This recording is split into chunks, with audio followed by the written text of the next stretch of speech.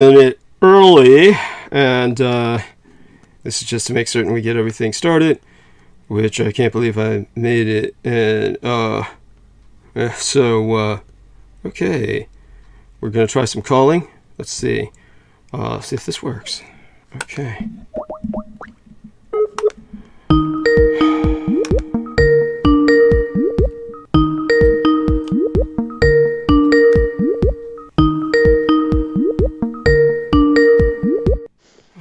There we are, dear lady. How are you? We're live. Don't forget, every word you say is on record. Has that ever mattered to me? Well, it certainly never mattered to me, obviously. So I'm glad you share the attitude. Dear lady, I love you dearly, and I know you hate the artificiality of that, but it's one of these things. Like you said, I have this ability to answer the phone and sound as if I'm cheerful. There's a touch of professionalism with that level of acting that needs to be admired. I do admire. I told you I love all of it but the goodbyes. Yes, they suck. So that's because you can be in like such a real conversation with Douglas, and then he'll just be like having a real conversation with you, and then suddenly be like, all right, love you dearly, bye. Wait, oh, okay. I have a funny observation about our last conversation I'll bring up later. Let's see if we can bring some people on. I'm going to, obviously I won't touch on anything private. Yes, don't touch on anything I told you about. Yeah. Yeah, nothing. Yeah, nothing that she told me about the bodies in the backyard. Yeah, exactly. Thank you. Apparently there was something. I mean, that's the reason she keeps all those dogs. They know out the bones. Yeah. It's okay. I mean, that and sulfuric acid are very nice friends of mine. Oh, yes. Oh, my God. Oh, I need to put you on screen share. There we are. So you can see this sort of thing. Someday, if you never get another job, you might take over producing. Oh, sadly, she's... once I start looking for another job, I've decided not to look while I have a 20-year-old dog who I just put on an inhaler last night, which didn't go very well. I'm sorry. What did you put her on? I'm so sorry. What was that? An inhaler, like the lung inhalers for your lungs. I'm so sorry. I mean, is this permanent?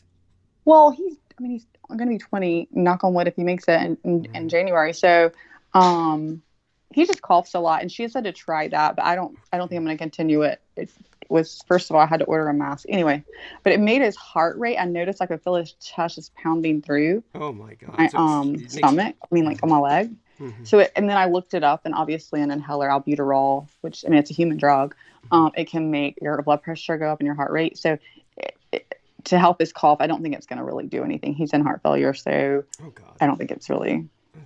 He was still coughing, and he had a high blood pressure. So, I mean, I could feel the heartbeat. So, no, definitely. So sad. I think albuterol is just a steroid for your lungs. So, it's not good unless you just have to be on it for like asthma or something. Anyway. Yeah. Okay. Anyway, call somebody. That was a boring story. Oh no! It's definitely, people love human interest and people love their dogs, and it's one of these things that obviously I wish the best for him, and obviously you love him dearly and want him to continue for as long as possible with as comfortable a life as possible, and that's where we need to compare the comfort and quality of life with extinction. I've been through, I've had a lot of animals, and I've grown up with animals my whole life, so I don't ever let an animal stop. There's ways you can tell. Most of the time, a dog, if it won't eat, is a good sign. Yeah. But once a dog quits eating, they're letting you know. Either there's something that maybe can fix them and get them to the vet, but if it's that time, it's not fixable time. Mm-hmm. But if they can still wag their tail and roll in the yard, which he can, and eat and is excited about that, then he's good. That's what I look at. Oh, there we are. Thank you for sharing that. And you've had the experience of putting animals to sleep before, I presume. Yes. Yeah, many times, I take it. Yes, I've had to take mine. I've even had to take some of my parents when my mom couldn't do it. Mm-hmm. Okay. Yeah, I understand. Yeah. Okay. For a moment there, when you said, I had to do it with my parents, I thought... you was practicing for them. Yeah. I thought you meant you had done it to one of them already, but then I remembered they're both still alive and kicking. Yes. Nobody has answered. Nobody answered. It's just you and me. Oh my fucking God. Oh God. And for this opening hour, and after which time, I for Sundays will end the call and then start it with Peter at the top of the next hour. What are you? Why? Peter loves me interrupting him. He actually handles you quite well, considering he usually flares pretty easily. So it's consider yourself tolerate it for a reason by him. I mean, with me, of course. It's you saw me snap early, but that was because of reasons I already provided. But other than that, it does take a lot to make me snap. It doesn't take much for me or Peter. Apparently, that's the Capricorn in charge. Well, it only takes my personal, just like you had your personal things. Like, get me on an animal kick. Yeah. Certain things. Otherwise, I'll pretty much shut up. I noticed with what you or Fox News. If Peter heard that, you can let Peter know that if he happened to hear that last time. I'm not changing my opinion at all. But I do hope the word, because I do use the F word a lot, and I think I said "fuck that" or something along those lines. I wasn't personally referencing him. It was just yeah. I don't think he should be watching that. He seems like. He should be more intelligent than that. No worries. He understands. He understands. But I mean, who am I to judge? I mean, it's just another major news organization run by, I mean, they all have a few. I would argue it's not just another major news organization. It was one of the first that became truly, shamelessly, blatantly biased, as opposed to. Thank you. Yeah. Yes. And so it pioneered the way for all the rest. It gave them permission. It gave permission for everyone else to start sinking. Just start. Which now we're seeing the outcomes of that, which aren't looking pretty. Yeah. Yes. And so by the way, okay, let me read this from okay, it's okay. Okay. Just reading some incoming messages, and it was just what can I say? It's one of these things from our dear friend Joseph Boyer. He was in San Francisco airport for several hours, so he was calling to see if I could visit him. Obviously, he doesn't understand my Halloween schedule. So let me see. Oh God, did you see that in Hong Kong? Was it in South Korea? Well, yes. Tell us about what your impression is of that, please, because I don't know. I mean, it's just horribly sad. I don't know that obviously that many people should be allowed in that type of area. I think I should have probably had more control over that. That's all. I watched it last night. I haven't gotten any updated details, so if there's something else I don't know about it. But it seems like it was just basically too many people in an area, and Go on. Just like people getting trampled to death at Walmart in America. Yeah. Except in America. Whoa, wait, when did that happen? Oh, you haven't heard? Don't remember that? Yeah, they had. I know it's happened at least once. They would stand. Fucking idiots. Actually, it's not just like that, because at least these people were out to have fun and weren't trying to trample each other to death to get the whatever. What is that after Thanksgiving sale? I don't know. It's Black Friday. Black Friday Xbox. It's usually the Xbox that causes the most violence, I noticed. Yeah, well, they'll stand outside whatever store for 12 hours. And anybody that does that, that's fine. Some people have a tradition of doing it, whatever. I'd rather pay the extra freaking $20 or $100 and just not do that. But then when you get trampled to death, it's definitely not worth losing. So yeah, there was a Walmart when they opened the doors, they rushed in, and a bunch of people started to fall because people were pushing, and then people just kept trampling them. And I don't remember how many people. It wasn't as many as obviously there, but there were several people trampled to death. Just trying to get their TV or whatever the hell. Yeah, and so let me put it to what I'm going to do is I'm going to respond to Joseph Boyer, because he's at the airport right now, and I'm just going to kind of give him a summary of what he obviously doesn't get about me. So while I'm doing that, because I cannot multitask, go on talking about whatever else comes to your mind, please. I mean, you're doing well. And when I come back, I mean, I'm here, but I'm Oh not my here. God, how much do you have to say to this guy? It's just, I'll just tell him in one or two sentences, but I think the fact that he really doesn't get me, I'm just going to tell him, look, I check out for the holidays and I'm only back to produce my show, and I'm leaving again. Just want, say that to him. It's not like we're intimate or something. What was about to say? Is he like saying, well, can you come back? But he's all excited because he just, it's obvious that this guy, from his photographs that he's putting up on Facebook, it's obvious that he's basically seems to have settled into some new lifestyle with a wife who's Asian. So he, I don't know how this happened, but he's basically acquired an Asian family. So, I do want to just give him a few sentences of congratulations or something. So, while I tend to this with, white boy here, when I return, I mean, I'm here and I'll hear everything you say.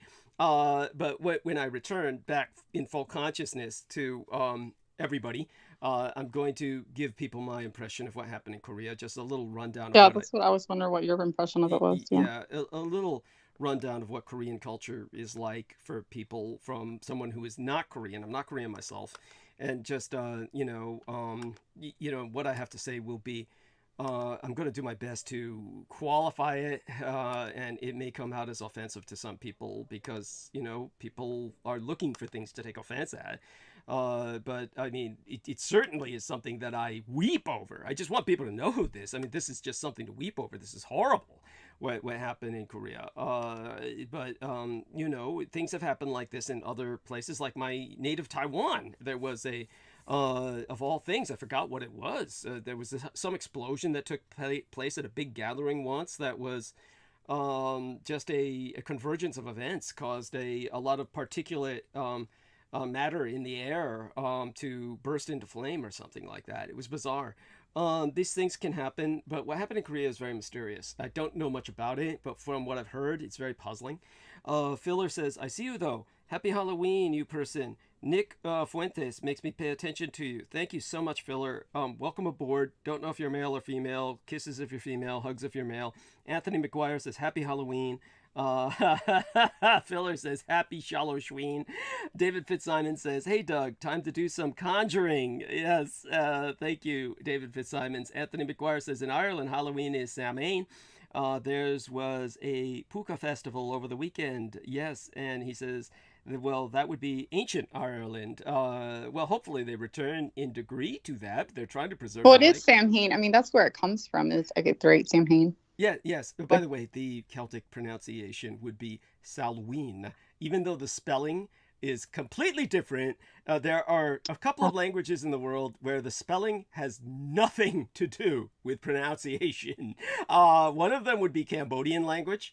Cambodian language is like that. When you Romanize it, and it's whatever it's spelled at, you can bet the farm it's not pronounced that way. The same with Irish. Whatever it's spelled at in the Gaelic or the Welsh, any of the Celtic languages, whatever it's spelled at, the only thing you can bet is you're going to butcher it no matter how hard you try. You need a fucking druid around to pronounce that. Some druid or Celtic priest or something. Yes, some Celtic pagan or druid to help you pronounce those languages. They're just. I'm Southern. I don't pronounce half of anything correct anyway, so I really don't care. But as long as I can get to Ireland and get a beer, they can understand what I'm ordering. But the Southern people are very steeped in Celtic culture, honey. I mean, the Southern people are Gallo-Celtic, as I mentioned before. It's in the majority. They're Gallo-Celtic in background. Yes, that's probably why we talk so fucked up. Yeah, that and regionalism. Yeah, I mean, well, hey, it's like England. At least you didn't say inbreeding.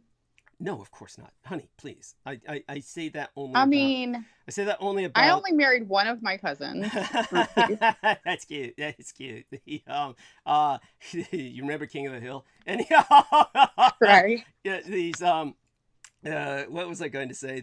Now you threw me all off with that. The South is like England. It's like England.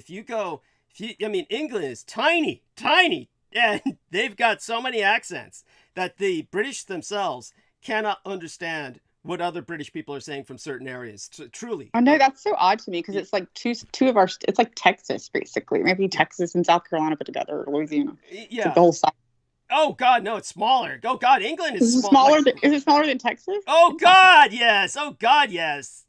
England is tiny. England is like, you know, I forgot which state it's equal to. I can look it up later, but it's fucking tiny. And it's like, but you know, when it comes to the South, it's like if you go to certain places, there'll be much different accents. So the accents can vary very differently. But yeah, where you get the real it's like there's like certain ethnic groups that are out in the boondocks, like the hills, that are just really indecipherable. It's like mulligans, they call them, or something. There's like there's the Appalachian Mountains, there's the Adirondack Mountains, and then there's this place where they have a very nobody knows what their real lineage You're talking is. about in the U.S.? Yeah, I'm talking about the Deep South, Yeah. the U.S. Yeah, I'm talking about these various mountain ranges in the U.S. Yeah, yes. I mean, the Appalachia, like the Appalachian range is so long. Like we have Appalachian here, true. but we call the true Appalachia people is the West Virginia, which is like, I don't know if you remember that movie. What was it? Where they're like, they take,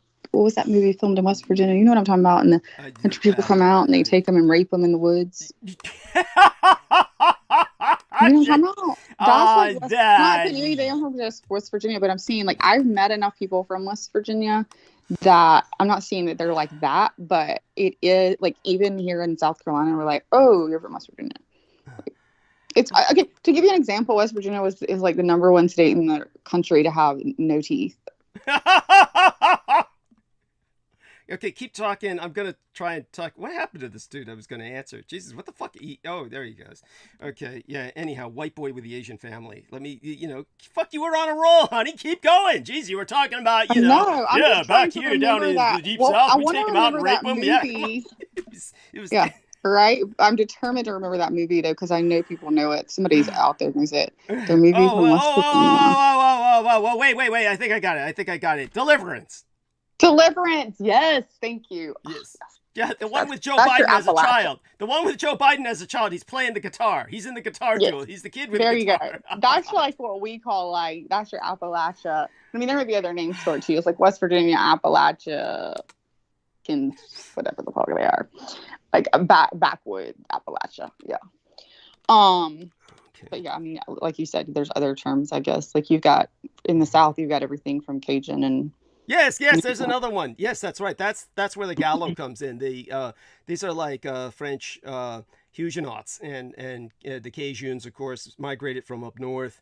It's oh gosh, so let me see now. Well, in South Carolina, we have another dialect. It's what is it? It's similar to Cajun.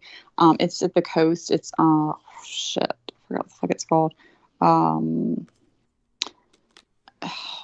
It's called, I know the fucking name. I hate when it gets blank on me. In just a second. There was a story with it actually too. A show with it. Gallo. Mm-hmm. Yeah. Or we can talk about dogs. Yes, that'll get her going. Yes, that's right. No, I mean, they just don't chain your fucking dog. I mean, if you do, like, you get shot to death. I mean, like, if you're going to chain it, like, temporarily because you don't have a fence, like, for a few hours or something. But people that chain dogs, like, I just hope they suffer a long, miserable death. I mean, people that chain dogs 24 hours a day, 7 days a week, yeah, like, that's not what an animal's meant to be. No animal's meant to be that way. I mean, or I just hope they get put on a chain, in hell for 24 hours a day, 7 days a week. The rest of their fucking existence, because it's just inhumane. I mean, like, God. So I cut and pasted from a sentence that I had written earlier for Our Lady Marina Seren. Okay, so there's what we can talk about. Okay, Gullah. That's what I was thinking of. Gullah. It came to me as I was trying to look it up. It came to me. Gullah. I actually remembered it before I saw it. What was that about? Gullah is it's basically a Creole language that we spoken in the coastal area of South Carolina and I think some parts of Georgia, and that's all I know really about it. Although I did just look it up so I could tell you more because it says English. It's an English-based Creole. So the other day before, obviously, all of this I find fascinating. What you're going into, remember, I think this was like the first thing you and I ever talked about was language, right? Mm-hmm. And then we all talked about how nobody really finds that interesting but us. Mm-hmm. I So, do think it's cool though. It says Georgia and Florida throughout the Gullah was developed on the Sea Islands. I just want to say this. Throughout the 18th and 19th century by enslaved Africans. It developed a language combined grammatical, phonical, blah blah blah blah. So yeah, it's a cool language. It's kind of like similar to Cajun, but it's just its very own language. Like they had a show here for like kids, and it was Gullah like and they were speaking Gullah on it. So it's like it's not a different language, but like half the fucking show I'd have my kid there, but I don't know if she's understanding this shit, but I'm not. You know, so we anyhow, can get off we that. were talking about what sets people off, and I think that you put up with a lot. I think that compared to what you told me about in our private conversation the other day, that you have a very long fuse. I would have been set off, Mhm. but you know, we're going to leave it at that for Yeah. the public. So, such being said, Thank you. yeah. So the other day, I asked our dear lady to review what she had asked me about when I had brought up the abortive assassination of William Jefferson Clinton and how I was the man who was chosen to be the patsy, the Lee Harvey Oswald. And she was like saying, well, now, Douglas, this is times like this when some of your stories are hard to believe. And then I gave all the details. I said, well, hear me out, honey. And then after I finished talking, all we heard was snoring. So tell me, honey, since you reviewed it later, what did you think? Yes. So I did review it, and both things are still true. So there can be two truths in the same story. Oh, God. I heard most of it and like I said, tried to verify some names on it, which some of them I was able to pull. Can't be sure because, like you said, you weren't sure if, like the person that approached you, if that was Yeah, the you real name. remembered later, okay? Yeah. Yeah, Lieutenant But no, Commander but even when Robert you Hart. found his name, you said I can't. Like you couldn't be sure that that was his real name because you could be getting Oh, a false. of course, yeah. I mean, Right, yeah, but I did find some people in the in the military. I can't remember now what branch. That were upperclassmen with the government and so in that with that name. So it's very possible. But well, I mean, honey, that's just I mean, it's like when somebody tries to look up Douglas Dietrich. Let's see if Douglas Dietrich was in the military. You're gonna find hundreds of Douglas Dietrichs. Finding me might be a problem, but well, that's what I I said. mean, Yeah. look Well, at no, names. I did find many that I knew could not be a fit because even if it Yeah. was that he could not have been high enough rank, there was just one that just seemed. But either way, it doesn't matter. He's older. He's dead. Well, we don't know Regardless. that, but we know he's older. We don't know if he's dead. In all No, this fairness, guy's dead. This guy's dead. the guy you found. Okay, yeah, Mhm. okay. So go on. But anyway, regardless, or he says he said, Oh, I mean, you gave a great story, and I believed it a lot more when you said it, told it. But I'm like, still, like, where can like, there's no verification of that. Like, I can't verify. Like, if I was to go right now and write a book, like, let me tell you right now, Douglas, yeah, I can write a my fucking book cursor's on not working. My cursor's not working. I don't even know if I can produce the rest of the show tonight because my cursor just stopped working. you Rather, what? it's like I'm checking my pad to see if the battery's dead. The cursor's moving, but the computer's not responding to the cursor. So, in other words, the cursor's not turning into the little hand every time I hover over a button. If anybody's got some suggestions, my fear is that Now, are you on a laptop or are you on a? I'm on a computer. I'm on a computer. So you don't have PC. the little pad on your laptop that you can use without a mouse. You have to have a mouse. I am on the PC with a laptop that's connected to it via the wireless, the Wi-Fi. But it's So like your laptop has that little square pad that you can use instead of yeah, a that's what mouse, I'm using right now. It's a square pad. Yeah, and it's not working. and it's not working. No, it's the computer's not responding to the cursor. The cursor's moving, but the computer's not responding to the cursor. I don't understand what do you mean? So you can see the arrow moving. I have no idea what's going on either. I have no idea how to describe You'd have it. screen The share. arrow moves, You just but mean when you click on it, nothing's happening. Yes, that's right. Yeah. So it sounds like either, well, if your internet was down, then you would be off completely. Right. I would try to X out of something. If you shut that down, it shuts us down, right? Yes, that's right. It basically would shut the whole show down if I shut this down. I have no idea what to exit out of because if I exit out of the what I can do is the live stream will continue if I shut down the browser, but the there we are. I just shut down the browser. So let's see if that Yeah, helps. because it sounded like it was just running like too many. Well, you know, I mean, that's what it's supposed to do. But then again, I have had to get them to arrange for slower internet because to bring the bills down. But that should still be enough bandwidth, you know, theoretically. Now let's see if it goes back up. So I shut everything down and have to start all over again. Let's hope this works. And then I can proceed to put the hyperlink up, which I am trying to do now. Just remind me of that so I don't forget. Okay, so let's see if this works. Okay, things are starting to respond, but keep our fingers crossed about that. Oh, such a pain in the ass. Anyhow, I think you're going to need to get that Wi-Fi back up to par. Yeah, God, that'll cost more money. I mean, first thing I gotta do is It's get on that $10 program. more a month, though. Yeah, I know. Still, it's already at over half a hundred. So, I gotta get that down by entering that program that you mentioned. Well, you're the one that has to live in San Francisco. Yeah. Yeah, that's you know, touche, right? You know, although I don't know the internet is that much cheaper anywhere. I mean, I have unlimited and it's very fast for like 40, but it's not that much less anywhere. I think it's probably pretty much the same. Okay, so while I go through this, you can go back on to saying, yeah, so my point is, well, it's not okay. So it's not that I don't believe you. I think you're a liar. It's not that. What I'm trying to say is, I would love to, like, okay, let me publish. You're not publish. Let me publish a fucking book on this. I'll make fucking money off of it. Give you fucking half of it. Yeah, I told you it was published in the book, Defrauding America by Rodney Stitch. He published the whole story. Oh, I skipped that part. I mean, I was trying to listen. How do you? How are you gonna be able? How can you do? I mean, oh my God! How can you comment on something when you haven't listened to the whole thing? I thought I had. I thought you were done with it, because that's when I heard you ask if I was awake, and you're like, "She must be asleep." So I must have missed somewhere in there, or just maybe my kid came in and I tuned out for 2 seconds, but I did not hear you say that part of it being published. Yeah. The whole thing was published by Rodney Stitch. The story was also fairly long, like most of your stories, so it is possible. Well, you know why they're long? You know why? This is where I flip out. I mean, you know why they're long, honey? Because they're true. Because they're full of detail. That's why they're long. Yeah, I do believe it. So it was already published. So I apologize. Yeah. Why don't you look up the book and you'll find even more. I am right now. What was the name of the book? Defrauding America by Rodney Stitch. Defrauding America? Defrauding.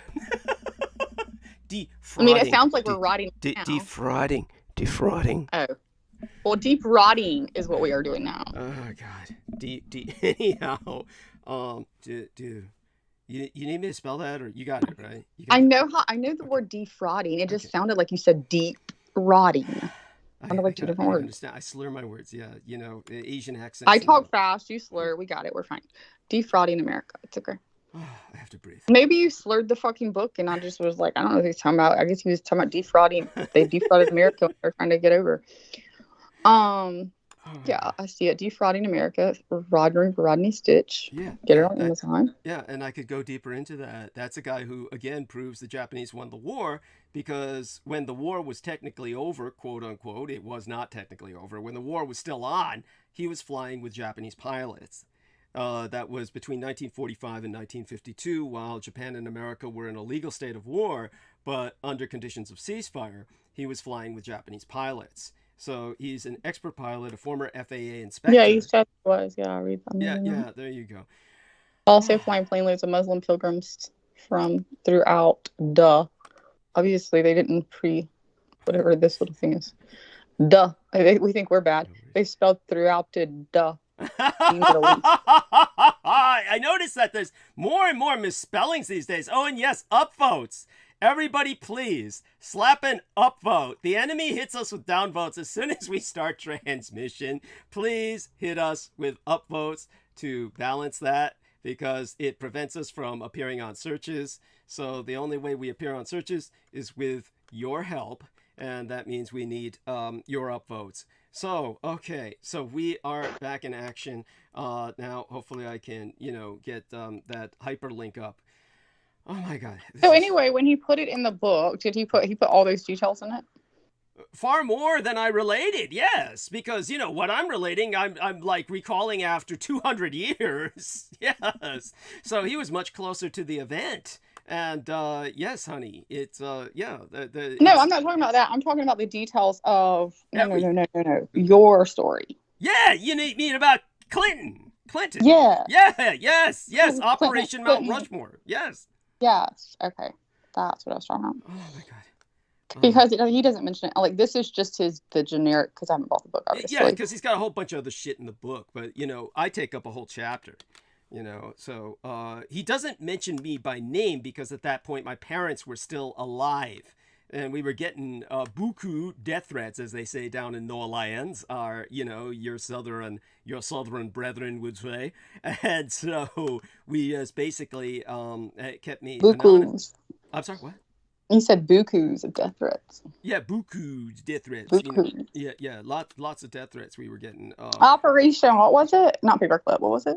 Mount Rushmore. Think of the head. Shut up, I just forget because you're talking. You can't do two things at once. I listen to you and I can't type at the same fucking time. Can't even remember. It took me forever to remember your name. No worries, I'm the same way. No, actually I got your name pretty quick, but thanks everybody else. Well, mine is like a stage name. It's easy to remember. I mean, nobody believes it's real. Remember? Yeah, you weren't here, but before you showed up, which adds suspicion that you might be, an asset. I know you still are like, you're still suspicious of you. I'm like, okay. Well, it's healthy, right? It's healthy, right? I mean, I love it. Nobody's been suspicious of me in their life. Well, I mean, people have been suspicious of me, but for other reasons that they probably should be. Like, I might punch you in the face right fucking now. But, like, never something like what you're talking about. Yeah. Well, what about this? Listen to this, people. Well, I was having a conversation with her, and I called her back because she had called me right after transmission. And I was totally burned out. I couldn't talk at all, and I had to get the timestamps on. And so I just told her, I can't talk right now. I'll try and call you back soon. And so I said probably Tuesday or something like that. So I called her before I disappeared into the Halloween weekend. And while I'm speaking to her, and I told her, yeah, I called because you called the other day. And I don't know what you were trying to call me about. And which, let me just interrupt, by the way. I just want everybody to remember, before you tell you the rest of the great story. I called him accidentally because I had fallen asleep through the transmission, and then I woke up and I felt bad, so I accidentally hit dial and I was trying to say I'm sorry, and then I said I'm sorry, which I kind of did wake up during the transmission, but then he already knows there's a reason why I didn't come back on, and so I said I'm sorry, and then all he says is I'm tired, and he never said I'll call you I don't even know what's today. Didn't I say something like that? I don't think you did. You may have. I don't think. If I didn't see it if you did, because I just didn't. He said I'll talk to you later, and I usually will call like the day before the show. So that's why. Anyway, that was all I had to say. Anyhow, so when we get to the part in the conversation where I just casually tell her, oh yeah, I gotta pay the rent, and then I have to figure out how I'm gonna do this. Then she says, "Oh, that's are you asking for money?" Sorry, I wouldn't have gone to that. And I said, "Oh my God! Talk about suspicion!" I said, "No wonder this chick plays for the other team. Every man she was dating must have been a moocher. Oh my fucking God! They all must have been like, with a handful of gimme and a mouthful of much obliged. It must have been like." For her to just draw that assumption. Oh my God. I think I was talking when you said what I said. So you may want to say it again if people didn't hear it. Because I was. Fuck. What did I? Oh shit. What did I just do? You were saying like you needed rent money or so, like you were trying to come up with rent money. I didn't say that. That is not what I said. Okay, you were just saying like you had to get to the bank or something. I was just talking. Oh man, I hate doing this adult shit. I gotta go to the bank, get the money order to pay the rent and all this shit. And basically when I started into this, then she said, "Do you need money for rent?" I said, "What are you saying?" Because I just didn't understand why. Because he called me on an odd day for him to call, which actually was great because I answered the call. And I said, "Oh my God!" I was, like, that was a whole nother story. That like when I was just like in tears. I was helping her recover from some bullshit. Yeah. Yeah, like he literally called it the perfect time. So it was great. But so then when I let him tell his story, he's like, yeah, he tells me that, and I'm like, so what are you calling? Because I'm still wondering why he's calling me randomly this time. It just happened to work out for me. So I'm like, so what are you saying? You need money for rent or something? He's like, I'm sorry. What do you think of me? And I'm like, I don't know. You're talking about money. I figured maybe you're only calling for money. I don't know. I mean, oh my God. And so I was just like, Christ, this poor dear must have had every man she was involved with. Must have been a real piece of shit. I mean, well, they weren't when I like, obviously, like I got married at, you know how my daughter got pregnant at 21. So I got married, and that piece of shit was, I won't say he was about money when we started, because he didn't really know that I had money, I actually had money. But once we were married, he took complete advantage of everything for like money wise. And I mean, like, for instance, my mom just kids to this day that like the last year we were married, before I went like I'm like totally divorced, and I'm like it's done. But she's like, finally tells me after the divorce, she didn't even want to tell me this. She's like, he called me, you know, on Mother's Day of that year. She's like, and he said, I don't have any money. I want to get Brooke something. It was Mother's Day. And he's like, I want to get Brooke something, because she's like, I don't have any money. And so she's like, I'll meet you. And she met him and gave him $200, right? So then she talks to me at night, and she said, what did you get for Mother's Day, or the next day or whatever? And I'm like, anything. And then she kept asking, she's like, you didn't get to Mother's Day? And I'm like, no. And then like, again, she was like, maybe thought it was like, I was like, I never got anything for Mother's Day. I don't know why you keep asking. I didn't get a card from the kids, and nothing. He said he didn't have money. So whatever he'd gone to give that $200 for was not mine. That's the least of the amount of money. Like, he borrowed $22,000 for a car from my parents. Without telling me. This is just truly reprehensible behavior. I mean, oh my God, but. Oh, I mean, with that kind of background, I mean, I understand why you would ask such a question. But still, it was like, how do I say this? It's well, hopefully you don't see me like that. Honestly, no, I don't. Thank you. I mean, it's just one of those things where, of course, it's always good to be cautious. But let's just put it this way. Our lovely Brooke is very quick to speak. Yeah, I don't. There's no filter. Yes. Obviously, they already know that. Anybody listening probably knows that. Okay, so now that we spoke a bit about Operation Mount Rushmore, and you know where to go to find out even more details, and you know, granted, if I really wanted to like do an episode on the subject, I could like dig up some old shit and, you know, go to town on it, even more so than I did. But you know, beyond that. Okay, well, my thing, you know what I thought about the other thing is, so I did, like I said, I did listen. I didn't believe you were lying. I just thought like some of this, like if I was a skeptic, just like people that are skeptic of whatever, right? It's hard to, some of that was hard to document.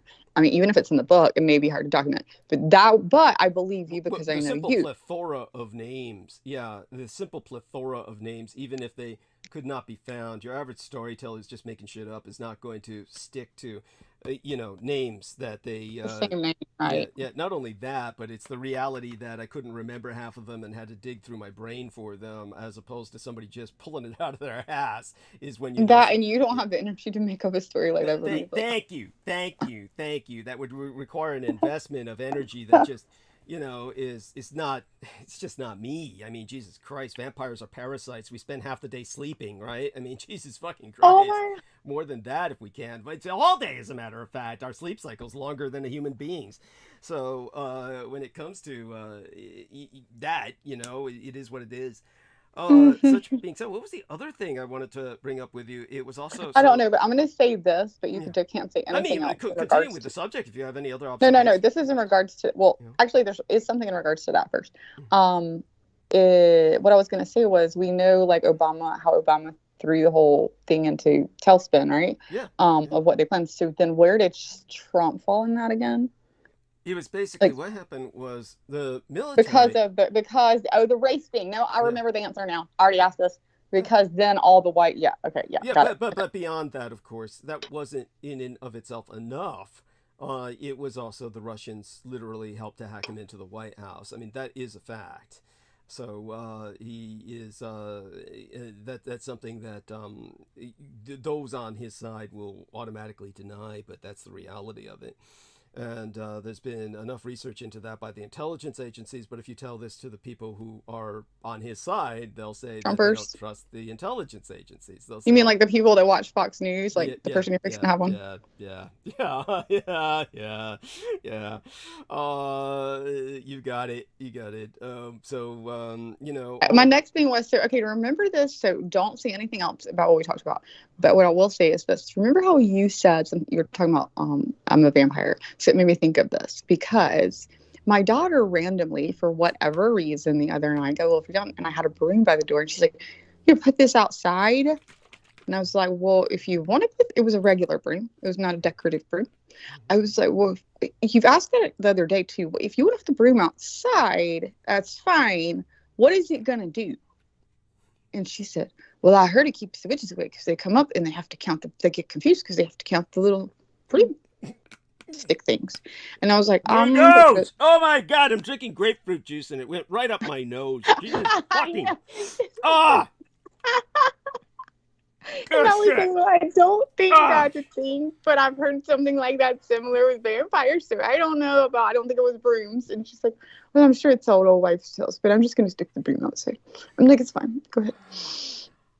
Anyway, wasn't there a vampire thing like that where we talked about it, where they have to count the something? Well, we had brought that up before. It was very strange. It was, you brought that up where, wasn't it you? It was you that brought that I didn't know. I'd never heard that. Somebody else said that they had heard they had to count because they were like OCD or something. Right, I think it was. That's the Japanese. That's the Japanese. Shall we say belief? The Japanese belief is that in Japan, vampires are compulsive and that they have to stop to count whatever you toss at them. So if you the way to ward them off or escape is to basically throw grains of rice or something or something before them, and then they'll have to stop and count it because that's where the man who did Sesame Street was inspired to do the Count Dracula. Yes, we talked about that. So that's what made me laugh when she said that, but it was about witches.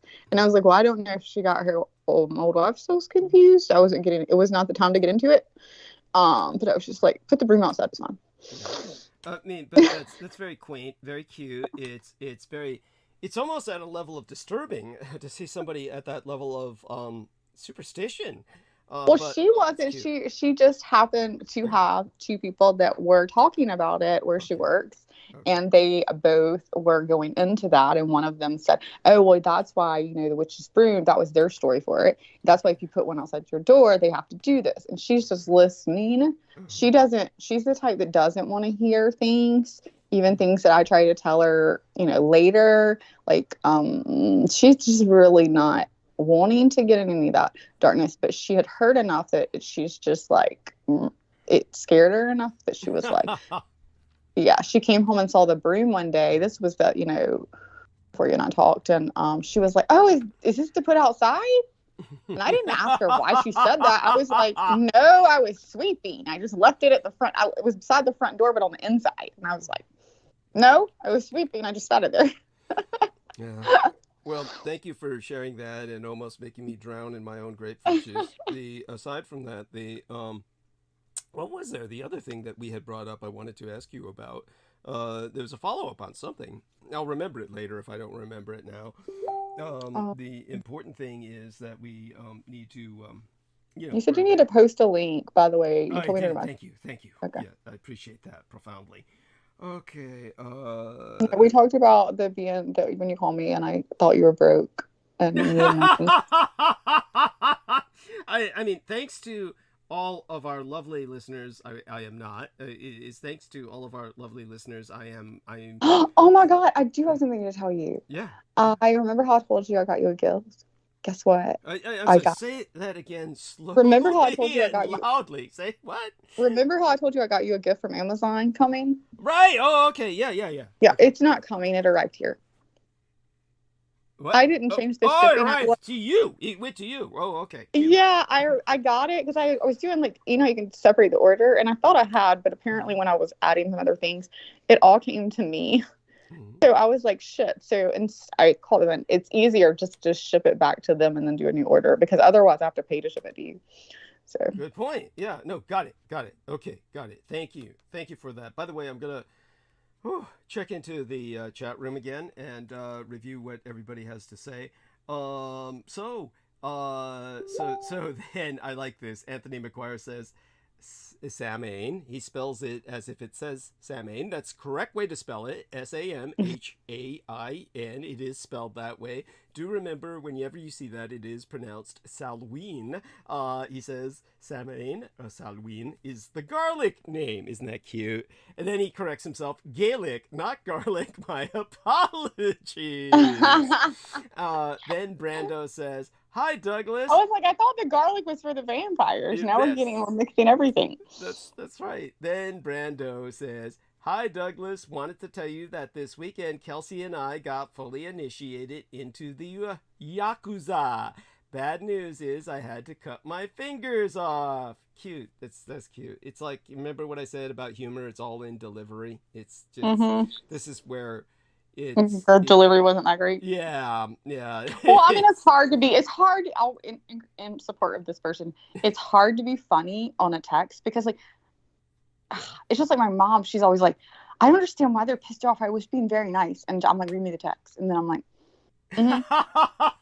okay, you don't understand the way a text or a message comes through, because your voice and your pause and all that is not coming through. Yeah. So even if you are doing it correctly, it's not going to be delivered the way you would want. Yeah. The text is very bad for communication. You have to be careful, and she doesn't get that at all. So she's just completely pissing everyone off. Like my cousin won't even speak to her right now. Sorry to hear that. Well, I mean, it's not that big a deal. Like they weren't that close. But what I'm saying is, she won't speak to her because like my cousin was so like, oh, I think she's speaking to me. I'm like, oh my god, my cousin's 2 years older than me. Like she should know my mom by now. You said she doesn't know how to text. Okay.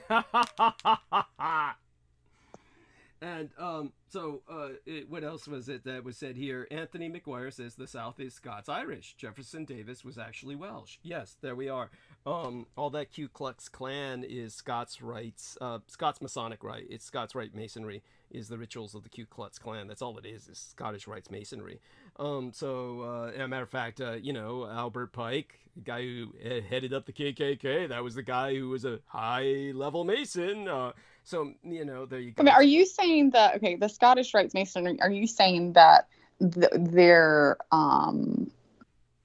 different beliefs themselves, just the belief, or like the rituals? Because the belief of just, let's hang blacks from trees. Like, are you saying that's Scottish? No. Nailing blacks up on a tree and setting them on fire is not, or hunting them down with dogs. No, that's not Scottish Rites Masonry. No.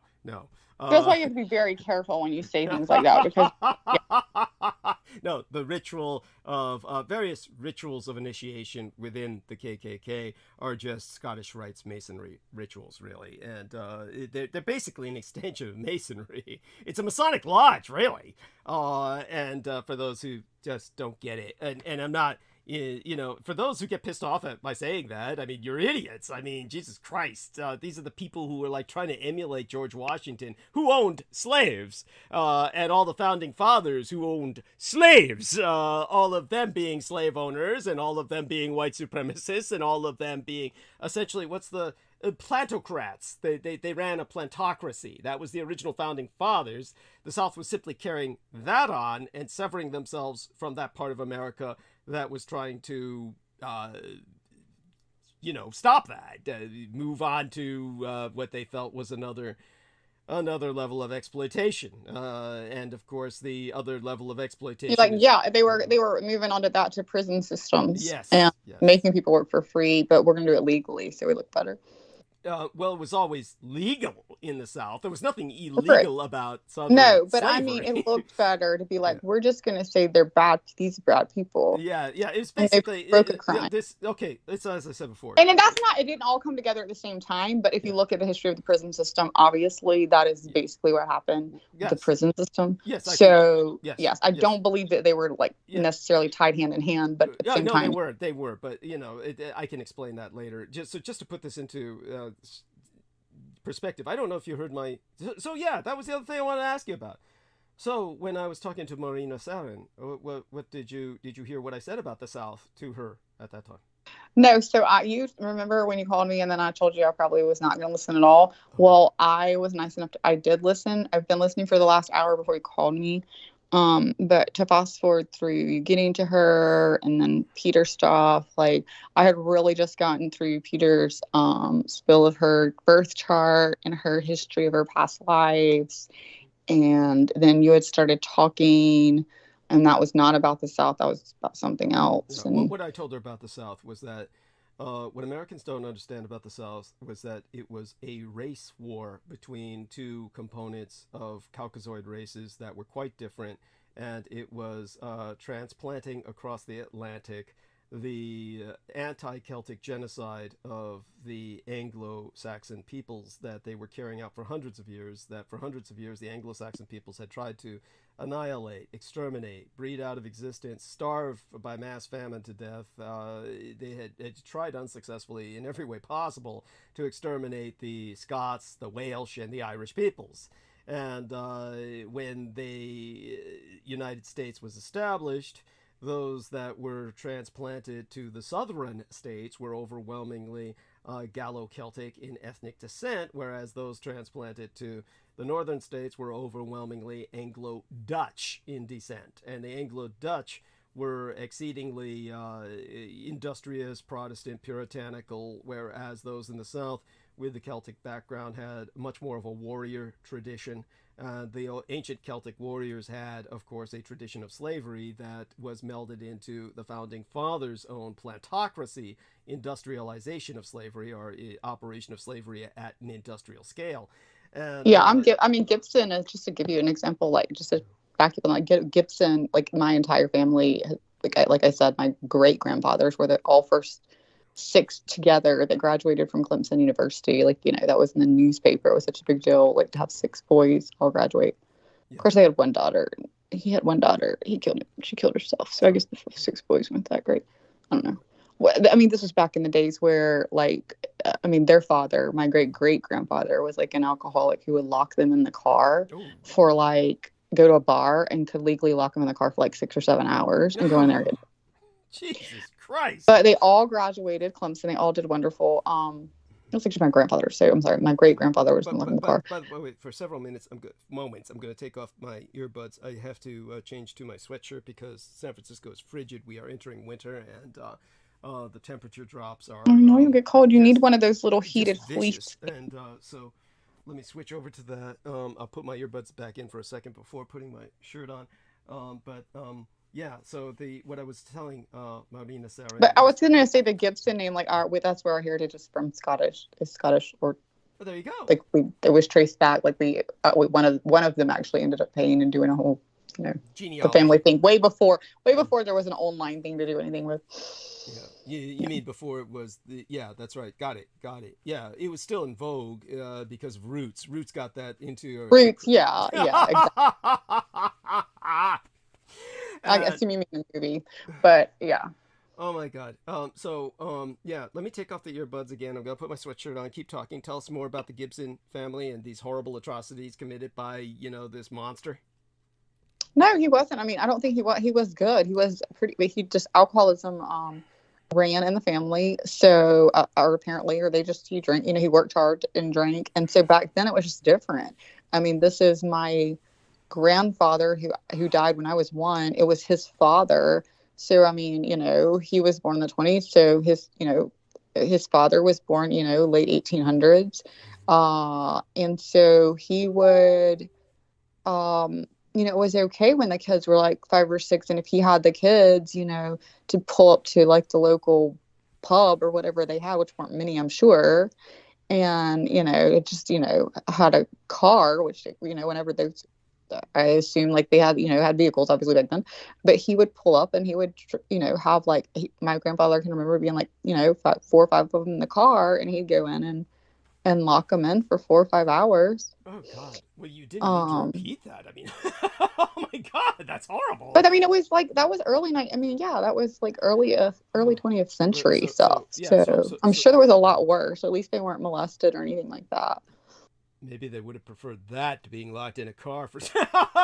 Well, most of them did go on to alcohol problems. Like my grandfather died of that. He ended up, they would say he would sit at a bar and kill off, like there'd be 40, 50 canned beers, at the end of it, and kill them all. Jesus Christ! Yeah. Oh man, this is Anyhow, thank you for sharing that. And so the apparently the Scottish like to drink. Apparently, is what I'm trying to say. God, Scots, Irish. I mean, yeah, they're all like, to tell you the truth, they look like teetotalers when compared to the Russians. Russians, put them to shame in terms of knocking it back. And it just is what it is. Oh shit! She says she can barely hear me. Can people hear me? I hear you fine, but I'm on the phone. I mean, like, yeah, I don't know. just so you know, I mean, I appreciate that, but it doesn't count. But it doesn't matter. Yeah, yeah. I figured that's what you were gonna say, so I realized it didn't matter. Yeah, and so okay, I need people to tell me whether you can hear me or not. So that's important, and I will look forward to feedback. In the meantime, I do want to complete this thought finally, because we have to bring Peter on any moment. Yes, I was telling Marina Saren that, basically, these two cultures, the Anglo-Dutch culture of the North, took it upon itself to complete the genocide that was being carried out by the British for hundreds of years on the Isles across the Atlantic, and that's how they truly viewed the war. They viewed the Southerners as a inferior race of white trash that they wanted to exterminate completely. Their entire campaigns were exterminatory, aimed at genocide, and this had the blacks and the slavery. Everything you hear about that, it's all bullshit. None of the Civil War was fought over slavery on the part of the North. They were out to exterminate what they considered to be an inferior race, and the blacks were just to be sent back home. That was Lincoln's orders, was to ship them all back to Africa, period. And that was, if he had lived, that would have happened. But the only thing that prevented that was a Confederate state soldier blew his brains out. So understand that. If that didn't happen, any blacks that are here today would not be here. He had already started the program of shipping blacks back to Africa, and that's what created the nation state of Liberia, which uses the United States dollar. Wait a minute. Which was the? I mean, I don't know that story. I know, for instance, the stories that I know that I have read and even been told through black family members of family here, that that many of them either went up north after slavery was declared, they were declared free. Some did not leave, and some did would come back because they were actually treated better here, not as slaves necessarily, but as people. So it wasn't like they went up north and were suddenly like, oh, you're equal, what you're saying. Go into that. I'll go into that when we return. I'll happily go into the nuances of that when we return. I do want to read a few things before we get Peter on, because the moment we do, I won't be able to go into the chat room easily again. Anthony McGuire brought up the film Deliverance.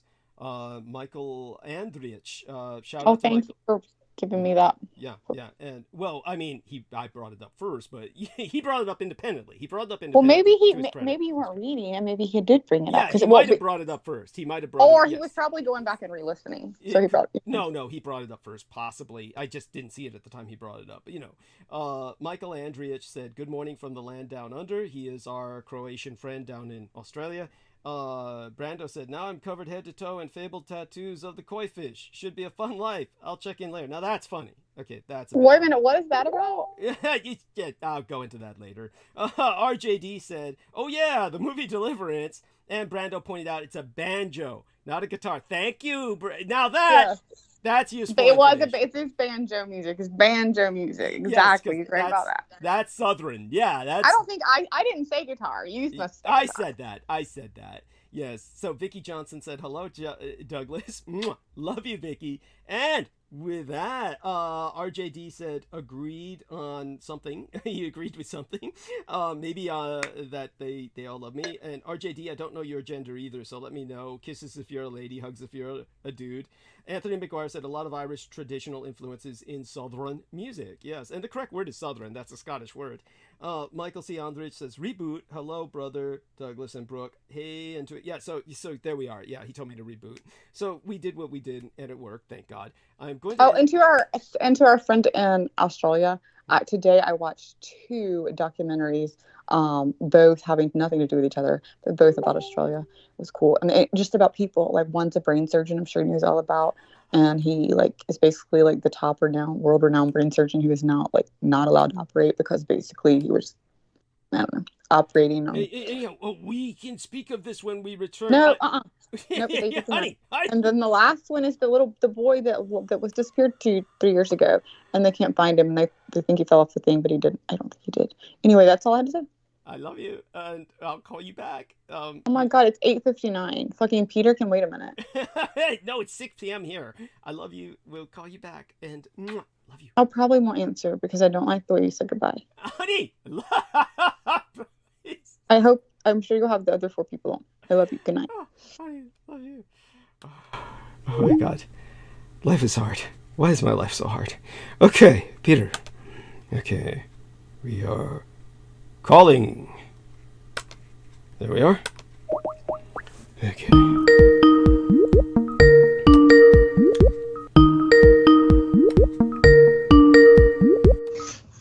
There we are, good sir. Hello. Wonderful. Can you hear me, sir? Yeah, it's a little low. A little low. Jesus Christ, I don't know what to do about this. So a lot of people. How's that? Is that better? No, it's the same. I don't know what to do. Real Tech says he's going to send me a new microphone, but right now is okay. So what do I need to do? Just I'm practically eating it. Can you hear me now? Well, look at how about can you go into your sound card or preferences system or preferences folder and increase the volume of your input? That would require somebody would have to guide me through that on the. Pretty simple. I mean, you're working on is Tech Geek there? Real Tech Geek? No, he's not here, and so I would have to it's basically, let me check the microphone. See what I can see. It says basically what matters is that everyone else seems to hear me okay. Maybe it's simply well, I can hear you. Yeah. It's just not very loud. Yeah. Okay, so I'm told by people now I'm way too loud, but they prefer that to the way I was before. So I'll just keep it at this. My only question would be, and I've never figured out a way to control volume on Skype. Change background, audio and video settings. Let me look here. We don't need this. This is video, audio. Okay. This might help. I finally found it. Hang on a second. Okay, now I did it on my end. Speak. Hi. Can you hear me? It might be. This is much better. There we are. This is much better. I fixed the problem. Okay. On my end, but yeah, because that's what people were saying the last time was when you couldn't hear me. People were saying they could hear me. So it was the Skype on your end. That makes sense. So yeah. So I for the first time I figured out how to deal with that on Skype. Yeah, and Skype is problematic. Skype is, yeah. So, by all means, sir, take the stage. Share with us how things are going with you. Well, we're going to address at some point, not right away, the popularity of our last show where we were talking about abductions, and particularly or contactees, with reference to our friend Marina, the Vril medium, who will be with us on Wednesday. We'll get back to that. Right now, what I would like to share with you, in fact, I've been, I guess, what's the word?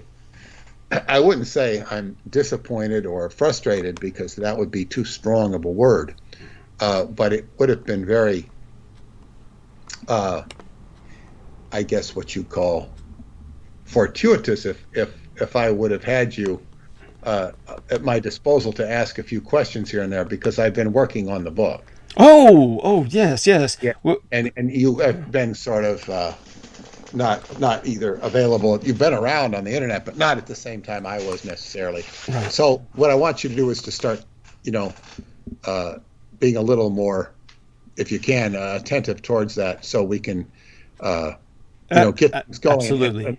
And what I need is, I need you to talk, not exclusively, but more in sort of bullet points, because I'm sitting here because I'm composing.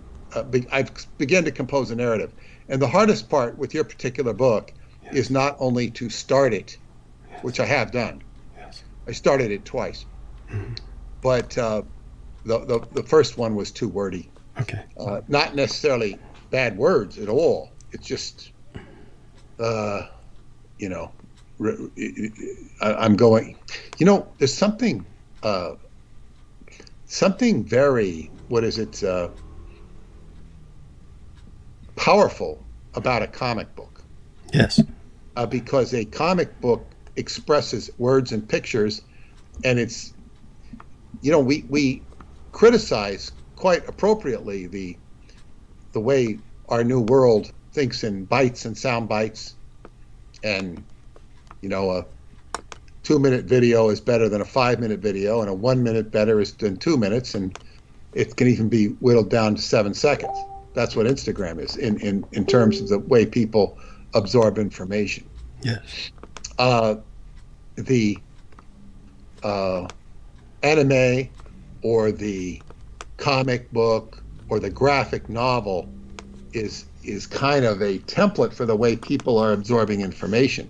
Now, I'm not saying that's the ideal way to absorb information. It's more of a symptom of the times.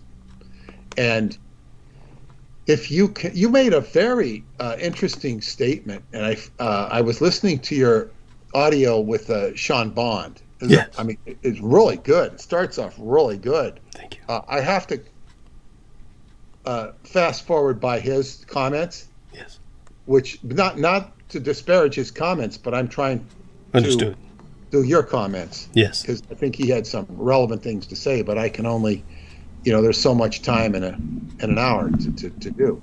Yeah. So you said something about psychedelic something. Oh, I think you were you were impressed with his ability to remember the Night of the Broken Circle and to regurgitate it. Yes. And you said it's like a psychedelic painting or psychedelic, all the colors, but the colors are there, but not necessarily the painting. Yeah.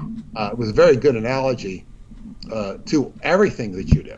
There are so many incredible vistas of information and pictures that it gives us to think about. But of course, it's kind of like throwing the New York Times in all different directions with all different, you're making a lot of noise. Sorry about that. I'll go mute. Okay. Yeah. So it's just like having all of, not just the New York Times, but you could take all the media and just spread it all over the, like, say, the sidewalks of New York City. So every time you're walking, you see a different article from a different time, a different this. Of course, the New York Times is rather dry. But that's but all of this, information is like, whoa. And of course, this is exactly evocative of what the William Burroughs and Brian Geisen devised as the cut-up method. to re-scramble, words, yes. because you get, rub out the word. Because when you rub out the word, you're getting the pure message. Yes. But having said that, I'm trying to edit and compile and make your information digestible. What's the word? Comprehensible, so it can be, digested, accessible, yeah, in a meaningful, impactful way. And by the way, I just want you to know you've succeeded so well that in live stream, our dear friend Anthony McGuire says, basically, he says, "Hi Douglas, when is your next book due to be published? I purchased Roswell Deception, best book I have read like forever." So go on, please. Well, that's nice, and I heard somebody else say that, and we did get, as I told you, another case ordered, and that's really good, but it's still a trickle. It's nice to know that, me scolding people or you scold, well, whatever, for not reading the book or to promote the book is maybe it's getting a little headway, and maybe it has nothing to do with us scolding, but we're not going to give up on it. That's right. And we'll still scold, Go on. Yes. Well, yeah, it's like, this is important. And this, it's the last thing I would ever want to be is a school teacher scolding people. You must learn your grammar. Of course, it's very important to learn grammar, especially when you're studying magic, because grammar is the basis of spells and spelling and all that. Yes. So, it's good. It's like, to increase the value.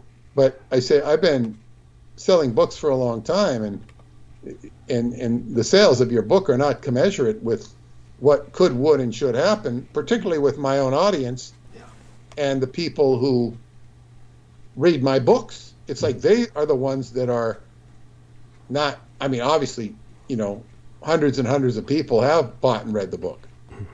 But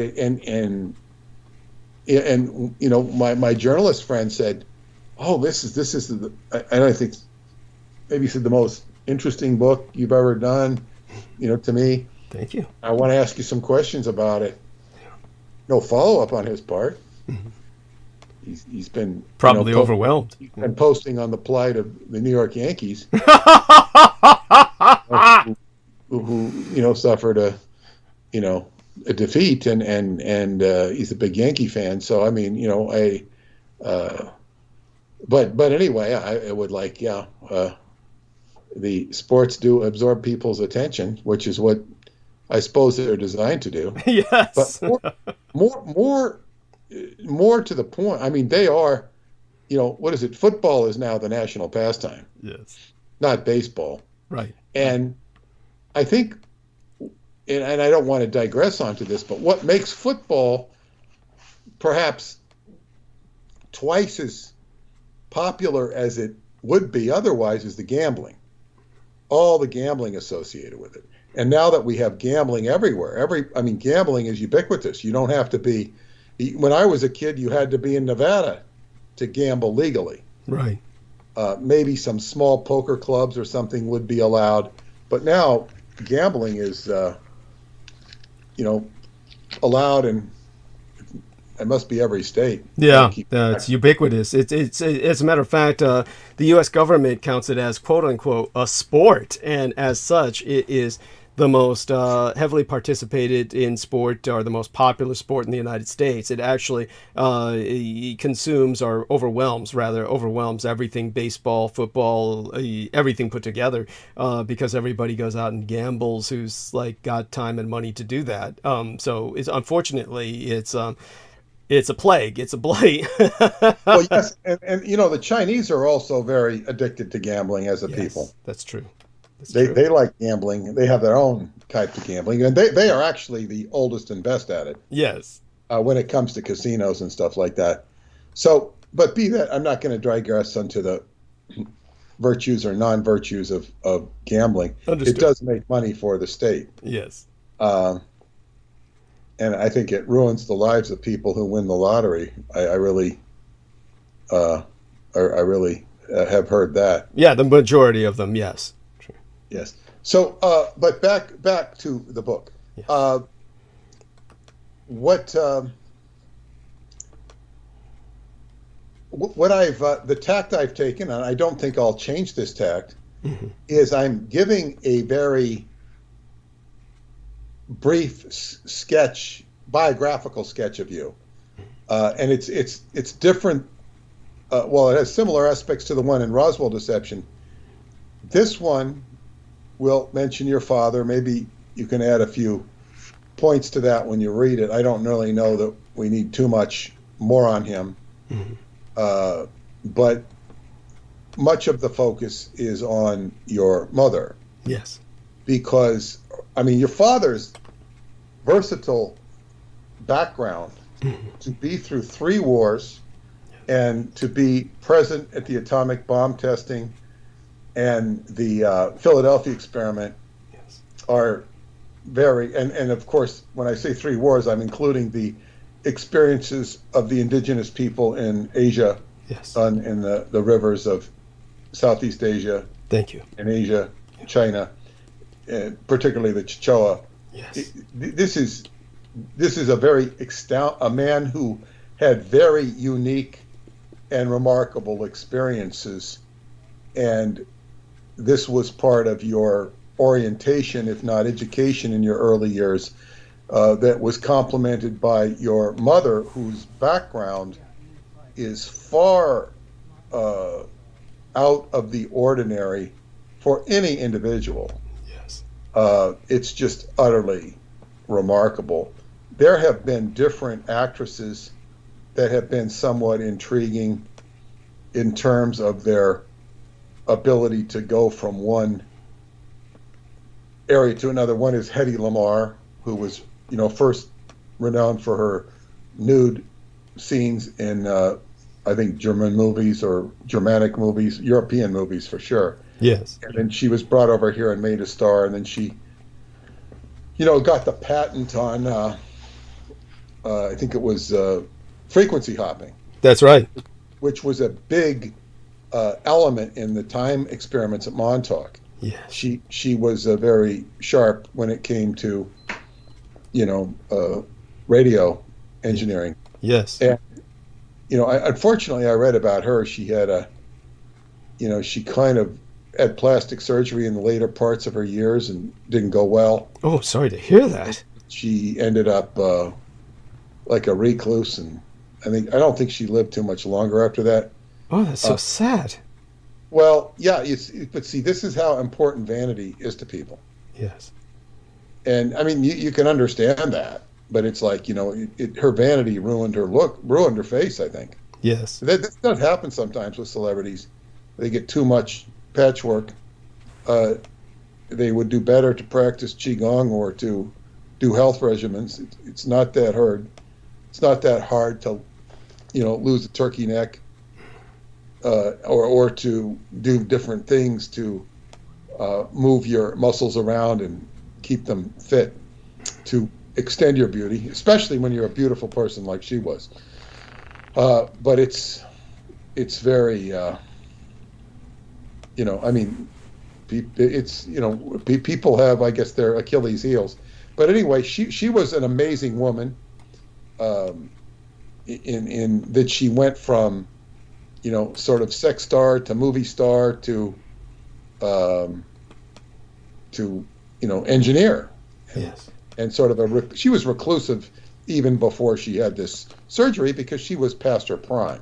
Yes. So you didn't see her appearing in movies as as an old lady, as somebody like Betty White would do. Betty White peaked her career as an old lady.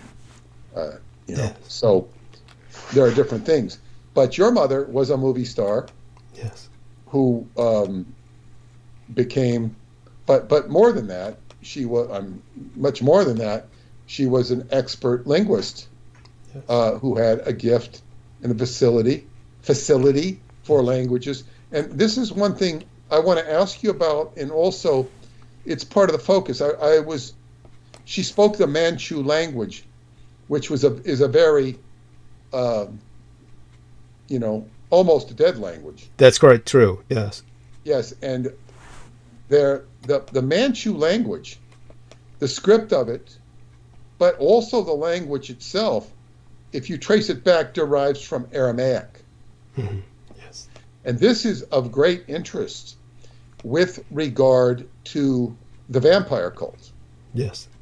I haven't decided yet whether I want to include the vampire information, because the people who are familiar, most of the people who will buy your book, if we release it as I want to, will be familiar with that angle. Okay. But I don't know, it's like you said something in that broadcast about people's ability to accept, there's so much darkness that you have to reveal. You're revealing and exposing darkness. And it's like, this can overwhelm people. Yes. But this is what the trolls come about because they don't want to be exposed. Yes. Or they don't want their masters to be exposed. So it's, no, we can't, we got to block Douglas Dietrich. So when we go into the vampire angle, which is really certainly a relevant and important part of the story, I don't know that it's necessary to tell the story. But in other words, it doesn't necessarily throw the baby out. But one of the facts of the matter is the stewardship of the vampire cult for the Christianity, which I would call original or pristine Christianity. Thank you. This is important because your mother is born into this lineage. What is more fascinating to me is or maybe not more fascinating, but certainly of fascination to me, is that her understanding of the Manchu language is is connected to Aramaic. So I don't know. I should ask you, what's the language of the royal lineage that she belonged to on her father's side? What was there? Did they speak Mandarin? Did they speak Manchu, or did they speak, something else? Thank you for asking. And what I'll do first is I'm going to cut and paste what I sent to these wonderful people just the other day who were asking me about the foundation of the Kyushu dynasty. So give me a second here, and I'm going to just take this. That's not the same as your father's, though, is it? Or is that's your mother's? Yeah, my mother's, of course. Yeah, my father. Excuse me, the Japanese side. No, the Kyushu dynasty is actually from the Chinese side. So okay. It became so. I mean, I'll send you the paragraph, and then what I'll do is I'll just run through it with you right now, and this should help immensely, and at least give us a platform on which to start. Sending it on Facebook, or yeah, I'm sending it on the Facebook Messenger. Is where it's just going to be the easiest to send it, and I'll back it up by sending it on the email as well, because I know that's easier for you to work with. So bear with me for just a second, because believe it or not, there's one Romanized letter there that it has the accent that's necessary for the Romanization. And believe me, I'm going to go at some point. I say this facetiously. I say it as a joke. But honestly, if education really had any desire to help America at all and produce generations that would be capable of helping America exist or continue to exist as a high technology culture, we would start entering or integrating a lot more accent marks into the English language, because the English language actually is like unable to simply pronounce many words. So here we are. This is in the let me say something about that, because we just took our Mexican friends out for their birthday. Yeah. We combined their birthdays and took them out. And there are certain words, they were, not only her, but Paula were not familiar with how to pronounce. Yeah. Or they were kind of pronouncing them. And so I'd have to, say, this is how you say it. Even I think I used some word like it was some word like fortunate with Paula, or fortuitous or something, and I don't know. I forget what the word was. It wasn't that, but it was like she didn't understand. It sounded like I was using a wrong word.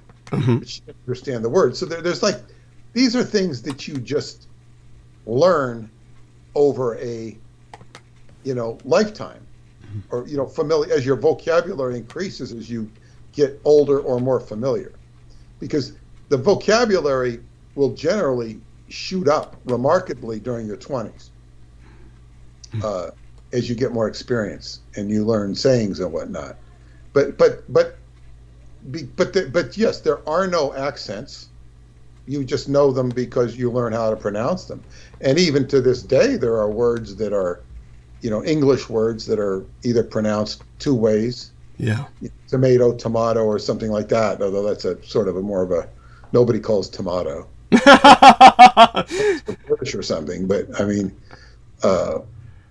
but there are words that people pronounce differently, and not very critically. So let me look at this. Yes. By the way, I sent it to you in email under misspelling because I was just cranking this out really quickly. I misspelled the title. The title is Matrilineal Lineage, and I misspelled it with an I instead of an E at the end. But there you have that. So when it comes to matrilineal lineage, let me just clarify a little of this with Peter, and people will find a hint of this when they go into the summary for tonight's program. Right beneath our video, you can open up the video summary, and you'll find an explanation. I'm sorry. Did you put this in email too? Yeah, I put this in email as well. Oh, I see it here. Yeah. Because it's easier to read in the email, although it's not easy to read at all.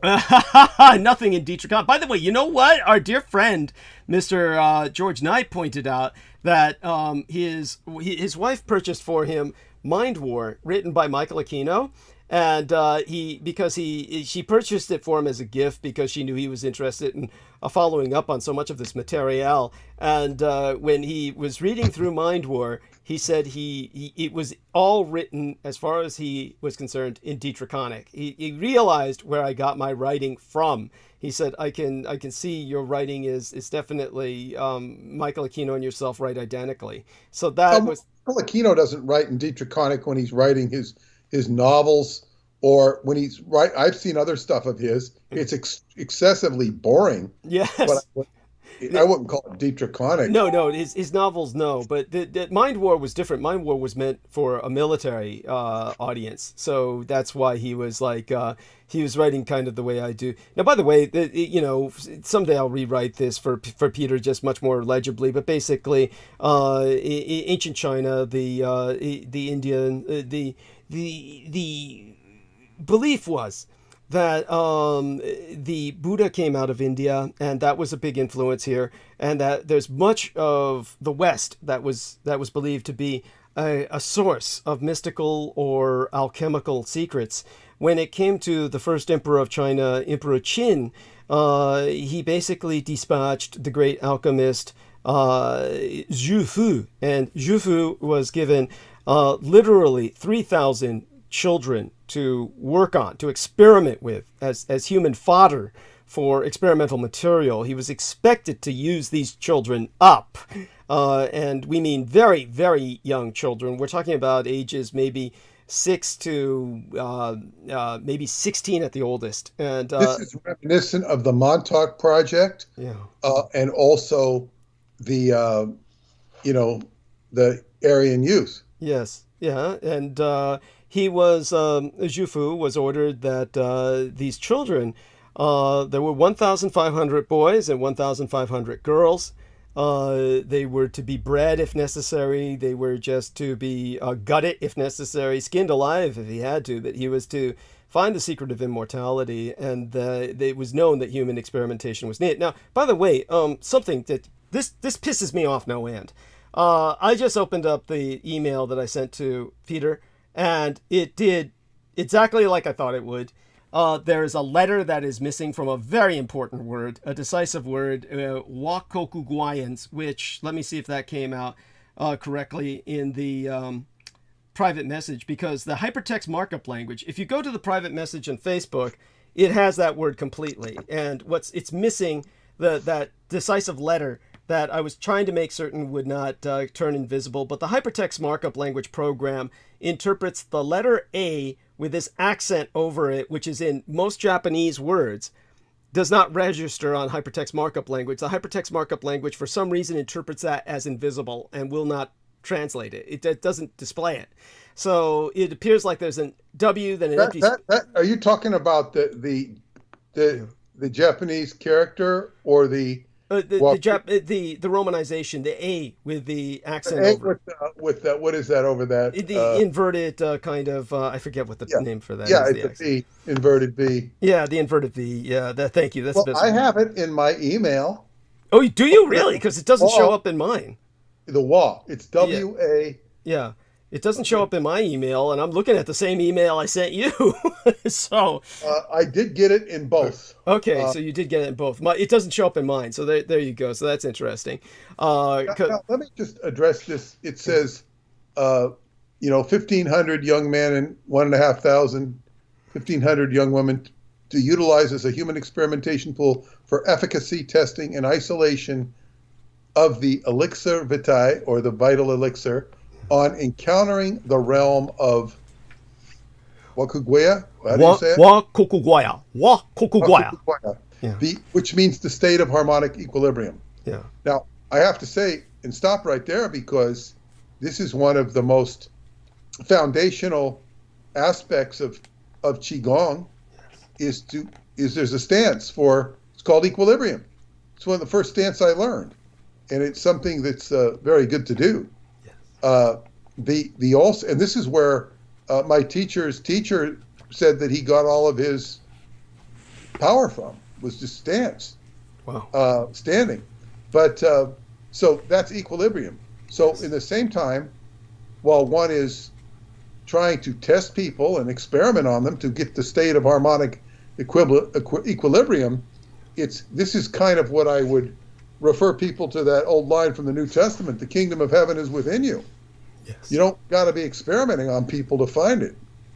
But anyway, the ancient name for Dai Nippon, or Japan, Greater Japan, which is Greater Japan. Yeah, was Wakokuguaya. Whenever you see that term, which you're never going to run across except in ancient grimoires from Asia, Wakokuguaya means Japan's original name. That was Japan's original name, which is the state of equilibrium. Yeah, the state of harmonic equilibrium. That's real important here, because this means that Japan is the equalizer, is the equalizer in terms of establishing the equilibrium.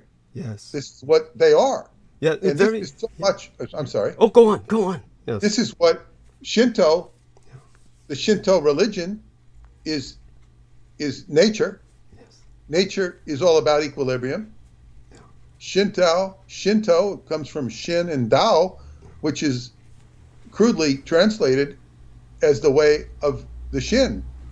And Shin in Chinese is heart.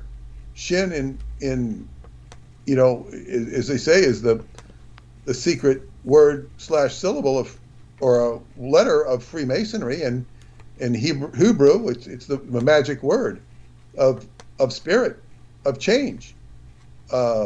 It's a very deep word, change and spirit. So this is like this positions, and I was always fascinated that the Japanese have that definition in their, quote unquote state religion. Yes. So this basically positions Japan as a messianic egregore. Yes, very, very important. And to emphasize that, I have just sent in another email.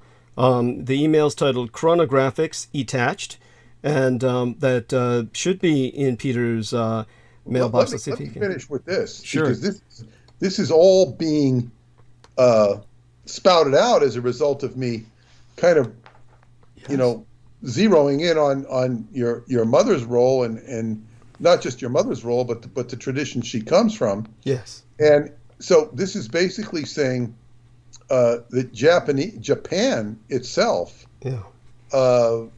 is Okay, just Greater Japan. Yeah, and again, I noticed the A did not appear with the second Go ahead. word. Go ahead. Yeah, go on. Yeah.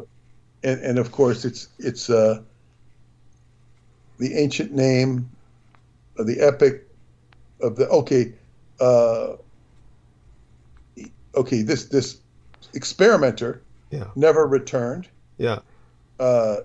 Instead, settling to establish the Shintoist or godly wayfarer government of divinities of god emperors. Okay, so this is basically saying what I just said. Yes. But it says he never returned.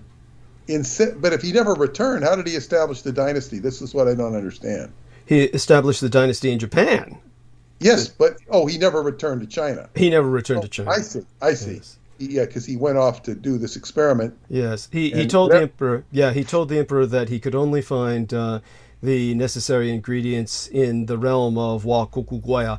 The Japanese at that time, as I say in the paragraph, for those of you who don't have it in front of you, the Japanese peoples of that epoch being renowned throughout Far East Asia as wa kokugoyans. And again, with that word, the A has been eliminated. I do notice that. And if Peter's got it in his email, that's great. I don't believe he probably does not. That A is nowhere near as significant to me or the audience as it is to you. Yeah, it's just we don't really even aren't familiar with it, so we don't know what we're missing. But I do have it here. Yeah, thank God, and that way you can always add it where needed, because the HTML or hypertext markup language, like I said, hates that letter with a passion, just eliminates it every time.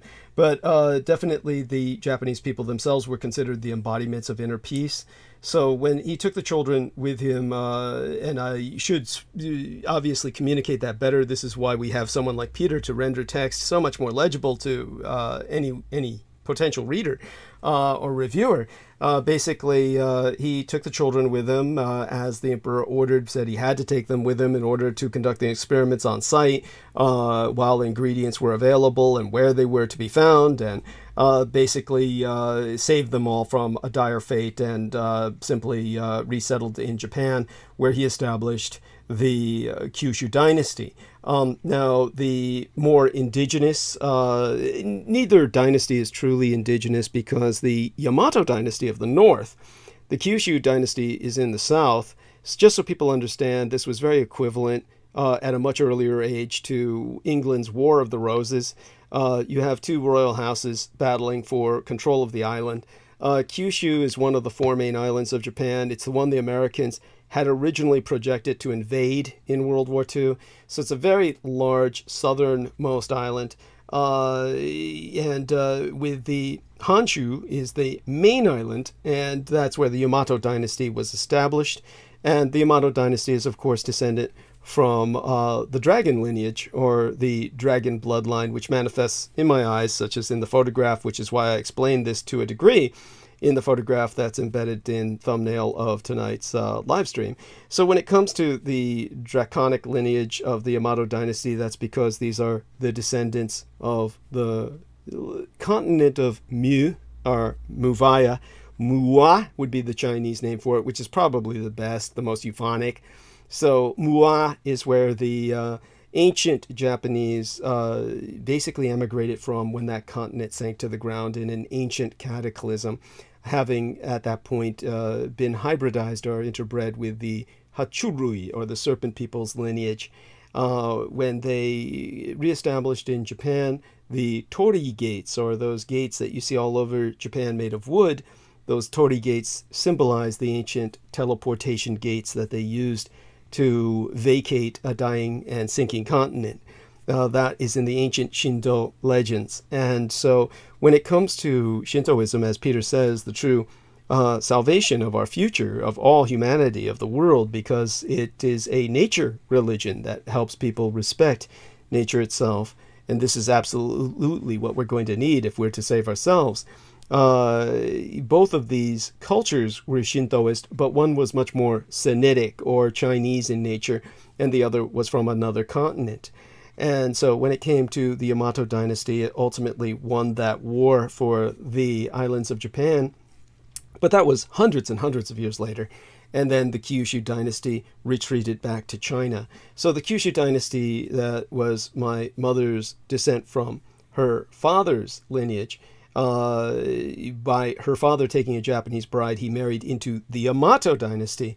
And this was importantly symbolic to the imperial house before World War II because they wanted a reunification of the dynasties.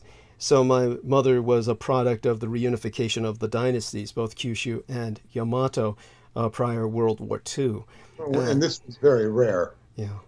Yes. It's very rare for that marriage to be. You had said. Yes, absolutely. Whenever I would tell somebody who's Chinese about, my grandfather was a Chinese man who married a Japanese woman before World War II in Tokyo, they're just astonished. It would be as if I had told them a fantasy or some kind of myth from something they believe. But they are just, it's like they never hear of such things. They said, that's incredible. It would be like if the Hamilton play were reality. The absurdity of the Hamilton play, of course, is the man acting as Hamilton is black. Now, he may have had some black blood in him, the historical Hamilton, for all we know. But to make him jet black is absurd. He never would have been able to have fit into the Founding Fathers' plantocracy of plantation owners and their society. It would be the equivalent of saying something like that. It's to them, it's just something that it jars their sensibilities. It jars but in a positive way, and they're deeply impressed. So it's something that, as Peter said, is astonishing in and of itself, a very rare historical phenomenon. Now, the charts I sent him, if he asks us, is the one called the Histo Map, the historical chart. They have Japan that manifests later in that chart, almost at the very end, the tail end of that chart. You see Japan creep in as this historical player in the Histo Map on the world stage of history right before World War II, which is when that was published. And the reason I don't find that offensive or in any way damaging to Japan as a reputation or some kind of understanding of Japan's impact on the world is because Japan very much was in a state of equilibrium. It was not interacting with any other nation states and would have been happy to have stayed that way if the Americans had not threatened invasion. Japan only entered the world scene because they were forced to by a threatened invasion by the United States. So even the Europeans before the United States were happy to just set up isolated communities that the Japanese kept in quarantine. And that was another reason why my mother's culture that our man Sammy Romero was trying to explain the other day. He was talking about the ninja, and what many people don't understand is how the ninja essentially disappeared from Japanese society. Now, Japanese society is rife with its own annihilations of certain groups. The warrior monks were annihilated by Oda Nobunaga in an infamous massacre. And when it came to that sort of, shall we say, atrocity, one never hears of that in history concerning the ninja. In other words, nobody took credit for their demise. They simply adapted. And as the Europeans began to set up these quarantine communities, really the only way to reach them was through prostitution. And that was why the ninja adapted and created a kind of new class of these child prostitutes that the Europeans would use. And that way, the Japanese had a way of assassinating the Europeans and taking them out if they needed to. This is something that was a way to reach the foreigners through a weakness in otherwise what were fortified and quarantined communities that were permitted as special economic zones, kind of like what China was. Where they weren't recognized as ninjas or warrior monks. No, they were not. They were in hiding. Yes, that's right. The ninja adapted, and then they began to produce a class of the androgynous boys that would be able to take out the Europeans, as well as other people in Japanese society, but these were the young boys that had an access to all elements of Japanese society, including foreigners that no one else had. Okay, now question here. Was this any of this tied to the experiments done by this Chinese guy? Is there any tradition there? And did the ninja come from that? The ninja were, I think, of a, shall we say, a culture that must have been connected, because obviously the alchemical secrets went into the explosives that the ninja used and various other technologies that they possessed that were certainly unique. So well, I think it's safe to say that so-called grand experiment was, see, this is just like Montauk, because what they were doing was they were looking for an elixir, which is what they also did at Montauk, although I've never really talked too much about that. But this is the super soldier. The ninja is the super soldier, and he's a damn more effective one than the super soldiers that you see in the dog and pony shows. Yes. So this is the super soldier, and it would make perfect sense that they grow out of this experiment. But this experiment, whereas they don't find the only suitable people they find are in Japan, which are either of the Sinitic, of the Yamamoto or the Kyushu dynasties. One of these people seem to more. But what seems to be also now it says, now I want to stress this right here. He establishes the imperial. He never returns. Instead, he establishes an imperial family in Japan. This great experiment of this great, I say great in quotes, because he's very effective. He goes to seek the elixir of life, and he establishes the Japanese dynasty. Yeah. And now it says here, God emperors incarnate today through the Kuzoko, or imperial family of Japan, the Makuya peoples. Yes. Okay, and it says you say Nihonjo, which is ninja. Yeah, Nihongo. Well, Nihongo is the Japanese language. The Makuya would be the Makuya is basically the Japanese language equivalent for the Hebrew word Mishkan, which references the Holy Tabernacle, or what most people would call the Ark of the Covenant. Well, yes, you said that's the Japanese word for Mishkan. Yes, but yeah. The Nihongo is a Japanese word. Is it the same word? No, no. Nihongo means Japanese language. That's what Nihongo means. Yeah. So when I say Makuya, and then I get you. Yeah, it's the now, Nihongo or Japanese language equivalent. Nihongo sounds phonetically very much like the word ninja itself. Right. But that would be Inindo or Inindo. I'd have to write that out for you. Don't worry, I can give that to you later. Well, it appears that the similarities is not that. Yeah. It's not. It's more of a coincidence, or what's that word called? Irony. Yes. Because it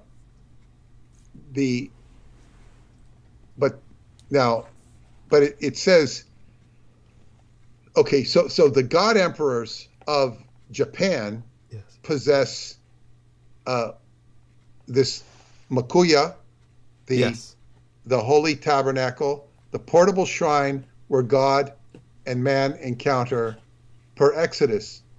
People of Greater Japan compiling the first Hebrew dictionary upon arrival of Japanese shores. Yeah. Now, this is like 600, 500 BC or 80?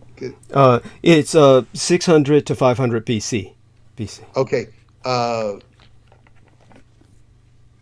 Boy, this Dietrich is hard. Contemporaneous commencement of the written Japanese calendar, commemorating the coronation. And so the Judaic relics This is important. Now, it also caused me to wonder if this, when they go to Japan, the Chinese adventurers, and essentially are setting up the ninjutsu as well, or the ninja. Yes. It has to grow out of this. Yes, it does, definitely. It seems to me that this would, the people that were there, mm-hmm. that would be in some way or another part of the diaspora of Judea, the yes. diaspora that occurred at the time right after Solomon's death. Yes, that's quite true. So what happened was with the, this is around the time of, this is things to be emphasized here concerning Japan. One of them is that when it came to the Germans and their alliance with Japan, it was known that the ancient Aryans of northern India had several migrations. The ancient Hindu culture stretched into the Indonesian archipelago, into what is Indochina, and ultimately to the Japanese islands through the maritime route, thereby skipping much of mainland Asia. They were going through the island archipelagos. Far easier to reach the islands of Japan by sea than it was by going through Japan. So the ancient Aryans of India formed a genetic connection between the Germanic and Japanese peoples through their migration simultaneously into Japan via the maritime route and into Europe via the land route of Iran, whose very name is the ancient Greek word for ΑΡΙΑΝ.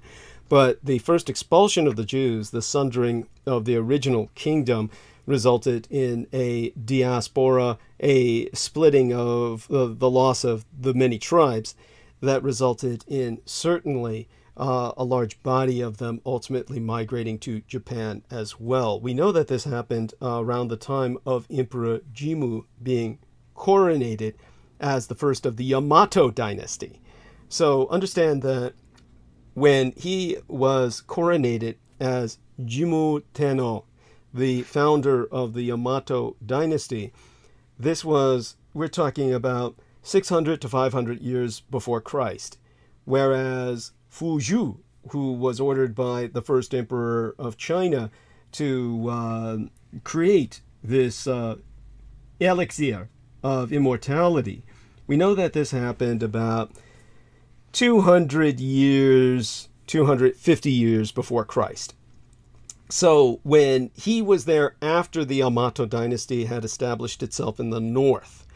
But when the Yamato dynasty had established itself, that was when Japan went from a pottery culture of the Stone Age, essentially, or to basically the Bronze Age. It went overnight with this is historically all documented. Everybody can verify this historically. It's archaeologically just taken as axiomatic. Is that with Jimmu Tenno and his coronation, the Japanese acquired this technological revolution.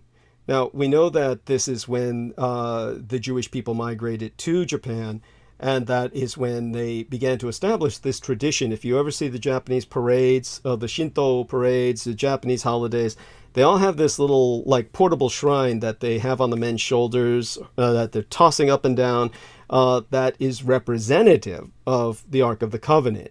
That is where that comes from. And so they brought the Ark of the Covenant with them to Japan. This is one of the imperial treasures.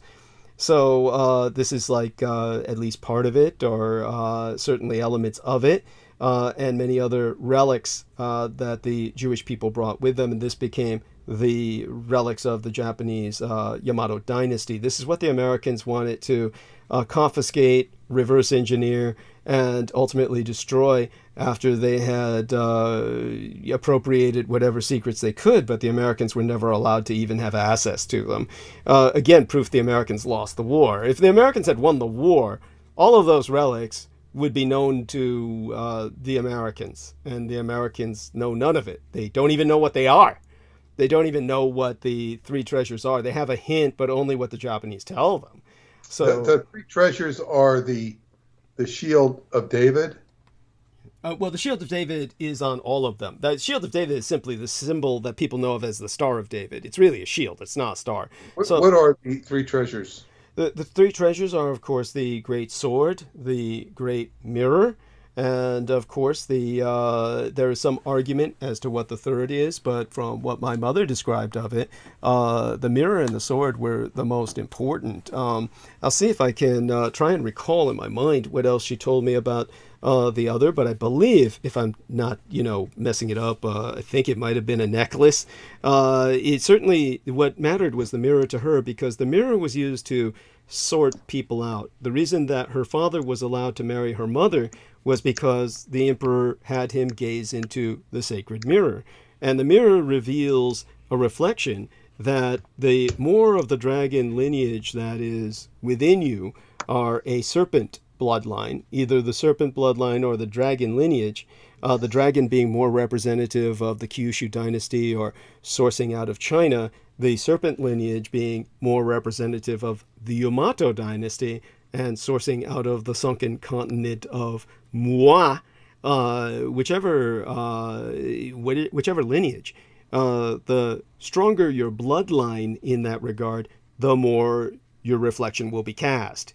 In other words, a commoner, or God forbid, a foreigner who would look into that mirror, there would literally be no reflection. And my mother said this was true because she had seen that herself. The lower classes who handled the mirror or polished it for the emperor cast no reflections in the mirror, but only the higher nobility cast a reflection. And this because the mirror only reflects those with that bloodline. Now, this is because it's a piece of technology. It is reflecting those who have a stronger DNA that the mirror is detecting. It is reflecting based on the amount of the DNA that is resident in the individual. Now, in those days, they simply measured it as mathematical units of measurement, and they used the term genes even then, but that only represented genes as in genealogy. But these days, they would measure it by using technology. So they could tell whether you would reflect or not, probably by giving you a DNA test. When it came to the great sword, that was used to basically cut through supermassive trees that once dominated the home islands of Japan. So it was known as the grass cutter sword, a supermassive instrument that is really unseen by any commoner, but likely is very much a large mechanism for basically cutting through very large tree trunks. So that is something that is also mentioned by my mother. The third was something that she never got to see personally, but I do believe it is a necklace or a crown. It says a jewel. It's. I looked up the three treasures of Japan. Of course, it doesn't mention the Hebrew connection, but these would have been there is something called the Mirror of Solomon.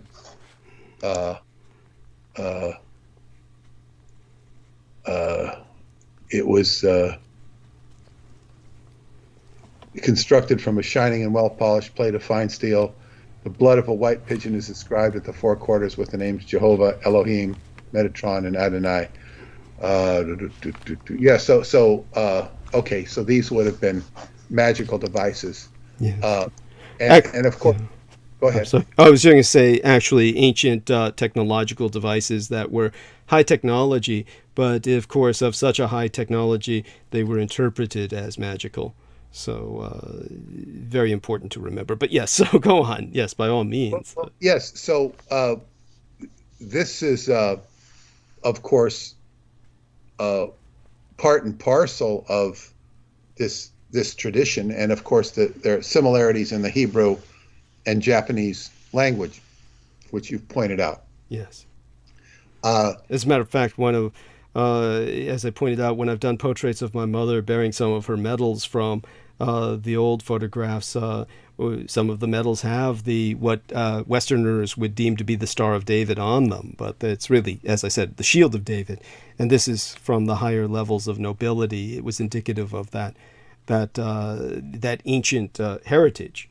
So to understand, you have this Jewish and meaning the ancient Israelites, the ancient tribes. We're not talking about the kind of Turkic descended Eastern Europeans that occupy Israel today. In the majority, we're talking about the true ancient tribes. were sundered and dispersed across the surface of the earth, whereas the modern Israel is a construct. It's important to remember that. It's a construct of people who are not Israeli of the original bloodline. So when it comes, they're all Turkic descent, having been descended from House. We're familiar with this. Yeah. So, but more to the point is, okay, so this Judaic heritage of the actual Japanese Empire, which melts with this great alchemical quest of the Chinese emperor, and your mother's of this bloodline. Yes, the reunified bloodline. Yes. Yes. But the fact that the Manchu language ties to Aramaic further ties this to the the whole race of the Mon people. It traces them all the way to Japan and to the Judaic relics. It's like it's not an accident. But then there is the Christian faction, or the Christian factor rather, the pristine Christianity that was taught by the descendants of Adam. And of course, Adam is a loaded, problem, because it identifies as one human, as opposed to a, sort of representative of a, it reduces to one man. Mm-hmm. People need to learn, of course, that Adam was also the name of his tribe, Adamu, people of the red soil. Yeah, red clay. Yes. But be that as it may, this is teaching of, the principles of Christianity. Now, there's also traditions that Adam and Jesus were the same spirit. This is that's a tradition. It's and at the very burial place of Adam is where the Holy Sepulchre is. There's these legends, stories, and whatnot. They're not that well known, but they're not unknown either. So we have this repository of ancient New Testament wisdom, which there is no New Testament at this period, which resurfaces as the New Testament thousands of years later. But it goes into the custodianship of the your mother's lineage. Yes, it goes into the lineage, and it's basically a preservation of a recognition, more importantly, a recognition of this principle, which would be literally the elixir to save the human race. Yes. It is an elixir, whether the term elixir is metaphorical or not. Yes. And of course, you have this Chinese alchemist who's going to, find the elixir, and it's hard to separate it from this Adamic tradition, or where do they combine. I will also state here that one of the most, I guess, difficult aspects of the Montauk Project, but one which was very involved in the Montauk Project, was the interpolation of the Christ with the Antichrist. Duncan was programmed to be the Christ. He was programmed to be the Antichrist. Of course, we most of it's identified with the Antichrist, fortunately and unfortunately. So, in other words, it's kind of like that crazy scene in the Werewolf Meets Frankenstein, or the Wolfman meets whatever it's called, Frankenstein meets the Wolfman, where the Dr. Frankenstein is going, connect the plus to the minus and the minus to the plus, and he's creating this life energy. It's really not that far off, although it's oversimplified and caricatured. But yeah, it's the two energies, and this is of course your yin and your yang, but you have a very, positive and negative pole is basically what you have, which is generates power when you get these two energies together, and so when you have somebody like the Montauk Project or Aquino, they're revving all this stuff to create as much chaos, bullshit, power, control, whatever the hell they're doing. Yes. None of which is positive. That's right. And go on. It tends to go sour, Yes. no matter who's doing it, because that's the problems with human beings. The vampire cult, which is a subspecies of humans, is charged with preserving this information. Yes. For the simple reason that humans are not capable of being the stewards for it, as they've amply demonstrated throughout the history of mankind. Yes. So Yes. you have this, and then you have, your mother is part of this, born into this tradition. Yes. Born into this tradition, and she is what you call it, in a position where she acquires so much knowledge by reason of her birth and where she's born into and her experience, and she's put into a position of great wisdom. Yes. We can't really equate her life to power because she wasn't as empowered as she, as one would wish, at least for her sake. Yes. You'd like to think somebody who had that much wisdom would have been able to enjoy a better state of equilibrium Yes. in her own life, especially as she petered out. Yes. But one would like to wish that for anybody. Yes. So, the wisdom came with a price. Yes. Just trying to, but the contextualize your mother into how it fits into your life. And of course you are then taught quite a bit by not only her, but your father about various circumstances. And then you become, or she is a keen person of interest to the intelligence agencies because they obviously knew who she was by reason of her position as a translator. Yes. As a diplomatic translator. So she was a person of interest. She knows our secrets. Yes. And then she comes to the United States. She's a person of interest to say what else the hell they knew about her from whatever they surmised or drained or extracted from Japanese sources that were at their disposal.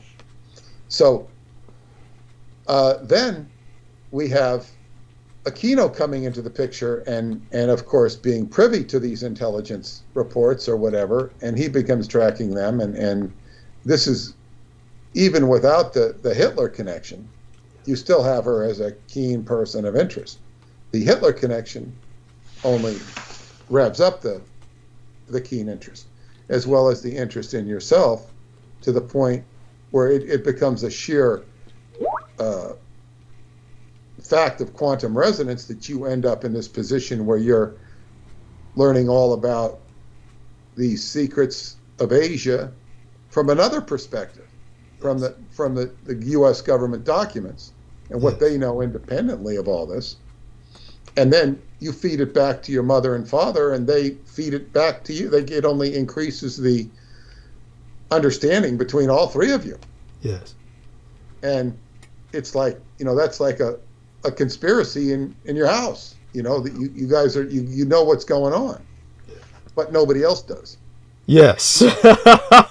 That's right. By the way, just maybe your sister who, who either might not be so interested or might be running away from the truth because it's too heavy. Yes, she chose to simply disabuse herself of the burden as much as she could. She chose to basically reject her heritage as much as possible and simply tried to the best she could to escape. And condemn you for sharing the family secrets. Yes. Sharing the family secrets. I mean, God, it's the family secrets are of vital relevance to humanity. Yes. Thank you. Yeah, I mean, it's like, you know, she's just, and what's so precious about family secrets anyway? These are nothing that your parents would want to hide. Yes. No, it's true. Absolutely not. And just to put this into some perspective for people, when I do recall now, thanks to Peter saying what he said, looking up what he did and finding what he found, and obviously, of course, what you find out online about the imperial treasures is not going to be the key to any knowledge, because it's going to be completely confused, discombobulated. All of you, I'm sure, know that, and this is just proven by the fact that no one is allowed access to the royal treasures of Japan. It's not like they're accessible to the public at all. So the one thing that I do remember from what my mother saw, now that Peter brought up what he did and talked about, it basically being a jewel, it is known for what it's worth as Yasakani no Magatama.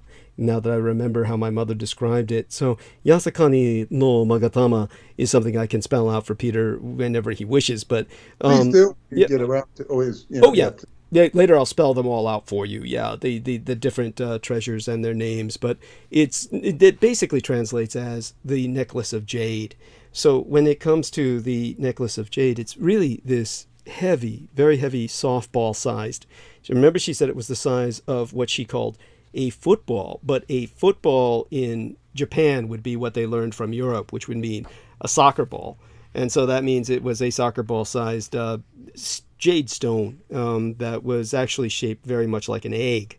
And so she said that it was made, or believed to be made, of a really large chunk of pure green jade polished to a sheen, very shiny.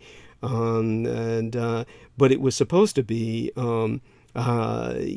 because of what was upon it, it naturally, as this semicircular or egg-shaped object, it had upon it this carved, or somehow naturally was imbued within the stone, the kind of yin-yang shape that was just perfect, in perfect relief. Even though it had this, it's always kept hidden from view in the Imperial Palace, and it was only supposed to be one stone upon a very massive necklace that was made of many other stones like it, like would have been worn by a giantess. So this is just one aspect of the treasure that she saw, and she said there must have been other stones like it that could have been strung back together into a massive necklace. And I asked her, why didn't they ever do that? And she said, because it's also known as a gyoku, a gift of the goddess Ama no Uzumi. The very name means whirling. So when the sun goddess went into seclusion, it all goes back steeped into myth. I can go back into my memory and even take a look at some really old notes that I had written when I was in discussion with my mother. But basically, putting these things together, these objects, has incredible consequences. And that's why they're kept separate. Basically, it was told to me that put together, they could open a portal to the old location of Mua, the sunken continent. That's the submerged gateway to the extra-dimensional prison of the great dragon of Mappo, or Mappo no Ryujin, the dragon of the end of ages. And so if the other regalia were brought in the same presence and the gate were open, then it would start the end of the Mappo age by opening gates to all the lairs, and basically locking open the gates to Jigoku and the heavenly realms. It would be the end of this world as we knew it. So this is, again, why the Americans would never be allowed to win the war. Had the Americans gotten their hands on this kind of ancient technology, they would have triggered the end of the world. In their hubris, their insanity, their madness, the fact is no American has ever seen these sacred objects. Again, proof they lost the war. As I brought up earlier, when Brooke Gibson was with us and we were talking about Operation Mount Rushmore, I told her that the details were published in a book back when I was still very much hiding, because my parents were still alive and we were suffering death threats already en masse because of what was going on at the Presidio. The anonymous interview I conducted was with Rodney Stitch, the man who wrote the book Defrauding America, in which he has an entire chapter in which he talks about Operation Mount Rushmore without naming me, as I requested. Him not to. He honored that request, but he names damn well everyone else. But the point was, Rodney Stitch himself, in the period of time from 1945 to 1952, when Japan and America was still legally at war, was flying planes with Japanese pilots. And he, when he interviewed me, said, I know everything you say is true, and the Japanese won the war because, I was flying planes with Japanese war pilots during the ceasefire. And he mentions that in the book. That's part of his reputation. So he knew more than most Americans. So, all this to be put out there. And as for the mirror that our man Peter mentioned, it's known as Yata no Kogami. The Yata no Kagami is the mirror of the eight-handed flower, as it's known. So, and of course the sword and all the rest. I can go into this with Peter in time. But right now Peter was talking about Adam, and of course that whole tradition of Adam and his righteous third son, Seth, who has no relation to the anti-god of Michael Aquino.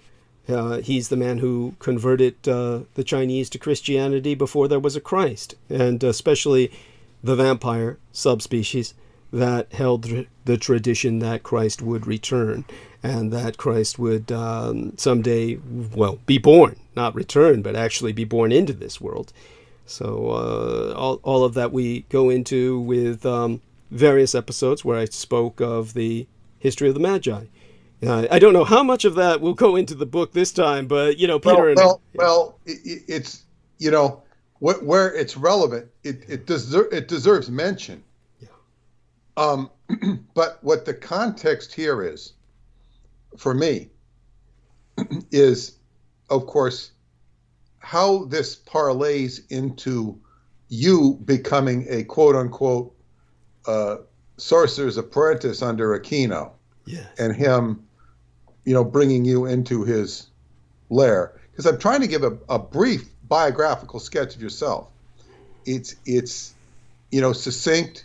It's not detailed, but with the relevant points, which would also include your, Letterman Army Hospital experiment with the blood transfusion.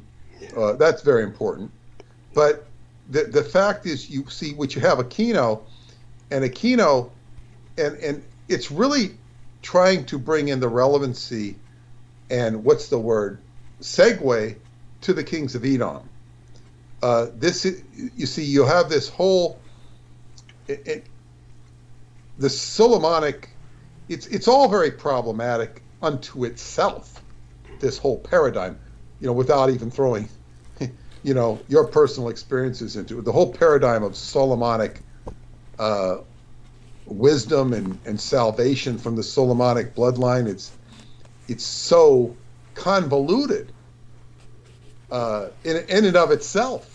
And the reason it's convoluted is because we're talking about it. If it worked, it's kind of like Scientology. It's like, if it worked and it solved all the problems, we'd all be happy.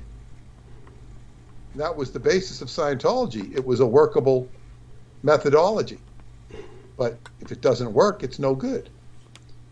The same thing with the paradigm of Jewish wisdom, Kabbalistic wisdom. It's incredible. But if it doesn't work, it doesn't work. So that's not to say it can't work. Just like Scientology, it's in the realm of the user who is wielding this power. Solomon had a lot of personal issues, which are well documented. Yes. In the Bible, because he was a human being. Yes. Yet he is of this lineage. So, the Christ needed to come from the lineage of David, who was a bloody murderer. And this was one of the problems with him. He was a bloody murderer. That's why he couldn't build the temple. He wasn't clean enough. Yes. Isn't that the irony of power? Serving God often requires doing a lot of killing, and then you're no longer pure enough to do God's work. It's kind of a conundrum there. Well, yeah. George Carlin would have a field day with it, and the but then again we have, of course, Christ being all about a blood sacrifice, and then we have the old vampires coming in, which is blood as well.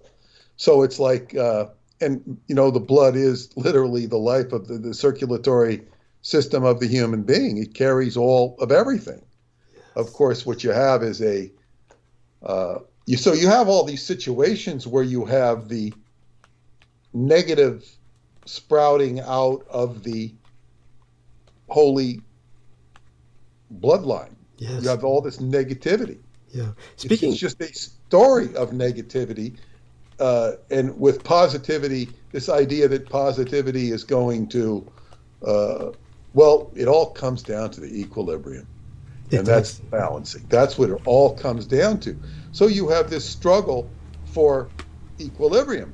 Yes. And this is really what it comes down to.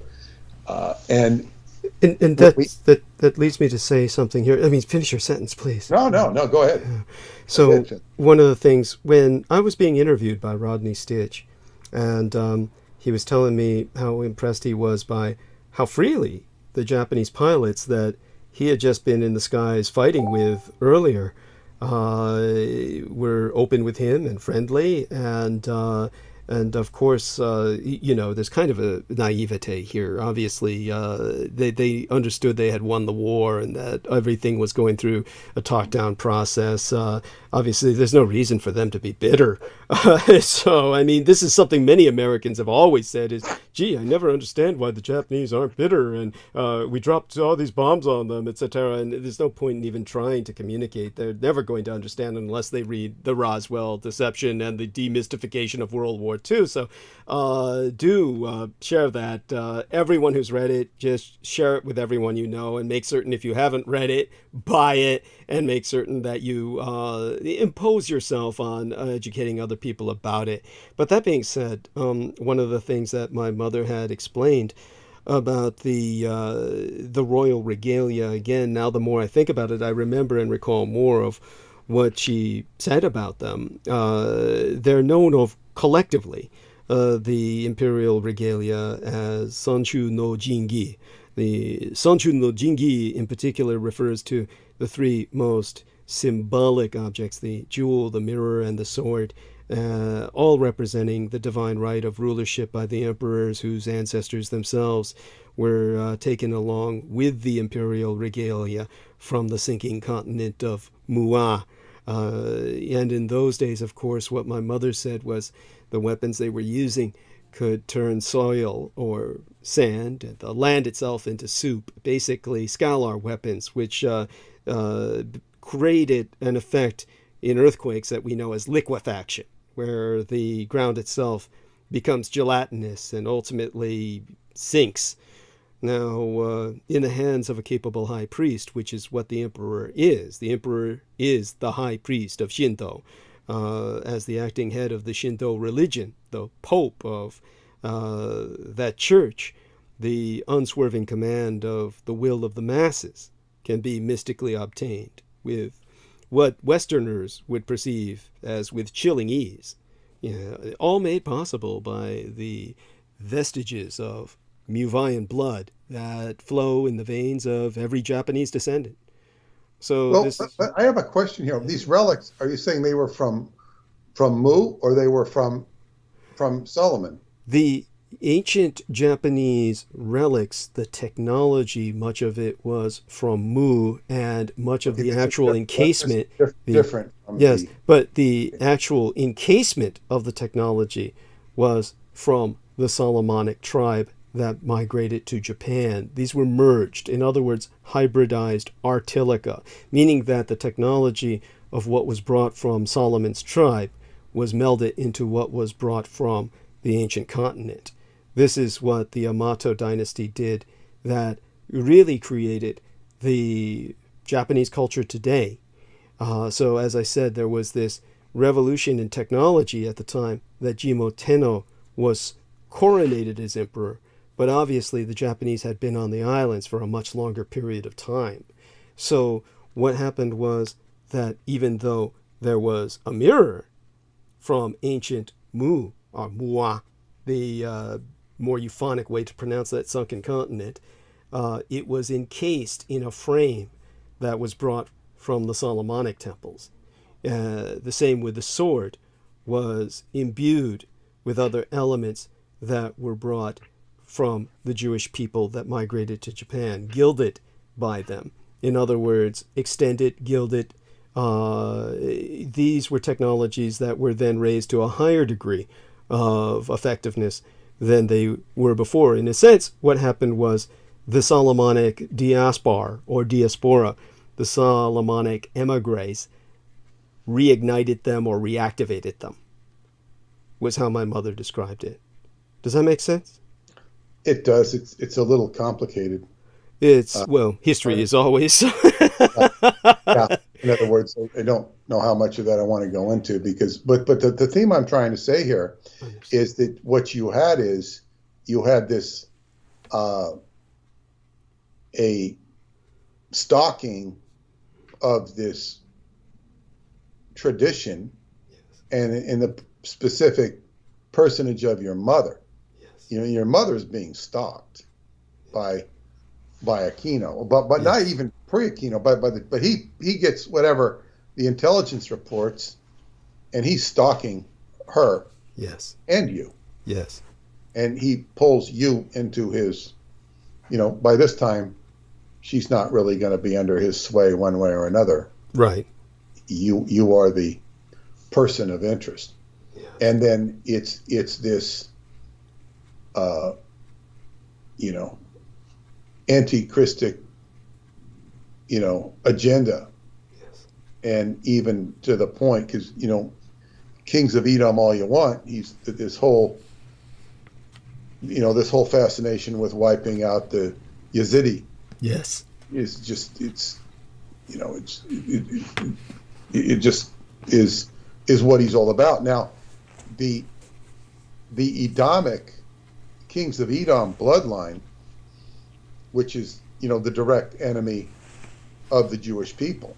And as a side comment here, and I just, one of the most disingenuous things about the New Testament itself, yes, is the portrayal of Christ referring to the temple as my Father's house, when it is clearly not his Father's house, because of the absence of I guess what you'd call the adulteration of the Holy of Holies, and the absence of the Ark, and therefore the absence of the Shekinah.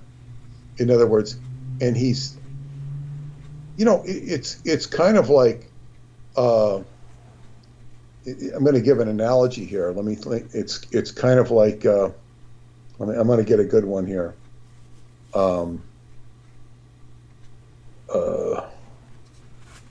Donald Trump going to, you shouldn't compare him to Christ, but Donald Trump going to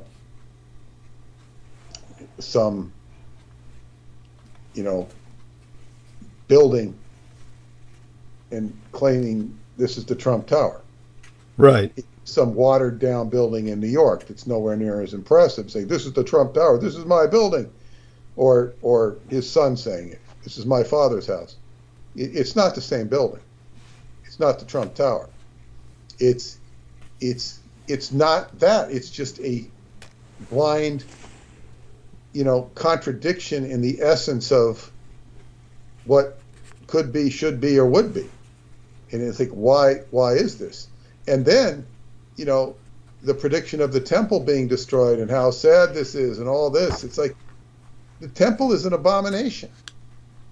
It's an abomination in and of itself. It's built by the kings of Edom, Herod. Yes. It's actually built by him. Yes. So what, it's like, wow, it taints the whole, I'm not saying to throw out the New Testament, but it taints the whole New Testament. Like, what's wrong with this picture? And this is all part and parcel of what I was saying. This is a messy business. You have a dysfunctional paradigm. And the only reason it's dysfunctional is because the people don't know how to use, the wisdom and separate the forest from the trees. It's like, just like when you have, ministers going awry, which is quite frequent. You have the people, and of course, I notice these things because I'm an editor. So I'm saying, it's like, okay, well, why did you say it this way? Why did you say it? Don't you see the contradiction in this? And these contradictions are, and then they have to come up with an explanation because the Spirit's really right, the New Testament's really right, this is really right, or maybe somebody will go back and do a correct interpretation of the actual wordage. Maybe that's what's wrong. Well, it's my father's house. Put it in my father's house.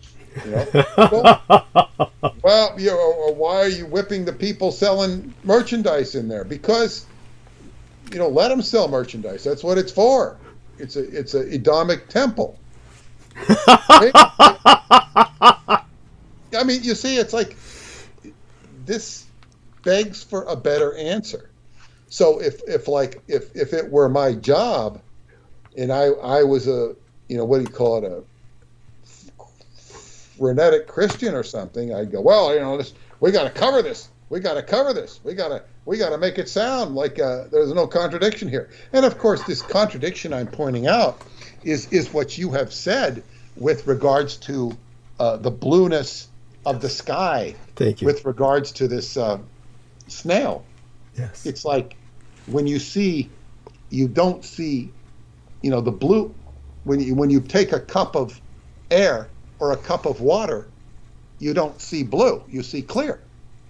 But if you look at the water or the sky, it's blue. Yes. That's the God. The blue is the God.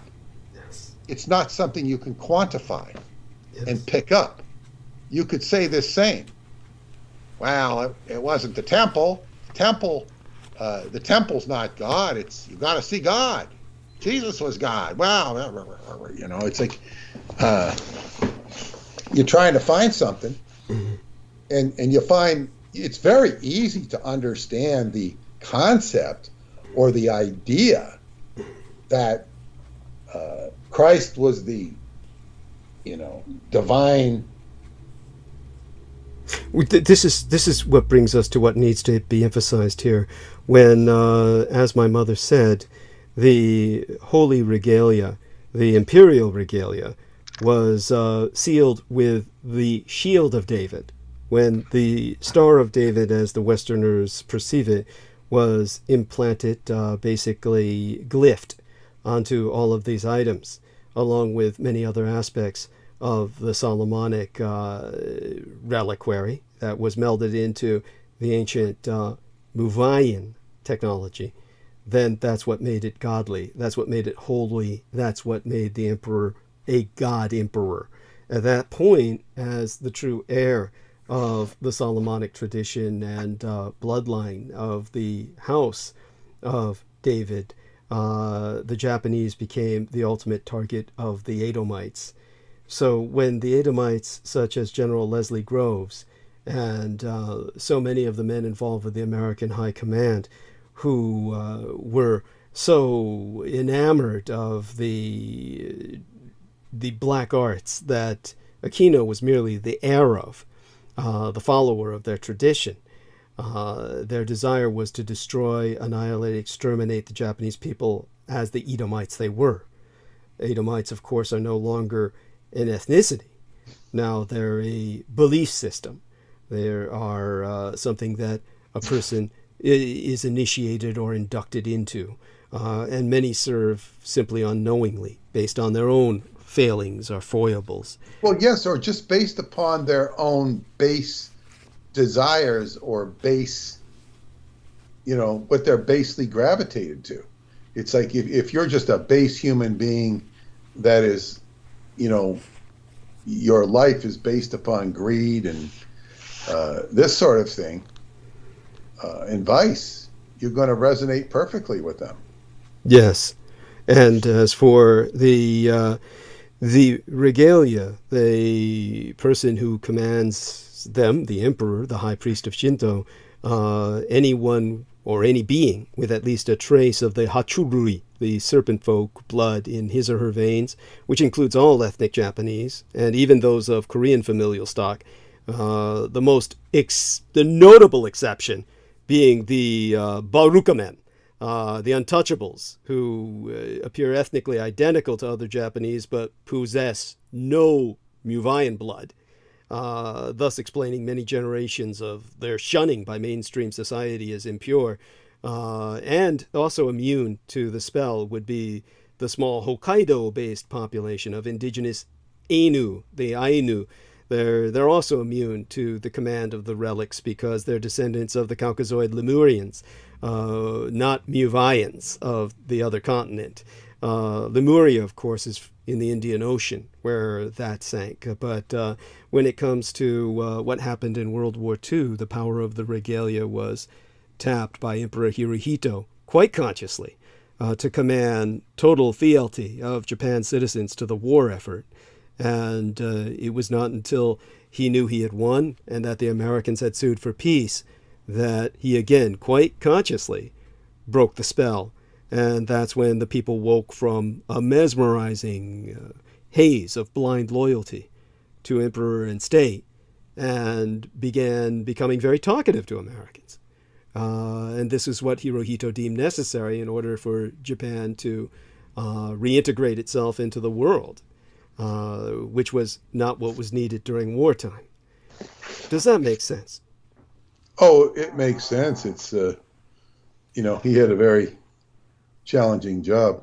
Yes. My mother understood it. And so in that sense, my mother is still serving as interpreter to the world in his cause.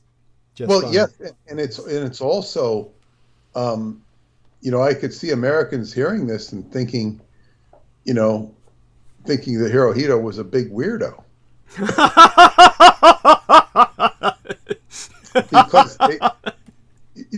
because they have no, he's weird. Why is he doing this?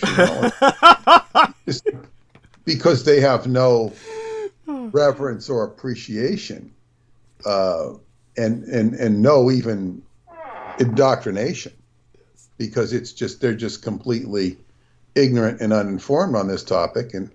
But this brings us back to, the agenda of Roosevelt and so much of the sinister, and Leslie Groves, so much of the sinister agenda that is being played out in war. Yes. Because war, you have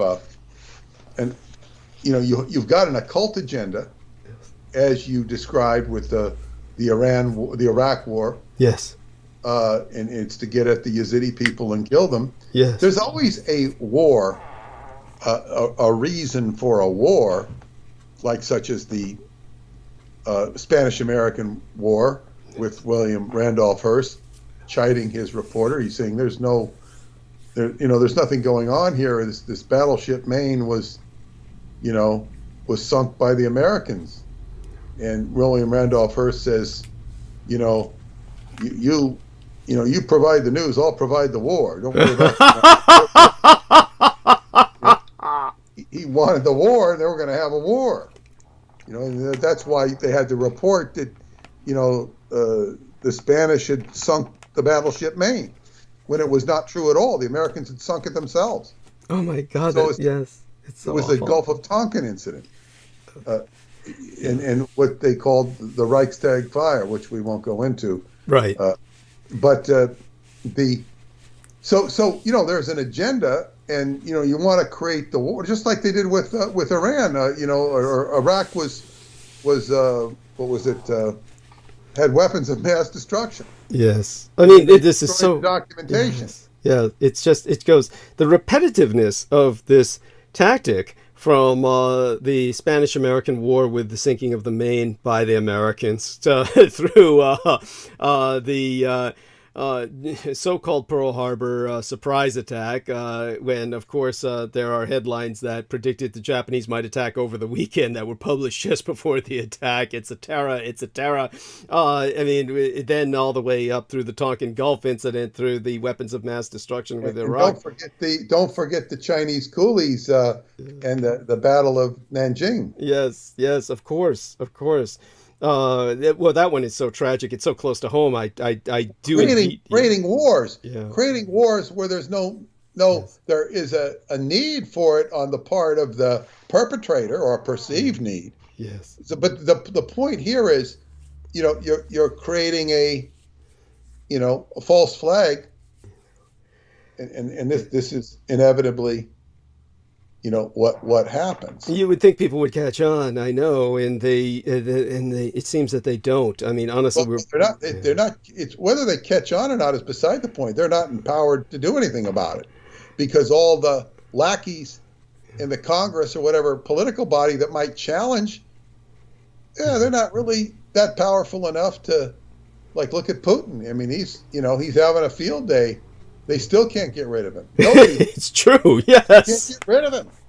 Same thing with the president of China. Yes. Oh my God. Yes. I mean, we don't need to go off onto these, unfortunate, As fun as they are, I had a lot of fun with my gang brother Beaver over dictator Xi Jinping having Hu Jintao, who, by the way, for those of you who don't know, the old man who was forcibly escorted from the party Congress. Yep. Yeah, yep. He was the former president. He held the former position that Xi Jinping holds now. This would be like the president of the United States ordering a former president to be forcibly escorted by security out of an important affair. And, that's kind of what they're doing with Donald Trump right now, although it's not physical. Yes. They're escorting him out of reality to the best of their ability. Yes, no, definitely. These things just it's pathetic. It is truly it's power. Pathetic. It's all about power. Yes, and so but this is the point: is we have this war that's being, it's just being, the public is being fed a line, and so, but this is the what happens with war. Yes. The point is there's a real occult agenda behind war, and in the case of FDR,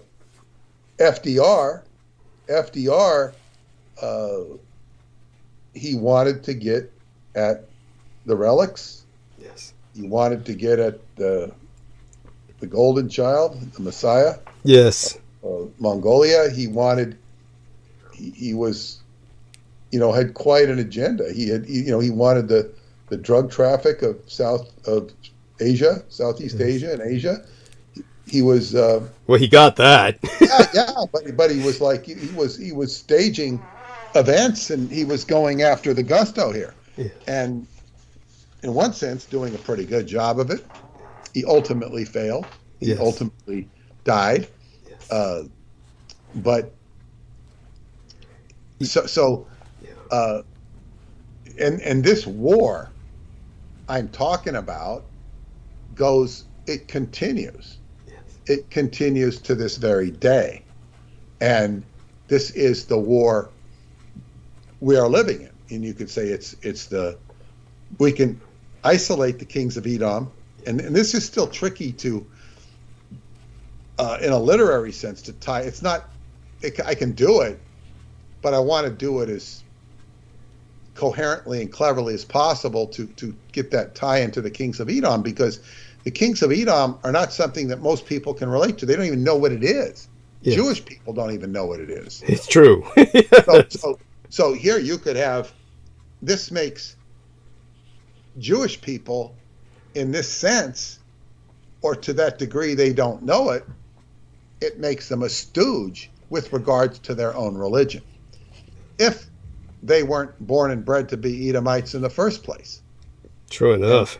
An Edomite is an enemy of the Jewish people. Yes. And you have so many of the Jewish patriarchs, or so-called Jewish patriarchs, like Herod, Antipater, and all of these, characters who are, the lineage of the Jewish people, Herod's people, and it's like, what's wrong with this picture? It's just like this temple. Although my temple analogy with Christ is more of a criticism of Christianity than it is Judaism.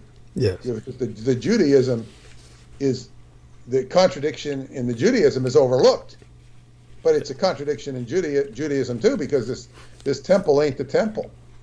And as they say, it's a messy business. So you're trying to, it's like with that question, where's the beef? Where's the Messiah? Yes. The Messiah has to bring the truth and sort all this stuff out, because it's pretty confused. Well, wasn't this, didn't happen this way, it happened this way. And ultimately, when you have everybody confused, the dark side is won, because everybody's confused. Yes. So it would stand to reason that if you didn't have Edomites composing the Bible, you had them translating. And how could you not have Edomites in the infamous Council of Nicaea? It's like, maybe the Edomites were all shape-shifting reptilians. I'm making a joke. Yes, thank you. Yeah. Because it's like, and that's another thing, shape-shifting reptilian here, shape-shifting reptilian there. And people are swearing. I remember meeting a woman who just swore these shape-shifting reptilians were the, Paul of the world. And I told her it was essentially, she's looking at bullshit. She's like, thank you. Yes. Yet she was very, I guess psychic in her own way, or plugged into this stuff. And she eventually said, a year later, she said, you were right. Yes. She got out of this, because you can fixate on anything. Yes. You can fixate on anything. And, well, certainly. I used to do this with British people. Yes. Because I had seen that so much negativity was connected to Britain and British people, especially when I studied the John Dee stuff. And it even came to the point where I had met this British guy. He came all the way from Britain to come to this seminar in Vermont, where it was right around 9/11. Mm-hmm. And I started, I immediately went after him for being a Brit. And he says, "Oh, we shouldn't, bring up the differences in people." And this son of a bitch.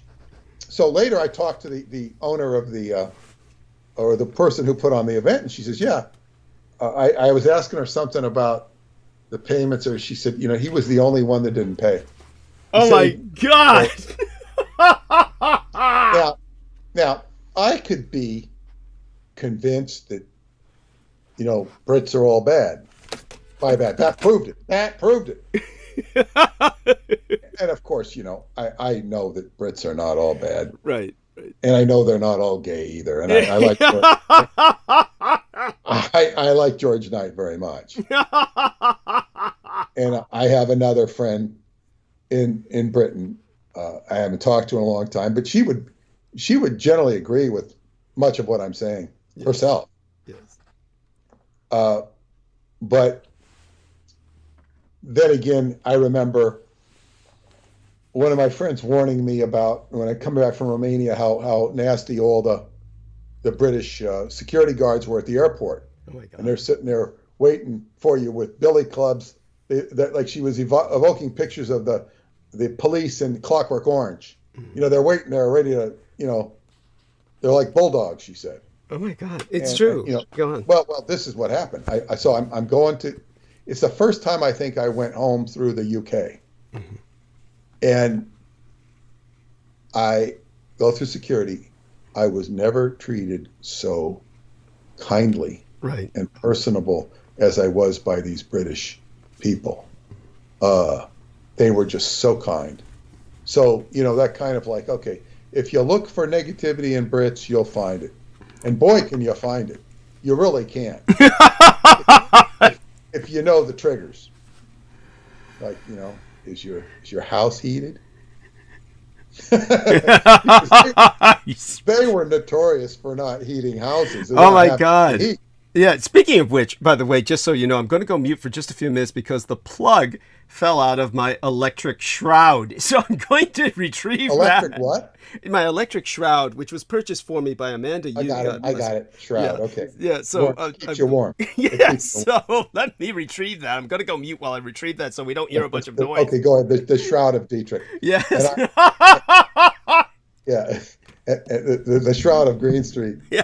And I will just say that I will tell my story. This I really like this guy. He was a karate teacher from the UK, and he had wanted to meet me or something. And I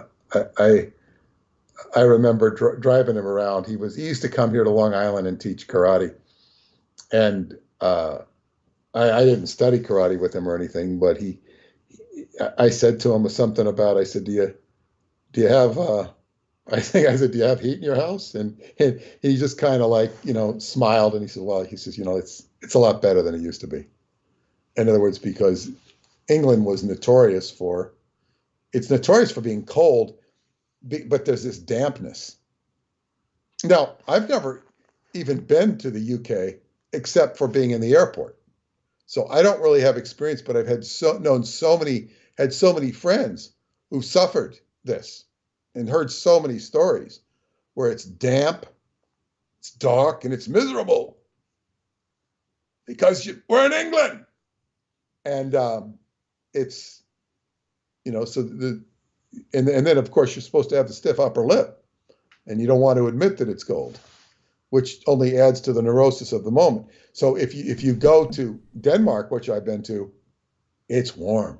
The Scandinavian countries, they know the secret of keeping a house or a building warm. Iceland's really got it down too, but somehow it didn't, get somehow the secret was lost to the Brits. Assimilated into British culture.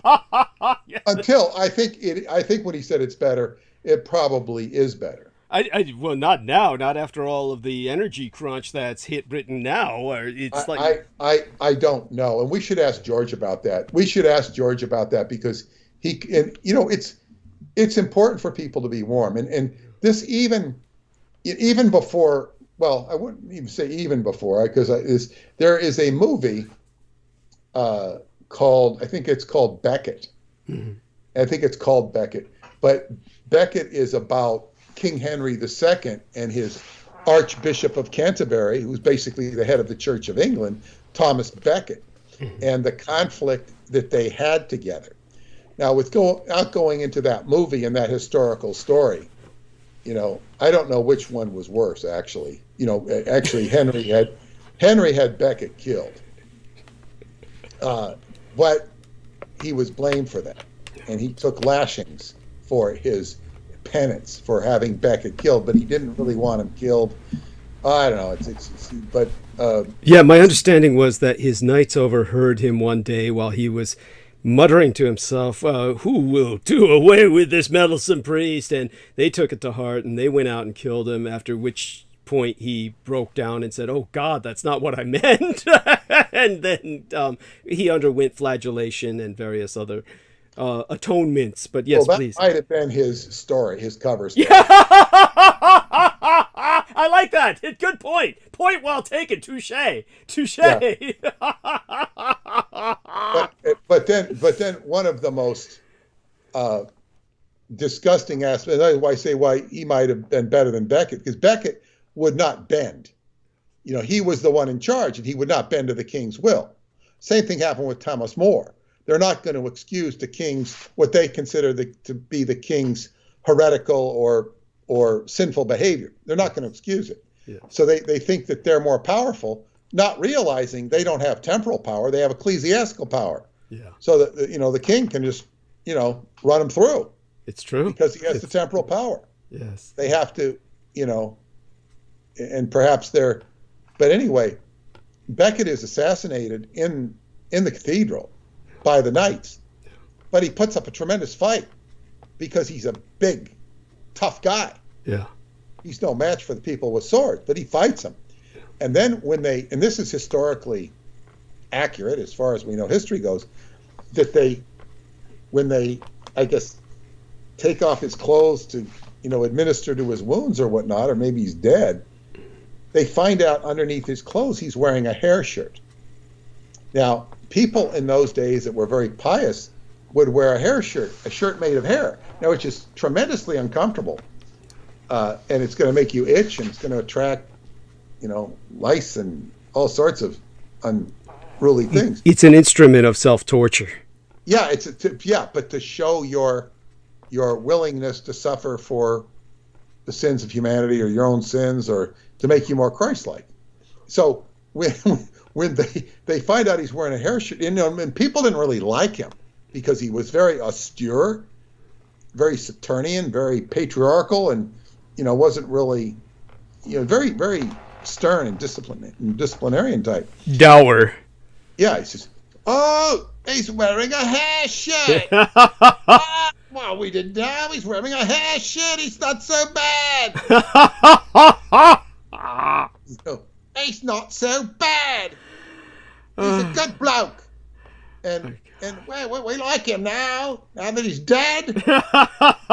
That's so typical. Yes. It's like, I don't know. The Brits can express themselves so humorously. And they will laugh at that humor too, because, many of them are not like that. But there has been a tradition of them just being like that. It's funny that you say that. There was this one, two things come to mind. One is there was this BBC. It was British Broadcasting Company itself, I'm sure, but they were doing documentaries on serial killers, and of course the British have produced their share of them. But there was these two kids, a boy and a girl, and they were infamous as serial killers. It was a brother and sister, and one of them, I can't remember the boy or the girl, had lured a man who was obviously searching for a piece of ass, whichever gender it was, I don't remember, but one of them had lured a man into a barn, and where the other one ambushed him. And probably the girl, I'm presuming, because the boy would ambush him with the greater amount of strength in his arms to bust the guy's skull open. But he busted the guy's skull open with some kind of tool, whatever farm tool or implement he was lurking in wait with. And they recorded it. And the British played the recording on air. It was played across the public, commons. And the recording, you hear the boy saying, "Brainy swine, wasn't he?" Just this really droll humor for a child, no less. And it was the other thing it reminds me of is, of course, the Koreans are, world apart, but somewhat similar in some ways. I might go into this more later, but we had a horrible tragedy in Korea. A bunch of people died. That's still a very big mystery. I have no idea what happened, because the descriptions are there was a big stampede at a Halloween event.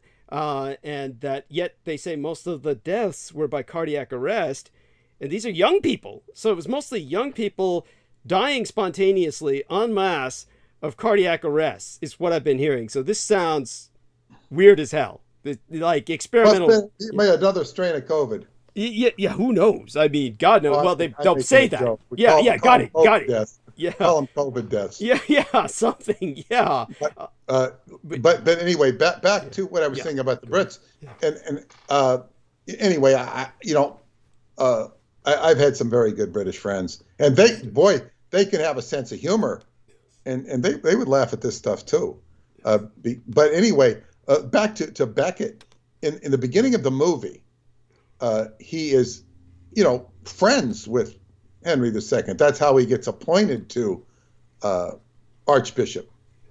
But he's counseling Henry because Henry is so miserable. He's just miserable. And Beckett teaches him to take a hot bath. He's got all these servants, they can heat up the water and take a hot bath. It will help his mood. And it actually helps the king from being so miserable because he's sitting there in a dark, damp castle. So it's like, wow, I mean, Beckett, he had the solution for all of England there. Take a warm bath. I mean, because it's cold place. Yes, by the way, just for people who do not know the enormity, or shall we say the radical nature of what Peter Moon is saying, the common belief in the West was that exposure to hot water or this kind of bathing, submerging yourself bodily, would of course lead to pneumonia, that you'll catch your death of the grippe or whatever they called it at various times, because most people would. You wouldn't be able to dry yourself fast enough, especially if you had long hair, which most people did because there wasn't a common access to salons in those days, and most people found it difficult to cut their own hair, so almost everyone had long hair, quite naturally, and so you had a lot of hair to dry off, and that would get cold as hell. It would get tangled if you didn't dry it fast enough. Just so many problems with bathing that it really wasn't worth the risk. Believe me, I know, because I live in a shithole where there's no heat, and there's basically in San Francisco, I take most of my baths and showers at the estates, which is why I'm there so often whenever I can get a chance. And here, if I did that, I would freeze. I mean, obviously, I'd have to use a blow dryer, use it effectively, but it's like so much work. So most people wouldn't have the time to invest in something like that, but because he's the king, he can get people to heat this up for him, and he can do this and get people to dry him effectively, so that he has this efficacious effect with it. But it was very rare. Almost nobody would bathe regularly at all, if they did at all. What would happen in, say, a peasant village in Lithuania? I once read that they wouldn't bathe throughout the winter because it was too cold. Yes. Once in the middle of the winter, they would all do this big sweat bath where they just do a whole sweat bath. Yeah. That was to kind of like compensate. Yes. And it was like they had, a whole sauna-like environment. Yeah. But they'd only do it once. Yeah. And then they go back to bathing when the spring came. Yes. Because it was so damn cold. Yes. And so, but heat is is a vital aspect. But to get off of Britain, and before we get to the abductions, which we'll address shortly, and because you mentioned the situation in South Korea, we have to mention the situation. We must mention the situation in your hometown of San Francisco and Pacific Heights with the attack. Yes, that's right. Pelosi. Yeah. Paul Pelosi is, of course, the husband of Nancy Pelosi, the Speaker of the House. He is a member of the Bohemian Grove. He was arrested last summer for drunk driving, pleaded guilty, had to spend 4 days in jail, despite the fact that he told the policeman he was a high-profile person. Nice of him to bring that up, yes. The officer was very kind to him but he did his job. He served his 4 days. I mean, he was reduced to a 4-day sentence. I mean, you get hit very hard when you're drunk driving. You get hit very hard. And as hard as he was hit, most of that harshness is losing your ability to drive. And I mean, they used to say us in the driver's course, it would be $40,000 you're going to, and they in New York, you're going to lose $40,000 if you get drunk driving, because they're going to impound your car. They're going to, they're going to do this. They're going to do that. They're going to, you're going to have a fine. You're going to have surcharging your driver's license. Wasn't that what they were going to do to Paola? No. Okay. She wasn't drunk driving, by the way. I just want people to know. She was speeding. Right. And she was not. She was not speeding, but she was speeding. Oh, she was. Okay. But not going 68 miles an hour. They were saying 68 miles an hour in a 30-mile zone, which she would have lost her license if she pleaded guilty. Okay. So I hired her a lawyer, and they reduced it to a jaywalking fee, $250. Won't even show up on her license. We had an influential attorney, a powerful attorney. He was worth every penny of the $600. When I say he's influential, this is an attorney firm that will go in to the courtroom and probably have 5 to 12 cases they're going to go over right then and there. Right. And they're probably getting $600 for each one of those. In an hour's worth of time, they go over and okay, what the judge gets, thousands of dollars in his coffer. Right. And there's no, it's just, it's not a good system, because if she was speeding that fast, and even, so anyway, so I knew it was serious. It was serious. It would have impacted her for life. So you definitely. Yeah, exactly. And she didn't know, and so she needs to, she's learned a very important lesson. Yeah. But in any case, we was talking about Paul Pelosi. Right. So when you get in a DWI, DUI, whatever they call it, you're in big trouble financially. Now, for him to lose $40,000 or $80,000 or even $100,000 is nothing to him. It's not going to really cause him any pain. And 4 days in jail is, I mean, that would sober anybody up. And I don't if you were to go in and spend 4 days in jail as an observer, not because you did anything, right, it would open your eyes. Yes. It would open your eyes to, aspects of life you ordinarily don't think about. So it had to be a enlightening experience on any level, especially he's like 82 or something. Now, Jesus. So anyway, and she's in her 80s. They're both in very good shape for the 80s. They're both, functional in terms of their day-to-day activities. I mean, he's a super rich investor with no small part from his inside information he gets from Nancy, because they've been caught red-handed doing this stuff, yet it's apparently not illegal. For them, at least. No, it's not. It's like, because it's not. I mean, they've kind of like, but in any case. So anyway, what we have here is he was somebody, I don't remember the guy's name, you can find out online, broke into his house in Pacific Heights, which is not that far from Douglas's. That's right. House. It's not that far. It's not around the corner, but it's, a short drive. And they snuck in through the sliding glass door in the back. And the security is not as good as it should be. And the guy got into the house, and Pelosi said, I've got to go to the bathroom. Goes to the bathroom, calls 911, leaves the cell phone on, and doesn't really say much, because he just, and the 911 operator reportedly thought real fast, and police arrived over there within 2.5 minutes. When the police get there, Pelosi is struggling with a hammer with the guy. Oh my God! The police witness him take the hammer from Pelosi, and he starts beating Pelosi, doing serious damage. Oh my God! To his head, which caused brain surgery, and to his body. And the police then somehow apprehended, attacked, and damaged the assailant. Right. I would have to ask did Pelosi pull out the hammer himself? I wonder if this guy could make a case of Pelosi attacking him, even though he was in the house. Right. And if he did, and he had a good lawyer, he could win. Now, where did the hammer come from? That would be the first thing I'd want to know. But nevertheless, the police got there. I don't even know how the police could get there so damn fast in 2.5 minutes. I think that's impossible. Yeah. In any normal situation, I think there's always police loitering in that area for obvious reasons. Well, if that's the case, that would explain it. Yeah. But so anyway, what you have here is the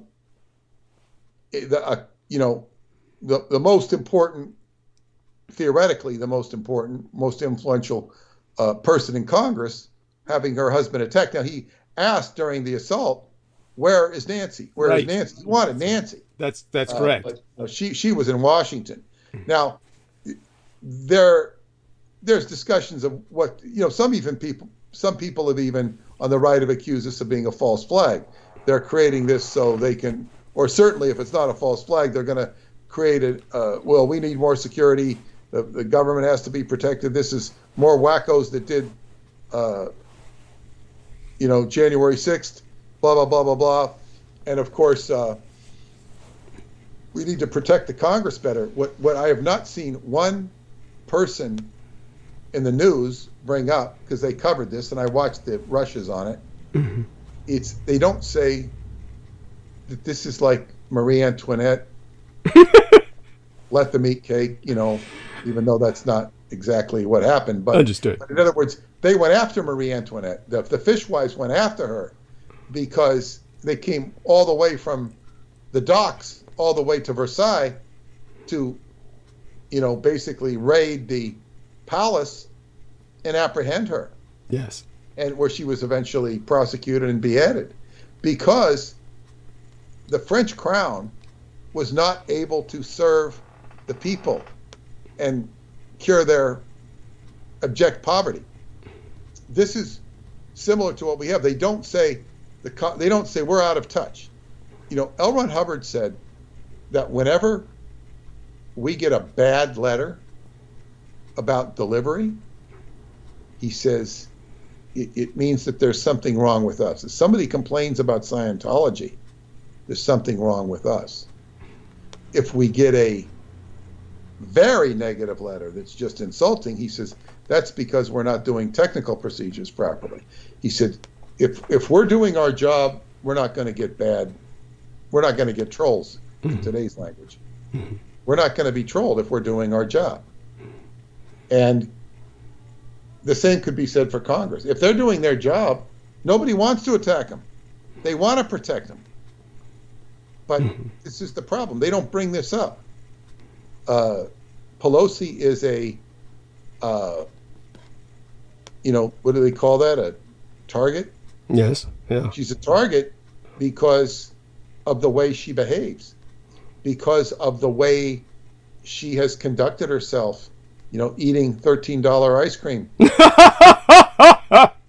You don't let somebody eating you $13 ice cream. You go and you get a cheap ice cream, and you see people eating that. Yes. And then if you want to eat your $13 ice cream, you do that in private. Yes. And you don't because it's all about perception. She doesn't even understand. And she also said some very stupid things during the COVID thing, saying, they were saying there was no problem. She was saying there was no problem. But even when Trump was saying there was a problem with COVID. So it's like she's insensitive to the common person. And, her husband doesn't even have to deal with common people. He, unless he's going up to the Grove and molesting him. I don't know what he does at the Grove. But he's a very privileged person. And it's like, this is the problem. They're not saying, why doesn't Congress do their job? Why? And it's all happening before the election too, which I don't think helps Pelosi's cause. For this to happen in the election, it's showing there's a lot of dissatisfaction. But anyway, I just wanted to mention the Pelosi thing, and because it's in your general neighborhood, I don't know if you have anything. It sounds like you might have learned a couple things from what I said about it. All I can say is that I know that they found some zip ties that the man had brought with him, so he was intending to tie her up. We know that much. Or That's they not could, like Charles Manson. yeah, or that could have been planted. The argument could be made there, depending on how we look at this, whether this is all some kind of crisis act scenario or whether this is real. I'm going to generally assume that this he has a history. Yeah. He has a history of, according to John Rappaport, who wrote an article on it, of protesting anti-nudity. In other words, he's in favor of nudity. They had a big protest in San Francisco about protesting anti-nudity. Now, I didn't know there was an anti-nudity crisis in San Francisco. It seems to be pretty lenient in that direction, always has been. Instead of the indecent exposures, they give them blue ribbons. I don't really know, but he's got a, it doesn't make sense. They're thinking, they're trying to portray him as a right-wing kook, when actually, if he's pro nudity, he's probably not a right winger. Well, certainly not a normal one. Yeah. But people don't understand that you don't have to be a right winger to be unhappy with Nancy Pelosi. I mean, Democrats in general. I mean, there's plenty of reasons. Obviously, this is a very privileged and corrupt couple, Nancy Pelosi and her husband. My own joke has been that, even though I personally am glad she went to Taiwan, my own joke has been it was to watch after her investments, or her husband's investments in the, the chip and conductor industry, obviously, where she wanted to make certain that, everything was operating just fine. And, but, all that being said, obviously, if we take the angle that this might be something that's a crisis act and some kind of a setup, there's nowhere to go from there other than that. If we take the angle that this really happened, that which I'm just going to generally run with on faith for the moment, it's no matter how dissatisfied one is with these politicians, obviously this is not a good idea or commendable behavior to break into their home and try to confront them personally. It's not going to help you. It's not going to help your cause.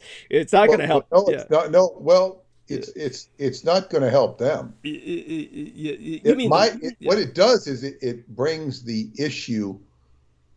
But we don't know what exactly. We don't know exactly what his issue is. That's the problem. No, it brings the issue of the injustice of politics. See, in other words, this is from the individual's perspective. He's screwed up his life. Yes, he's fucked himself over completely. But you know what? Yeah. I can't speak for this guy because he sounds half cocked. Right. But he might feel that he sacrificed himself. Right. That's quite true. But the real issue here is for them. Yeah. They are being called to task, both of them. Now, and you might be quite right about watching their investments. Yeah. But if I was 80 years old and had that much money, I'd be kind of relaxed. I'd say, and what I'd be more concerned about if I was in their positions is preserving my my safety and not being so high profile. I'd move out of that house in San Francisco because it's a sitting duck. And what was so egregious was the media sitting there showing the house as if they're casing the house. Anybody can watch those reports. They're showing, the San Francisco TV stations are just taking, they got cameras over it, helicopters or drones, and it's like just taking all the mystery out of the outside of that house. It's like that's endangering the Pelosi family. It truly is, yes. It's like, why did they do that? Why did they do that? It's like, come on and get him. That is pretty funny. But it's like so insensitive and so stupid. Like you talk about violating their privacy. they should get out of that house and I would assume they have at this point. I would retire. Yeah, I would assume they have. But yeah, the retirement is a good suggestion. I mean, obviously, they don't need money. Yes, they don't need money. Yeah, but she's got a pension and health care, and she's got, what they got it all. I mean, they got more than they're ever going to need, and obviously, it's they don't need to be doing what they're doing. Obviously, she's committed in the sense that she truly believes that if she leaves, everything's probably going to go to hell in a handbasket. So she's probably got this thought. She truly believes that. As for what I can tell you to kind of put this into some context, the only thing that also comes to mind is I know that on Friday, a man pleaded guilty to threatening to kill the Representative Eric Swalwell, the Democrat from California. And then there's this Kansas guy who's facing a felony charge of threatening to kill one of his state's congressmen, the Republican, Jake LaTurner. So, I mean, things seem to be taking a swing towards violence in terms of politics. That's because of the dissatisfaction of the efficiency of the politicians. And what I would also say, any of those you out there in the listening audience, it is a felony to threaten or attack a person of Congress. Yeah. Don't do it. But yeah. Don't do it. Yeah. At least if you're thinking of your own well-being. Yes. Thank you. You're thinking of the well-being of the rest of us. That might be a different issue, but you shouldn't do it. Yeah. Yes. And so it's definitely this is part of the pattern. By the way, in Brazil, Lula has defeated Bolsonaro. I just got an incoming news flash about that. So I don't know anything about Lula or Bolsonaro or Brazil. Understood. We can go into that later. We don't need to. You and I don't need to go into that, but it is important. Let's tackle the issue of the night in the last 40 minutes or so of abduction. Now we had, incredible positive feedback from our last show where we featured Marina Seren from Madrid. Thanks to Peter Moon. Yes. Well, yeah, a very gifted young lady who is a medium for the Vril. And we didn't really get into that with her. She said she will join us on Wednesday. That'll be at 8 p.m. And we will, get to hear some of her authentic inspirations from that. Mm-hmm. But right now, the fact was, it was a very popular show. And we did not really go into the Vrils that much. Mm-hmm. We basically were talking about her and her phenomena that she's experienced. And Douglas was perhaps sharing some aspects of abducteeism or treating it in a way that I've not heard him before, which was, interesting. But the first thing I want to say is it's not necessarily good that this show was so popular on the subject of abductees. The only excuse for people being interested or excited about it is because they have their own experiences. And with that, we can treat the subject with respect. If people are interested in abductions or contactees because they have a lurid interest in it, this is, adolescent naivete.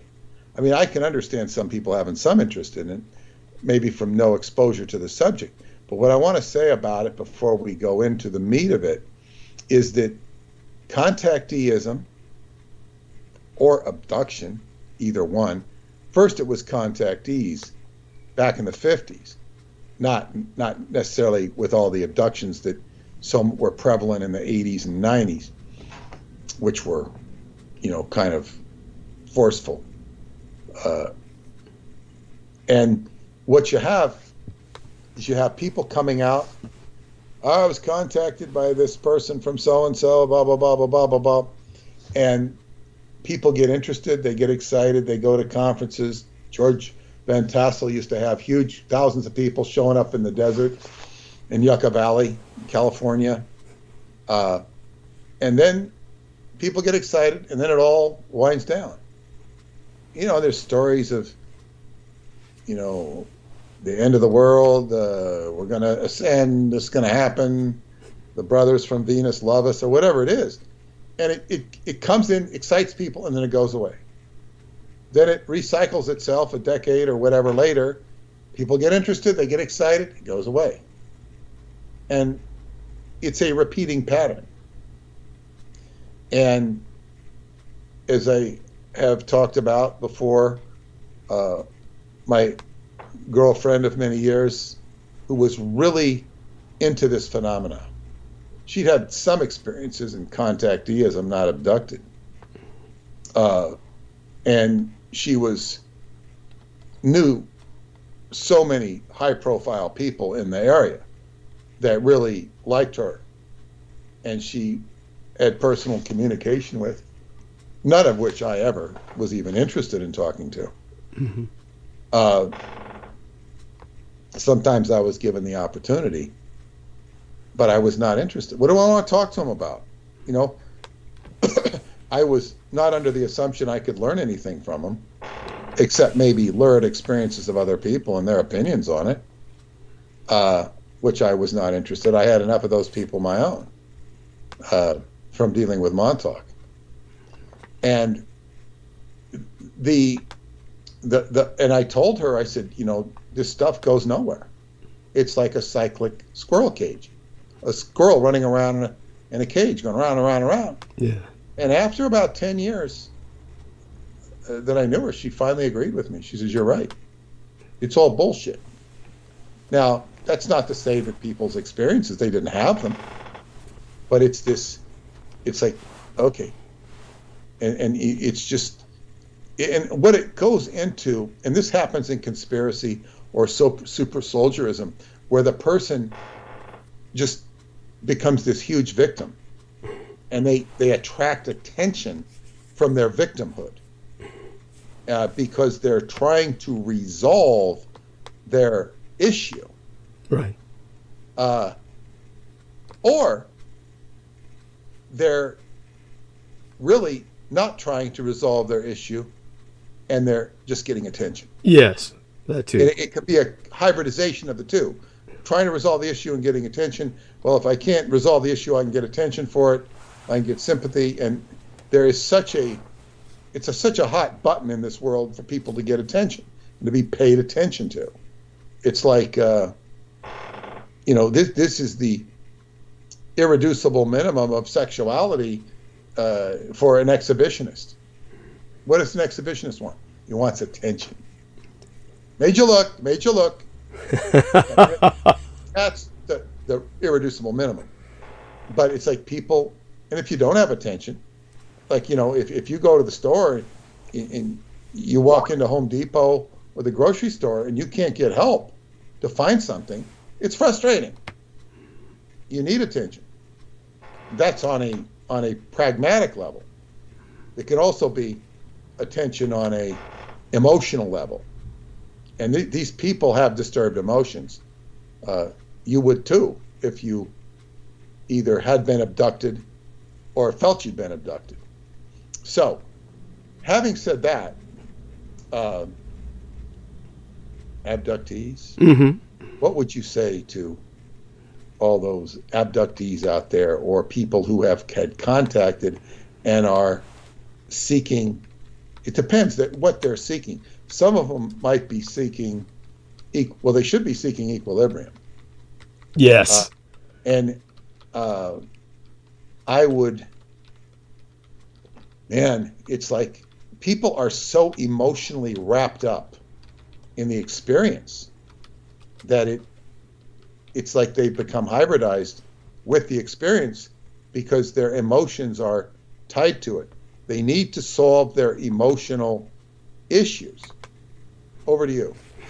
Well, would hope that we see it this way. Certainly with Maurina Seren, we're gifted by her presence through... Not even referring to her. Understood. We're gifted by her presence through Peter Moon, and it brings up the question. It does bring up the question, what the subject that she broached. And of course, like Peter said, when she was here, she was really talking to us about other things. And in a sense, we'll see how things develop in the future. She had some questions for me that I'll share with Peter privately later. And hopefully I should be able to talk to him briefly before Wednesday. Obviously, with the Halloween holidays, I'm going to be very busy. I'll let Peter know, what exactly my itinerary is. But certainly after Wednesday is when I'm going to be able to do more on the book with Peter much more aggressively. But when it comes to this subject, and this is what I've been kind of buying my time before building up to it, because this is a heavy subject, and it's a subject that we're not going to need to go too deeply into right now concerning the Cho, but obviously people know my own understanding of this phenomenon of abduction and how the Chochoa fit in. And we began exploring that subject on last Wednesday, and we may or may not return to that organically this coming Wednesday, but it will obviously be emerging in the future as well, and may even be part. Let me intercede right here, if I could, with the Chichoa. Of course, the Chichoa are these, I guess, subspecies of human beings, if you could call them that, who have terrorized the tribes of Asia. Yes. Through the dream state. Yes. And they are, in no small part, generally responsible for so much of what has taken place in the world of abductions. This is indigenous magic. And when we talk, indigenous magic is something I'm much more comfortable talking about or working with than I am about quote-unquote scientific abduction studies by John Mack, who was a real prize in himself, and I don't mean that complimentary fashion. In a complimentary fashion, in other words, we're going to study the abductions. We're going to study them, and let's okay. Well, this one, and they all seem to come from October. I don't know what but it's like, but yet your take on all of this is much more, to me, it's much more objective. Thank you. It's unbiased. No. It's not stuff that you're trying to make a name for yourself with. Thank you.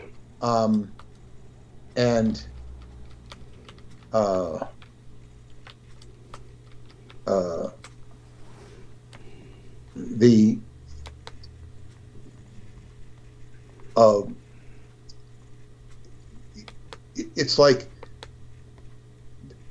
this is psychological impingement on people through dark magic, through dark shamanic magic. This makes sense. Now, when we're dealing with people in a modern society like we have, we call it modern, and we will call it modern because that's how people identify it. All of that stuff's and the Cho are not modern at all. Right.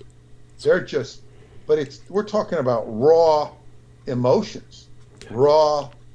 So they could take your, experience with an iPhone and muck it up, just like your dreams could muck up an experience with an iPhone or any modern technology. You could have weird stuff happening because the emotions are just leaking through your experience and messing up your head. There can also be consistencies in abductees where they all hear or similar things. There is Michael Sala did an interview on me, for those of you who are interested in that. It was, we did the interview Friday.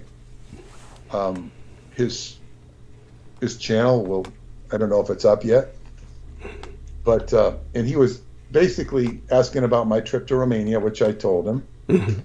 And he's, and then he interviewed me on the 6th book of Radu's Cinemar's series, Forgotten Genesis, which is, of course, his work. And it's a very detailed description of how DNA evolved. And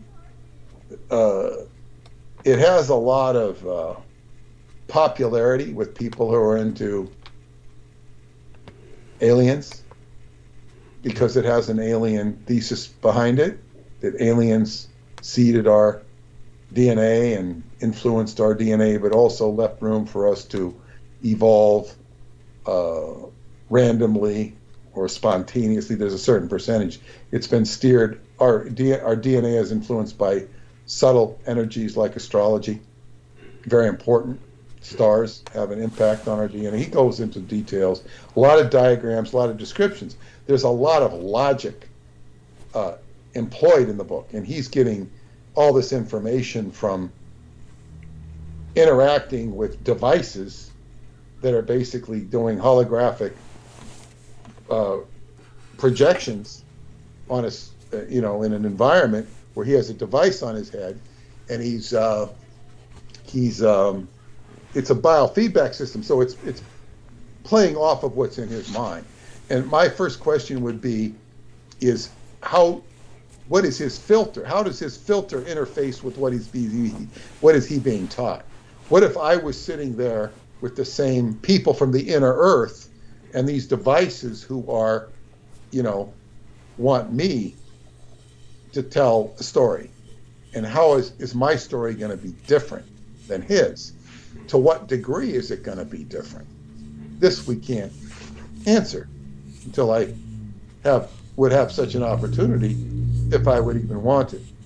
But whatever that may be, he's basically telling a story of how DNA evolved.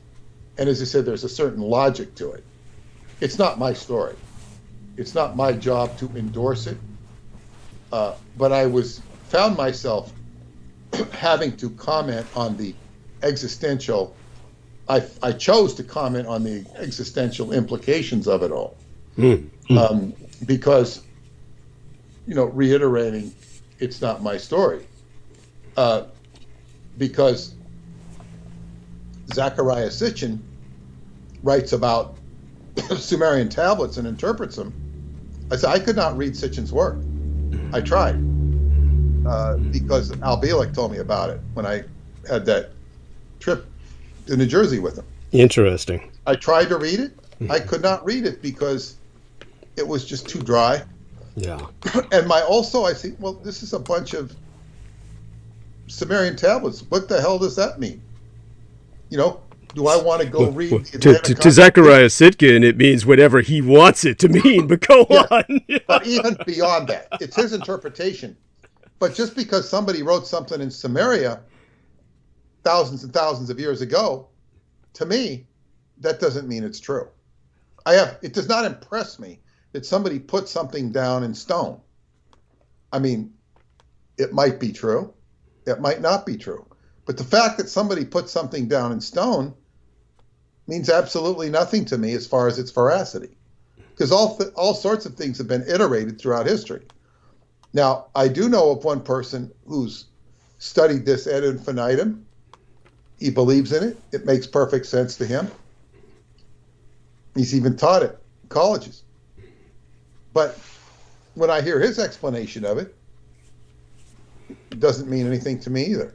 It doesn't convince me of anything. It's like, okay, there are a lot of theories. There are a lot of theories about things, and I don't subscribe to it. It's not that it's wrong. I'm not judging it for being wrong. I can't contextualize it because it's saying, humanities are all part slave. Well, humanities are part slave. That might have more to do with human nature than it does with being seeded by the gods, or that we were made that way, or people were made that way. I don't know. I don't reject it. I don't accept it. But people kind of jump on it. So this is, this is one issue I have with that. But also, he had mentioned, I think her name's Elena Danaan, very popular channel. And they were talking about stuff going on in Jupiter right now. And I forget what it was. There's a lot of excitement, and there was somebody else who channeled something about going on in Jupiter. And well, I stated that I think people should be a lot more concerned about what's going on in their own life and what's around them than they should be about what's going on in Jupiter. Thank you. Because, and even, Taoism will teach you there's certain things you can't control. The only person I've ever known that thought that they could have a big influence on Jupiter, I believe, was Richard Hoagland. He could save us from or just take an erection of 2 suns or of an additional sun or something, or save us from a comet. I don't know. He's the only one that had the capacity to figure out what was going on.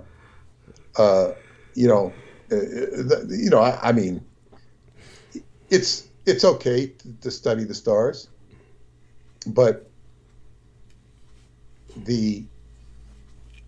people get all excited about this stuff. I've heard her name come up. I don't know anything about her except that she's a channel, and people pay a lot of attention. One of my friends had said, with great alarm, "What about this?" I said, "I don't know anything about it." It's like, like they were worried or concerned about it, like apocalyptic concern. Right.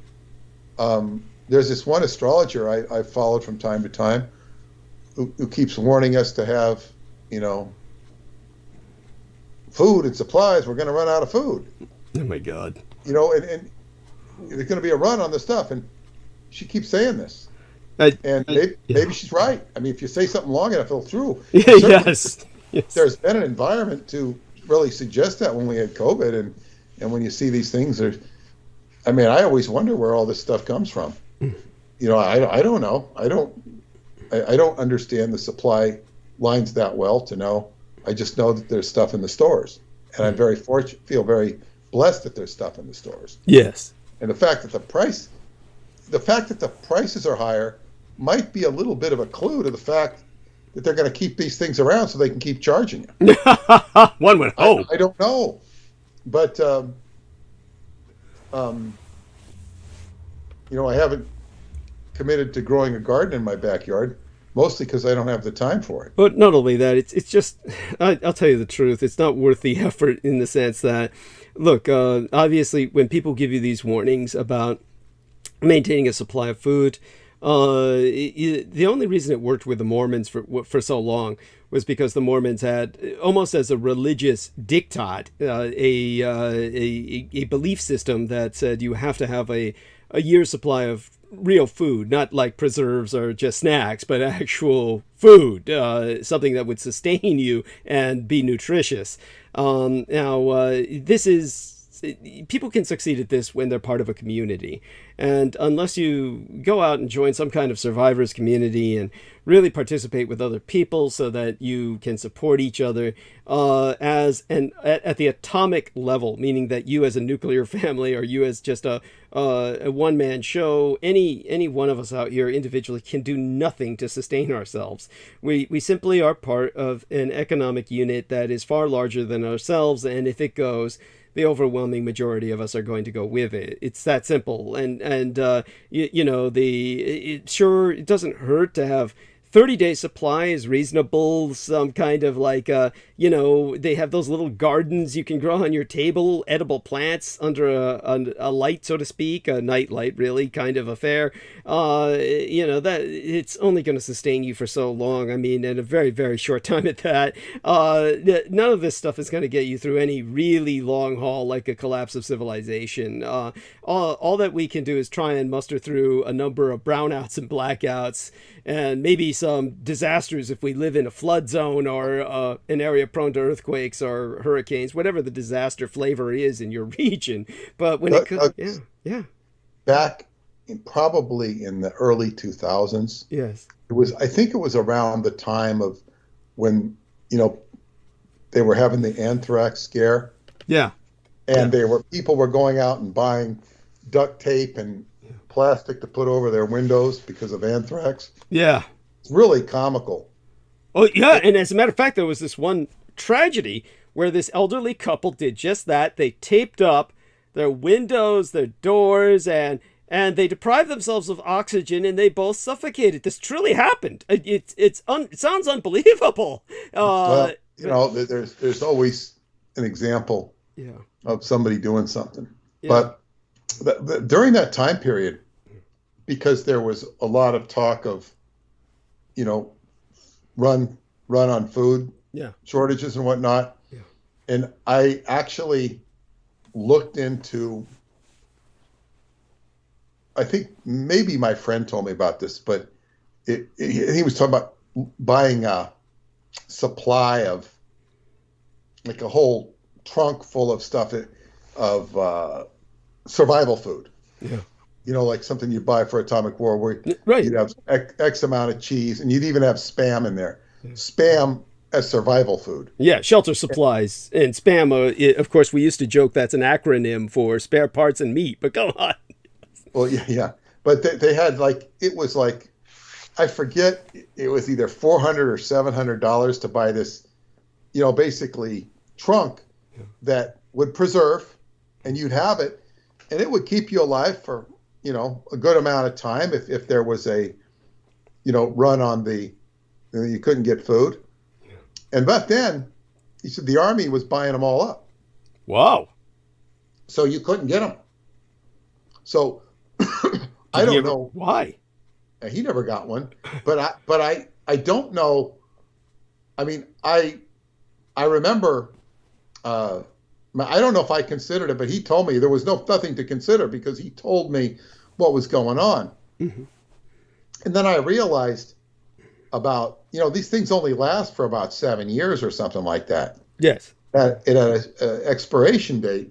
So I said, after the 7 years, I said, it's a good thing I didn't spend that $800 because it would have been absolutely worthless. It's not the food you'd want to eat.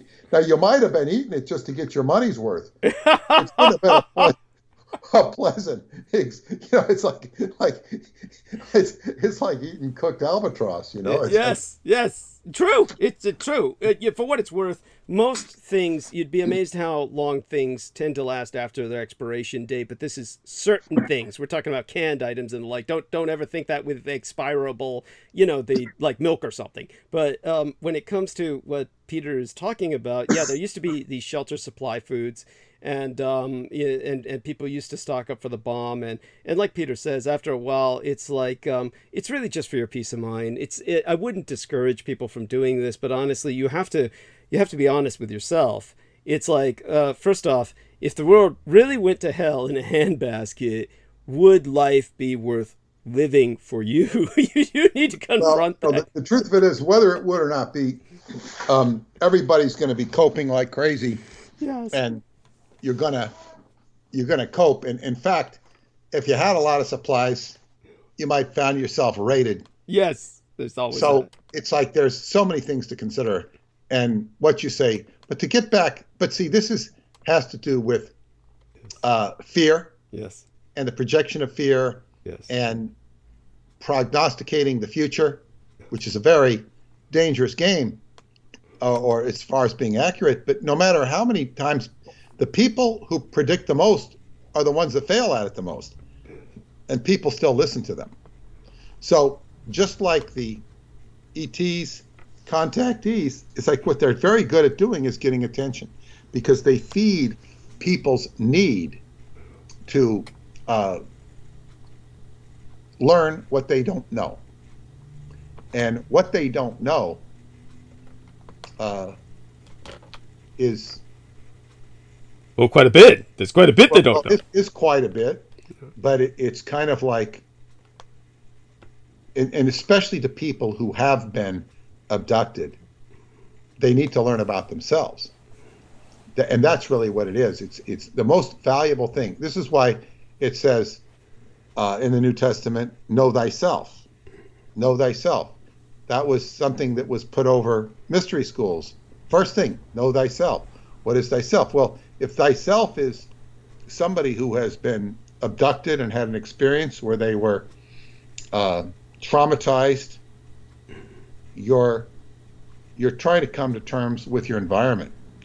If you grew up with a father and a mother, you had some relation with them, you had an identity of who you were, Um, and then eventually you grow up and you learn things. You have an identity in the culture, and who the hell are you anyway? You find this stuff out. What is your purpose? What is this?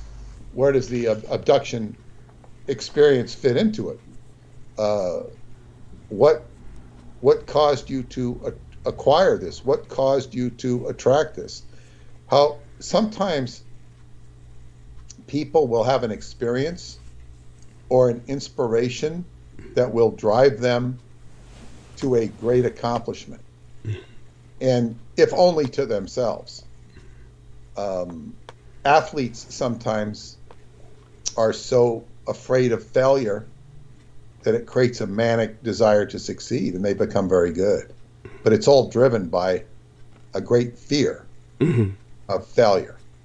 Now, the person who has Preston Nichols used to say, people study psychology so they can understand themselves. Yes. He said that most abductions were government abductions. They were not alien abductions. This is what he said. Yes. One who was either famous or infamous for talking about aliens in his own experiences with them. But he said most of them are government abductions. And so I think it's fine for people to learn about that, but I'm saying you're going to learn more about the nature of these things from Douglas Dietrich Thank you. than you are by listening to the various contactees and whatnot, in my opinion. Thank you. But then again, I don't really listen to them, so so maybe you know better in the listening audience. And people are always very quick, to point out things, and more often than not, I'm not impressed with what they say because they subscribe to various stuff they've heard. Yes. About the aliens, and it just becomes standard fodder. Well, the aliens signed a treaty with the Greys, signed a treaty with the Americans, Right. or whatever it is, whatever. And it just. But people have experiences. There's no question people have had a lot of experiences, and where do these experiences come from? They come from intrusions upon your psyche. Yes. And that's the real important part. How did you get in such a situation where these aliens could have an influence on your mind? And that is this is the person. It's hard for people to take back their own power. And that's ultimately what you have to do, is take back your own power. Now, sometimes people will say, well, they say things good. They're teaching humanity things. I don't know. I've heard this stuff.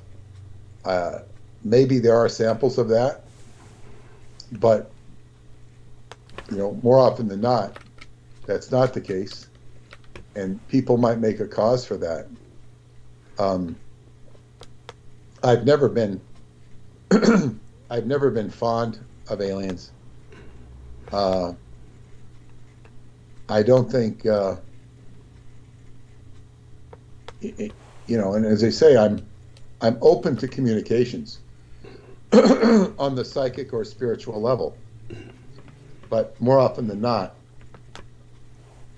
these communications are by beings who are not suitable to communicate with. Yes.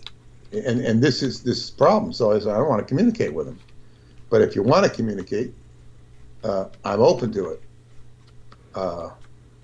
And really, what extraterrestrial, if that's the right word, or non-incarnated being, what would they want to be talking to me for? The most ostensible reason they'd want to talk for me is because I'm a writer and I can communicate things. They might want to get a message out. But what do they want to say? What do they want? Why do they want to say it? There would have to be an agenda. Maybe it's a positive agenda. We have the whole stories of Romania, these incredible books by Radu Sinamar. The only reason they're even in print in English is because of my involvement with the Montauk Project, and this whole thing came to me, and I decided to participate in it. Mm-hmm. It's my business, so it just kind of okay. They're very interesting stories. The big challenge for Radu Sinamar is he has alluded to that, and I mentioned this with Michael the other day, is that he's talking about jump-starting the evolution of mankind. The DNA takes a long time for it to change. Talking about jump-starting it. This is not, I don't think he calls it this, but it's not dissimilar to an ascension process, which is what Jojo Mikulášek, teaches. Yes. Ascension, jump-starting the DNA. Well, what's he going to do? He's basically a writer of books. Is writing a book going to jumpstart the DNA? It certainly can inspire people when they read it. They go, I want to be more like this. I want to be more like that. That's fine. But it's a big task. It's a big task to even write about. And he's presented some very interesting information. And what I would go back to say, when we talk about the equilibrium, this is very key. You want a balance. You don't necessarily, and of course what I like most about Radu's work is his pointing the direction of Shambhala, and that is a state of harmony within the inner earth, and the beings there live in harmony. And I think harmony is a very key principle. Harmony, equilibrium. This is the whole key. Because Douglas, you were talking in the Sean Bond interview about the endless wheel of samsara and people reincarnating. They can get very bored out there in the spiritual plane. Yes. There's no game. Hubbard would call that a no game. No game condition. What are you doing? Yeah. Oh, there's nothing to do here. Yeah. Or I just like floating in space. That might be fine. He used to say things like, a Thetan can, spend 1,000 years in space and just enjoy himself. There you go. Then he gets interested in the game again. Yes. Let's come back. But whatever that may be, is the endless wheel of samsara that you can never get off of. The real accomplishment is to find a balance. Find a balance.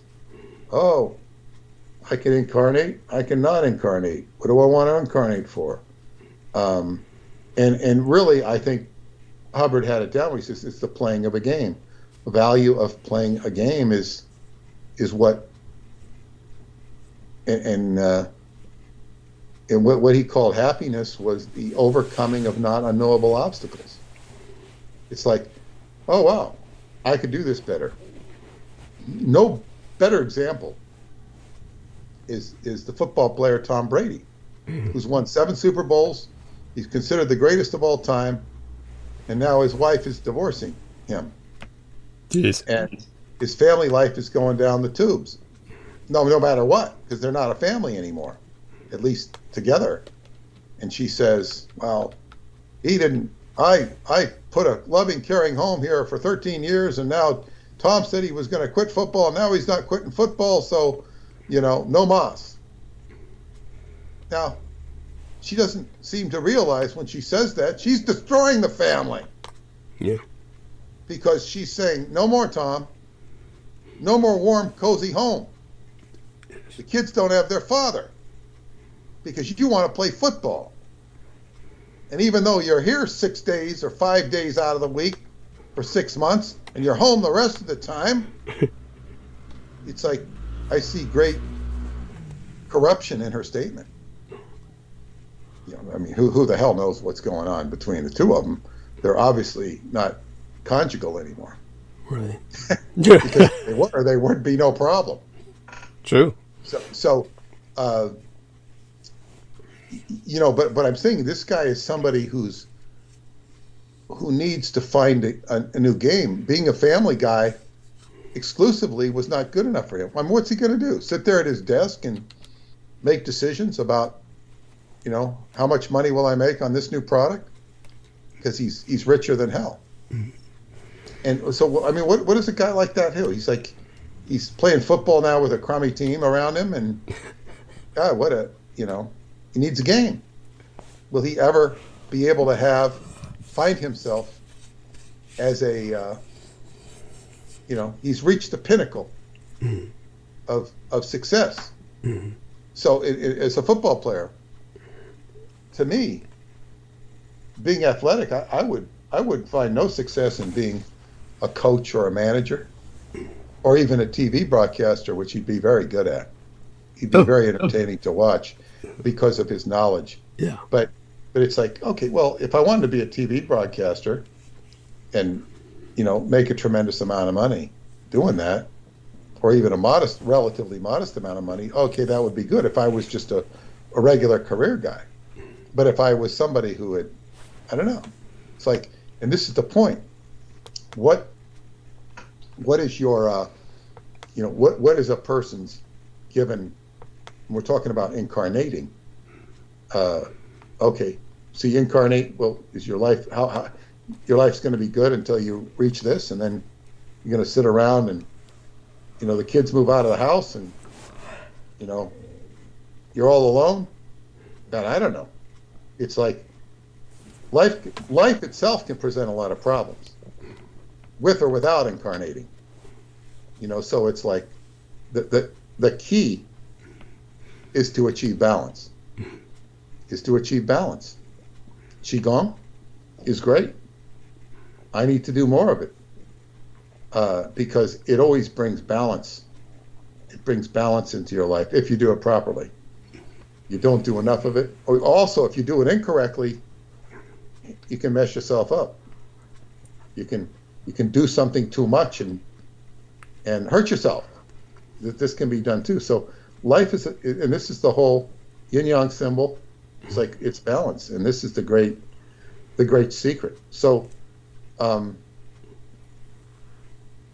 perhaps you can deal with this in more detail, because we're dealing with very, very grisly stuff. Yes. in so much of this.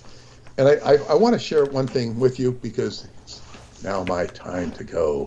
But I found something which I thought of great interest.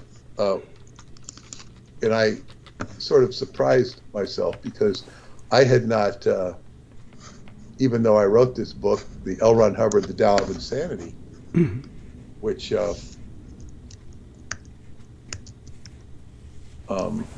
there's something here that I found very interesting, and I want to share it. It had to do with,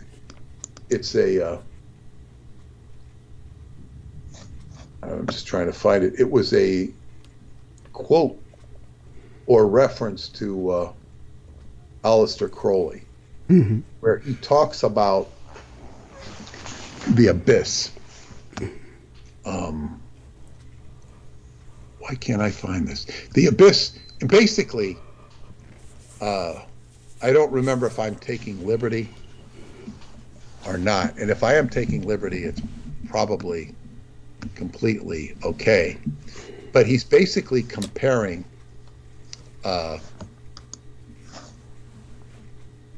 what's the name of that demon? Guards the abyss, Aleister Crowley. God, I can't.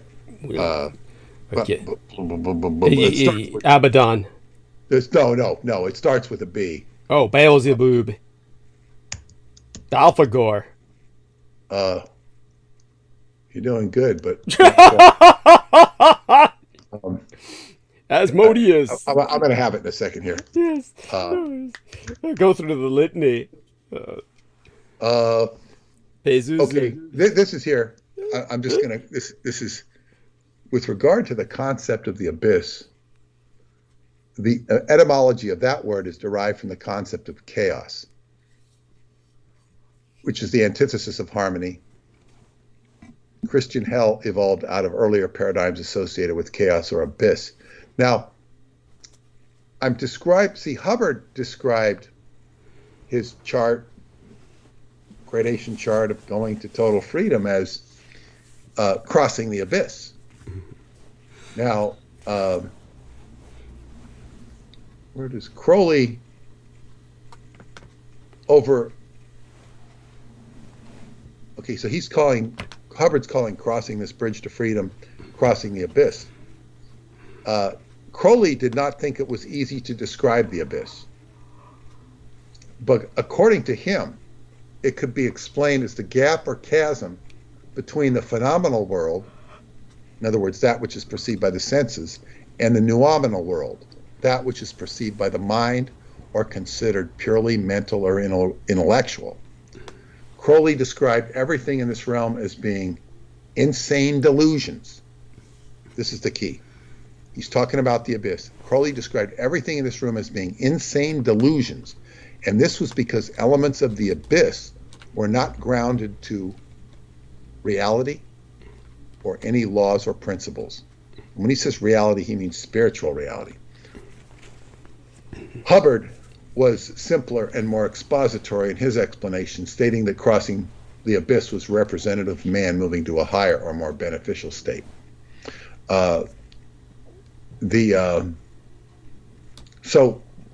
Crowley has the demon of the abyss, and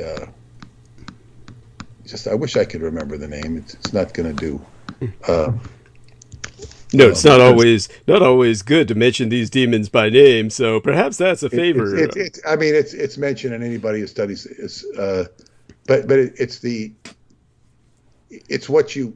this demon you have to deal with, and it was identified as Cthulhu. Yes. And so here you have, I kind of didn't get that identification. So it's like, this is something you have to deal with, and it's going to throw you off. Yes. It is the greatest, initiator. Yes. In that it's opposing you. So,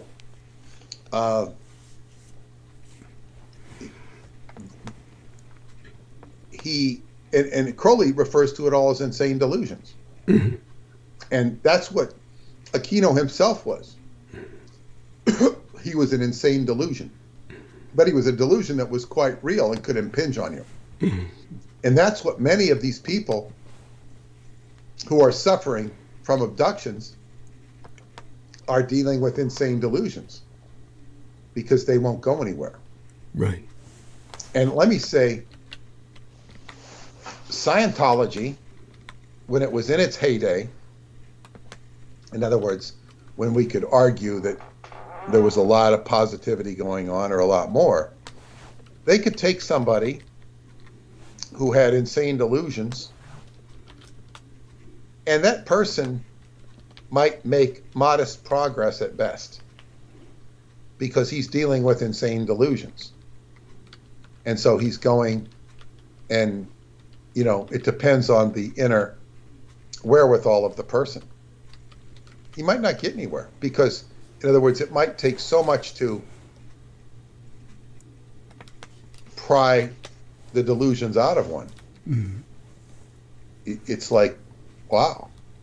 It takes a lot of, I guess, what you call personal power and intention to exercise volition. And even to the point where people can't admit any improvement in anything. Oh, it's a little bit better. It can't get better. It can't get better. So maybe it's good I don't mention this name. Maybe it's not. I remember talking with Joe Matheny about it once. He couldn't remember it either. He knew what I was talking about, and he kind of didn't care. But it's like it's the demon of the abyss. But just for me was just to share with you the identification with it as Cthulhu. Right. Well, of course, the old classical Bible identity of Abaddon or Apollyon usually comes to mind, but Cthulhu itself, just so people understand this, the ancient Sumerian language, the conveyance of the title Lord of the Abyss, is through the name Cthulhu. The very name Cthulhu, Kutu means abyss, Lu means lord or entity of eminence of some sort. So basically, the abyssal lord is what Cthulhu means. So that's the ancient Sumerian, and in the Arabic, of course, it means the forsaker. So all that being said, I certainly appreciate what Peter is sharing with us, and all of that being articulated. He brought us up to the midnight hour, and certainly, dear Peter, it was wonderful speaking with you. I still look forward to... I'm going to find this damn... Okay, here it is. Yeah. Here it is. It's not with a B. It was with a C. Okay. Karanzan. Interesting. Okay. Yeah. Yeah, that's in Thelema, the abyss is the great gulf or void between the phenomenal world of manifestation and nominal source. And he says, this doctrine, this is Crowley talking, this doctrine is extremely difficult to explain, but it corresponds more or less to the gap in thought between the real, which is ideal, and the unreal, which is actual. In the abyss, all things exist indeed, at least in but are without any possible meaning. For they lack the substratum of spiritual reality. They are appearances without law. They are thus insane delusions. Now, the abyss being thus the great storehouse of phenomena, it is the source of all impressions. Now, when we say impressions, that's your abduction. You're getting impressed by something. The abyss is guarded by the demon Karanzan, who manifests during the third ceremonial method of crossing this gulf. He represents those parts of one's consciousness and unconsciousness, a momentary unity capable of sensation of an expression, in Crowley's terms, that are unwilling or able to enter the divine. That's a beautiful definition, because that's what is stopping you from your own divinity. That's really good. Wow, you're going into your own divinity. What's stopping you? What's, like, as the drill sergeant would say, what's your major malfunction, aspirin? And it's like, I can't harmonize. I can't reconcile. I have to get revenge. I have to get angry. Wow. So it's right in front of you. That doesn't mean for the person suffering from an abduction it's necessarily easy. But it's like, I guess that's maybe another question I'd like to tackle with JoJo. Mm-hmm. Yeah. Because she doesn't deal with those people. She's dealing, well, she could, because she's dealing with addicts. Mm-hmm. Yeah. And those people are addicted to substances, by and large. But people who are addicted to mental issues are really no different. They're addicted to a type of behavior. They're addicted to, whatever their neurosis or psychosis is. It's like it keeps repeating itself, and it takes a certain amount of mental exertion. Yes. Also with the exploration of, why are you carrying this thing with you? And to use another Scientology angle, you got to look at a problem from 360 degrees and look at all the different angles with it, which could include communicating with it in different ways, processing it in different ways, or whatever, getting a 360 degree angles. If you went and asked if you were having an experience and you asked 100 people, random people, that would sit down and talk to you for at least give you the courtesy of listening and trying to help you, saying, I have this phenomena going on in my head. What do you think about it? Okay. Do you have any suggestions on how I might deal with this problem? Might be very interesting. You get 100 different viewpoints. You may or may not find something revealing. What I would also say with regards to JoJo, she shares something with me that I had as a Scientology counselor, where, I dealt with people for thousands of hours. And when you talk to people and hear their most innermost thoughts and problems, you realize how other people think, even though it's been, decades since I've done that, because she's doing the same thing. And she's doing it in a different context, but she'll share things with me, not about specific individuals necessarily, but about the way people think. It makes her much more, what you'd say, sharp and understanding about what people think. Whereas somebody who doesn't have that experience, they're kind of clueless to how other people think. And of course, everybody thinks differently, but there's certain commonalities. And mostly what it is they're thinking about themselves. They're not thinking about you. But anyway, it's I guess what you'd say, talking to other people and learning how they think it's eye-opening. So we'll look forward to coming back on Wednesday. I will arrive at 8 p.m. Yes. And we will welcome Marina back and pick up where we left off. Yes. And I don't know, I suppose this abduction angle we approached, it wasn't very glorified. It wasn't very Hollywood. Right. And it shouldn't be. It's very pragmatic. Yes. Because you want less drama. And there's enough drama in the world without, generating your own. And Marina has a message. Yes. She has something to bring to the table, I feel. And we'll find out. Yeah. So what are you going to talk about tonight? Well, tonight I'll just go a bit into the history of after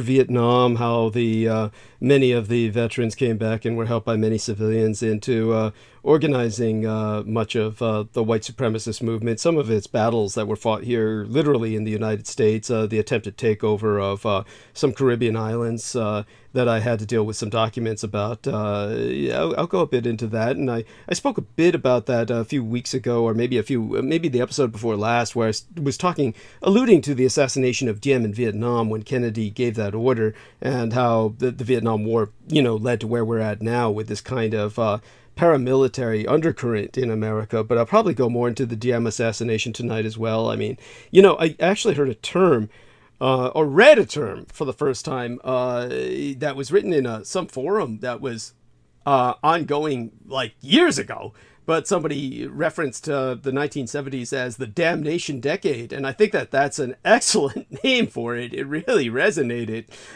So I'll go a bit into the damnation decade, so to speak. Probably veer towards Barry Goldwater and the like, but certainly just be kind of a night where I'm going through history more than anything else. I mean, honestly, to tell you the truth, I've been kind of trying to avoid incoming news for the holiday, but definitely between you and I, obviously Halloween is important for someone like myself, so I'll be with my son, the estates, the blood boys and escorts until I should be taking care of a bunch of chores too. All of that will stabilize by Wednesday night. So after Wednesday night's transmission and my sleeping through the next day after that, I'm going to aggressively pursue with you the book, and I will definitely either today when I'm making the timestamps early in the morning, get those names written out for you in the Japanese and the romanization for the royal reliquary. I don't know how deeply we want to go into certain things. I'm just trying to give a general, general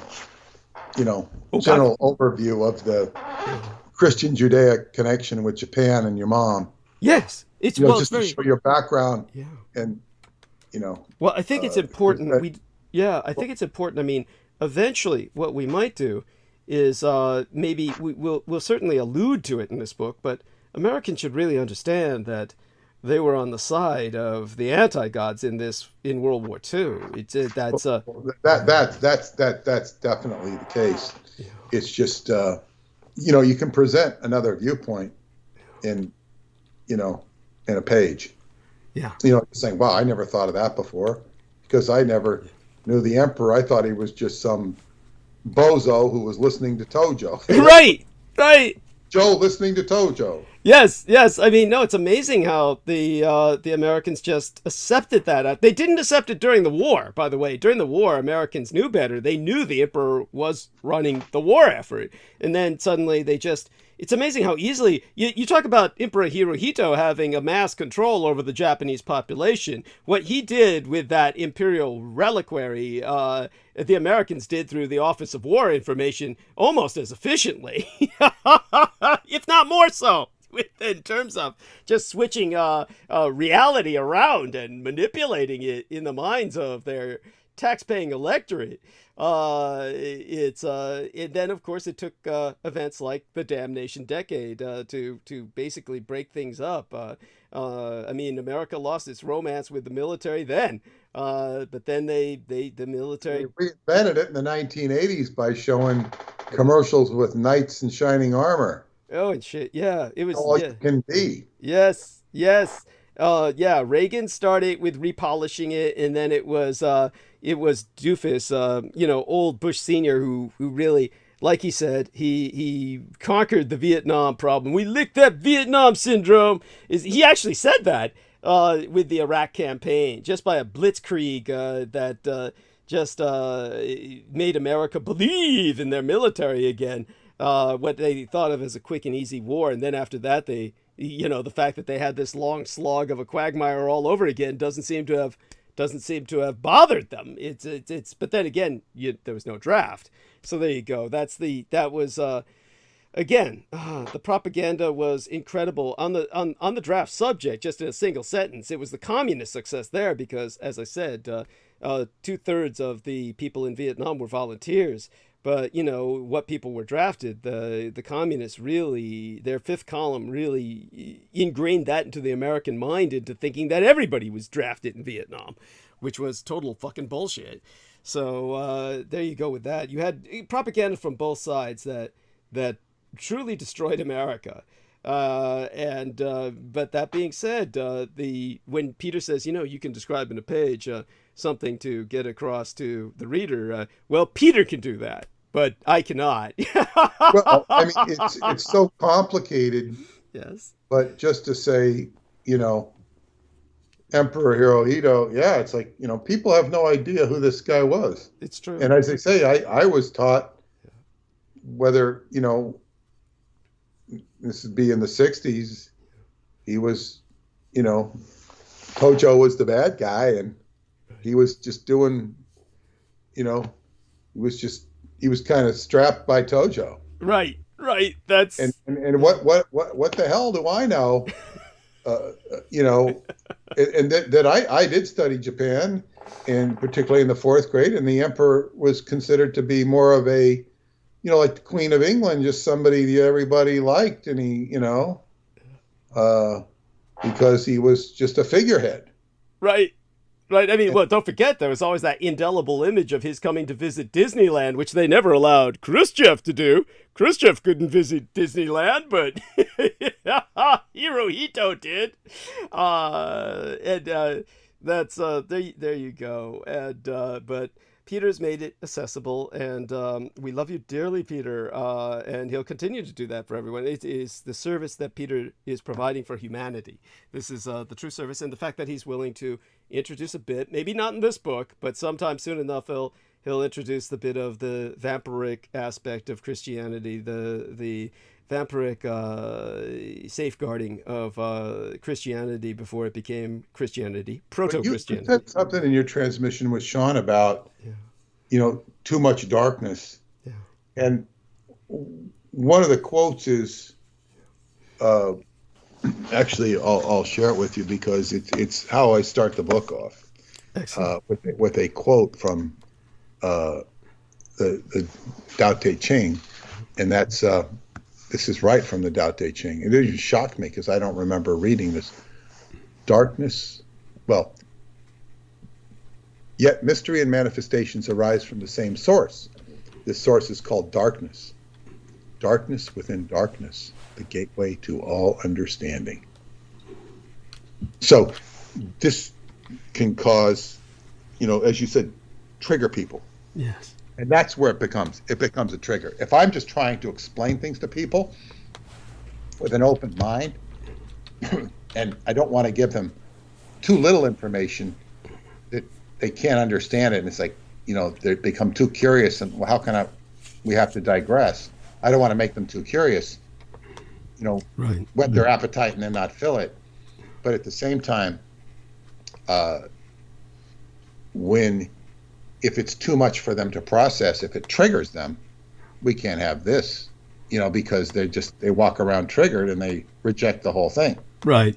And then when they can digest this and can get more, then we can deliver the triggerable portions to them.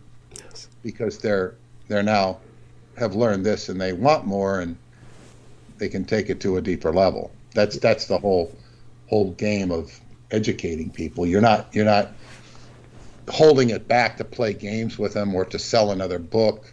That's not what you're doing. You're just trying to, especially with this stuff, what can they digest, and how can it be gotten across in a way to impact. Another important thing I will state, and I haven't gotten to this part yet because I'm just starting.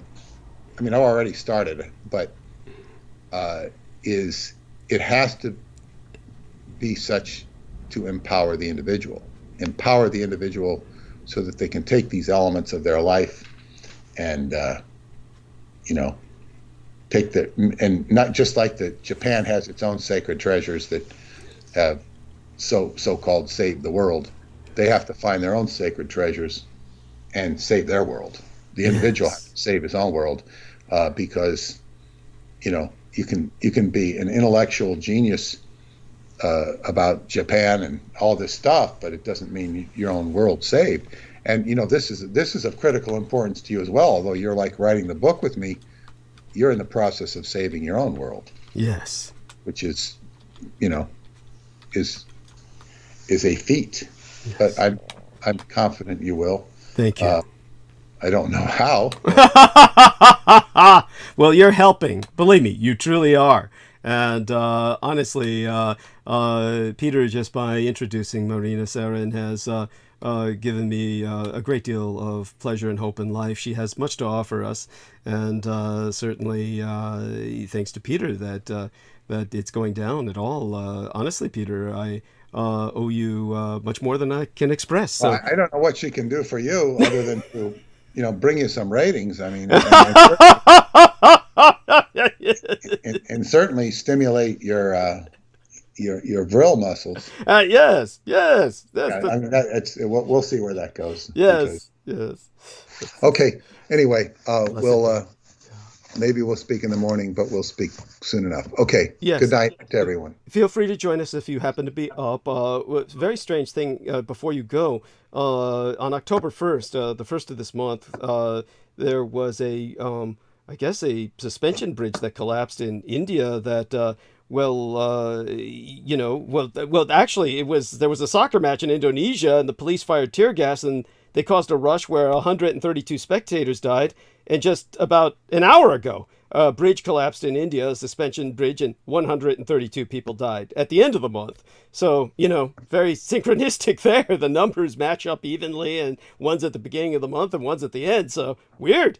Just wanted to share that. You can take that with you to bed. It is indeed weird. Okay. Okay.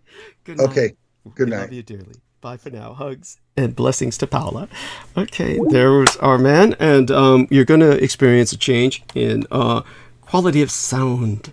And let's see if we can reestablish a call with our delightful Brooke Gibson and see if she responds. Here we are. Here we go.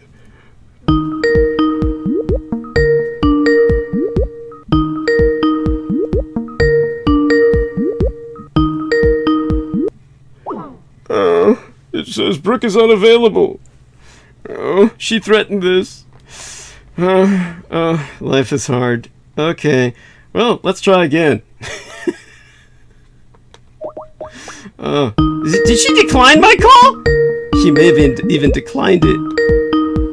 She might be declining my calls. Yeah, it says call declined. She declined my call.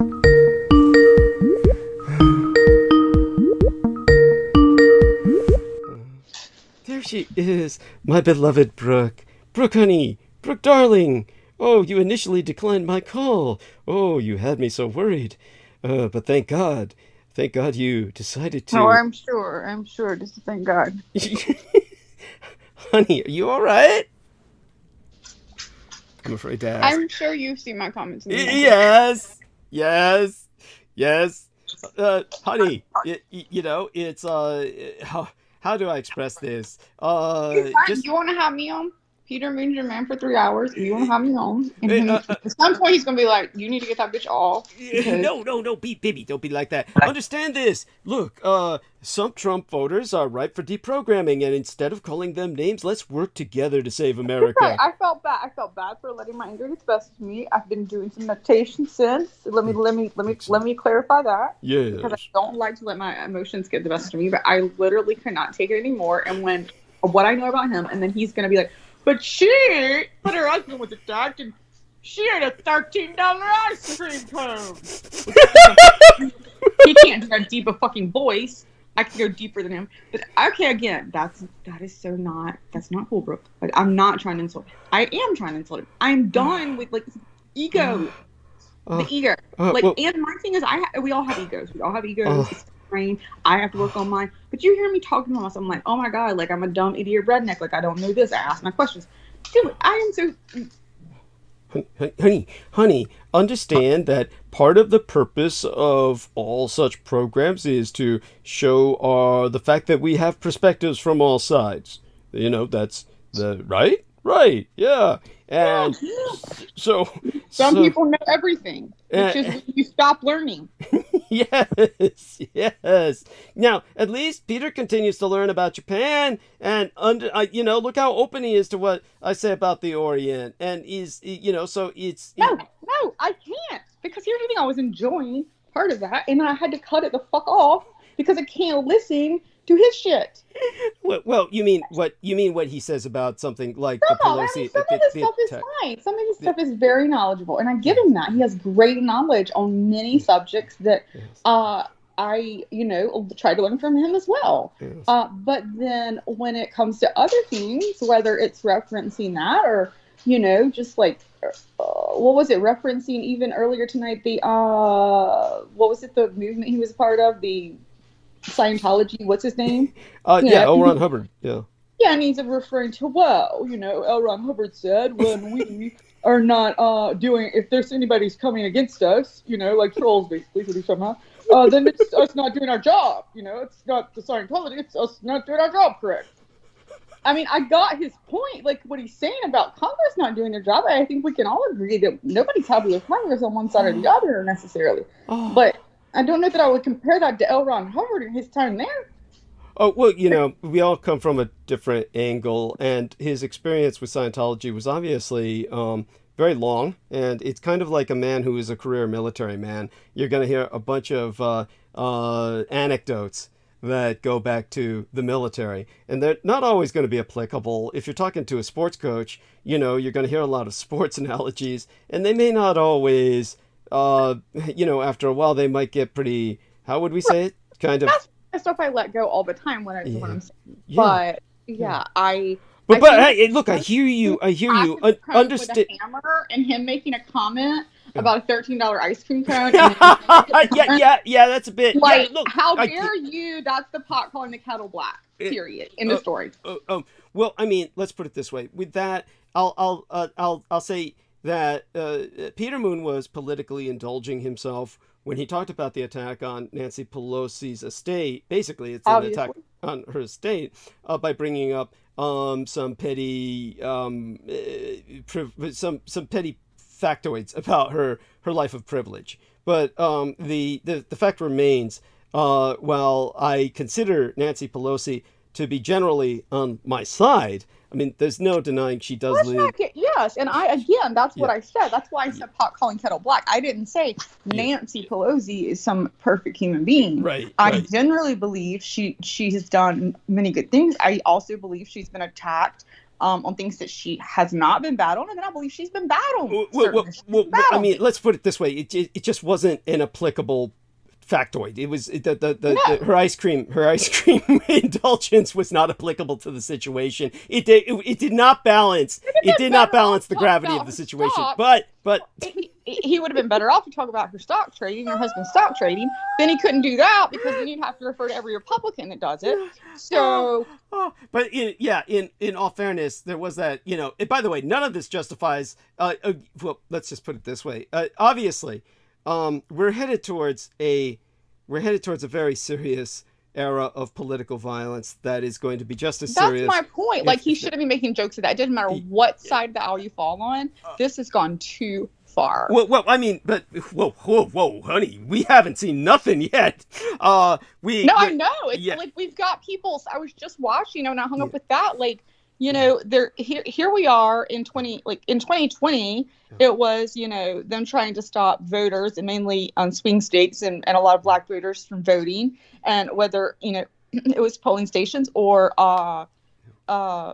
you know, I guess the calls also didn't work. The robocalls to threaten people on work. So now 2022, you have an actual senators and congressmen sitting there saying, I agree with people being outside of drop-off booths armed in camouflage. This is bad. I mean, see, we're heading towards very serious times, and this is why I will probably go into history of this kind of phenomenon later on tonight when I do the monologue. But definitely, definitely, look, I understand what Peter Moon was saying about Nancy Pelosi was basically a cheap shot. It was basically a cheap shot with the ice cream. I mean, but in terms of obviously, the situation is indicative of something profoundly serious, which is why I did bring up a number of other attacks. As a matter of fact, they just recently convicted the men who tried to abduct the governoress of Michigan. They were going to torture her to death on camera, was their obscene plan, their conspiracy. And fortunately, that did not happen. But all of this is an attack on democracy, obviously. But when it comes to Peter and I, just on the basis of what else he's willing to accept in terms of opening his mind about concerning World War II, and his publishing a book in that regard already, and what we are trying to do now. Well, he's willing to open his mind. At least in some areas. Think about this. This is someone who published a book already on, what's his book called? The one with me? The one with me? The military experiments, the always forget. Montauk. The Montauk. You know me and names. Montauk. About the Montauk Project. Okay. Which I obviously have not read his book, but I'm very familiar with the Montauk Project. I'm sure not as familiar as him. Obviously, he's written a book on it. But, by the way, as far as I'm concerned, you don't need to read his book on Montauk. Just read his book on his book on Montauk, especially now. But what I'm trying to say is, right before I found you, I was watching. Actually, what's that guy he talks about in his book all the time? Preston Nichols? One that had the experiments. Preston Nichols, I think. Or Preston, I was watching Preston. I watched a video with Preston. So. What was your impression of that poor guy? Well, I couldn't get a lot from it because this was an old video, and they had the phone, and he took a lot, and then they were taking him back to Montauk. I'm pretty sure Preston was there, and so it was like basically like a handheld camcorder. Right. You know, that's the one that Ian West, the guy who's our favorite, sandwich delivery recipient, he saw that scene where Preston was pointing at that little clearing and saying, "Here's the UFO landing site," and he was just being facetious. And Ian West was running with that and basically saying, "Well, Preston Nichols says there was a UFO landing site at Montauk," and he came, pointing that out to Peter, who had to set him straight about that. Like Preston, he was saying Preston was just joking. It was just, Peter was actually present during the filming of that particular video. He's just not in the video. I assume it's the same video. The one that what I remember about it most was when they were in the first building where they talked about like the monster machine that they basically had to fucking kill or what the fuck ever. Yes. Like a machine, and they had to kill it basically. And then they went down deep where like the kids were held like into where the cells were. Yeah. And that really got me, that area when which I've seen before without him there, like with just people breaking in, but like this was with him. So I guess, and there was a woman there, I think, and another man, if I'm correct. And then I guess whoever's filming. Something like that. I mean, I haven't seen that particular video myself, but I know of it. There was that old show, and anyway, they were interviewing them, and then they actually were showing, like, it was the first time, but God, you could tell the first time that they were showing this. They were like, this is the first time we're showing it, right? But I'm looking at the broadcast of the TV show or interview show, and I'm like, this looks like an 80s fucking show, like 80s or 90s. So obviously whenever they filmed this, because it was a camcorder, then when they show the live broadcast, so that's harder to tell the time frame. But yeah, it was obviously older footage that I found. So anyway, my point is, I don't know about that, but you said open mind. To get back to the subject, he puts up with being open-minded to your World War II shit, and my thing is like, okay, well, I'm pretty sure he started with Montauk, so he's probably more open-minded than you mean a Southern girl from the South, Southern Baptist. So where's my fucking credit? Honey, I give you credit. I look, I mean, I'm sipping on you. But then he's talking about Nancy Pelosi being privileged. Well, maybe if I was as privileged as he was to be able to buy my...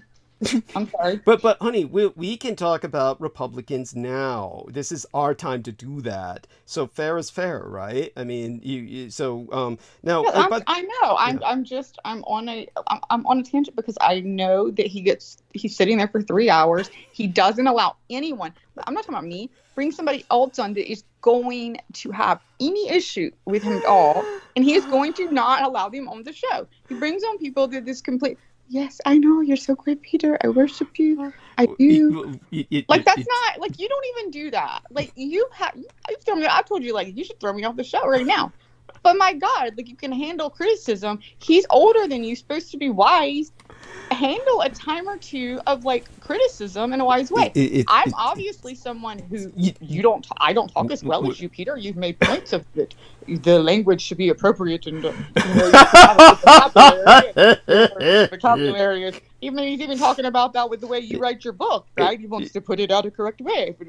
Well, he wants to put it out in a way that's legible to the public. Now, I feel that the way I write is the way I write, and I don't feel there's anything wrong with the way I write. I forgot to bring up to him, by the way, that another example which George and I brought up where Aquino writes just like myself is his book, The Book of Coming Forth by Night, which is the actual title of his fucking book. But, there's certain things where Aquino would write like me and other ones where he couldn't because then nobody would read his fucking book. But a thing I do want to bring up is I'll tell you a little bit about the Montauk Monster. But one of the things that I... yeah, that was a cool story. Now, I will say that. I don't know what they said, but what I can...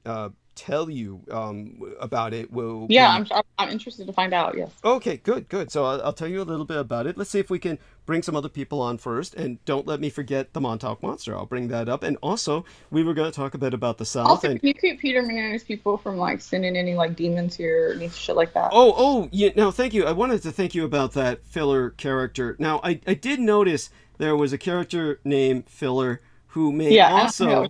That's why I was letting you know. I did see that, and I just thought, nobody would pay attention to what he was saying because he was just incomprehensible. But Well, then it was illegible, so he was either drunk or something. well, no, I just think he's a troll. But when you pointed out what you pointed out about him, then I looked at it and felt better to hide him, just because he was insinuating negative things. You'd have to read. It's not like it took much reading into either. He was basically saying some very strange and stupid things. It was just shit in the end. I mean, he was comparing me to George Takei, who he has named one guy that said, and I assumed he meant because his words were not making sense. He named some guys like, told me you were, and I assumed like he meant crazy or something, but his words were so That's what he said at the beginning, but it didn't appear like that was a direct insult. It was more like it was more like the line of, oh, some friend told me you were crazy, and then I came over here to listen. Then he got more and more rambling and just. Okay, well, I just wanted to see if you recognized that guy's name. So it must have been like his No, friend. it was new, and he may be back. He may be back now as Arm & Hammer. I don't know, because after I got hit him, then Arm & Hammer shows up. But so far, Arm & Hammer is pretty neutral. I mean, just basically talking about baking soda. I mean, he's basically a troll as well, but his trolling is so back on there. So his trolling is so harmless. But of course, you have the and this really helps, Daniel Cardenas, who normally is fairly supportive. He basically writes in there all uppercase, Nancy Pelosi Jewish. By the way, that would explain why the cops showed up so fast. Not because she's Jewish, mind you, but because the cops always have a post. There are cops directly posted on the neighborhood that she's in. Well, I don't even agree with that. Like, I will say that you're probably right. I'm not saying you're not right on that. No, I mean, physically they do. She lives in an area that actually... they're going to right now. Nancy Pelosi's life has been threatened multiple times. I mean, obviously. We know that just a couple. They probably have cops pretty much near her house, her house right now, especially with the election coming up. Well, that goes without saying. Yeah, that goes without saying. But there's always cops in that neighborhood anyway. So just so people know, there is the area of Pacific Heights, which she lives in San Francisco. There is, for lack of a better descriptive, there is a walled Jewish settlement. There is no other way to describe it. This is a Jewish settlement that literally has walls. It is fortressed. It was built that way. That's fine, but here's my thing. Yeah. We can go on we're going to go on a Jewish tangent, then let's do that. Well, I don't want this to turn into that at all, but I mean, this is why I was okay, so David says Nancy Pelosi Jewish. Don't give a shit, because here's the thing. Religion is religion, and we can sit here and go, if she's religiously Jewish and believes in, or is she Jewish like what you're putting down as a human being that you believe, what certain people believe about Jews, and obviously, there's a different demographic there. But I do not believe that you can just get to be like anything. Like, you can't just go, like Nancy Pelosi Jewish, therefore bad. I mean, is that what we're doing? I mean, I would read it that way. I would read it that way when he's saying, yes, that's... But is that, I mean, like, is that what we're feeling? Is that what you feel? Like, all Jews are bad? No, I mean, good God, no. I mean, in terms of what that reminded me of was the fact that she lives in a walled fortress area of San Francisco that has basically a police post on a permanent basis. So that I think that she's rich, but I mean, let's look at the fucking Republicans. We could say the same thing about so many in the Senate. On either side. Honey, when I said am not so like, here's my thing. Here, I want to finish this, and I also want to thank Joe Ty for saying something about my Southern style, and really Michael for having my back a lot. So, thank you. But at the end of the day, I'm not like so pro fucking Democrat. I think we've got a fucked up state, like we've talked about before. We don't have a third fucking party, which we're not really allowed. I mean, technically, we can say we have a third party. It's not ever going to fucking work the way our system and constitution is set up. So. We won't have a third party, so we're stuck with two parties. The majority of both of them are bought off. Okay, you have a few good swingers in each side, but at the end of the day, right now, Trump has turned the Republican Party into a let's just fucking start a civil war and kill people, and like it's become over, not just about politics, but it's become a complete civil war, which you could go into a lot further. Yes, absolutely. And so, honey, that being said, certainly I've said as much. This is one thing that I'll even go further than you. I mean, one of the points that I need to bring up is or need to emphasize a lot, because I do see a lot of people fall into this where they're saying, both parties are bought off, and obviously both parties are lobbied. But the point is that when it comes to someone like myself, a minority, when it comes to someone like yourself, a minority, right. Both of us, Brooke Gibson, I keep wanting to say Shields, Brooke Gibson and Douglas Dietrich, we're both extreme minorities, and but well, I mean, I'm like terminally unique, as they say. When it comes, like terminally. Yeah, but with Brooke, she's part of the LBGDQIA plus soup that you Peter forgot L and M and crazy.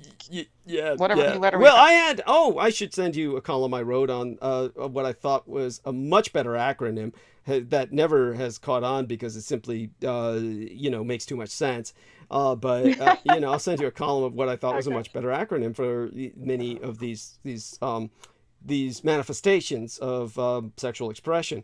But when it comes to something like basically, when it comes to Brooke Gibson and myself, our lives are in danger. Basically, our lives are in danger just because of what the Republican Party has cleaved to is so extreme that it is now a violent movement. At this point, the Republican Party has become essentially, as I've said, a Russian insurgency. As a matter of fact, it's a fifth column for the Russian definition of what is quote-unquote normal. And their definition is violently opposed to what Brooke manifests, to what I express myself as whenever I cross-dress. God, I think about the fact that I think about this. I was the other day. I was like, well, fuck. I'm already like going to buy fucking guns, which I don't fucking do. I've never liked guns. I wouldn't have them when my kids were younger. But I am sitting there thinking, well, I'm in the South, right? Yeah. So it goes fucking bad. We go to Civil War. I'm thinking, well, at least I'm fucking look, straight, pretty. I mean, I won't say pretty. I mean, I'm not going to say pretty, but pretty enough. Right? I get by. Yes. So you're fine. Yeah. What I'm saying is, I could just literally walk out of the house and pretend to be one of them if I needed to be. Yes, absolutely. No, that's very important. It's very Which important. Is sad to say that I would do that, and I don't know that I would, but it's sad. Like, it's scary. Like, if you're black or you're a nut, you're something that you can't do that, or you're. I don't know, like people that boys, like you said, men that look very feminine, women that look very masculine. Yeah. You're just a walking target. Yes. No. So we understand that it doesn't matter at this point. Whatever failings or however corrupt the Democratic Party may be, we can't say the two parties are the same and that they're both Thank bought you for that. I try to just err on the middle.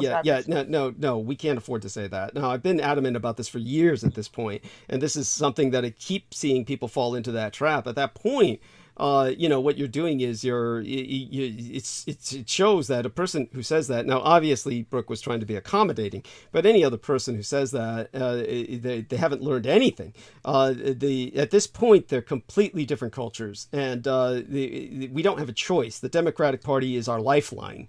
There's no choice about this. It's the Democratic Party or die. So that's why the Civil War has to, for the sake of Brooke and myself, the Civil War has to result in a Democratic victory, because otherwise we're doomed. Now, Daniel Cardenas. Anyone that's not pro-Russian, maybe. I'm sorry, what, honey?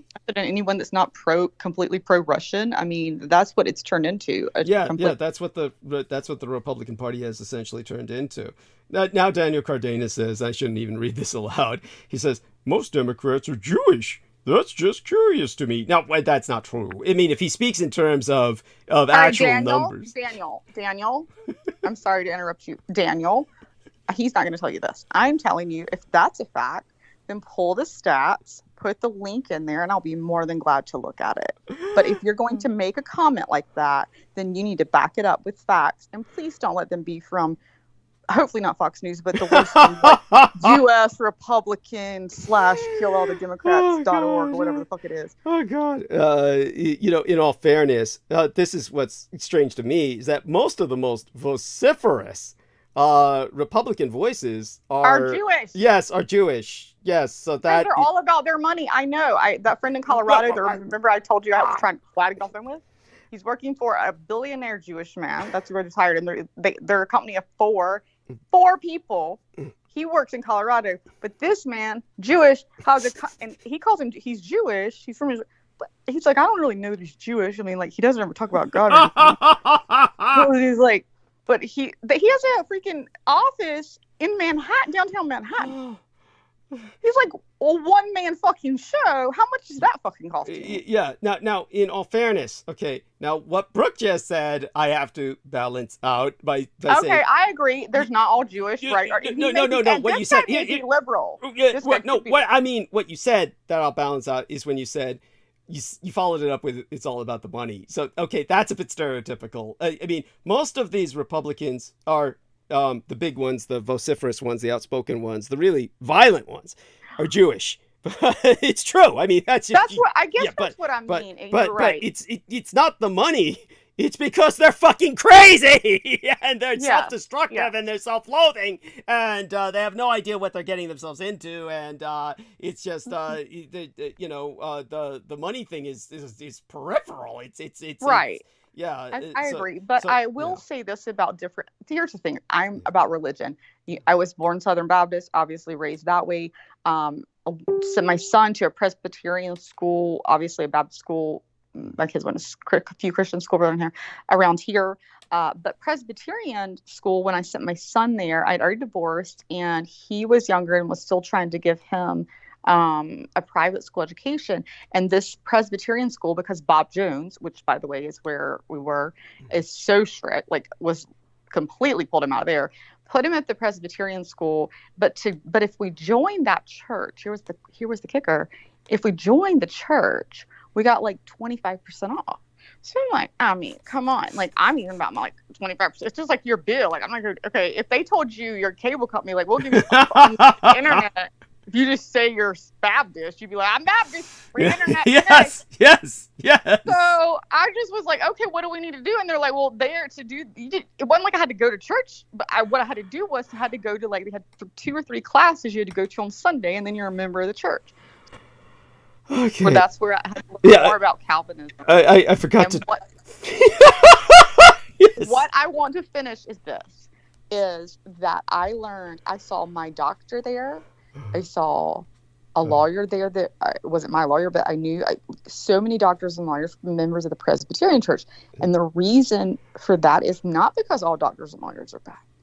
But I knew this particular doctor wasn't a good person, and I knew this particular lawyer wasn't the greatest person from what I knew about him being in a small town. And so I'm looking around, and some of the people in the church I'm sure are great people. But the point of it is Calvinism teaches, and this is what this preacher told me, and my daughter's sitting there because she had it. We brought her with us. She's now 14. Her brother would join it, so she comes with me. She's sitting there and she looks at me when the preacher says this. We're in a little room in a little class, to join it. So one of the classes, and he goes, she didn't know about Calvinism. I already knew about what Calvinism was. And it's either you were either chosen by God already or you weren't. And it doesn't really matter what you fucking do because you were chosen. And so this preacher is sitting there going, well, I have tried to talk to my father about God, and my father, has just decided that, he doesn't want to join a religion and he's not religious, and so I just have to accept that my father was not one of the chosen. And therefore, you have to sometimes accept that people's destiny is, eternal damnation. Is basically what he's fucking saying. Right. Is this the same guy who was next to you in the bar? Was this the same guy? No, but that's what I was saying. I got into it with him later because I had already stood up. I had already pulled out from that church, and my daughter was so angry. So by the time I went on that, on that. It was around that same time, and I met that guy in that bar. It was one of the first dates I'd had after divorce, and went out with the biggest guy that I met.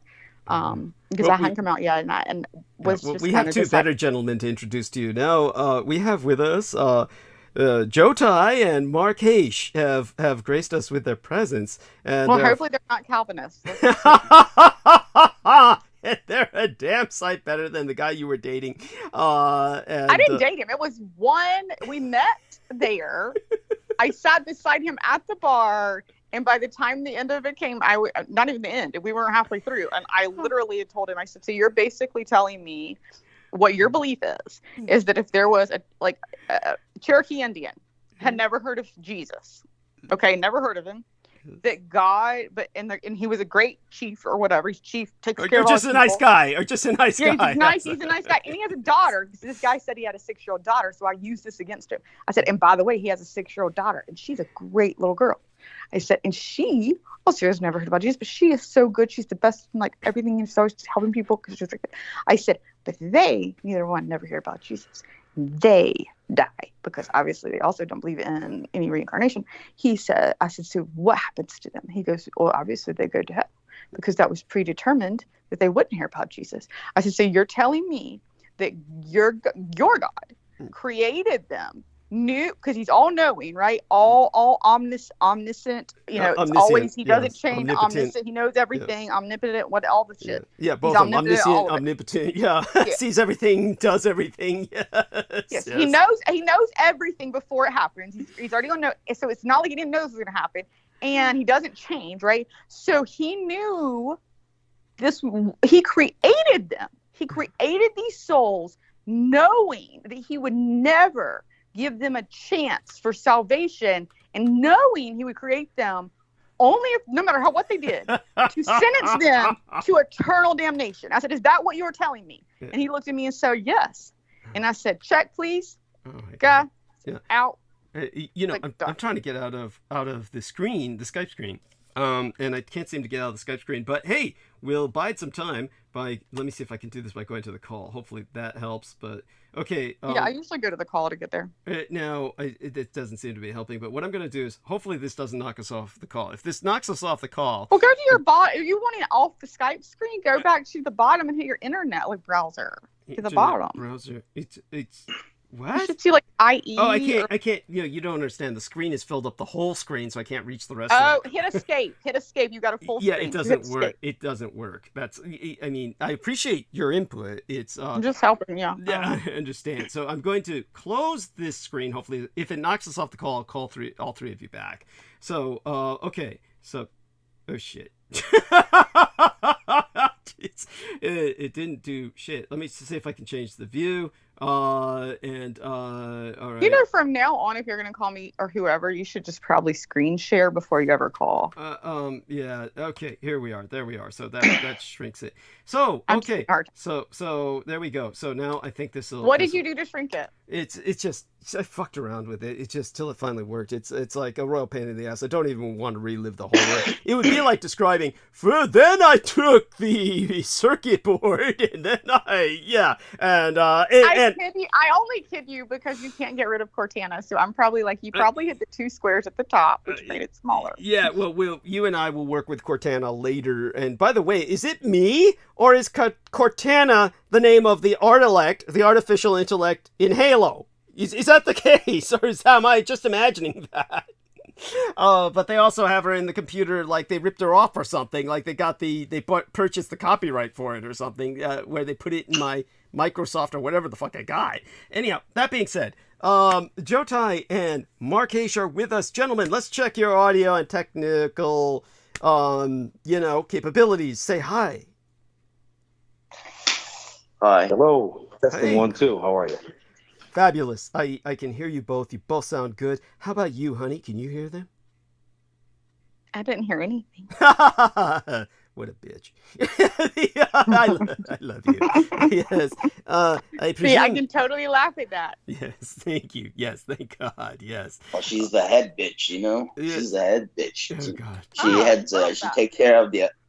That's good. That's supposed to be good, right? You have a bunch of volume. I will take it in a day. It's fine. Yeah. You're lucky she likes dogs so much, Joe. Yeah, and anyhow, so really glad to have both you gentlemen on, and I'm the head bitch and the head stud in this family. I don't know what you're talking about. There you are. There you are. Yes.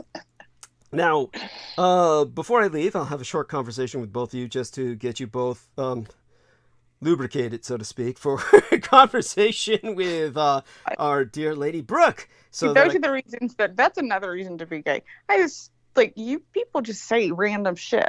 You fucking guy's flirting with me from fucking Colorado, and he knows I'm like, I know I was married, but I'm interested in your sister, right? He's like, I want this blonde, and man, she was so fucking hot. He's trying to flirt with me. He's like, and she reminded me of you, and he's like, I just got a fucking hard on. And I'm like, in my heart. And I'm like, that's not sexually appealing to women the way you're talking about your dick being hard. I don't know what you're thinking, but that's not our turn on to us. And he's like, well, that's how I talk to my girlfriends. And I'm like, that's why. That's how you should probably talk to him. But that's just not like a thing. You're right. So I just love that you were like to get lubricated. There we are. Super Slinky says, I can come on. I'm trying to remember who Super Slinky is.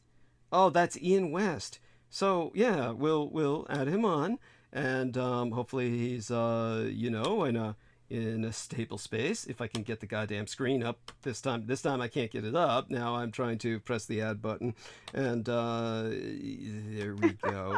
And then I was thinking of how you spelled "cum" earlier. That's why when you said "cum," I was like, remember on your holiday it was "cum," but yeah, it's cum. It's mean like cumulative. It's a Latin word meaning that there's two events today. One is Chiang Kai-shek's birthday. The other is Halloween. And all of us Americans clicked on it like, oh shit, this is gonna be a good section. Yes. So let's see if the real Ian West answers, and goes by the name Super Slinky, and I think that this is he looks like he's grimacing. It's, even his picture is disconcerting. His photo. Hi, guys. Yes, there we are. Welcome aboard. So I take it you could hear him as well, Brooke. So everybody, let's do this. I'm going to have Joe first, then Mark, and then Ian, in the order that they appeared. Give us a bit of a rundown of their status report, how things are going with them. So Joe. Yes. Yeah, I got a bad cough. That's why I haven't been on. Okay. But yeah. Didn't you get the CNN thing I sent you out about vampires in New Orleans? I saw that. Thank you. Very cute. Yeah, you saw that? Yes. Mm-hmm. Yes.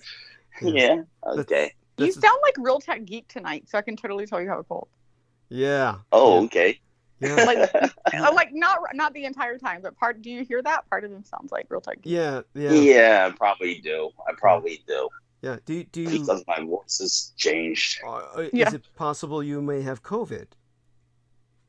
I probably had the bronchial virus that was going around. Okay, Everybody's coughing. It sounds fucking bad. It sounds whatever you got. Yeah, I know. The last few times that you were on, it was pretty. Yeah, it was manifesting even then, and it sounds like you're on the mend. Really, I mean, it was really bad before, but you do sound tired. It sounds like it. You've been through the. Yeah, a little bit. So is that like your sole experience in life lately has been this? It's just basically. Well, I'm probably going back to Albany because out here in Buffalo, I realize that the water pollution is pretty bad. So okay. There's a lot of PFAS out here. Uh-huh. There's a lot of PFAS all over the goddamn place. That's why you should be buying bottled water. Yeah. Yes. No, if I move to Albany, the water over there is coming from the Adirondacks.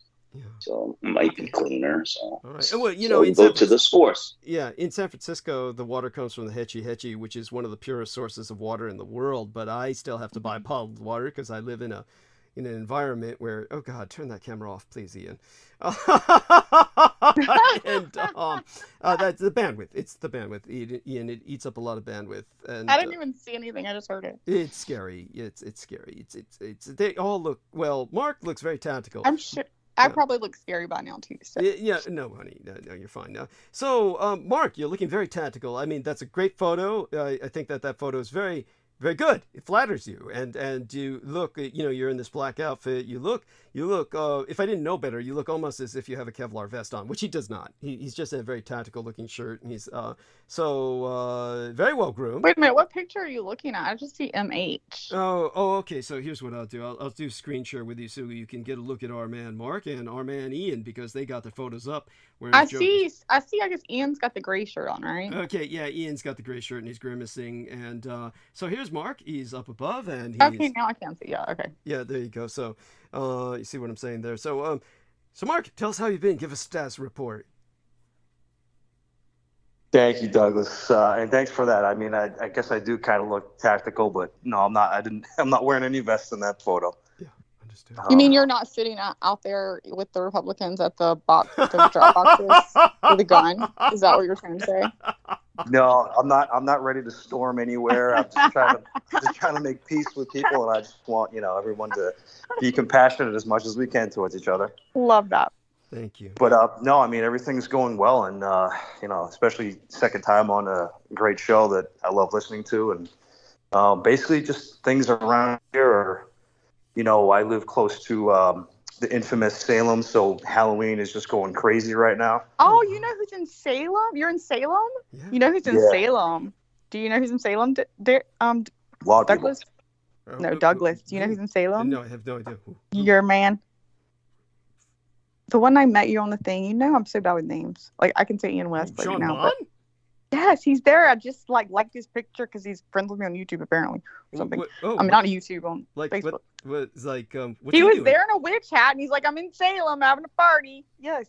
Cool. I mean, that's guy like him, he's on a natural high. Yeah, I'm saying it's the place to be. I guess it would be the place to be. I mean, how is that out there? Since you live there, like, I assume it's a pretty big.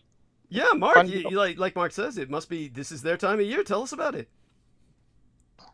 Well, I can tell you honestly, it probably seems like a fantastic thing when you don't live near here.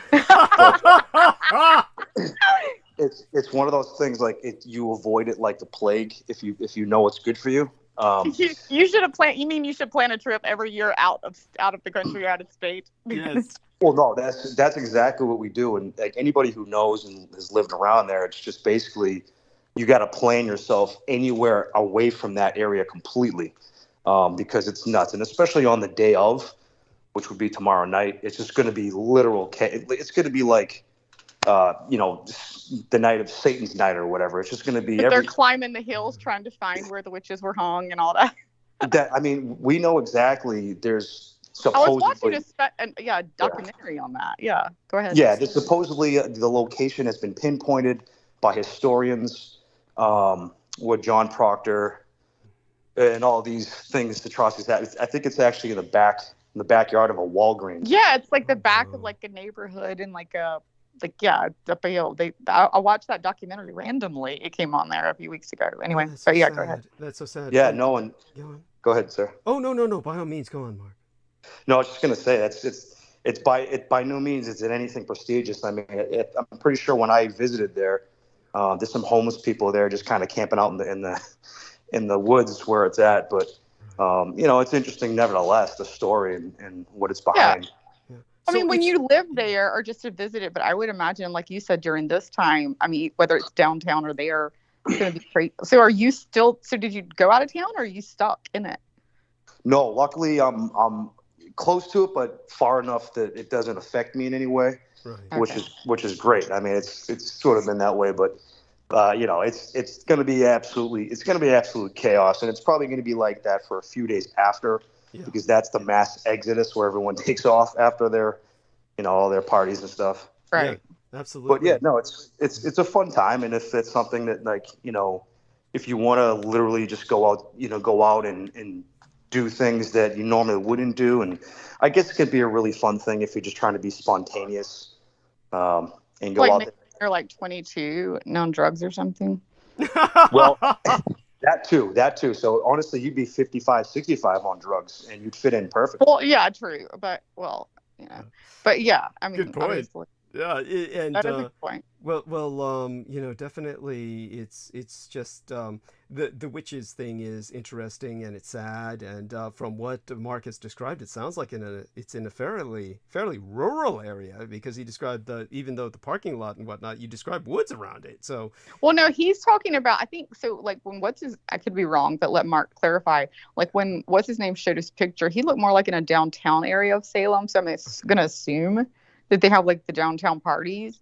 But then there is a part of Salem where they have pinpointed where the witches they think were actually. That's what I meant. That sounds like it's a fairly so I rural think area. some people go there. I don't know that that's where like everyone would go. Well, I doubt that's where people would go to party. I would hope not, but unless, like Mark said, they wind up in the parking lot of a Walgreens. Yeah, that doesn't sound like party material to me, unless you're, well, it's a great seance place to be. I guess if you're under a big tree is what they're looking for. But that brings us to an interesting trivial fact. Here's some fun trivia, if you could call it fun. If you ever take a look at Ouija boards, this is the way it used to be.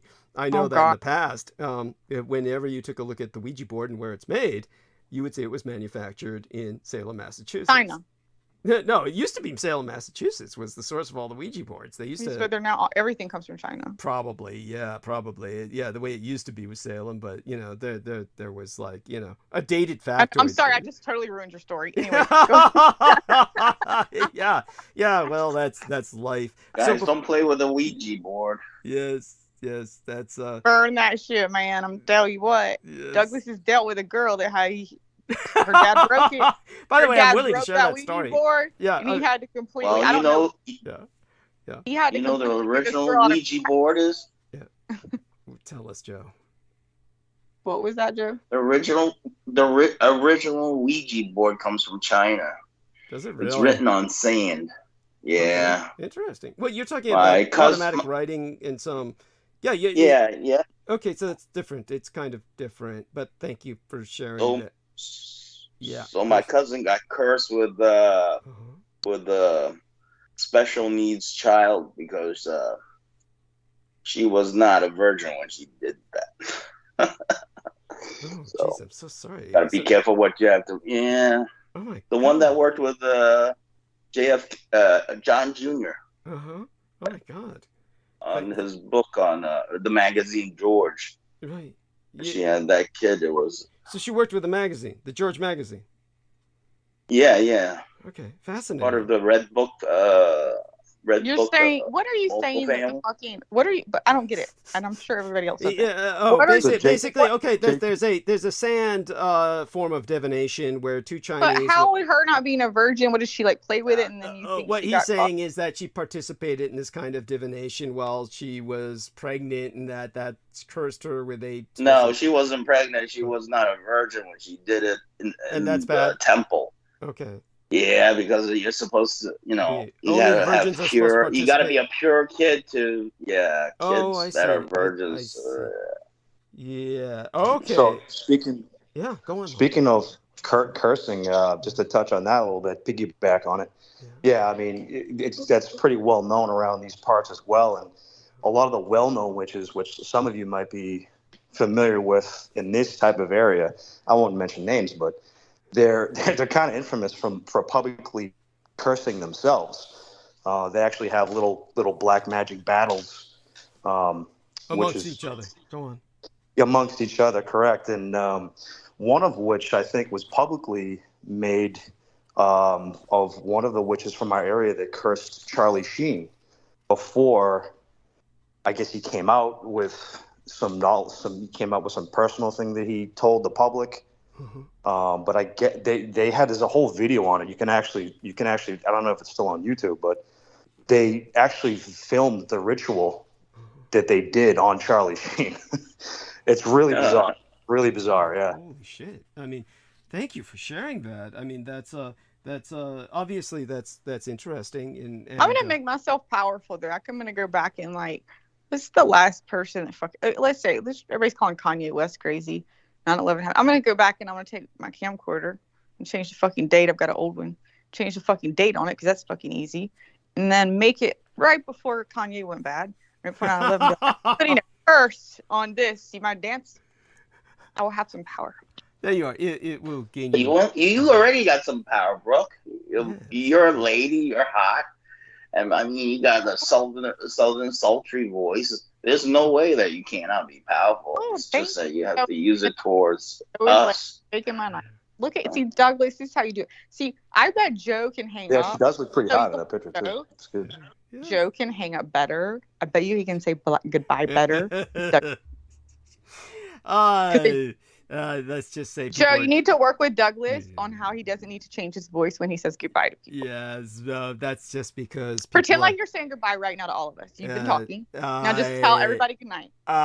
It's hard to pretend. Good night. Good night. See, you see how powerful you are. You already got me doing things for you. That's See that? right. Yeah.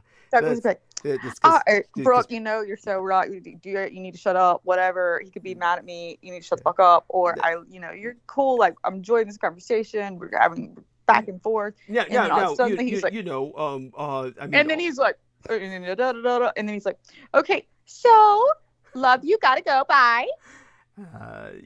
Yes, I'll confess that's a bit artificial, but okay, but that's how it sounds compared to how you normally sound. That's what I'm trying to say. Understood. It's rather reflexive. He's a great actor. We've got to all give him that because he lets Peter Moon stay on for 3 hours. There. And he lets me get away with shit that I should not get away with. So I love you, Douglas. I was going to say this.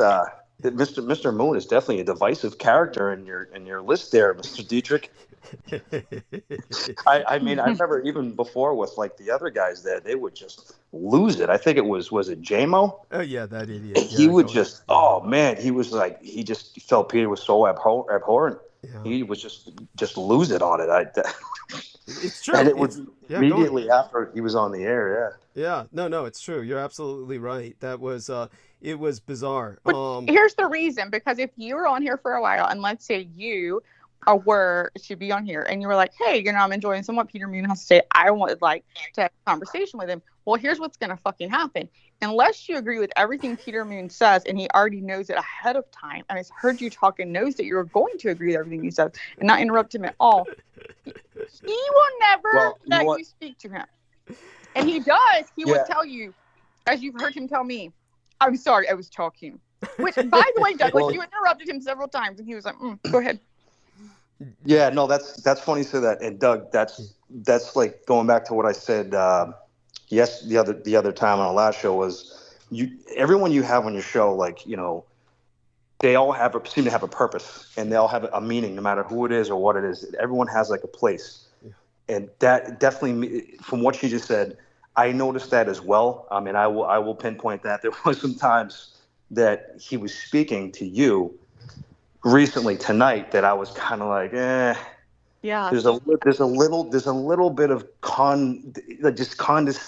descending tone. Douglas a knows little bit it. of tonality. Yeah, I picked up on a little bit, and it just did not feel right. And Douglas kind of just very respectively brushed it off, Mm-hmm. Yes. That's why when I said goodbye in the chat, which you may not have read earlier, when I finally had something to say to Peter Moon, and I figured I would not be invited back on the show, because I can only figure that Douglas puts up with some of his condescending attitude, because Douglas has put me in my place before when we've had just a true disagreement, and he's told me, hey, you're interrupting, but at the end of the day, Douglas is great with everybody's personality. That's what Douglas is great with. But he takes a lot from Peter, and I can only assume, and I'm saying this is not Douglas has told me this, I'm assuming because Peter's published books, Peter has some money that he's probably loaned or given him, I'm going to assume, because Peter pretends to have more money than he does, or either maybe he has more money than he does, and he's pretending clothes he has more money. Who the fuck knows? Well, it's basically a question of there's professionalism involved, but in terms of that should explain. I'm the one that can talk non-professionally, not you. That's why I'm doing it. Understood. So you can kick me off the show at any time. You need him, so it's fine. I don't give a shit. But that being said, before I turn to Ian, who might lighten up the tone here a bit, not that I'm against talking about Peter, because we can put Peter in context. No, I don't want to just badmouth Peter. Peter, like I said, has some great intelligent things, and I think we have the same birthday. God forbid, I don't know. But not the same year, though. I'm not that old. Everyone, please know. Before I turn to Ian, Mark was actually paying you some compliments, just as Joe was, but you didn't hear them. So, Mark, if you could tell Brooke what you were saying earlier before we turned to Ian about what you were trying to tell her about that she looks pretty hot in the photo and the like.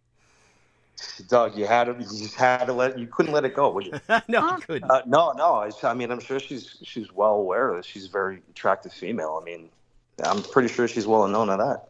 Right, Brooke? Oh, no, thank you, Mark. No, I you never get tired of hearing that, especially as you get a little older and you're trying to take care of yourself. So I joked about it. First of all, I have sunglasses on in that picture, mainly because that was the picture I have on Facebook, and I just started Facebook right before I ended up on here, so that picture was there.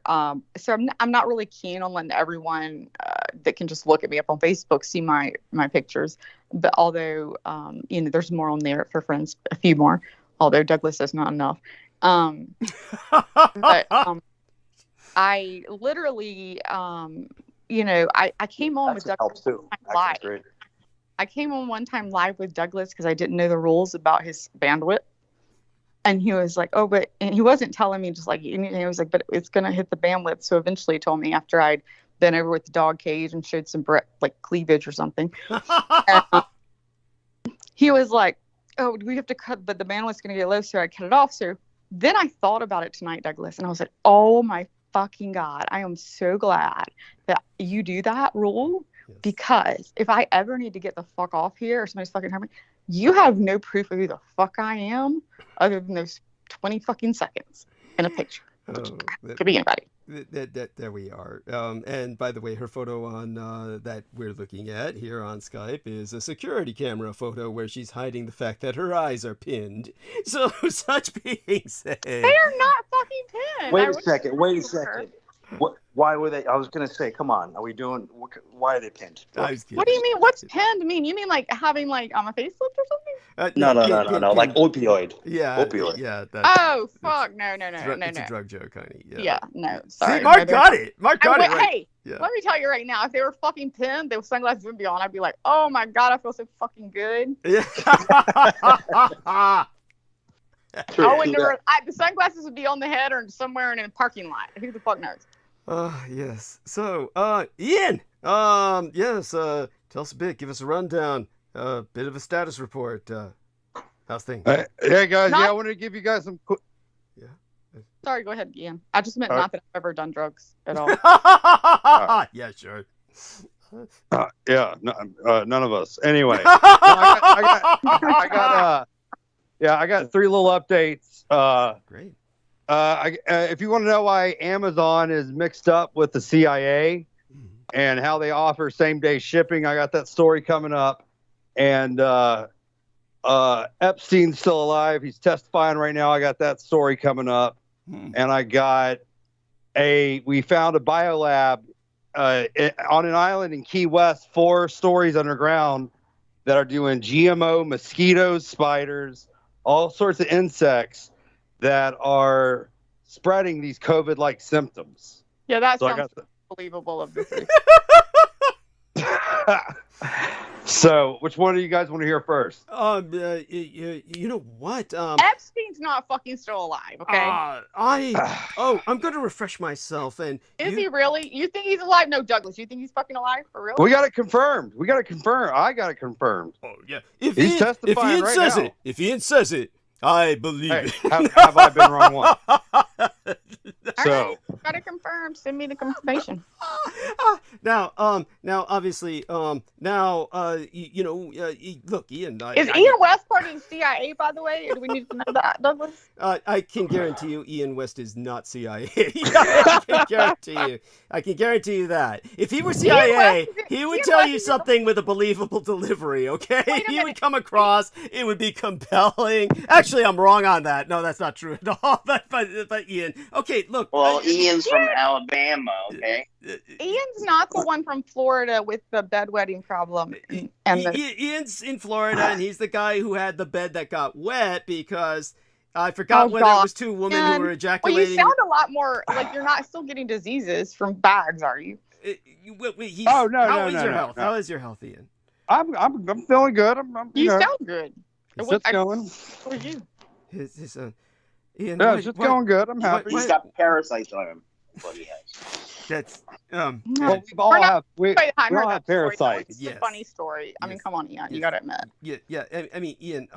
So like the 3 stories. I mean, you can cut loose with them while I refresh myself. And now, my by the way, all 3 of you are welcome to respond to Ian, and I'm sure that all of you can handle this as mature adults, and that now I don't necessarily, just for the sake of our listeners, I don't necessarily believe what Ian relates, but he's more than welcome to relate it. And, oh my God, believe me, compared to anything Penny Bradley used to say, Ian's fine. I mean, yeah, he's on comparatively solid ground compared to what we used to deal with. And when I used to take a break to go refresh myself and I left Penny Bradley alone with Jameson Reese, then it was just a shit show. It was just like, it's like 2 people in a rubber room that were just, strapped down. That not even in the suits, not even in the, I forget what they call them, straitjackets. Not even in the straitjackets. Actually, that would be a strapped down. fun thing to watch. You should put video cameras on. Oh shit! It was just awful. It was just, I don't even take me back. But so I should. All right, go relieve yourself. Ian, tell your story. Yes, thank you. I'll go mute. Okay, yeah. So anyway, as you guys know, I've been talking about the underground and shit, and I found out tell that one story, and then the other 2 guys get to talk for a minute. So you get pick your favorite story first. Oh, yeah, I'm just gonna go down the list. Shit. So Amazon is tied up with the CIA because since they're offering this same day shipping and shit, they're able to use this maglev system that's crisscrossing the country. You're talking And about that's how the tunnels that we talked about last time. that's how they're shipping their shit so fast. The And that's how underground they tunnels. Yes, that's how they're shipping them. Like same day packages and shit like that. Okay. All right. That story's boring. Let's go to another one. Okay. Here's my reasoning for that. I don't necessarily believe that there are underground tunnels. Some people may. I do believe there's some, but I don't think that necessarily, even if Amazon is doing that, we have more fucking problems than that. So let's figure something else out. Come on, good enough. Who said this was a problem? It's not a problem. That's what I'm saying. Hopefully, Well, what are you talking about? Because if we, you know how much we had 28 days worth of diesel left for October like a week ago. So God, I hope they got some other way to get my shit to me, because if I have to order it and they don't have diesel to fucking get it to me with trucks and planes, I'm fucked. Okay. And so are you. So what I'm saying is, Good point. Okay. Yeah. So let's go back to the other 2. Not that this isn't a thing. I'm just saying, like, it's not, obviously, we need to get through the election and all that shit. So let's go to the next 2. Okay. Well, there's this biolab here in Key West that's funded by the Bill and Melinda Gates Foundation that are creating genetically modified crickets, spiders, all sorts of fucking insects. And they're weaponized and loaded with an amoeba that causes parasitical infections in human beings. Can you send the link to this story? Well, I'm still writing the article. I'm not done with it. Well, where did you get information? News clips from like the last 4 years. Like, right? Do you remember the Zika scare? You remember the Zika virus? They did that shit like 4 or 5 years ago. Okay, the Zika scare was the implantation of these genetically modified organisms carrying these flesh-eating amoebas in them. They weaponized the insects in the state of Florida and the state of California. And since these insects have been out, it's kind of triggered this COVID coronavirus scare crisis. Is the one that was causing like the pregnant women to have the babies with the problems? Well, that's a side effect from the graphene oxide or the graphene hydroxide that are in certain shots. Not all the vaccines have that. This isn't about vaccines. That Zika virus, if that's the one I'm thinking of, it was given by mosquitoes, and it was the one causing it really only like anybody could get it, and they made them just like cold. But if you were pregnant and you got it, then many of the babies were born with like, I don't know, deformities and abnormally large heads and that's shit. part of the depopulation agenda. That's how that whole outbreak started. Anyway, sorry to interrupt you guys. You ever seen that movie Scanners back in the day in the 80s? That sounds familiar. no, I can't say I have. So that movie actually, it's a David Cronenberg movie. It's about like psychics, but basically they become like psychics because when they were children, this private company. Holy shit! No, I haven't seen that movie. That looks like a fucking horror movie. You got to see it because it's basically like, you know, this company or the government connection, they give their pregnant mothers this sort of drug to help feed kids. Or actually, when the kid is born, they give them some kind of like baby formula, and it does something to them, and it makes them extremely aggressive and turns on the third eye to an extreme state. And they become like these scanners, and it's kind of a really creepy movie, and you should definitely check it out. What's that new TV show that's on? I don't know if it's on Netflix or whatever. I haven't watched it because I don't watch TV. I think it's got John Cusack in it, I believe. He's like the bad guy, and he's basically talking about like a disease that they've put out purposely, and it's to cause depopulation. So it sounds like a similar thing, but just not heard of that. It sounds cool though. Yeah, I'll have to try to find the name. But I just saw the actual him doing his little spill and like a clip of it, and I was like, if I watch TV, that looks kind of, even if I believe it looks kind of interesting. I think it's Utopia. Oh no, never heard of that. I heard of I know the one that I know Peter is always talking about the Montauk Project, and isn't that show Stranger Things based on that? Yeah, it is. Yeah, it is. So it's interesting. I was actually randomly sent to the Hamptons for a small point of time, and actually was like I saw all the areas in the demilitarized zone and things like that. I was gonna ask Peter about it too, but I don't really know if there's not really too much to ask about it. But it's just a weird area. It's just bizarre. Right? Yeah, the area itself is supposedly really got a lot of different energy there. Yeah, you can definitely feel it when you're there. It's. I mean, there's really no other word for it besides bizarre. I guess it's just. Oh wait, I think the only other time I talked to you, when you and I talked about that, maybe that's what you were talking about that then. I did mention it on the comments when I was there, just to see if Peter had anything to say about it, but. Yeah, I've heard that from someone. I've heard that from many people. I've never been there, but I know that I've heard that. So I'm sure. We did, when we were there, we did notice there was, you could definitely tell that they were doing some kind of rituals in some of the areas because there were leftover paraphernalia and stuff like that. So it could have been like kids doing it. It could have been someone else or not, but it's just a creepy area. Yeah, I've heard that. I'll also put in the chat, that's Utopia. That I was right on that. That is, if you want to see it, Utopia is an 8-episode conspiracy thriller, and with the clip I just saw of it with him talking about basically admitting that they did it to control. It was a great clip. Like if I watch TV or if I feel like ever watching, I would probably watch that just because that clip was so great. That obviously and I've heard of the show before. Like I've heard other people are probably into it. But I don't know if anybody else heard of Utopia. George Knight's just joined the call. Welcome, George. Hello, welcome, Brooke. Hello, nice to speak to everyone. How's everyone doing? Good, George. Welcome. Oh, hello, Mark. Hey, buddy. Hello, Ian. You all right? And Joe Ty, how are you doing? Yeah. So Ian was telling good. How you doing, George? Ian was talking about we've got the tunnel story, which I kind of shut down. I'm sorry. And Ian, you can go into it later if you want to, but I just felt like that was probably nice. You had 3 that you were going into. So the second one was about the Melinda Bill Gates and you're going to write that, you said. So then the third one was about who did you say was alive?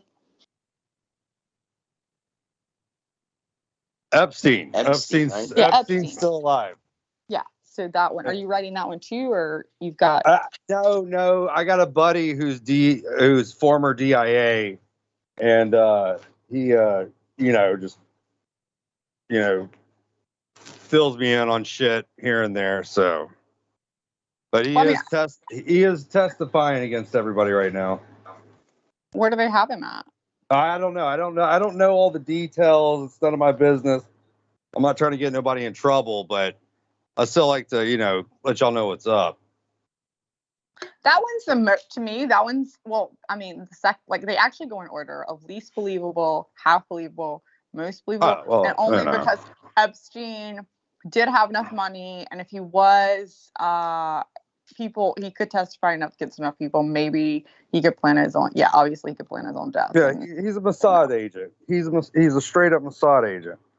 Like, yeah. He's with those three, I would go in that order.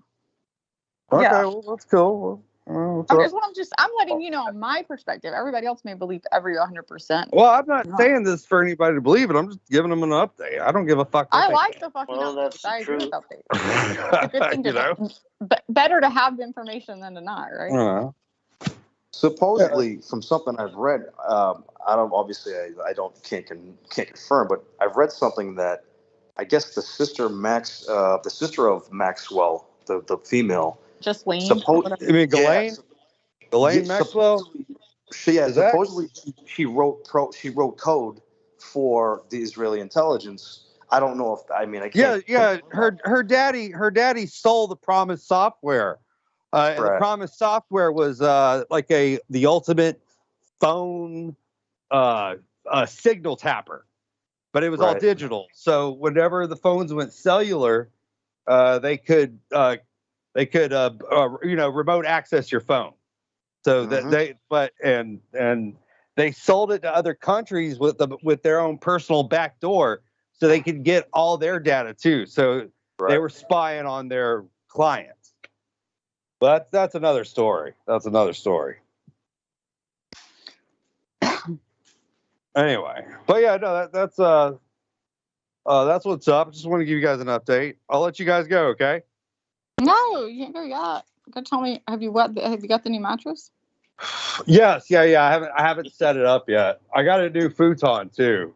I pimped it out and put LED lights under it. On the futon. Oh, okay. Hey, what kind of mattress did you get? I'm sorry to interrupt. I'm in the market myself.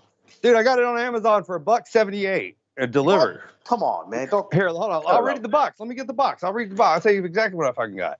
Yeah, but okay, it's good though. Yeah, just don't have a bad back, because I got my mattress on Amazon too, and if you have any pain, it doesn't work. I got a Queen Zionist. Okay. Queen Zionist. That's what I got. That's the name of it. But they come in like a box. It's still in the box. I'm still pimping out like a storage area under my bed for all my guitars and amps. So, y'all there? Yeah, no, I was just saying, Amazon has great mattresses. If you don't have any back pain or anything like an issue like that, like I have always had back pain, so it's younger. But it's gotten worse, after I had a kid. So it just literally, they aren't firm enough for me. So if you're someone who, you have to try them, because I even got the firmest one they had and paid extra for, whatever kind of ear, because the mattresses they're selling there are obviously not spring mattresses, because they're coming rolled in a box through the. Yeah. And they don't come with a box spring and all that shit, Yeah, no. So, but I mean, it's great for if you just need a mattress, a basic mattress, especially for a spare bedroom, or like I said, if you have no problem with what you sleep on and you can sleep basically like a baby on anything, they're not hard. They're not they have different ones. It'll say soft, but they're not bad at all. Oh shit. And they have great prices, is what I'm saying. So, but anyway, let me let you guys go. Have a good night, everybody. Good night. Well, let us know when you write your book. Are you writing a book or a story? No, I post it all on Facebook. I do a whole write-up thing. Like with this biolab that we found in Key West that are making these fucked up insects that are giving everybody these parasite infections. Well, they already done it in Plum Island by Connecticut. It's Plum Island. They were doing that long ago. That's where Lyme, Connecticut is. So this company is from England. The one that is in Key West is based out of England. I don't have the town off the top. I don't have the. Hold on. Let me hit a button real quick. George, you're in England. Have you heard anything about this or Ghislaine Maxwell? Excuse me, no, I'm not aware of any of that. I'm afraid. Do apologise. I ain't got no comment on that. Gotcha. Okay, the lab in England is called Oxitec Labs, and they built a secret underground biolab in Key West down here, on an island called Marathon Island, Florida. Look it up. There's your. You guys can start there and get the story. So, by the way, what happened to Mark? Is he all right? I mean, hi, George. Hey, George. Welcome aboard. I don't know. He may have hung up. Hello, Douglas. Did Mark leave? Mark left us. Oh my God, Mark is gone.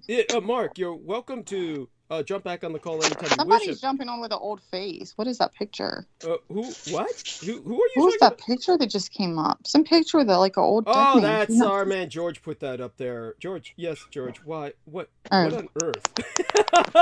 So, George, why are you assailing us with that? Oh yeah, that's Jeffrey Epstein. That's his autopsy image that was on 60 Minutes. Yeah. So we do know he's probably dead then, and so you can see his skin's. It's already the complexion of his skin. It's already rigor mortis has kicked in, and as you can see you see the marking on his neck.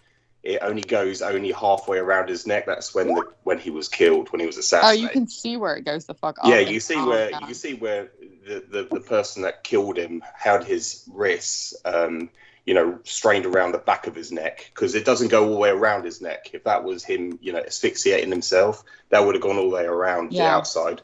You can see it was a sharp object that was, asphyxiating. In other words, he was obviously murdered. Yes. Yeah. Well, wait, yeah. In his ears, look at that. Wow. Such being said, in all fairness, Ian is definitely welcome to relate his stories, because it's fine, and I don't find any harm in them, and obviously. Oh yeah, they first though on that picture, you can tell that wouldn't even be fake, because they pulled it back first to get him. Yeah. That's a fucking murder. Well, they might have owned another Epstein. So. Exactly. Yeah. Exactly. But don't let him know that. Don't let him know that. Yeah. By the way, so Mark is back with us. George has joined us, and because I asked everyone else to do this earlier, George, I'll ask you. Give us a status report, please, an update on yourself before I go mute for a few minutes. Now, I'm gonna. Mark is back. He said his phone died, Doug. And he's back. Yeah. So, were you able to plug your phone into a place where you can work with us, Mark? Well, obviously he is. He's back. Great. Yeah, sorry about that, Doug. I forgot that I had just 1% left. No worries. Mark and George, I'd like to introduce the two of you. Oh, wait, the both of you have met. That's right. Both of these are very wholesome characters, very well-groomed, very good-looking men, young. They're like, not at all like Joe and Ian, but we got to balance things out. You are a piece of shit. Stop it. If we were all women on here, and you expect me to say that about two women and not about two women, like, that would not be accepted. You don't do that, period. Stop it, Douglas. Brooke, a little bit. I'm not allowing you, even though I just told Ian to shut the fuck up. Hey, I just told Ian to shut up on his stupid tubes because I didn't believe him. So it's not like Ian thinks I think like I believe everything he says, but I'm not going to allow you to put. I don't know what Ian looks like, and I have no idea. And Joe Ty's picture. You know what Ian looks like. You've seen his face. They make Halloween masks out of it. It's the mold. Anyhow, he's a great guy.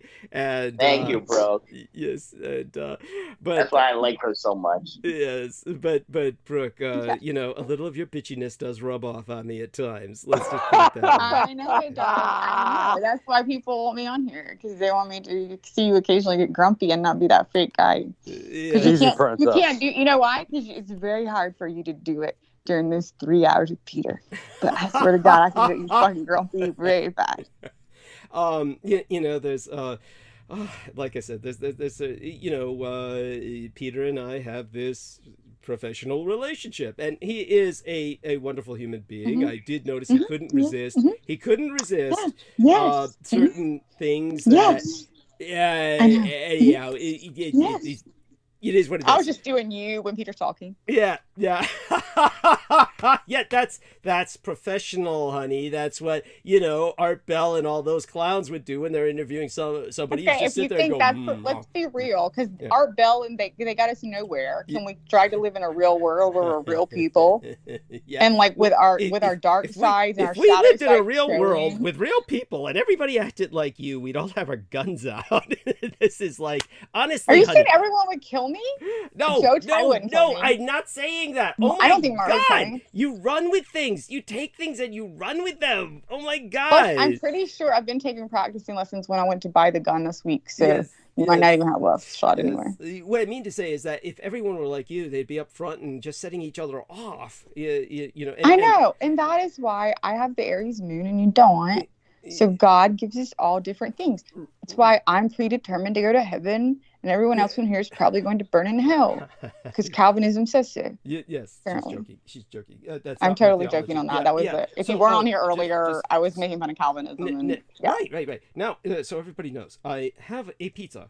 I'm going to be putting some calories in myself so that I can monologue later. And obviously, I'm not going to let anyone hear me chew.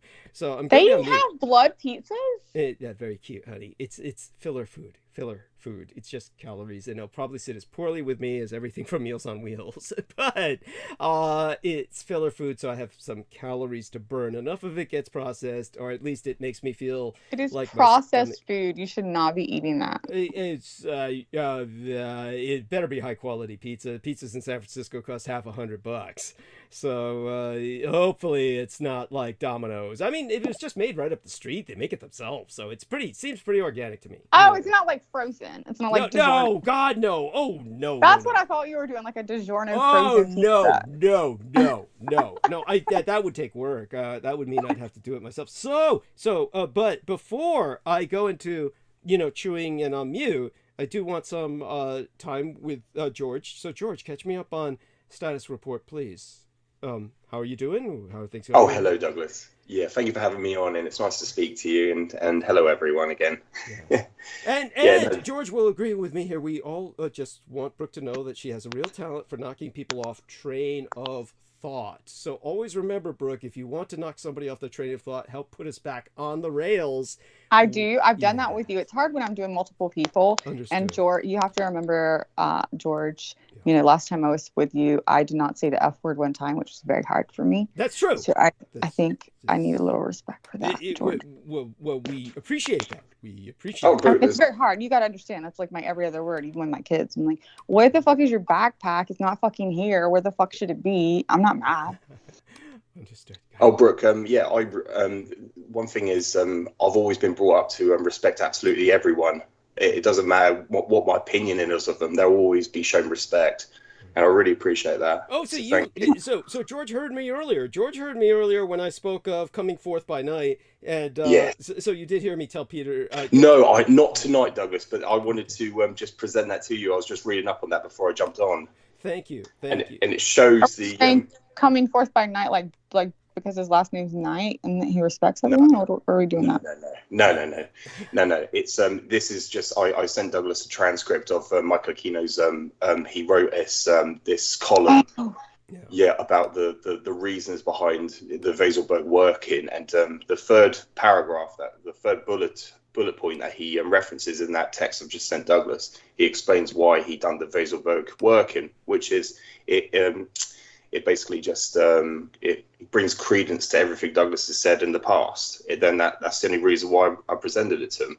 And it just made me think over the weekend why, the primary gang stalkers, well, one of them does mention my name, but the rest of them, all the leeches that leech onto them, they don't mention my name at all.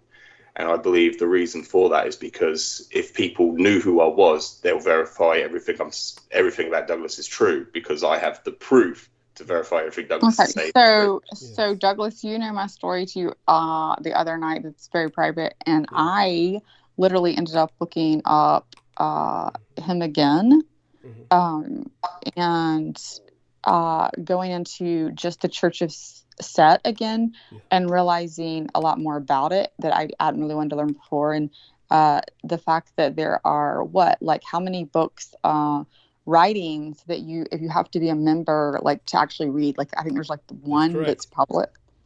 Oh, yeah, that's correct. So in other words, what Brooke is bringing to our attention is that there is much that Michael Aquino that has written that is inaccessible outside of his cult. Right. In other words, you have to be a member in order to access his works. By the way, before we go further, George, and I do want to go further with you, George brought up the Gang Stalkers, which Mark brought up earlier, and Mark made a point that I don't know. So Mark can elucidate on this if he feels that I'm not communicating this correctly. But I believe what Mark was trying to tell us was, actually, it's hard to read what Mark was trying to tell us. I'm going to always assume the positive because I know Mark is a positive person.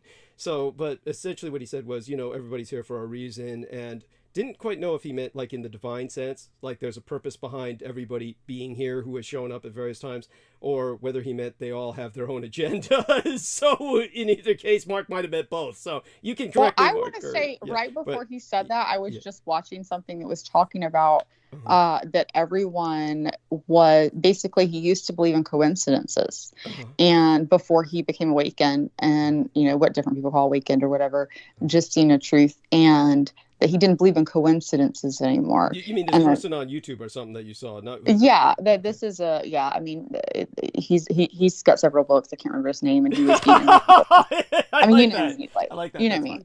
Yeah. But he was just saying like that he used to, and he doesn't coincidences anymore, because once you awaken, and again, like you said, you can call it different things, but that there is purpose when you zoom out, is the way he described it, like zooming out. You can actually see, and I feel like that was kind of what Mark was saying, but I may be wrong, and I'll let Mark explain it and see if that's similar. Right. And Mark, yeah. So Mark, did you mean that in a certain way before I address the Gang Stalkers before we go back to George? Or what? Yeah, absolutely. Those are actually both credible descriptions. Mainly, it was more, I would say, Douglas, probably in like a divine, more biblical sense. I think in that factual, in that sort of way. Just because I like like she said, I actually don't believe in coincidences as well.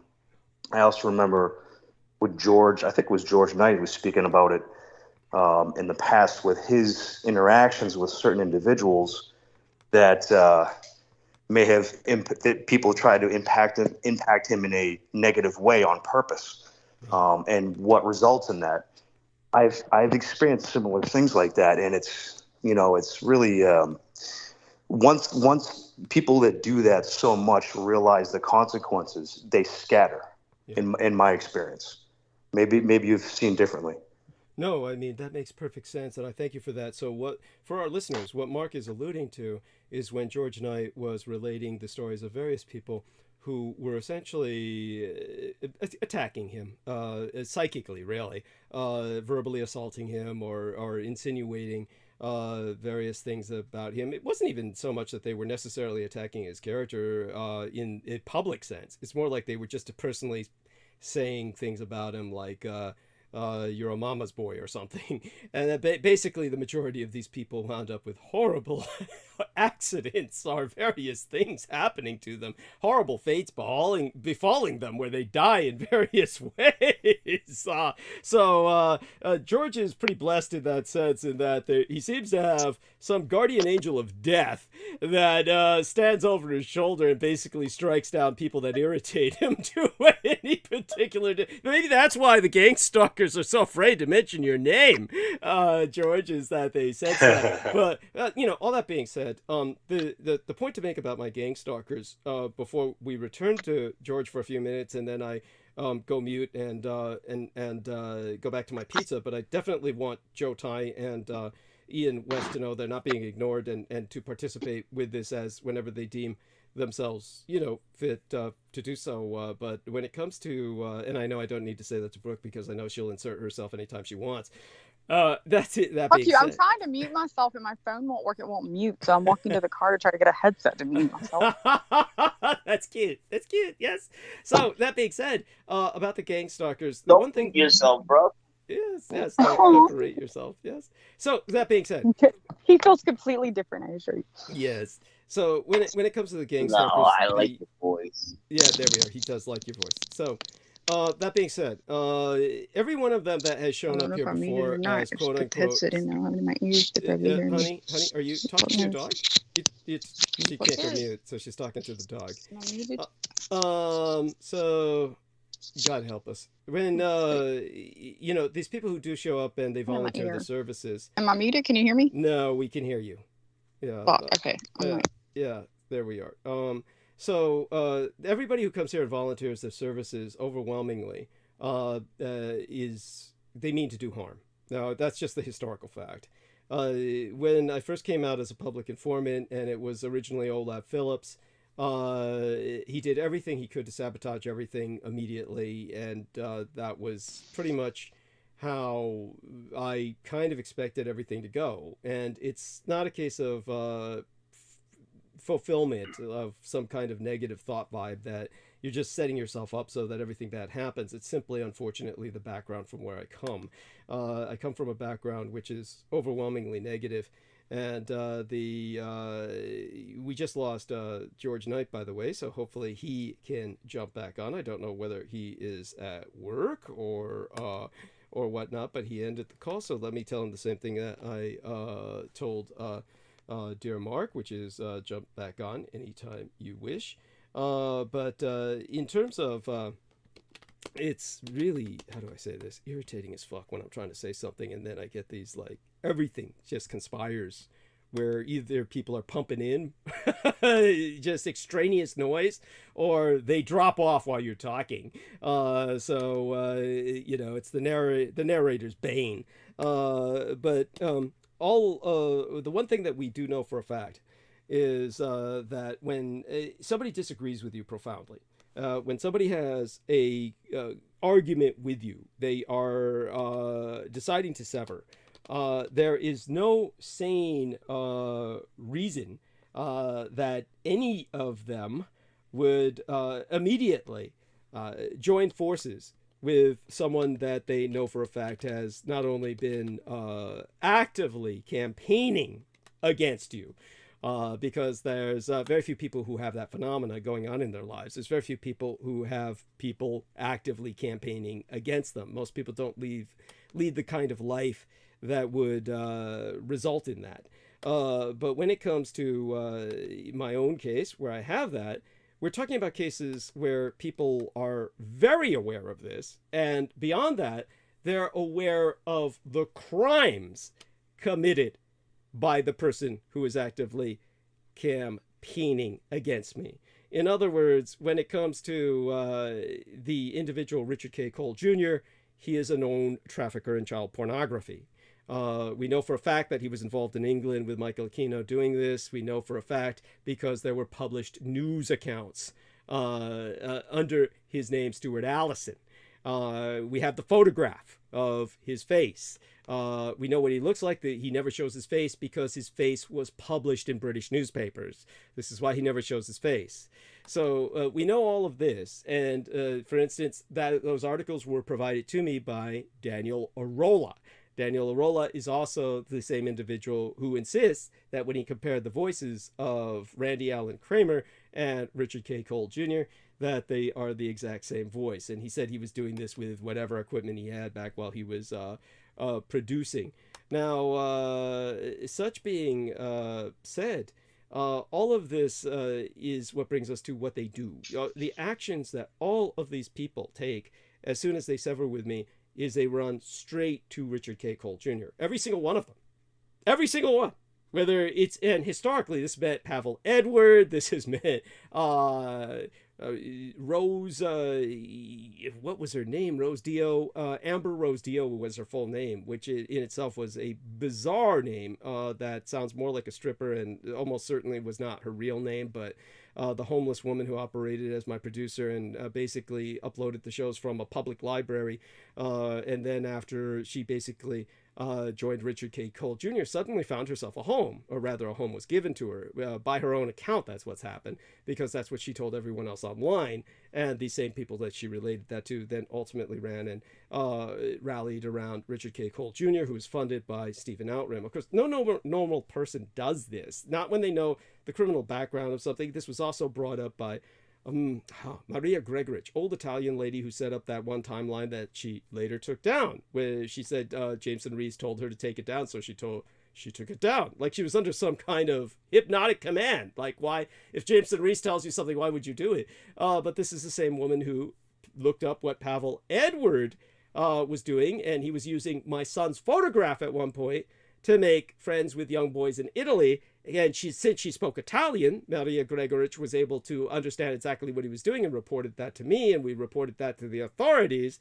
And then he had to stop using my son's face, at least, to do that. Now, the whole thing here is that all of these people know of these activities with children, and yet they all run to these same people when they quote-unquote turn against me. The only answer to all of this, up to and including Selina Khan, the only answer for all of this is that they were all with these people in the first place. There's no normal person that would do this if you're like, oh yeah, I know that these people are engaging in child porn. I know that these people are actively seeking out children on the internet. Oh yeah, and this is why I hang out with Dietrich, because I stand by the children.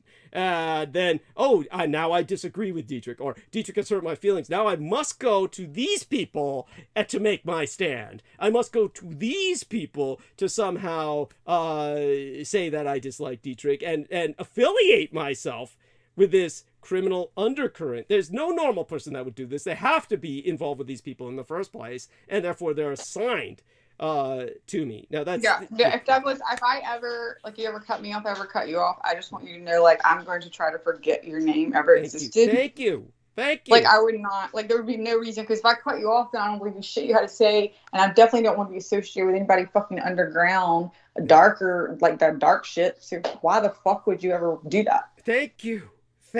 Bless you. Now I trust you to a much greater degree. And yes, thank you. And beautifully said. So George, take it from there, George. Douglas. Yeah, thank you, Douglas. And yeah, that's so true. And I remember actually mentioned it one time on the show that, you know, if Douglas has a hair apparent, I'm the person for the role. I remember saying that in front of Jameson Rees, and I remember he just went off. I think that really butthurt him as well. But that's what these people are like. That's what they do. They just get hurt and they run to the other side, which is the side they're always on in the first place. It had to be, because there's no way that you would affiliate yourself with someone who has documented evidence against them that they're engaging in the very thing that I got into so much trouble for exposing. So yes, by all means, go on from there, George. Yeah. And it's so important. Yeah, thank you, Douglas. And yeah, and what I sent in the private messages is the Weselberg Castle Working by Michael Aquino, and this is and I wanted to bring attention to people that the book, The Coming Forth by Night, it's not a book, it's just a document that Michael Aquino wrote in a fashion which Douglas himself writes in as well. And the third bullet point in the Weselberg, the purpose for the working, and as it states, I'm going to quote it. It says, as the Weselberg was conceived by Heinrich Himmler to be the Mittelpunkt der Welt, and as the focus of the Hall of the Dead was to be the gate of that center to summon the powers of darkness at their most powerful locus. And so that just brings, like I said, credence to what Douglas was saying earlier. And then later on, it actually says about, you can see the electrical sort of exhilaration, which seemed to be remained dormant, pending, and activating working of this sort. And so it just, that just also brings credence to the fact that, what Michael Aquino conducted was like a binding ritual, a binding spell. Is that correct, Douglas? That's correct. On my birthday. Yes, it was. To my birthday. Yes, go on. Yeah, the October 19th, the ritual started going, he started at 3 to 4:30 p.m. This is the time period he started, and then it went into the hours of Douglas's birthday. And and he actually said it was kind of like a what did he put? I read it earlier. It said about it was more like a I'm trying to think what he called it. He described it, but he said it was fancy dress because he was dressed in a full-blown uniform. He was dressed in uniform, and I think he was dressed either as an SS officer or Heinrich Himmler himself or Adolf Hitler. He was dressed in one of those uniforms. But if you look at the pictures that I've presented, it looks like Adolf Hitler. I think he was dressed as and so he was. And he then wanted to dress as my biological father. That yes, was the point for the binding. Yes. Absolutely, Douglas. Yeah, that's so true. And I've got the photographs to prove that. And that's why I had to upload that photo of Jeffrey Epstein because and it's nothing against Ian West. It was just and it wasn't to refute him or dispute anything he was saying. It was just simply like in the documentary 60 Minutes. It's a show in the United States. They present stories about current events and political matters, and they show the actual image because that's the thing with people like Osama bin Laden. They never presented any photographic evidence. That's right. And and so that is someone who definitely wasn't alive. That was someone who did die many, many years ago, and they had to carry out that lie that he was still around. They needed a boogeyman out there so people would fear and carry on supporting these illegal wars of aggression, these illegal armed conflicts. And so this is, that is someone who you can say, well, they definitely lied about Osama bin Laden. But with Jeffrey Epstein, he was ultimately murdered. And I can't remember which solitary confinement he was in. It was sort of like a high security building. I can't remember the exact name of it. But he was, but people can, that's publicly available. People can look that up. Exactly. Quite Douglas. Easily. I certainly personally believe that Epstein was murdered, but I'm certainly happy that Ian presents alternatives because the potential is always there. I mean, in a case like Jeffrey Epstein's, it really is almost believable that they might cover for him and hide him and rescue him and kill some other poor son of a bitch to basically put in his place. I mean, things like this do happen. So honestly, Ian, it's I certainly don't dismiss what you're saying, and like George said, we're not in any way, shape, or form making fun of you or dismissing you outright. It's it's just you gotta admit, Jeffrey Epstein, I hate to say this, is inherently, to me, because I've got a very black sense of humor, one of the blackest senses of humor in the world. To me, he's almost intrinsically funny. Nothing he ever did was funny to those children, but he himself is like a laughing stock to me. So I do find fun in just making fun of Jeffrey Epstein, period. Certainly he deserves that. When it comes to someone like Michael Aquino and what he did on my birthday, when you take a look at the year, that's always what troubles me. I can't remember whether it was 82 or 83, but it was definitely 82 or 83, I believe, that he conducted that. Yeah, do you remember? Yeah, 82, Douglas. 82. Okay, so it was 1982. Okay, because and so it was in 1982 he conducted that, and that was when I had just entered high school or the vocational institute approximately, or shortly before then, maybe about 80, 81. I was supposed to be the class of 84 if I had graduated at a normal pace, but I took the GED out just like Brooke Gibson did. But when it comes to that ritual, what else was it that happened on my birthday? That oh yes, of course, the Montauk Monster. So that was just so you know, honey, when you were talking about the Montauk Monster that our man Mr. Peter Moon was talking about and whatnot.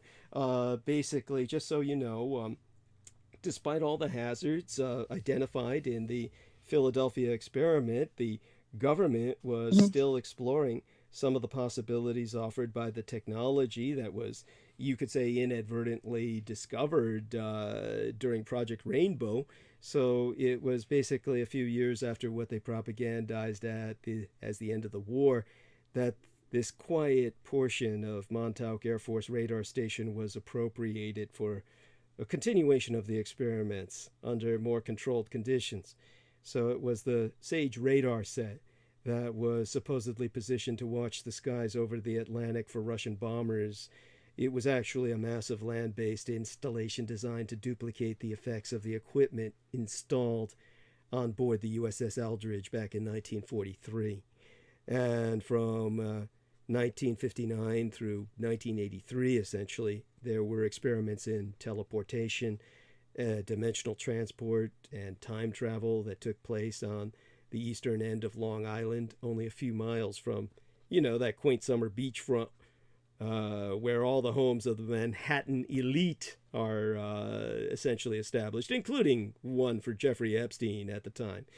Now, some of these experiments breached the dimensional barrier to whatever place the faders came from, which I've mentioned in the past, the evanescers, that I've argued, and Peter Moon has never found a compelling counter-argument. Dr. David Lewis Anderson is one of them. I never spoke about them to you, and I'll have to get some calories before I speak about them tonight if I do. So before I dig into that pizza, definitely one thing I can say is that at least on one occasion, something different came through the Montauk portal, and that was what became known as the Montauk Monster. The closest thing that I can really explain to people so they can grasp its dimensions, to use upon, would be Forbidden Planet, that old 50s science fiction film with some of the best special effects anyone had ever done up to that point in time. Obviously, Robbie the Robot stands out, along with Leslie Nielsen, who plays a straight role as the captain of this flying saucer exploring the cosmos, but the monster that murdered Earthmen in their sleep. I don't remember those movies, but that's what I don't remember, on that. I remember it blowing my mind when they were talking about it, and then when it got out of the building, it seemed bigger. Yeah. They just couldn't, it didn't get bigger, or what was the deal with that? I know if people saw what, the people that haven't seen that would get what I'm saying, so I know you do. Yes, you're talking about the movie Forbidden Planet, not the documentary. No. I'm talking about the actual Montauk Monster with what's his name that was there that we talked about earlier. Yeah, doing the documentary. Okay, yeah. Essentially, that's because there were no. He was describing what happened. They were showing where it was in the building when they went in the building, and that may have been their experience. The one thing that I can do to try and so the listeners can get a picture in their heads is that basically when you watch the Forbidden Planet film, this horrible energy beast is invisible, it's intangible, but it's got a touch that can melt steel, it's got claws like white hot swords. So it was the U.S. Air Force that managed to summon something a lot like the Forbidden Planet phenomenon, and they accidentally let it loose on Long Island. And that may be what it was. It was basically the machine that controlled it that they summoned, and then when the machine they had plugged in, that summoned, they tried to stop it by unplugging those machines from that building. Right. Yes. Well, the point that what would have controlled it and that didn't stop it. They couldn't stop it that way. Well, the point that reminds me of the Wewelsburg Castle working was that all of this happened on a fall day in 1966. It happened on my birthday. So this was the same kind of phenomena you have with Michael Aquino. It was the day that I was born they unleashed the Montauk Monster, honey. Now, really? About a rampage. See, I've tried to go back and find that video since we've met, and I obviously have so much history. I couldn't find it yet. So, well, hopefully it's still there and isn't scrubbed. I believe it's the same video, like I said, that Ian West saw. So Ian West can probably send you the link. I'm sure. Yeah, if Ian West has got it, Ian, if you're on here, anything you've got on the Montauk, where what's his name? That was there. Oh, Rick. Fuck. No. Preston Nichols. Preston. Yeah, the one where Preston was there, where they had the video camera. If you have anything like that, yes. I know I saw part of that with the interview, and that was what I was wanting to find again. Yes.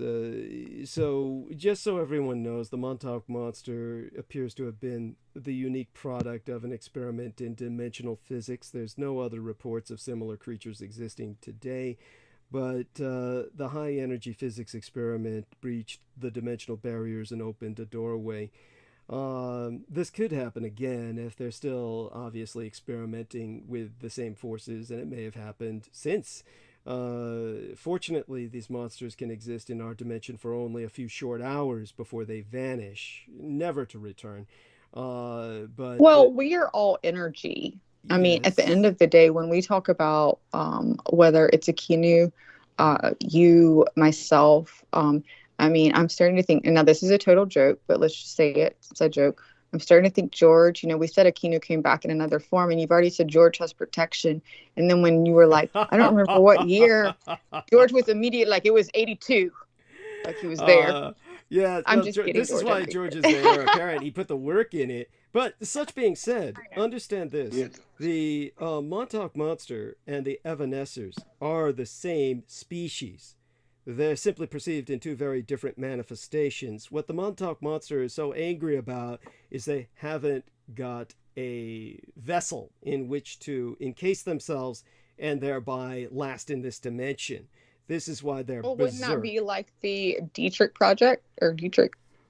Well, I'm certain there's vague parallels, but not really. I mean, it's the same thing. She couldn't. From the way you described her. She can't get into this dimension. Well, and the one she is in this dimension, but she can't express. Yeah, well, they were too, but she's not embodied. She's not corporeal. Yes, that's what. Yes, that's so. There are similarities, and you can understand Zur anger using the gender-neutral pronoun for the Dietrich Ardalite. Correct. And the anger of the Montauk monster. Now, when they find a vessel that they can express themselves in that will not disintegrate because of the high volume of energy it's containing, that would be someone like David Lewis Anderson. And so I'll explain that if I get enough calories in me. But right now I'm going to turn it back to George. And George, by all means, when you go over a few more things, turn it back to the group and all of you roundtable while... And of course, I'll butt in when I can, but I'm going to not butt in while I'm chewing, most certainly. It's just undignified. So take it away, George. Yeah, thank you, Douglas. I'm actually doing the same thing. I've just fried myself up some haggis, so I'm just taking my calories. What are haggis? Yeah. What the hell is that? What is that? I mean, I don't know what it is. She doesn't know. Is he Scott? I think he's a Scottish man, isn't he? Yeah. It's for my breakfast as well. But no, I wanted to just before I talk about haggis, actually. I sent Douglas. I sent you another screenshot of Michael Aquino's own signature. His signature. Yes. Now my signature is also very. My signature is also very much like that. Yes. We have very similar. And if you notice, and it's very obvious when you look deeply into it, the style of writing he's got. You can see the clover leaf 666 in his own signature. So he's got the 666 in his own signature. He draws it in. So he does that deliberately. Yes. And it's like a clover leaf fashion. So it goes around like a clover leaf. Yes. So they're all joined up. So as you can see, it's amazing, remarkable. Yeah. But anyway, turning towards haggis, it's the inside of a sheep basically. It's the lungs, it's the it could be anything, kidneys, liver, and it's stuffed in a with oatmeal, and it's with spices, and it's stuffed within a stomach lining of a sheep or its intestinal tract. And so you cook it by either boiling it. I used to think that anyone that talked British could sound intelligent. No matter what you said, it would sound intelligent. But that right there made you completely disgusting. I didn't think there was anything you could say. Like you could talk like I don't know. I think Peter Moon turned into a chair and fucking Aquino turned into a fucking couch. And I'd be like, but he said it like this, so it probably are a couch and a chair. Mm-hmm. Yeah, she can't believe you're eating that shit. Is what you say? Like you got dude. I don't know. Like maybe you need to. What was that movie we were talking about, Deliverance earlier? Mm-hmm. I feel like he might fit in there with what they eat. Oh my god! I'm sorry. I'm sorry. That was a lot. Sure do have a pretty mouth. Yeah. Oh my god! Well, honey, I eat rats. I've told you that, so Okay, well, you'll be eating rats in a Korean prison too. That's fine, but that's a lot more than pulling the intestines out of the rat, stuffing in some oatmeal with some other intestines, whatever other intestines you can find, and then throwing some goddamn sweet oatmeal on it and thinking which oatmeal already looks disgusting. Intestines look disgusting. Let's mix it all together and call it more. What do we call it? More disgusting. Fuck. Oh my god! God, I'm gonna lose 10 pounds. Thank you. No, I'm actually thankful to Doris. Like I'm like you know, like I don't have to work out this week. I'll lose 5 or 10 pounds just by sitting here. Oh my God. So, yeah. I'll be back. I'll be back in 2 minutes. Okay, so he's gonna dig in. So, Oh God. I feel like we kind of shortchanged Ian. Ian, were you covering all 3 stories while I was gone? Or did you just went as far as Epstein and everybody just kind No, he started with the okay, I'll just let you know he started with, and this isn't because I'm trying to so you'll know where it is, so if you want to start. So he started with the underground tunnels and how they were moving stuff for Amazon in one day, and then I just shut that down immediately and said that I didn't really think that was important because number one, like of all the stories, like if they are even doing that, which I don't necessarily, I believe in underground, there are some underground tunnels, but if they are, like, maybe that's a good thing because we're like, what, 27 days ago, like we only had 27 days of fucking diesel gas left for October because of the gas shortage. So I'm like, fuck, I hope they are because I don't have to stop my Amazon orders. So I hope they have something, but even if they don't, like, my point was, we've got 2 more things to cover. Let's cover the next 2. So I shut him down on that. So he didn't really get to tell the whole story. So he may want to. And then the second one, obviously he told about. Do all 3 because by the time I got back, he was talking about some biolab. That's right. Well, biolab he talked about at the beginning, and then he went back into it again at the end because I think Joe Ty said something about they had been doing that for a while, like somewhere else or something. Okay. Now, what just so people know. Oh, go on, honey. Which I believe Joe Ty, like I believe that.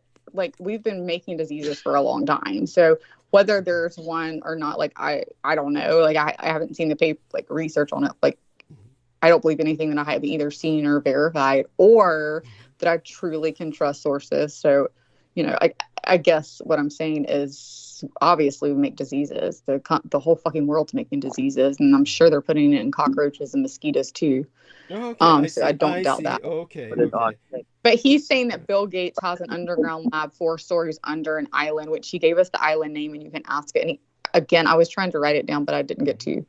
So if you want to give that again to us, and then go there. Right. Sure, Ian. Is he there? I don't know. He said he was hanging up, to be honest. So I didn't know he was still on the phone. Oh, he said that like his feelings hurt or something. Or he was. I don't know. Probably because I shut him down. He seems like he's still here. It says he's still here. Ian, are you still here? Yeah. No, he's talking. Then the I'm last back. thing was about. Okay, so George is back, and so Hey, George, Douglas, yeah. I'll go mute while you take it away. Yeah. Yeah, you carry on, Douglas. I'll chew. Yes, you. Oh God, we get to go back and forth between the 2 of you chewing. It's great. Yes. I'll chew now. George will take over speaking. Yeah, we'll alternate.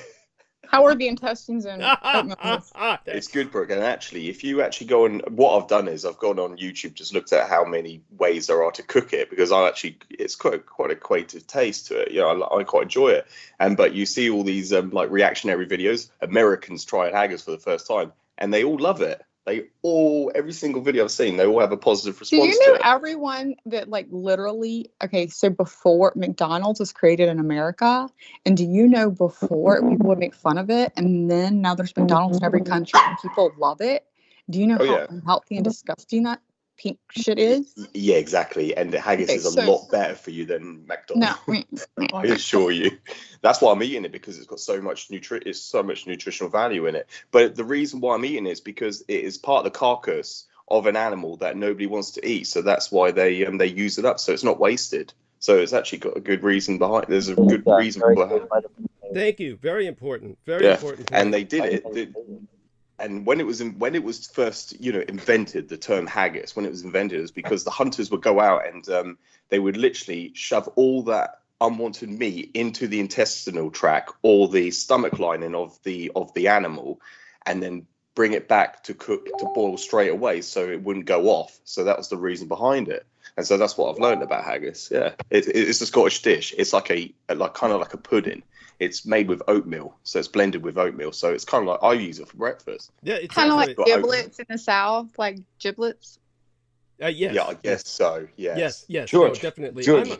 I myself prefer the gizzards, as they call them, or the various organs of the chicken, for instance. I love chicken kidneys, chicken livers, chicken hearts. My grandmother ate the gizzards. Yeah, and everybody thinks everybody tends to gross out at that, but honestly, I can see where he's coming from, and the one thing I did want to bring up about Ian West and what he said was I couldn't understand. Okay, so he says that they're delivering things in tunnels for Amazon, and 2 points to make with that. One is that the girlfriend, Anne Christine Fontaine, the former girlfriend of Rocco Fowler, now works for Amazon, just so people know.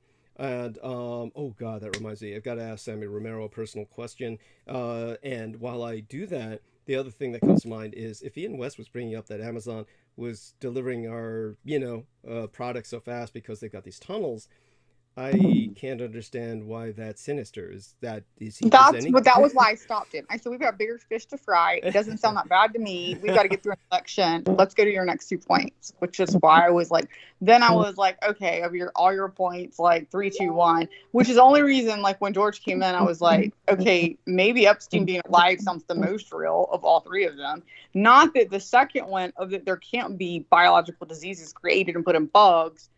Again, I'm not saying he's wrong or right. I'm just saying until like he's apparently writing something on this and he's going to publish it on Facebook himself that he's been doing research for 4 years and there's some underground lab for he publishes a lot on his Facebook. Yeah.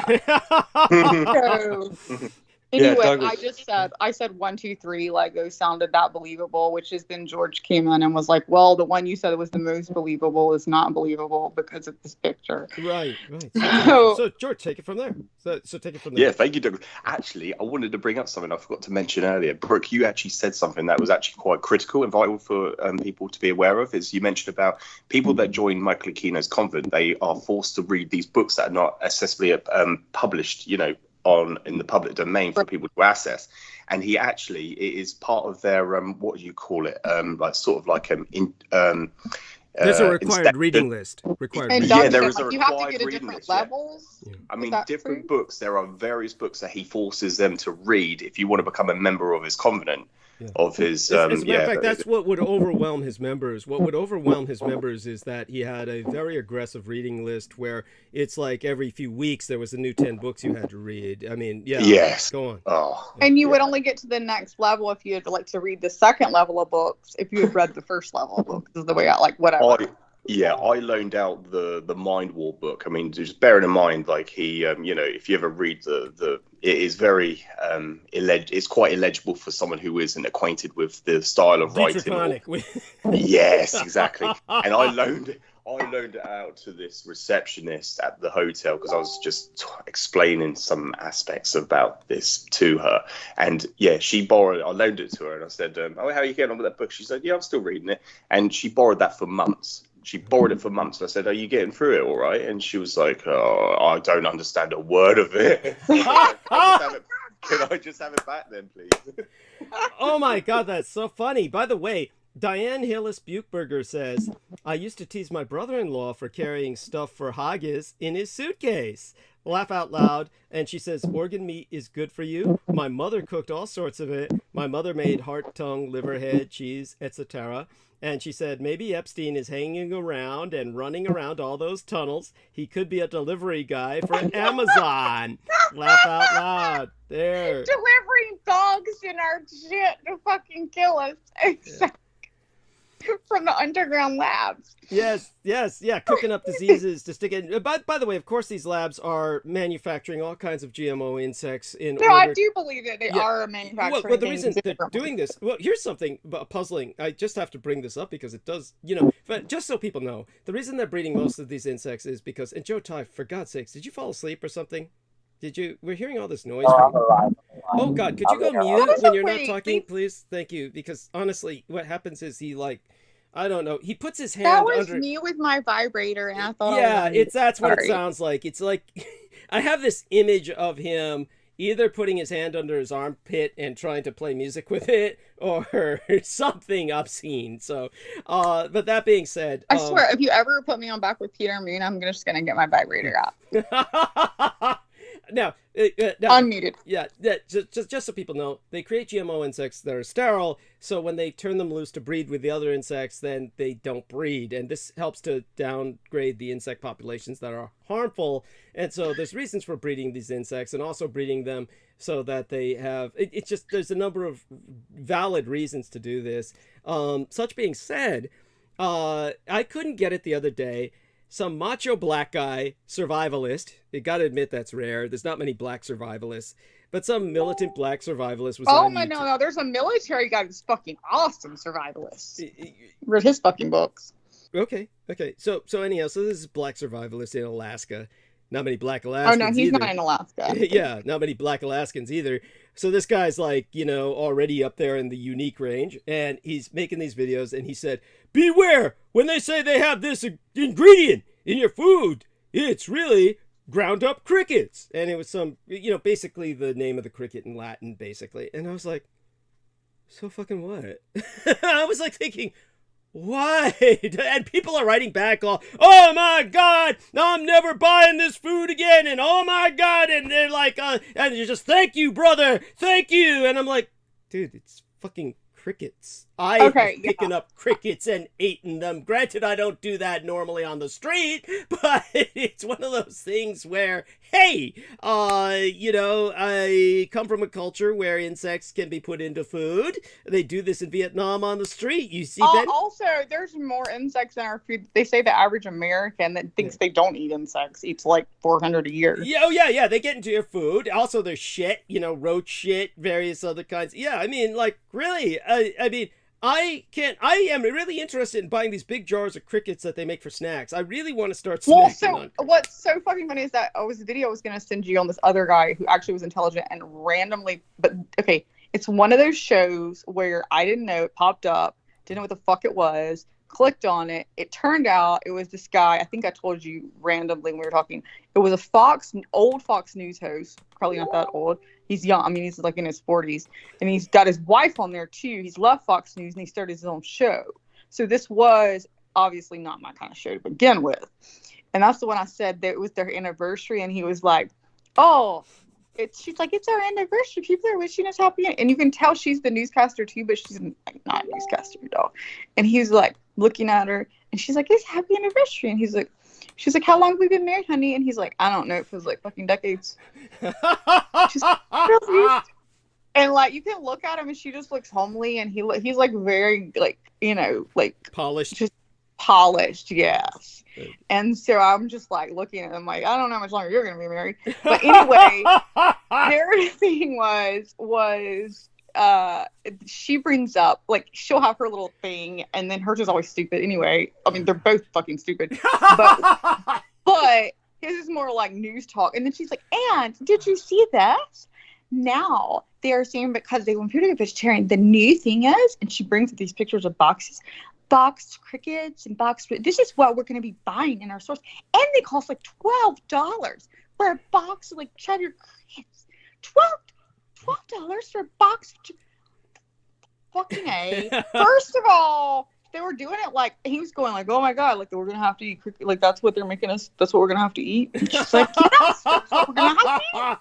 And we're gonna have to pay $12 for a box of crickets. Yeah, well, we shouldn't be paying that much. I would agree. I will agree with her on that, but what I'm saying, it was obviously all completely hyped because whatever this company was that's doing this, it's not like it was like they were acting like it was suddenly. It's not like they're passing them out in school cafeterias. Yeah, they're making it sound by the end of the year. No, by the end of the year, it's mandated. They're making it sound mandated. Yes. Yeah, you're all going to be eating fucking crickets or roaches or whatever the fuck else was on. Right. Now, granted, I wouldn't like roaches. I don't think roaches were on there. It was like crickets. No. I know roaches are never going to be on there because roaches, we just affiliate them with filth. But we'll turn it back to George. I do keep interrupting him. I love how you say we turn it back to George, but then also you said filth, and he's eating fucking filth.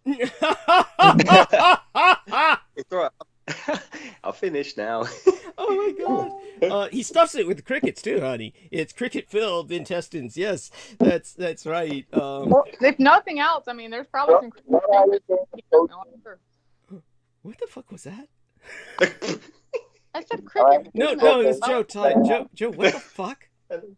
Joe, are you fucking jacking off? From insects, Brooke, because are you talking through your pillow? He's lying on his side and he's talking through his fucking pillow, aren't you? Are you doing that, Joe? Yeah.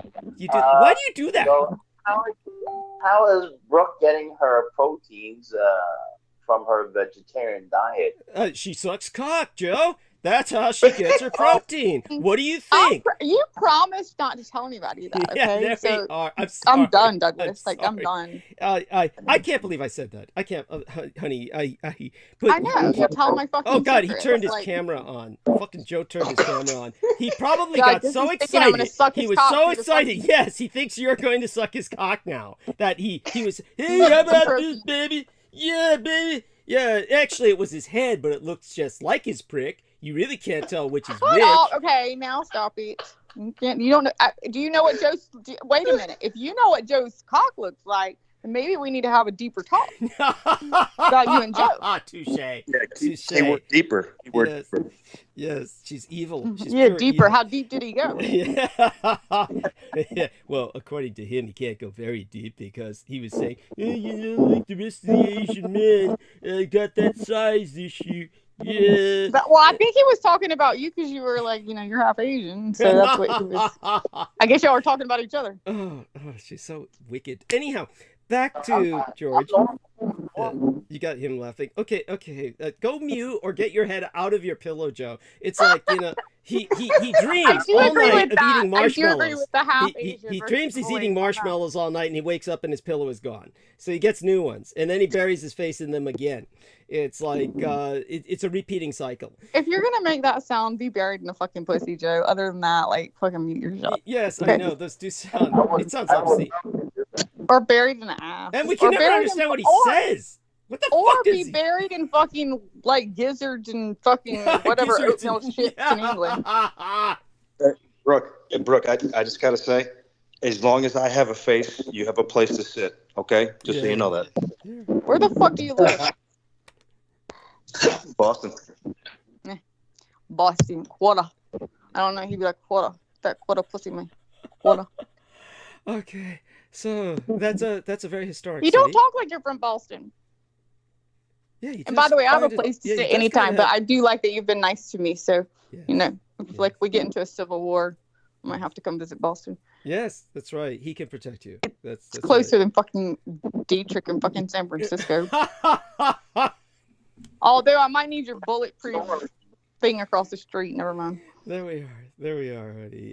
Anyhow, Diane Hillis Buchberger says, "Poor Joe." She says, and so, Joe, you're still breathing in the phone. There's that somebody else. It's Joe. It's Joe. He's fucking Joe. Joe, please go mute. Oh my God. Okay. So we've Yes, had my a fun- pussy is good, Joe, but you need to mute it while you're fucking thinking about it, okay? Yes.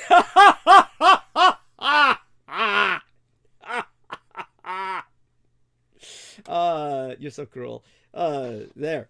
You've had your cruelty with them. Now you know how much fun it is. You can't blame me anymore. That was really good. Oh, that was Ian. There he was. He faded in. Very weird. Oh, Very weird segue there. That's. Thank you, Ian. That was. Ian's still here. He Hey. is. He is still here. Okay, so George. Ian okay. knows. Ian knows. I tried to believe all three of the stories. And not in order. No, I did. I did not believe the first one, and I half believe the second one. I do believe that shit's going on. I just don't know if I believe the island, and I'm not gonna. And he should respect that. Well, I think that everything that Ian West says about that lab is true. The question is whether and they may be Whether Melinda or Bill Gates are funding it, and is it on this particular island for things down? Like, I don't know. I'm sure he has this. He says he has the sign. He's going to write the thing. So I'm not friends with him on Facebook. Right, and they do put diseases in insects for scientific experiments. I mean, these things may be going on, but what might They be also put diseases in animals, and especially their intestines, which you probably should let George know if he's not. But the question is, does this make it sinister? I mean, it's not necessarily sinister simply because all this is happening. That's what I would just caveat. That. So George, do go on. I'm gonna go mute. I'm gonna chew. It's yours, George, for now. Oh, thank you, Douglas. I do apologise. I have to say goodbye. I was just waiting to George, fuck say you. goodbye You to don't get to fucking eat Yeah. lizard shit. This is the one time I'm going to say F to you. I said it one time, and it was a nice one. It wasn't really meant that. But I'm saying you don't get to sit here and gross me out and then just be like, I'm going by now. Oh my God. Yeah. I do apologise, Brooke. I'm going to have to leave you with one of these gentlemen to carry on the show with. I do apologize. I have a lot to picture of talk you- about. I will come on George, another time. Anyhow, George, I'm so sorry. Thank If you you, feel Douglas. you need much more time, so you Oh. know, is it going to be? Are you going to be able to come back later tonight, or is it going to have to wait till Wednesday? Yeah, I think it's going to have to wait till Wednesday, Douglas. I'm actually at a training course today. It's like the Hearts and Minds. It's called the Hearts and Minds training course and well-being for people. I think it's a cultural ethnicity course. It goes on all day. So I'm over at, in Southampton today for this training course. I'm in a classroom. And that'll be very interesting, and I'm hoping to actually relay a lot of the stuff that I know about to them, and especially if they talk about the clock That change. should be fine. You should get up and give a whole speech about everything you know, just randomly while they're talking about laying lines. Oh, they do every single. Just be like, I have something to say, and then just start on Michael Aquino, World War II, and fucking Douglas Dietrich. Well, you got to talk about the time zones. You got to talk about. Yeah, I'm going to talk about the time zones. Yeah, because that will be discussed, and nobody knows about that. Every single person I talk to about that have no idea about that. They have no idea why it's there. And so, that's what I'm going to do today, and I'll come back and relay what. Or you should you should try to put, if you get up and speak, you should try to just put your phone on like a record for voice, like so that you can at least play it for Douglas if no one else. No, that'd be cool. So Brooke, make a promise to George. You're going to give him more time to talk on Wednesday, okay? I'm not going to be here on Wednesday. We already discussed this, so that's why I figured George is coming back, because I won't be here, George. You have the full floor. Well, you. And I just went woohoo. Yes. I know, right? Yes. No, I'm only joking. Well, I'm only joking. Yeah. We No, love you, you're very much appreciated, Brooke. You know, you do cover a lot of airtime, which is great on these 12-hour shows. It's much need. You know, me and Douglas can, suck the oxygen out of the air all for 12 hours if it was just me and him. But it's great that we've got it's divided. It's divisive. It's important. So I do appreciate you. You're a very important member. And I do know, that you obviously both have a lot more educational information to offer, and so I don't disrespect that when I'm coming on. I just try to lighten it up a little. It's diverse, yeah, that's what it needs. It does need that, and it needs some, some humor, and it needs some enlightenment. When I come on and talk, it's just my passion. I could talk about all day long about things that are just like yourself, just light or bubbly. But I wish you could be on longer so that we could be the light, like I could do light and bubbly, and then you could continue to do your things, because you've already taught me a lot. So that's right. Thank you. Yeah, absolutely. But very much appreciative. And just so you know, you're very much it's very gracious to have you on. And and with Mark and Joe Tai and Ian, they're all very it's great to have them on. And were you able to listen to a bit of the Marina interview, George? Just curious, or any of that? If not, don't worry. Yes, I did, Douglas. I listened to it 2 days ago. Yeah, on Saturday morning. So actually, we'll hear more about it on Wednesday. I did. Yes. Wednesday, and then you can come on and talk more about everything. So yes, thank you so much. Yeah, that'd be very. Also, just know that Douglas wants to, fuck her. Anyhow, we love you dearly, George. Share that love with Thank you for having me on, Douglas. I'm sorry. I shouldn't have said that. Douglas thinks she's very attractive. He's very much, But thank you for having me on, Douglas. Yes, very much appreciated. And I love to everyone. Thank you. Like, this is not my style. I cannot do this. I'm not this low. I'm Southern, George. I'm sorry. I love you. Have a good night. Have fun in class. Oh my God. My life is hard enough, Brooke. It's really. Now, I know. Honey, I'm understand that I want to fuck you too, darling. And she's not listening to us. She's not going to hear that. So the only person fucking embarrassed was George and you. I was actually surprised that even Pete went in that direction. In fact, I was embarrassed for him that he did that. Really, when he said, "Oh, I don't know how she would help you except to extend your vril power," and really, I mean, that hardly mature. So I will be chewing. We have Mark and Joe and Ian and Ian seems eager to talk. Bro? So yeah, Ian, come back on. Yeah. Burn some bandwidth while I chew. Bro, you scare all the boys off like that? Do what? What the hell? You scare all the boys off like that? Apparently. Yes, she scares all the boys off.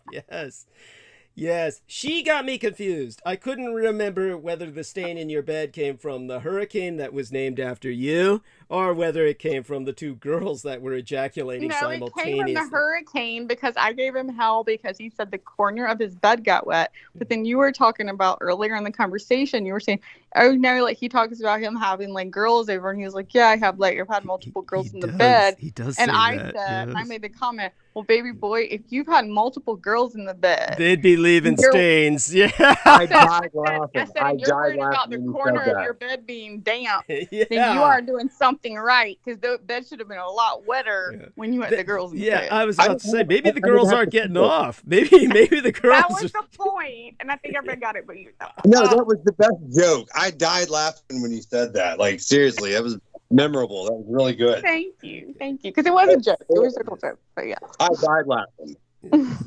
Thanks. So Ian, feel free to follow up while I, continue eating. And by the way, we were talking earlier about eating crickets and how this one black survivalist. I mean, that's the important emphatic point there.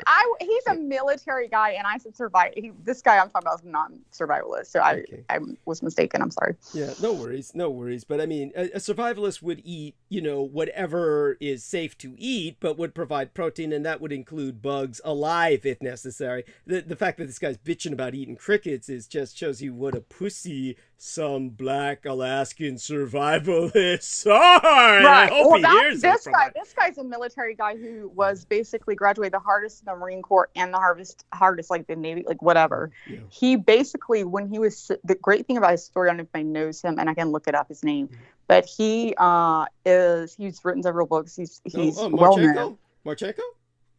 No. Okay. There's this guy named Marchenko who was a Navy SEAL who wrote a bunch of books, but he basically, the way he started was he was sitting at home.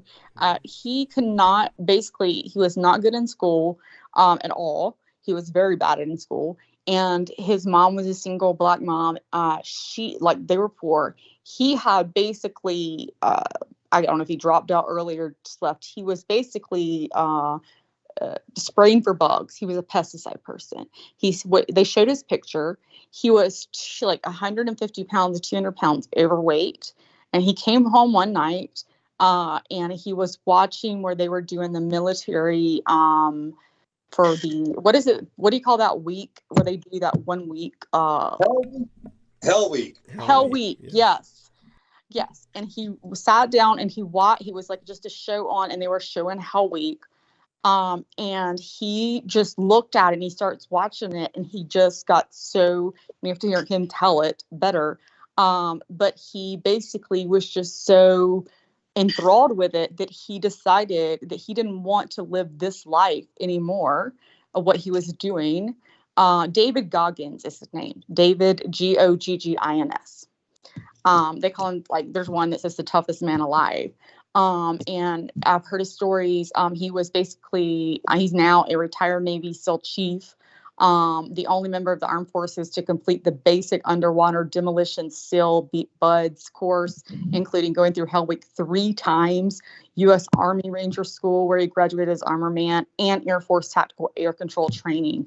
This man, like I said, had graduated high school, and then when he went in to try to do this, when he decided he wanted to do it, he needed to pass these, first of all, tests that were, not only did he need to get in shape, but he also had to pass tests that he was just, like, he was a DEF student. And he has notebooks, and he showed them. He would sit down, his mom, who was so poor, but she agreed to hire a trainer, like, not a trainer, what do you call that? A person that'll come help you with math or English or what the fuck ever. Tutor. Yeah, a tutor. So hired a tutor, but could only afford once a week. And so once a week, the tutor would come for like an hour or two. And so he couldn't remember anything. So he said he had notebooks full. And this is the opposite of me because I'm an oral learner. But again, I obviously don't learn because I don't remember shit, anybody's name or anything. But he would have to write down everything. He said at least 10 to 12 times.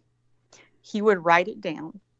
He has like piles and piles of it. that's how dedicated he became to learn to go through this, which was his first. He ran just one of the stories I'll just say really fast, like when he ran like one of his first like marathons, I don't like through Hell Week or just something, he was running and he had to run, I think when he was trying to get in shape for it. And he ran and the soles of his feet were bleeding, and he still had miles to go and they were complete blood. Like, you have to hear him tell the stories. But if you look up David Goggins on YouTube, he's got some great stories. Why do you find this so inspirational? I found him inspirational because of his nonstop. Like, so part of him I'm not keen on because he is very eager-driven, but for me, well, you know, he does. I guess he's earned it, but he comes across not like what I say. That's what I say. He had to have that ego to do it. Like I don't even know how to call it ego. He had a drive. And I think, like, even for myself, like I have a drive for animals. Like I want to start, nonprofits, and there's different things in my life that I've wanted to do. And I've sat down and been like, I'm going to fucking do that and haven't fucking done. Like, he came home like in a apartment that was, basically he was living with his mother in a, what do you call that? Like ghetto, rent, like controlled. Not rent controlled, but like government apartment. Yes. And he's spraying for bugs. He's never been smart. He's like, if you see the pictures of him now, even today, and he's now retired, and the picture of him before he ever entered, when he was spraying for bugs, he looked older then. Yes. Because he was over 100 pounds overweight. Well, I used to look a lot older till I started drinking blood more aggressively. Well, this isn't like that, what you mean. And yeah, you and I could get back into that if you actually do look younger or not, because I've seen your pictures and I like the leather picture better. The leather? When you were at the little wharf, when you were at the thing. She's joking. I'm not joking. The leather thing, when you were at that, it was like 20 years ago, what the fuck ever, when you were at that little conference and you were talking about UFOs or whatever.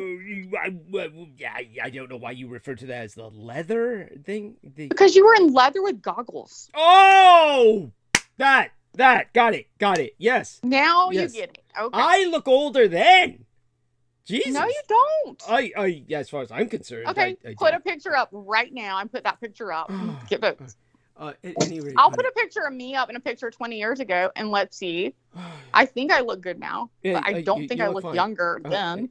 Honey, you look fine. But believe me, I look. You look great. What are you talking about? You look fucking beautiful. That's why everybody wants to fuck you, even David. Thank you. I appreciate that. Peter. Sorry. Yeah. You go. Hey, easy. Go. So, moving right along. Where were we? Poor David Goggins. I just called him. Right. Yeah. David Goggins made my Okay. All right. Life's hard enough, honey. Right. So help me out here, guys. Join her in conversation. Shut up. Join her in conversation. Guys, when you say Goggins, I think he's on the explosives team for the Miami to Haiti under ocean tunnel. Do what? Yeah, he may be doing construction now, is what Ian's saying. Go on, Ian. Yes, please carry on. Yeah, I think he was on. I think he did the under the ocean tunnel from Miami to Haiti. Why do you think that? Because I have books of the crews that build these tunnels, and I don't know if you said Goggins or Scoggins, but Goggins, David Goggins. I think that's him in the book. I think he did the Miami to Haiti tunnel. Yeah, I'm gonna send a picture right now. You can look up. This is the very first picture. He's great. He's amazing. Yes, the very first picture shows him where he was when he started, when he watched this video. And let's see, I'm trying to do it on Skype. Fuck, it's not letting me do it to groups. I cannot do it. Anyway, I'll do it. Right? Was he a SEAL? Yes, he was a Navy SEAL. Yes, he was. He was all of them. He was a Navy SEAL and He was also Air Force, but yes, he was a Navy SEAL. Okay, then yeah, that's what the SEALs do. They build those tunnels. Yeah, he may have. I mean, I don't know. Like, obviously, if somebody could go under and do it, I believe it would be this. Like, anything that would require a lot of force would be this man. If you've watched him and I don't take people like you watch a lot of fake fucking people. That's the thing about this guy. I just watched him enough to be like, I don't usually respect men that are. I've had enough men hit on me. Yeah. That were big muscle men and that were like no brains or just all ego about their like that's not him. Like that was the only cool thing about him was that he wasn't about just being that. Gotcha. Yeah. But I will send a picture that let's see on here that just shows I don't know, there's a third picture. It looks like there's a guy without arms. I'm not sure if that's him or not. I can't zoom in. If you want to hear about ego, of course, ego would involve maybe like when I ask Real Tech Geek and Joe Ty about how their lives are going, and then when they start talking about their sex lives and they start talking about their performance and how long they last and stuff, I think there's a bit of ego involved there. Such being said, oh shit, gotta write that private letter to Sammy. How about you people carry on? I'm chewing, going back to chewing. I'll go back to mute, and also Mark, do me a favor and participate a bit more. I mean, you are, of course, you're providing. I just shared that too for Mark too. Like it shows that if you can at least see that first and then that last picture of him, that shows the difference if you don't know who he is. Oh, here's but that first picture was when he was came home. Imagine being that guy coming home spraying for bugs and then going into that. Yes. I thought, you know what I thought she was going to say after all we were talking about? I thought she was going to tell me, or tell us, yeah, he was fat and he was spraying for bugs. Then he decided he was hungry enough to start eating them. And that's where she was going to go with this, but she disappointed me. I know I did. I totally disappointed. Yeah. But he's not from England, so he went into the intestines. So had he been more of a Georgia Knights area, he probably would have gone that way. No, so Mark, question directly to you. I'm just curious here, and Ian just disappeared.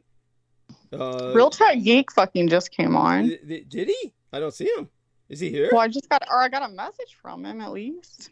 You're free to jump on, Real Tech, because I called you earlier. Okay, now Joe turned on his camera again. Of course, he can't resist that. Woo, Mark, are you there? Just out of curiosity. There. Yes, I am, sir. I'm still here. Good man. So, question for you, just for the sake of conversation. Ian left, and I hope he's all right. He needs to shut me the fuck up, so Mark, you stop. No. It's not. It's. I think he's like it bothers me either way. Shut up. Yeah. And Joe's got his camera on again. No, that's Brooke. Oh, he does. It's Brooke. Oh my God, it's Brooke. So do I have my camera on? Yes, you do. Brooke. Yeah, keep it on, Brooke. Keep it on, Brooke. I don't Go ahead. have makeup on or anything. Come on, let me see it. Let's see it. Come on, Brookie. I don't even know what the fuck you were seeing. I did not cut my camera on. It did. Oh, I saw a little bit. Yeah, I saw a little bit. Yeah, a little bit. Yes, a little bit. It was shaking. Yeah, and had that jiggle look. Yes. So, that being said, we're feeding men's fantasies here, which is healthy, I suppose. I just wanted to ask Mark and. How did I cut the fucking camera off? What the fuck did she just say? I don't even know how I got the camera on. Right. How come every time somebody... it's on again? Cleavage. I see cleavage. What is the fuck? Cool. Oh my fucking God. Yeah. That is fucking amazing. Yeah, she's got boobs. Yeah. Holy shit. Yeah. Okay, stop this. Stop. I can't lift it up without... That's incredible. Yeah, well, we were happy with it. Definitely not show my face because I have no fucking makeup on and my hair back because it's not going to be well. What we saw was, what we're seeing is good enough. Yeah, there we are. You could just leave it there. Bandwidth will probably kill us, but, knock the call off. But, oh my God. You want me to get the toy out? You can ease it up, honey. I mean, I'm trying to find how to cut the camera off, but I can only see it. I can't see shit. I think every time I share the David Goggins picture, it's showing orange instead of green. Do you know how it's always green where the phone is? It's showing orange. Well, we were seeing what we wanted to see, and still seeing. Yeah, there we are. Yeah, and so there's a mole. She has a mole on her right breast, and now she's turning the camera away so we can see a TV screen that's not on. A little further up, we'll see your face, honey. Yeah. And so We're seeing You her. want to She's take taking us me? on a tour of her Okay, house. here we go. She's taking us on a tour of her There's house. me. There we are. There she That was me is. pregnant. My baby. Yeah. That's That was Noah. yes. That's Lola. Yes. Adorable. Adorable. Oh, I'm so hot. Yes, you are, honey. You are. All right, so now how do I cut the fuck off? I have no idea. But we like the look of your finger. And oh, good. Good view of the cleavage. Yes, nice down view. Keep Fuck! I don't know how to. Oh, well, you've got breasts that smile. I mean, like, I can't look upside down and get it, so. Done. At any rate, now we're seeing other rooms that she's entering. She's just entered something into the chat room that. I'm in the back. Yeah. I'm in the fucking bathroom. This Yeah. is what I fucking look like, okay? In the bathroom. I look like shit. Thank you. You're right. We adore you. We adore you. You even got Real Tech on. Yes, he'll tell us more about performance. Yes. Turn off. Why are you helping her? So you're fine, How darling. do I turn off? You're adorable. I don't know. I don't know such things, darling. And So I know how to turn it off, but there's not a video button on. Like, No. there's supposed to be a video button. Oh, shit. you know, Oh, I see myself. Oh, God, that's scary. Ooh. honey, you're fine. You're adorable. And yeah. Oh, God, y'all did see my fucking boobs. Yes. So, of course you could. That was Dietrich. Yes, honey. I'm going to get you back for this. Get me on camera, and it's 3 a.m. here. Yes. What I look like at 3 a.m. This is waking up shit. Okay? Yes. But it's adorable. It's fine. I could wake up. It's not adorable. Not adorable at all. And your eyes. But now they you're shine. okay. Okay. Now I know how to cut it off. Okay. Yes. Wonderful. And delightful, yes. So she's not cutting it off yet, so I guess you enjoy it. I'm sorry, that's an awful thing to say. Women, they have to pretend they're not enjoying it. You get the best goddamn show ever, Douglas. Just gotta say. Thank you. I appreciate that. Yes, we Oh try. shit! I thought it was off the whole time, and I'm like, I hit the mute button. Jesus Christ! You know what I mean? It's unreal. It is what it is. Alright, you got it. Yes. You also get the little doggies though. If you have to see me, you have to see the dogs. Yes. So this is Roscoe, Yes. and he is 12. Mm-hmm. He's a little boy. And this is Bentley. He's a new baby. I only 2, and I steal all the food. I'm a bad boy. Yes. And this is Hunter. Hold on. Can we see Hunter? Jesus Hunter? Christ! You get like a swarm of dogs over there. Oh, I only have 4 now. I did rescue for a while. I used to have 9. So this is Hunter. These are my foster failures, except for Bentley, the new one. So I have 3 left in my fosters. This is Hunter, and he is 15, 16, we guess. And then last baby is my 20-year-old. He'll be That's my Chihuahua. That's my little lab baby. So my white leather couch covered because they all live on it. I don't like to be on camera. He doesn't like to be on camera. Wow, he's a lot bigger than he looks. No, he's not. He's a Chihuahua. Yeah, but still, he's big enough when you get close to him. Maybe it's just the camera angle, but he was on the He weighs mask. he weighs 14 pounds. Okay. Yeah. Do I look bigger than I look? No, honey, you're fine, darling. You're fine. Yeah, wonderful. And He says he does look bigger than you think, though. yeah, yes. And thank you. We can do without that. That's yes, pooch porn. Okay. I'll try to go back to eating after that. But honey, you're delicious. You're fine. You're yes, quite edible. And yes. Hey, vaping too. Sexy. That's yeah, you've got it all, honey. Yeah, we're fine with that. Now I know how. Now I'm going to go back. I see the camera Okay. button. I love you all. Yes, we love you too. Please take this. Please don't put this. Like, can you take this off the fucking? It won't show up. It won't show up on the. Yeah, it's not going to show up to the listeners. Thank fucking God. Okay, Yeah. great. The listeners don't get this. This is fans only. So you have to come on the Dietrich program to actually see this. But Thank you, honey. You've just made it possible for all kinds of other people to volunteer. They all want to come on the show now. Yeah, say that again, Real Tech, please. It's. I said you better start charging for OnlyFans. Yes, I'd better start. Good idea. Good point. And so join the conversation. By the way, what brought you on? What made you come on? I just woke up a little while ago. Oh, okay. Thank you. So I didn't know you were listening to Peter Moon too. No. No. So that being, I'm sorry. I'm just trying to get myself kicked off this show, to be honest. Like, the more I say, I figure at some point Douglas is gonna have to kick me off. By the way, Brooke, don't forget the chat room. Your man Michael Andrić, our favorite Croatian in Australia, says, "Wish I could see what's happening. Laugh out loud." Oh my God, you need to invite him on. Fucking, he's always taken up for me. Yes. Like, yes. Mark has but Michael was taken up for me a couple weeks ago. Yes. Well, many men stick up for you. Hell, Peter stuck up for you when I went off on you. So do you remember that? Peter stuck up for me because you're being fucking cruel, and just like he stuck up for Joe Tai.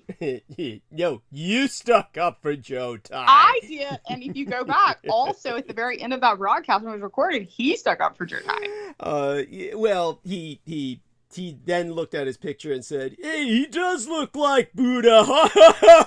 Yeah, and said he had like a future in films and shit. You know, you know how they have the films like Bad Santa, where Santa's going around with an axe and killing people and shit. It would be like that with Buddha, except it's Joe Tai. Then it would fit. It's kind of like Joe Tai Chainsaw Massacre Buddha. At any rate, that being said.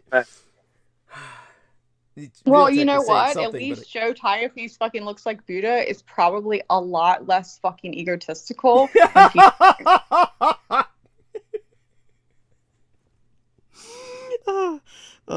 any rate, God, freaking Peter Moon's still bashing night all night tonight, I guess, right? It's a Hallow Eve roast of Peter Moon. You know that's not his real name, right? Yeah, honey. Yep. Now, Ixnay. Oh, I'm sorry. I thought it was a gnome thing. Sorry. I mean, you know that's his real name, right? Yeah. Anyhow, yeah. Such being said, so I was going to ask a question, Mark, and you do not need to answer this. Honestly, you could just say I prefer not to answer this, but I was just curious. What do you do for a living? Is that your real name? Are you on Fans Only? He's on Fans Only. That's my real name. Yeah. I'm actually currently in sales right now. Oh, incredible. Oh my God. You heard what I said. Mark and I have something in common. Yeah. Really? Yeah. Well, I was in sales. I actually left my job, like, what was it, 3 weeks ago now? Well, tell Mark about it. Tell Mark all about it. Oh, what you please do. Share. What kind of sales are you in, Mark? Luxury sales, actually. Luxury what? Like homes? Luxury watches, jewelry, stuff like that, diamonds. Holy shit! How did you get into that? Honestly, it was like just through someone I knew that gave me an opportunity. I don't even know if I'm going to stay in the business, to be honest with you, but it's what I'm in right now. I don't blame That's you. how you end up in sales. Yeah, I don't blame you. But by the way, just so people know, Aaron Tice and Mark, do you remember when Aaron Tice has been on here? Refresh my memory as far as what the circumstance was. Well, you both very much sound alike. Aaron Tice also has an accent. Only his is more Brooklyn, probably, or it seems New Jersey-like. I don't even recognize an accent on Mark. So, well, Mark has a kind of an accent. It's very fine. It's fine. It's very light and not accent. Yeah. Like, he doesn't talk. Yeah. I don't know what Brooke's saying because she's glitching, but her technique. I said it's not a Boston accent. No, it's not. No, it's not. Because Bostonians talk like they have mashed potatoes. But he lives in Boston. That's all I'm saying. Anyway, go ahead. I'll shut the fuck up. But but what I was telling Aaron Tice was a professional salesman, and so he's been on the show a few times when he could, because he's busy raising a son, and so he just he basically is a real nice guy, very supportive, and very positive. And not much else to really recall about him for the general public. Unlike me, which I'm a professional salesperson. I've been in sales for 20 years. You're right. Something like you. Aaron Tice was raised kind of Baptist extremist. As a matter of fact, so extremist, he was raised believing the serpent seed theory, meaning that he believed all black people. This is what he was raised in. He no longer believes this. But he was raised under the belief system that black people were the product of Satan's insemination of Eve. So that's he was raised essentially as a Klansman. But Aaron Tice, he was in sales, and as I said to him, I'll say again to everyone, it was hard for me to ever think of this with Brooke because I never really think of. Yeah, I don't use my sales personality. Yeah, it's. I'm not trying to sell you or anyone on here. Right. However, if I was, it would be. Why do I find that so easy to believe? Yes, I'll vouch for that. Yes. Such being said, sales basically, just so everybody knows, sales is the most difficult job in the world. It is. It will kill you. It is like. I'll be honest with you. That's probably why I am so open and outwardly, because I came on here. If anybody, Douglas knows, I left my job about around the time I came on here, like a week or so during that time. My company got bought out, and I've been in sales for years. So to not be like fake and have to kiss ass and just say what the fuck I want is probably what the fuck I need right now. Yes. Okay, that's understandable. Yeah. Go on, Mark. And I would totally say, sorry to interrupt, Doug. It's like, just what Brooke just said and what you just said, probably the truest statement that I've heard at all. And literally, sales can rip the soul and spirit out of your body. It's not even the physical. You're not doing anything. It's not like you're saving lives. It's just the stress, the energy, the pressure. And by no means, no excuses. It's just that's the nature of the business. It's the pressure of the numbers, pressure to get it, pressure to do what you have to fucking get it. But then you don't get at the end of the day like a doctor or fucking anybody else, or even military man. It's like, I saved a fucking life. I did this. It's like, I sold for this fucking company and made the money. And I got my quota in, or I got my commission. Yeah. What did I have to say? Even if I don't lie, like, I learned to not lie, but I learned to spread around the fucking, But just so people understand, to all our listeners, it's statistically proven that the most intelligent people in business are in sales. Now, in sales, they need not only the most intelligent, they need the most attractive. So this would explain why Brooke looks presentable even at 3 a.m. in the morning, and why Mark looks so wholesome. I mean, basically, you are like an actor, and you are representing a corporation. You're the face of that corporation. And as a result, it combines brains and beauty. Basically, you have to be kind of like a model who is literally intelligent, and you're seducing people, basically, in a certain sense. And all of that put together, the stress of it, it ages people by literally. Oh my God, you made me want to cry. Like, that's the first thing you've said that has really hit me personally, like, that I have had happen, like, just throughout my life, because I've been in sales since I just obviously got lucky. I was in college after I got my GED, like you said. I got out early at 17 and was in college and got offered a job at Verizon, which was not Verizon at the time, in sales support.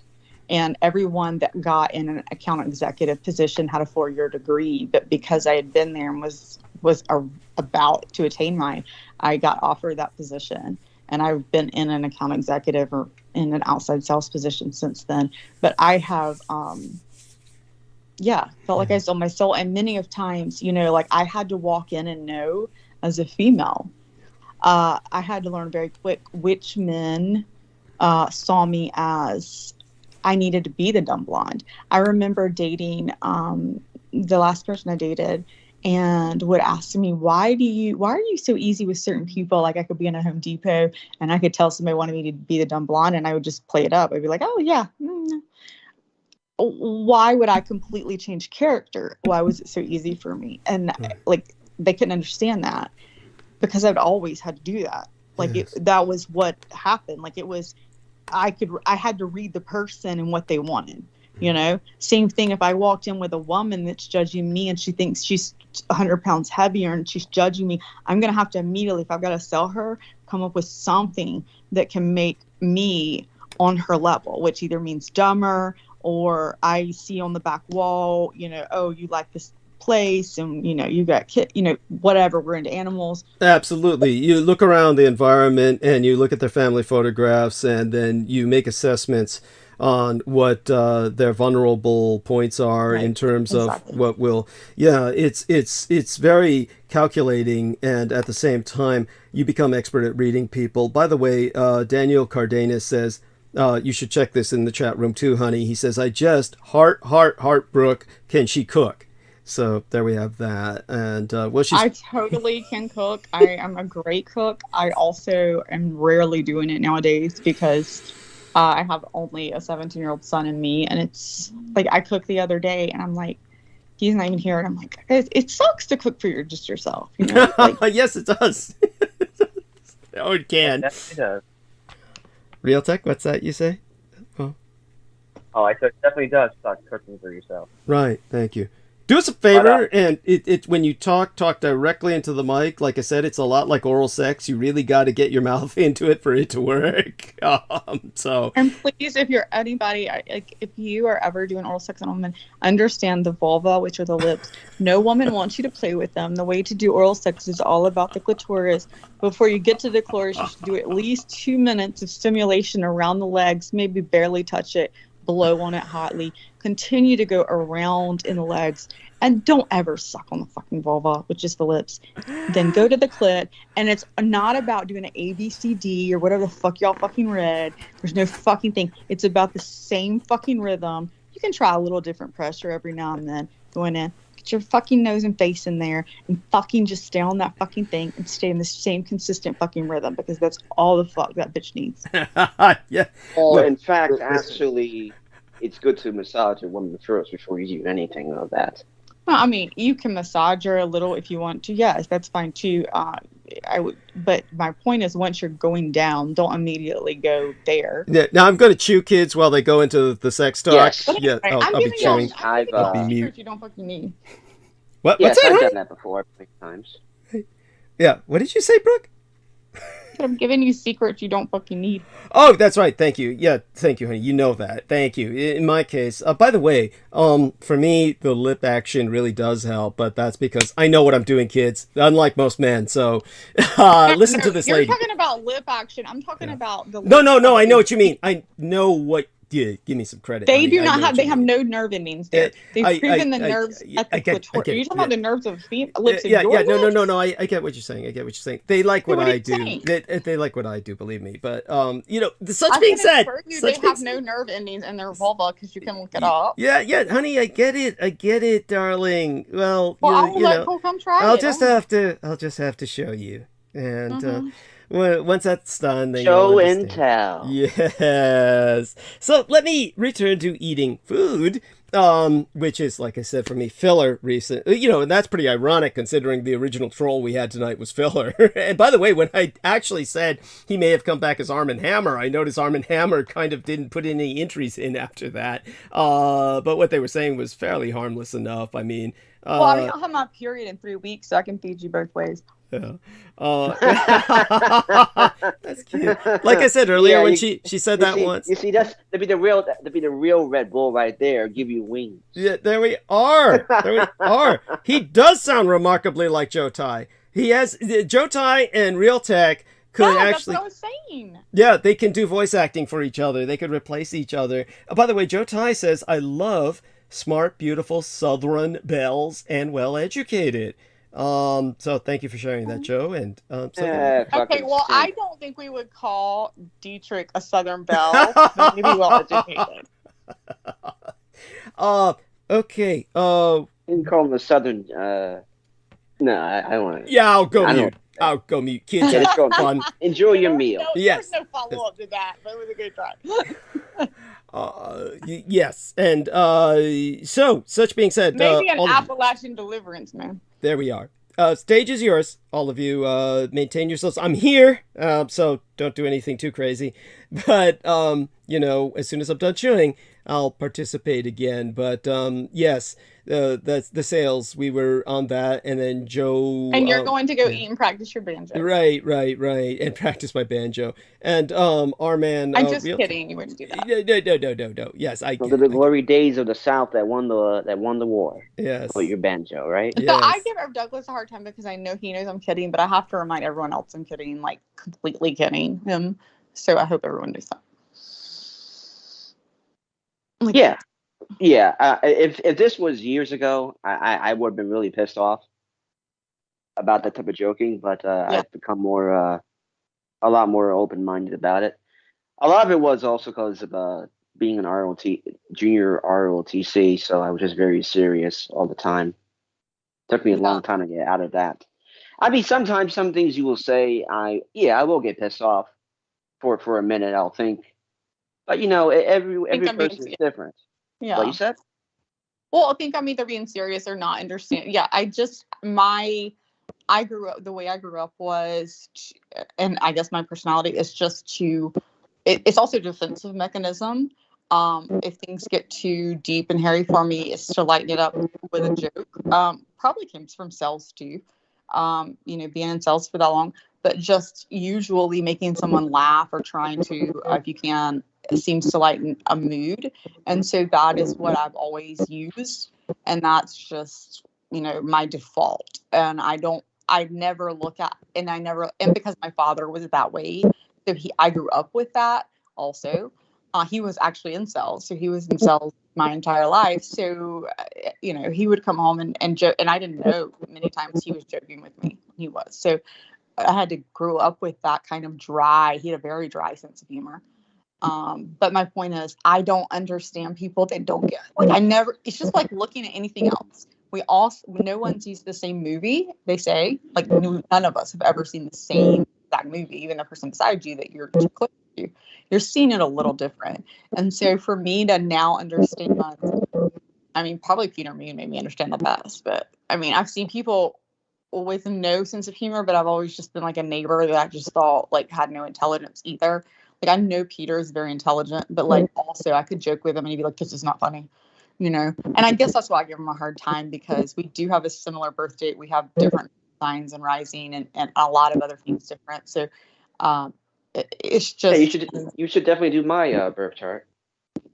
Yeah, I would love to do your birth chart. If you want to privately send me, I'm sure you don't want to send that to everybody, but anybody that wants to privately send me their birth date, I need the birth date, the time, if you have it, or closest to the time that you have.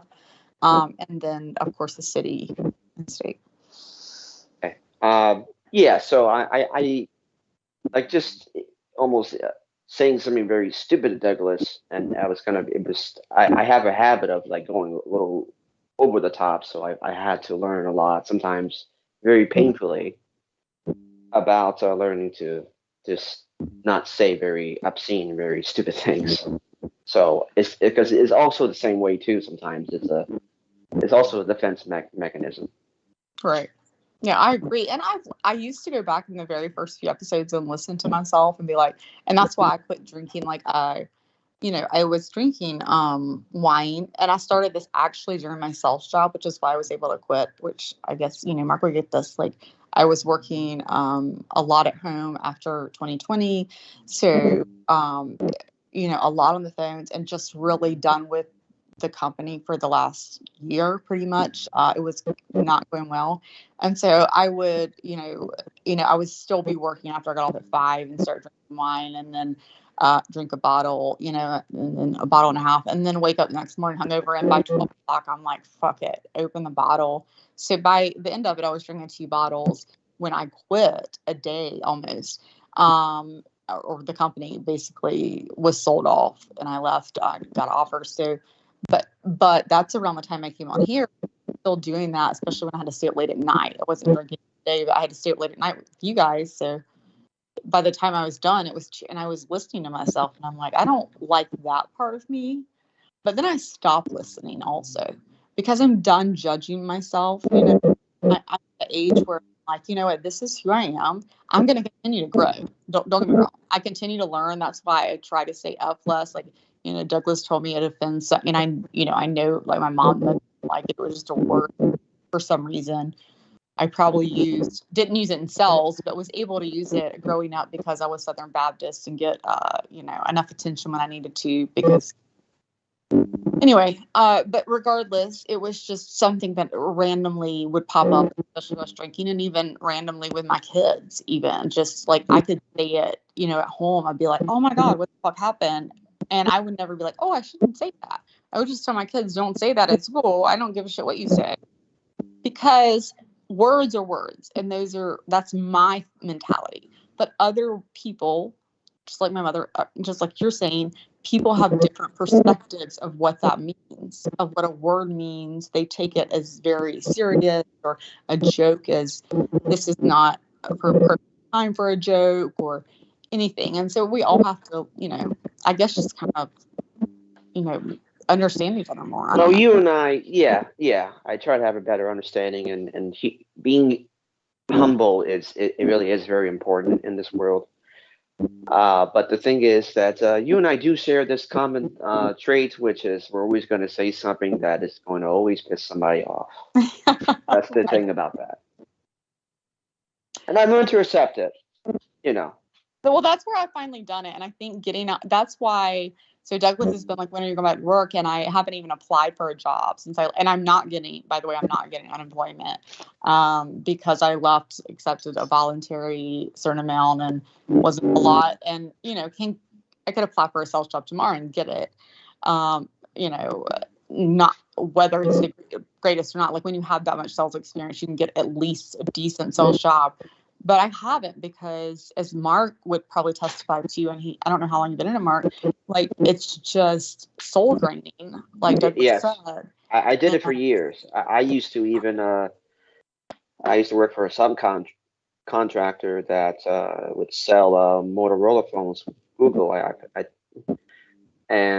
used to go all around New Jersey and New York State, and it was a lot. It was a lot to go through. Even just the traveling was a lot. I mean, the money was great, but I actually started in like I said, Verizon cell phones, and then went to Sprint. What was Nextel? I don't even remember that. I don't even know if y'all are old enough to know what Nextel was. I remember the company. Yeah. Nextel were the best. Those are the best. Yeah. Yes. Yeah. So I sold to that was actually a great job, because I transferred there as far as sales, because it was very easy for me, because it was mostly construction workers, manufacturing. They couldn't use any other cell phones because they wanted the radio. That's back in the day when you were paying per minute. So that was a pretty easy sales job for me, and I was dealing with men. So if I put on a skirt, it was fucking fine. Walk in, sell it. But then I went into pharmaceutical sales. I was lucky enough to get into that, because my 4-year degree was not finished. A minimum, you have to have that. And for Johnson & Johnson and Bayer, you still do.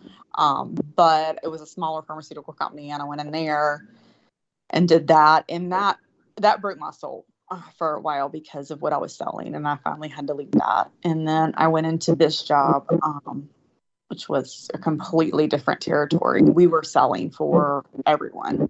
So I sold, you could have been Johnson & Johnson, or you could have been Joe Blow's shop that owns shops in Boston and New York and whatever, and you want to sell, your shit. As long as it was business to business sales, we only did B2B sales, obviously not B to consumer, but business to business sales. That's what we handled. And so I would be 4 different people, usually a day, because I had the max was 4 accounts, and they always gave me the max of 4 accounts. So I would have to remember, not only am I Brooke, but am I Taylor? And Taylor works for blah, blah, blah. And I'm calling you, and then you're calling me back, and then I'm calling you for this company, and you're calling me back, like this transportation company, and you're calling me back. I'm, Joe, like, they usually pick gender neutral names because their platform was they would sell to the company, like, we're gonna give you a sales rep, and then they didn't know if it was gonna be a male or female based on who they needed, so they would already have a name picked, and it would be a gender neutral name like Taylor, or what, like many others, like Joe could be I guess gender neutral name in some ways, or Jesse. I can't think of mine. Too many.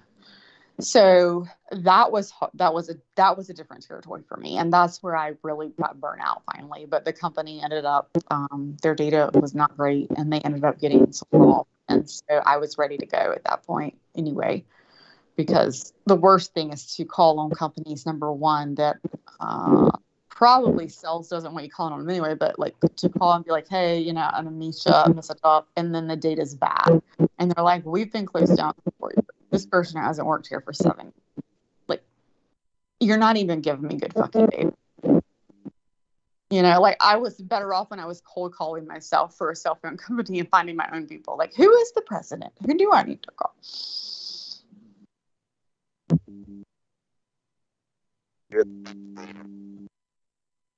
I don't know, Mark, if you've experienced that, or Joe, you like either one of you, like There's definitely a lot of static.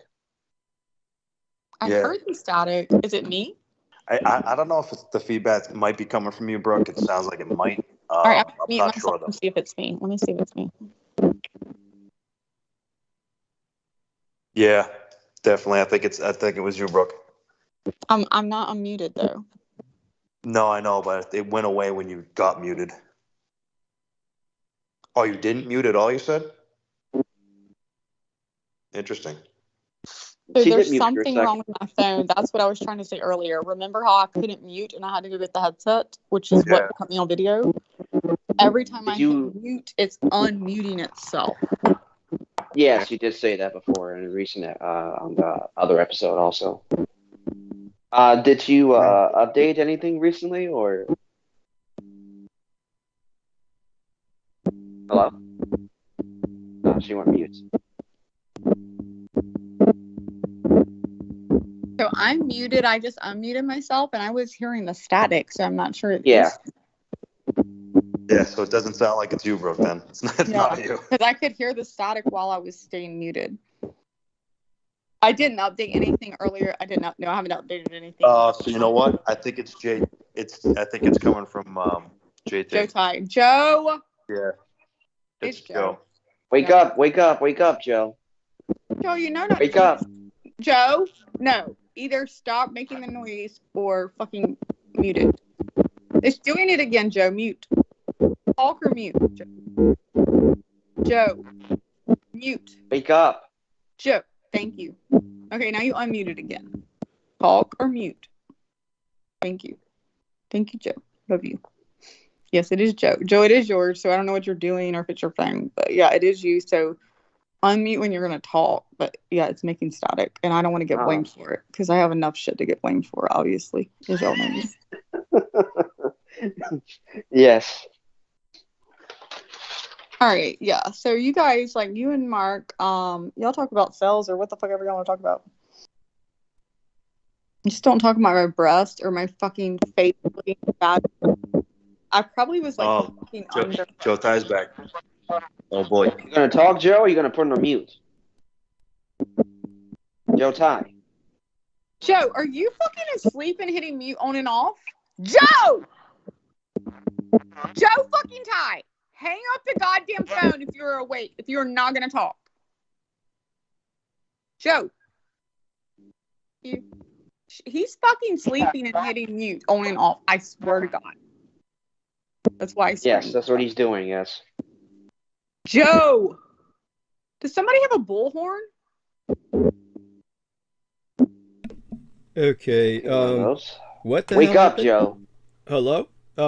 Like, everybody... Right, so 1, 2, 3, when he goes on... Oh, he hung up. Thank God. Good. What? Good riddance. Good God, what? No, I don't mean that. Joe, what? I love him, but he was whatever he was doing was unmuting and muting. His phone may be fucked up. Maybe his phone's fucked up. Okay. I get that.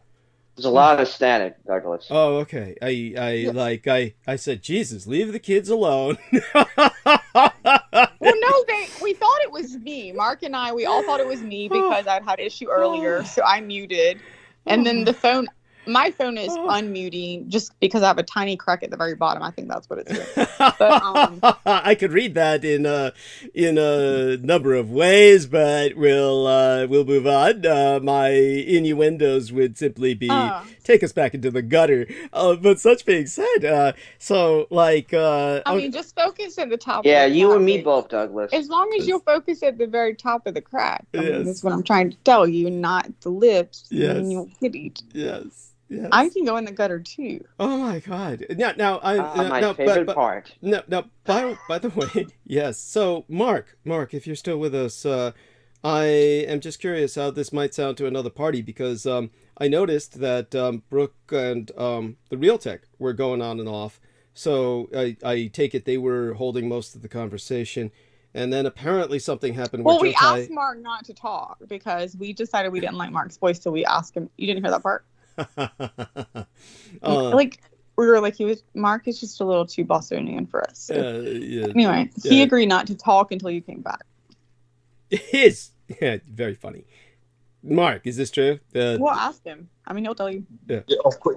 Doug, literally, you left us alone, and this is what happens. Like, this is what I have to experience. Like, this is ridiculous. I'm traumatized at this point. You know? Oh my God, I'm so sorry. I'm so sorry. You little pussy. I'm sorry. I feel guilty. This is the second time I've had to call him a pussy. Yeah, and like you sound like a little pussy Boston now. I mean, oh my God, I do feel responsible for Mark's trauma because it is true. I figured, hey, I can leave him all alone for a bit, and then I come back and it was dead silence. This is what I heard, so that was alarming.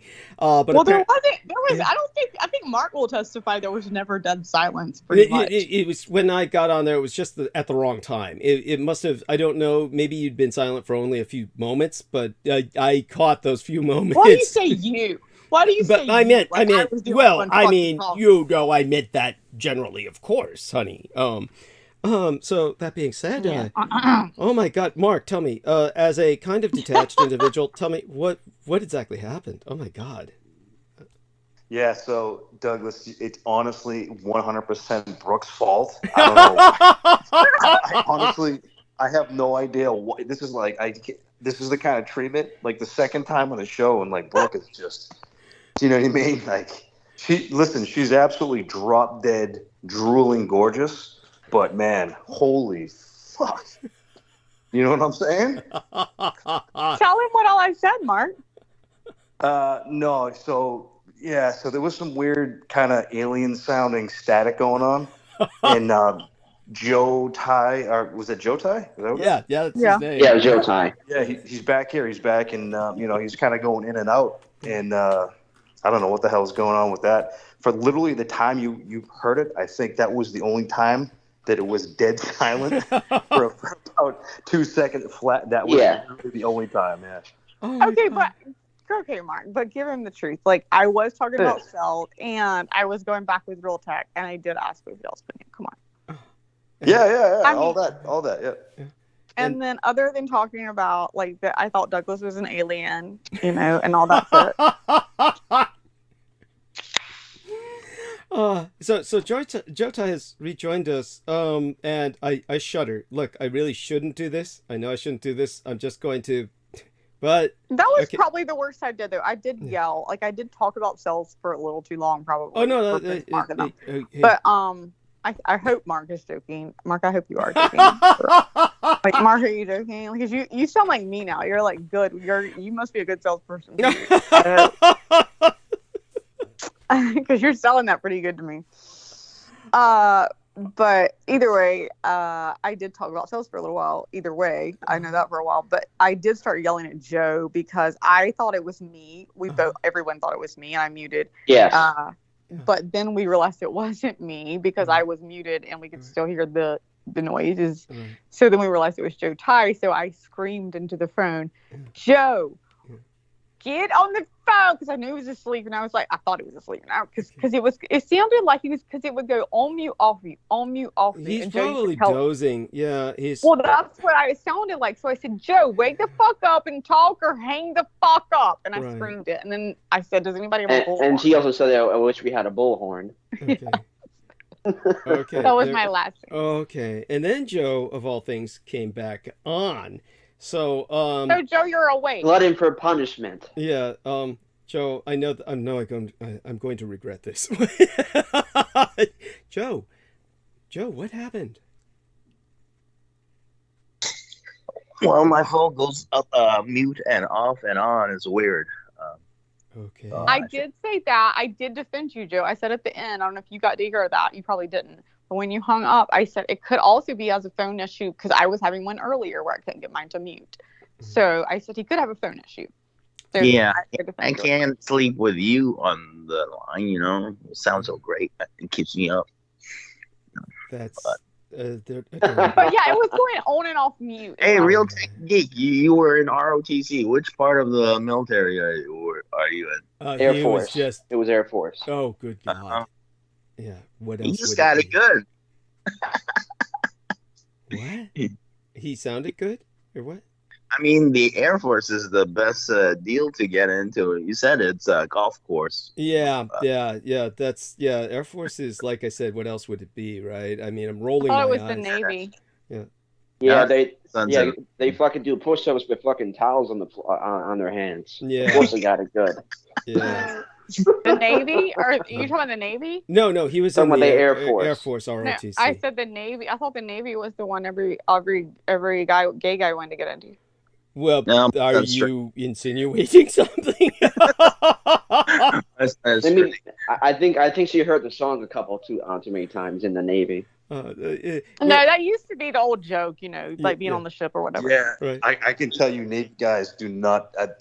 They hate that song. Oh man. Yeah. Yeah, they do. They do.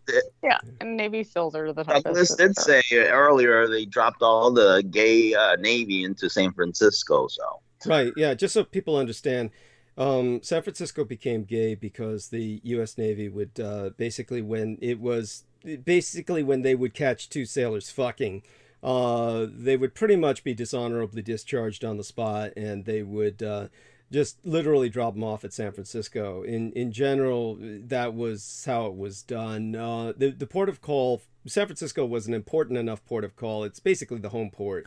Was for many generations. That's no longer the case, of course. But San Diego now, right? For the Navy, San not Diego, for the yeah. Marines. Right? Yeah. San Diego and right. of the course Marines Virginia. is part of the Navy. Yeah, that's right.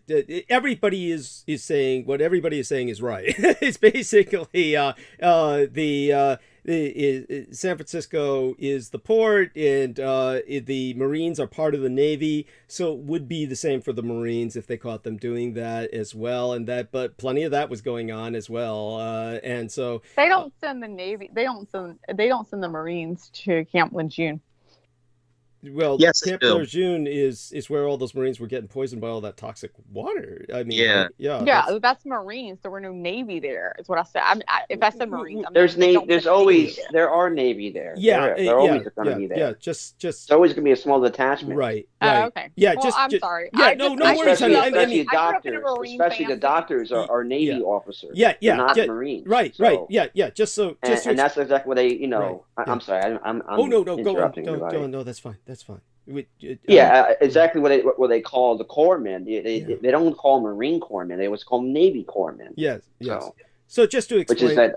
Yeah. Right. Well, go ahead. Oh yeah, and Brooke doesn't know any of this because she doesn't need to. I mean, she wasn't raised in a military family. Well, I was raised in a I had basically two grandfathers that were both Oh, that's right. Marines. You did have two you In the did have Army. two relations that served Marines. actually in the Marines. They were They were Marines. Marines. Yeah, Marines. yeah. So I'm sorry. so just They to went to Camp Lejeune, and they Right. were both deployed into Japan. I have my grandfather's World Right. War II right. in a box. Yeah. I'd never said this to you, but like I have his World War II outfit Yes. with something he brought back from like I told you, he went to a deep depression. He came back and worked fine.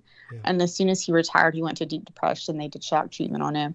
But one of the things he would not talk about the war. He refused. Now one of his brothers wrote a book about it. This one side of my family, my mother's, wrote a book about his deployment that was a year or two younger or older. I can't remember. But my grandfather was just he was so mild. He was such a peaceful person. So it would have killed him to do what he did, I'm sure. And one of the things that I have from To I have it, like my daughter had to take it to school. She took it to school because it was with the war outfit. Was a watch that he had taken off a dead Japanese person that he killed. And that's one person. I don't know how many he killed. He would never speak of it. And then, like I said, he didn't speak of it when he came back. I wasn't even born, into his family. And then when he retired, around the time I was born and young, he just went into a deep psychological depression where there was no speaking of war. It was like we couldn't even get him to eat, basically. Like it was like, and just saying, I can't do it. I can't do it. I can't do it. I can't do it. I can't. Yeah. And, they tried shock treatment on him. Right. He did shock therapy. This is a strong man. What year was that they were performing the shock They did the shock therapy. I was about 10, so that would have been about 89. Holy shit. That's and how old was he? He was around, he died, let's see. So he was around 63. So they're performing shock treatment on a 63-year-old man bordering on the 90s. I believe everything you're saying. It's still no. And that's what I told you. So the thing was they put him on during, before, after, because again I was a kid, so I don't know the exact timeline. My mom has all of that or knows it more. Jesus, were a kid? How old were you again? 10? I was like 10, 11. I remember one time. Fuck, you were 10, 11 when I was in the Gulf War is what you're telling me. Holy fucking shit. I remember cussing him out one day and just saying, I hate you. And he had come home and he said, I fucking hate you. And I was a little kid. It was literally and what drove you to What drove you to Because he had put I kept seeing my grandmother cry. I kept seeing my mom cry. Right, okay, because he was making everybody miserable. Yes. And I was sitting beside him on a stool when they walked out, and he said, I fucking hate you. I hate you. Why are you doing this? And I cussed him. I remember cussing. And that one memory, like not the only, like I have two really good memories. And one, he came home from shock treatment and he was different. And I got to sit in his lap for like the first 2 or 3 days. He was like different, but by the way, bizarrely enough, shock treatment works. It changes people for a period of time. But it's like must be very temporary because it didn't last. But the other thing, I remember cussing him. They weren't in the room, and I was sitting on the stool in front of the couch with sitting. And they didn't know, like, and I didn't even know I knew that word then. Like, you hear me say it now. Like, I was little and, like, I'm 10. Like, I hate you. And he turned around to me. And just like my mom will tell you now, like, that was not my father. Like, my father he was so strong. I saw his eyes, and he looked at me, and he goes, don't you ever talk to me that way. Like, he stood up to me one time, like just for a few seconds, and then he went back into that bizarre, like catatonic almost state. Yes. Person. Yes. No, I appreciate your courage in sharing this. That's in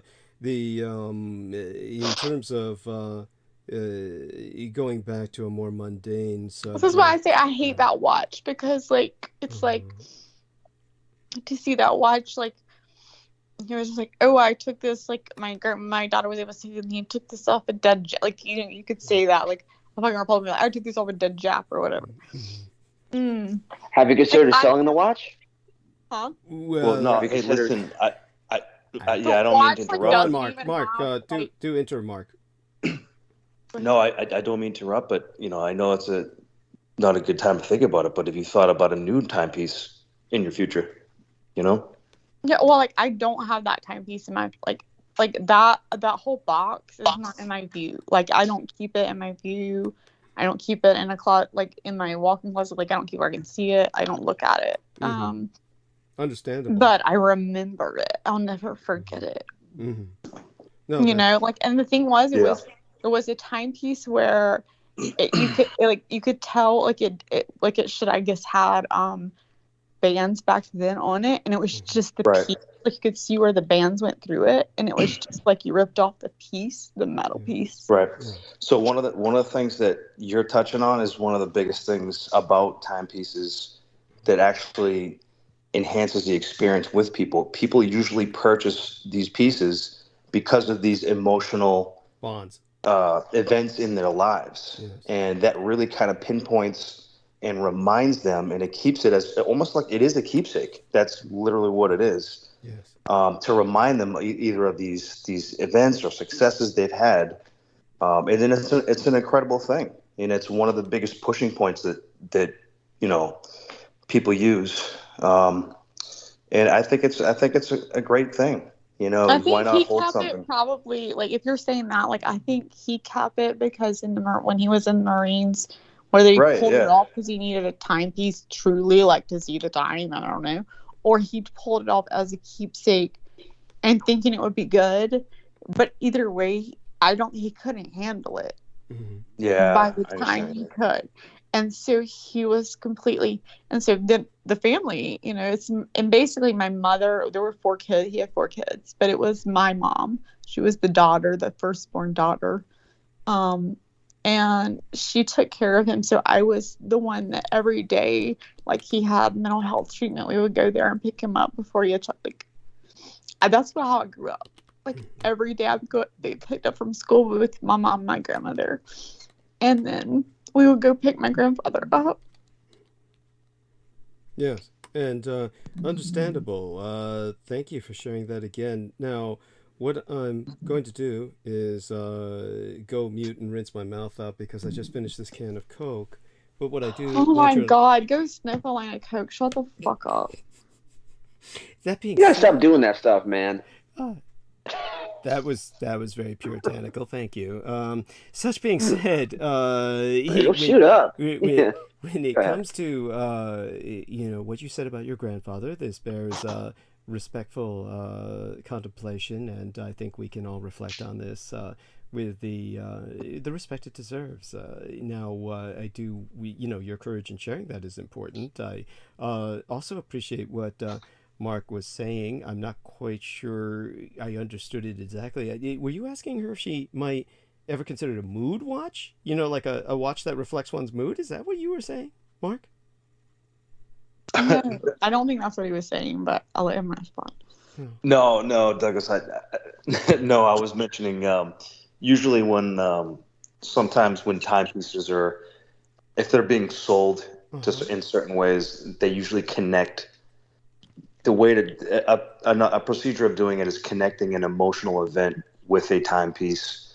And sometimes on then to that. I mean, I understood that part when you went into it, but it was like your original break-in sentence with her was when you said, I don't mean to interrupt. I don't know if this is proper to bring this up at this moment. And it sounded almost like you said, have you ever considered, and what was the full sentence? Do you remember that sentence? No. I was semi trying to be sarcastic. I was trying to sort of bridge in, trying to lighten the mood a little bit. Just by saying, are you considering a new timepiece? Just trying to be. Like the salesman joke. Oh my God! It just felt completely flat. Right. That's funny. Yeah, That's funny. It literally went. No one in sight saw it. Not even the aliens saw that one. It was way over everybody's head. That's funny. That's actually funny. It's funny on the second time around. It is funny, and even I like it because that shows me how sometimes people don't imagine, because I love that he lightened it up with that. Okay. Also, when you're trying to look for something, exactly. Yeah. Well, what I was thinking is he saying that I should sell the timepiece?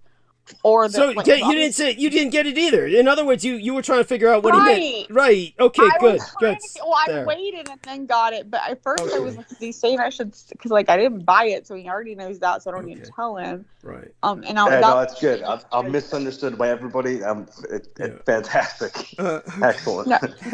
And he's in sales. That's what I'm saying. It's going really well over here. Yeah, it's going well. Yeah. Oh my God. So that was. We try to lighten the mood, and then every now and then people don't get exactly what we say, and so then it becomes off. Because if I'm being deeply emotional, just like there are times where Douglas, you have, or I guess, let me even say Peter, I guess, whatever not. And then I've said something joking. It's not a joke.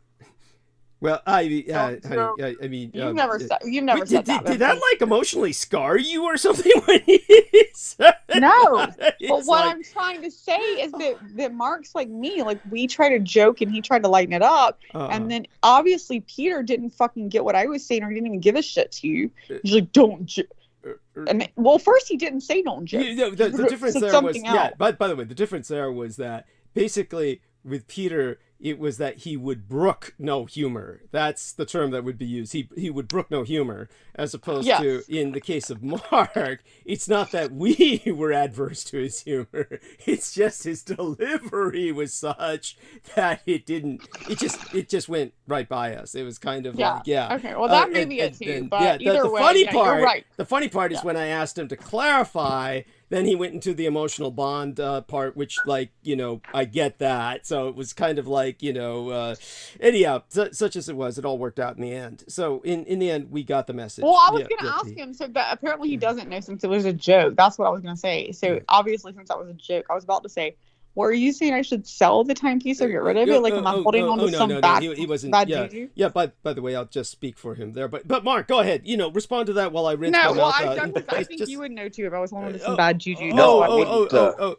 go. Yeah, I mean, in what I would say is that it's honey, it's up to you. It's really up to you. I would suggest, of course, that you feel free about talking about it, because that will help you come to a decision in the end. But really, it's not doing you any harm right now just to keep it around the house. Well, right now it's not my decision. It's my mother's. Oh, understood. So it's not even an issue. So it's really not even an issue until your mother dies. No, my mother brought it over and let my daughter have it. You know, like we've used it for timepieces. But it's her. She's always, where is it? And she wants to see the whole box. Right. But so if I decided like one day to bury it, it would have to be after she's dead. Yeah, no, I get it. I totally get it. You don't want to do that. I mean, at that point, if you want to get rid of it, just sell it, or donate it, contribute it to a museum or something, or bury it with her. I mean, that's my point. Yes, or something. Yes, understood. Okay. But just to basically reinforce what Realtek was saying, which is interesting to me that Realtek was adamant about this because it's. Realtek was in ROTC. My impression is he was never actually in the service, so I'm not quite sure why this would matter to him. But he was fairly, shall we say, we would call it imperative. He was fairly emphatic in presenting what he was presenting about the Navy and the Marine Corps. But just to reinforce the point, so that when you bring this up again in the future, just understand that the Marine Corps is simply the infantry arm of the Navy. So the Marine Corps is the Navy, in essence, but the Marine Corps does not have its own. Then what was the Green Beret? Because I kept making fun of my not making fun of, but right. I had my ex-husband, yes, drug addict, right, heroin addict, fucking hepatitis positive, died from it, and I'm not saying anything that bad for him, but at the same time, like, he was not in World War II. He was too young, so he was in Vietnam. He kept saying no. He was in the Army. He was in the Green Beret, and that was better than the Marines and anything a Marine. Army Special Forces. Yeah. And again, it's somewhat interesting to me that Realtek is into this stuff, which is fine. I'm into it, but you know, the Green Beret is above the Marine. Well, let's just put it this way, honey. It's just all no. Well, I mean, it is what it is. Okay, just to explain it to Brooke, tell you what, Brooke, I'm gonna rinse my mouth out because I really was drinking a can of Coke, and it does leave an aftertaste that I can't stand, and it feels like it's eating through the porcelain of my teeth. Realtek will go into his explanation while Mark Haish chews through a bag of potato chips, and and I will. When I come back, I'll give you mine, and then we can compare the twain and see what adds up or what doesn't. I'm sure Realtek is going to be fine. I'm sure everything he says will be accurate, but what I'll provide will be a different perspective when I return. I know that much. Especially when you go into the occult. Well, it won't be necessarily the occult aspect, but take it away, Realtek. Explain to her a bit about the military nomenclature and chain of command and different special forces and all that good shit. And when I come back, I'll add my $2. I mean, from what I understand, like the Marines were always the first in fight or something like. Yes. But that was like their Sigma. What the fuck? I don't know. Anyway, I could be completely wrong. Yeah. They're the first to go in. Just be grateful your father wasn't in the Marines, Brooke. My father right. didn't fight. My father didn't fight any. My father was born after both. He was born in 1951, so he was not. Yeah. The Marines are the worst branch of service. Be careful. So that's what he says. Okay, what I'm saying is be careful because that's what I fucking grew up with was under Marines. So like, don't do that to me. Okay. The I understand. Like I to understand say what you're saying. worst. Like if you're saying worst as far as hardest or worst as far as they call him first, like, but what do you mean by worst? Oh, in terms of the training, it can be pretty brutal. So it's one of the toughest boot camps they have for Yes. Well, that's what I've always Especially heard. Force Recon.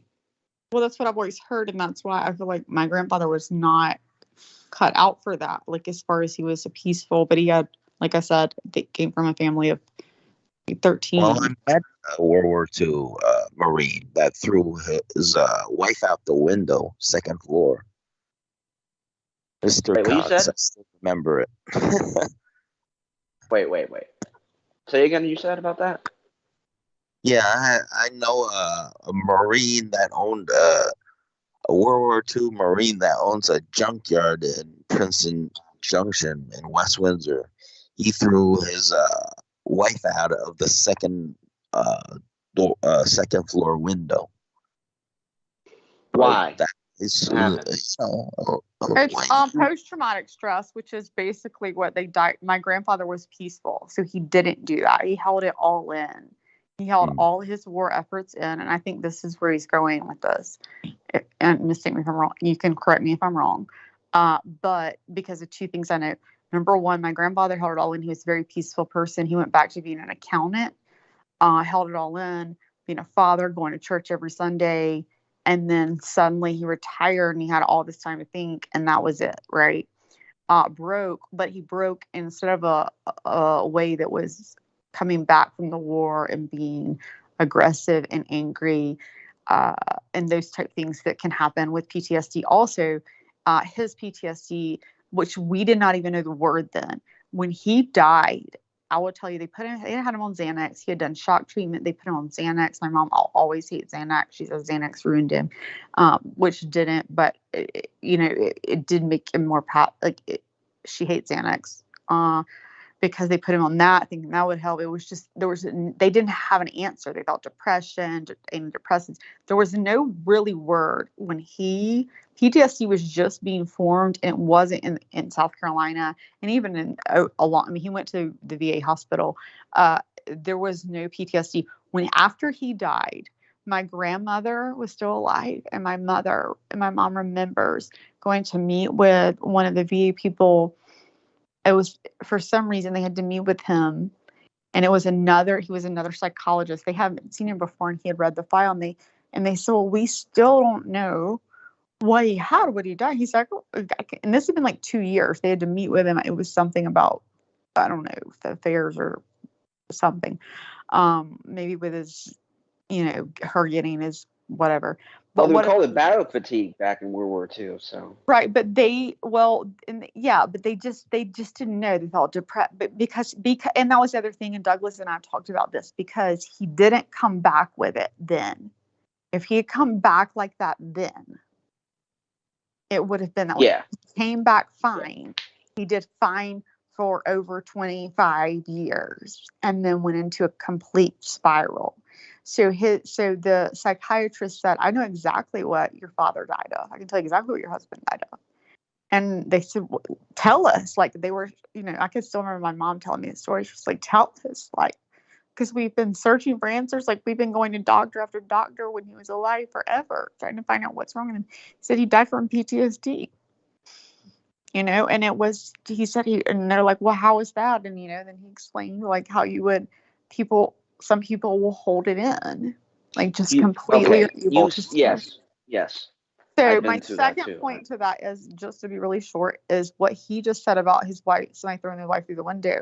I had an ex-boyfriend whose father did not live with them anymore. He fought in Vietnam, and he said his dad had to be had left the house. He was older than me, obviously, but his mom had to kick him out because he could remember his dad waking up in the middle of the night. He was drinking too, obviously, but he would wake up in the middle of the night and think there was so in the house. He would grab guns. He would grab a gun and be on the floor, like trying to shoot it, like just like completely post-traumatic, like almost hallucinogenic, I would say, in the middle of the night, just waking up, to the point that they had to divorce. Like, she had to get him out from the kids because she had him and another younger daughter. So throwing the wife through the window, like, to me, both are PTSD. They're just basically showing themselves in different ways, is my point. Okay, so but you were mentioned one second. One of y'all take the lead. First one. Okay, I just wanted to say that you mentioned that it started to develop his PTSD because he retired from working. Yeah, my grandfather, yes.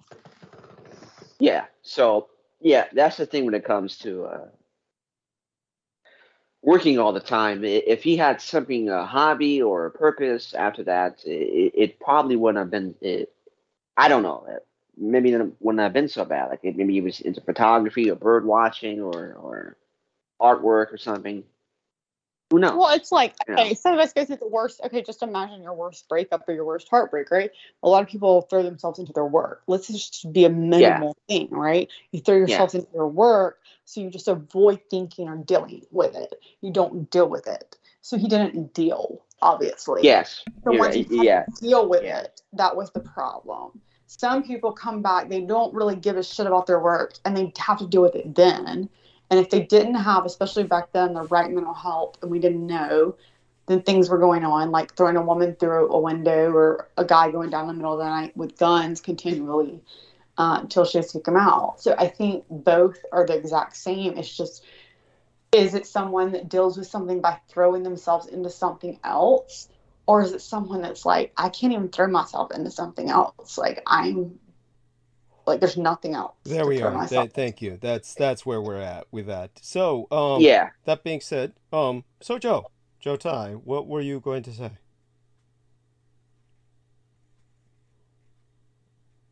Joe?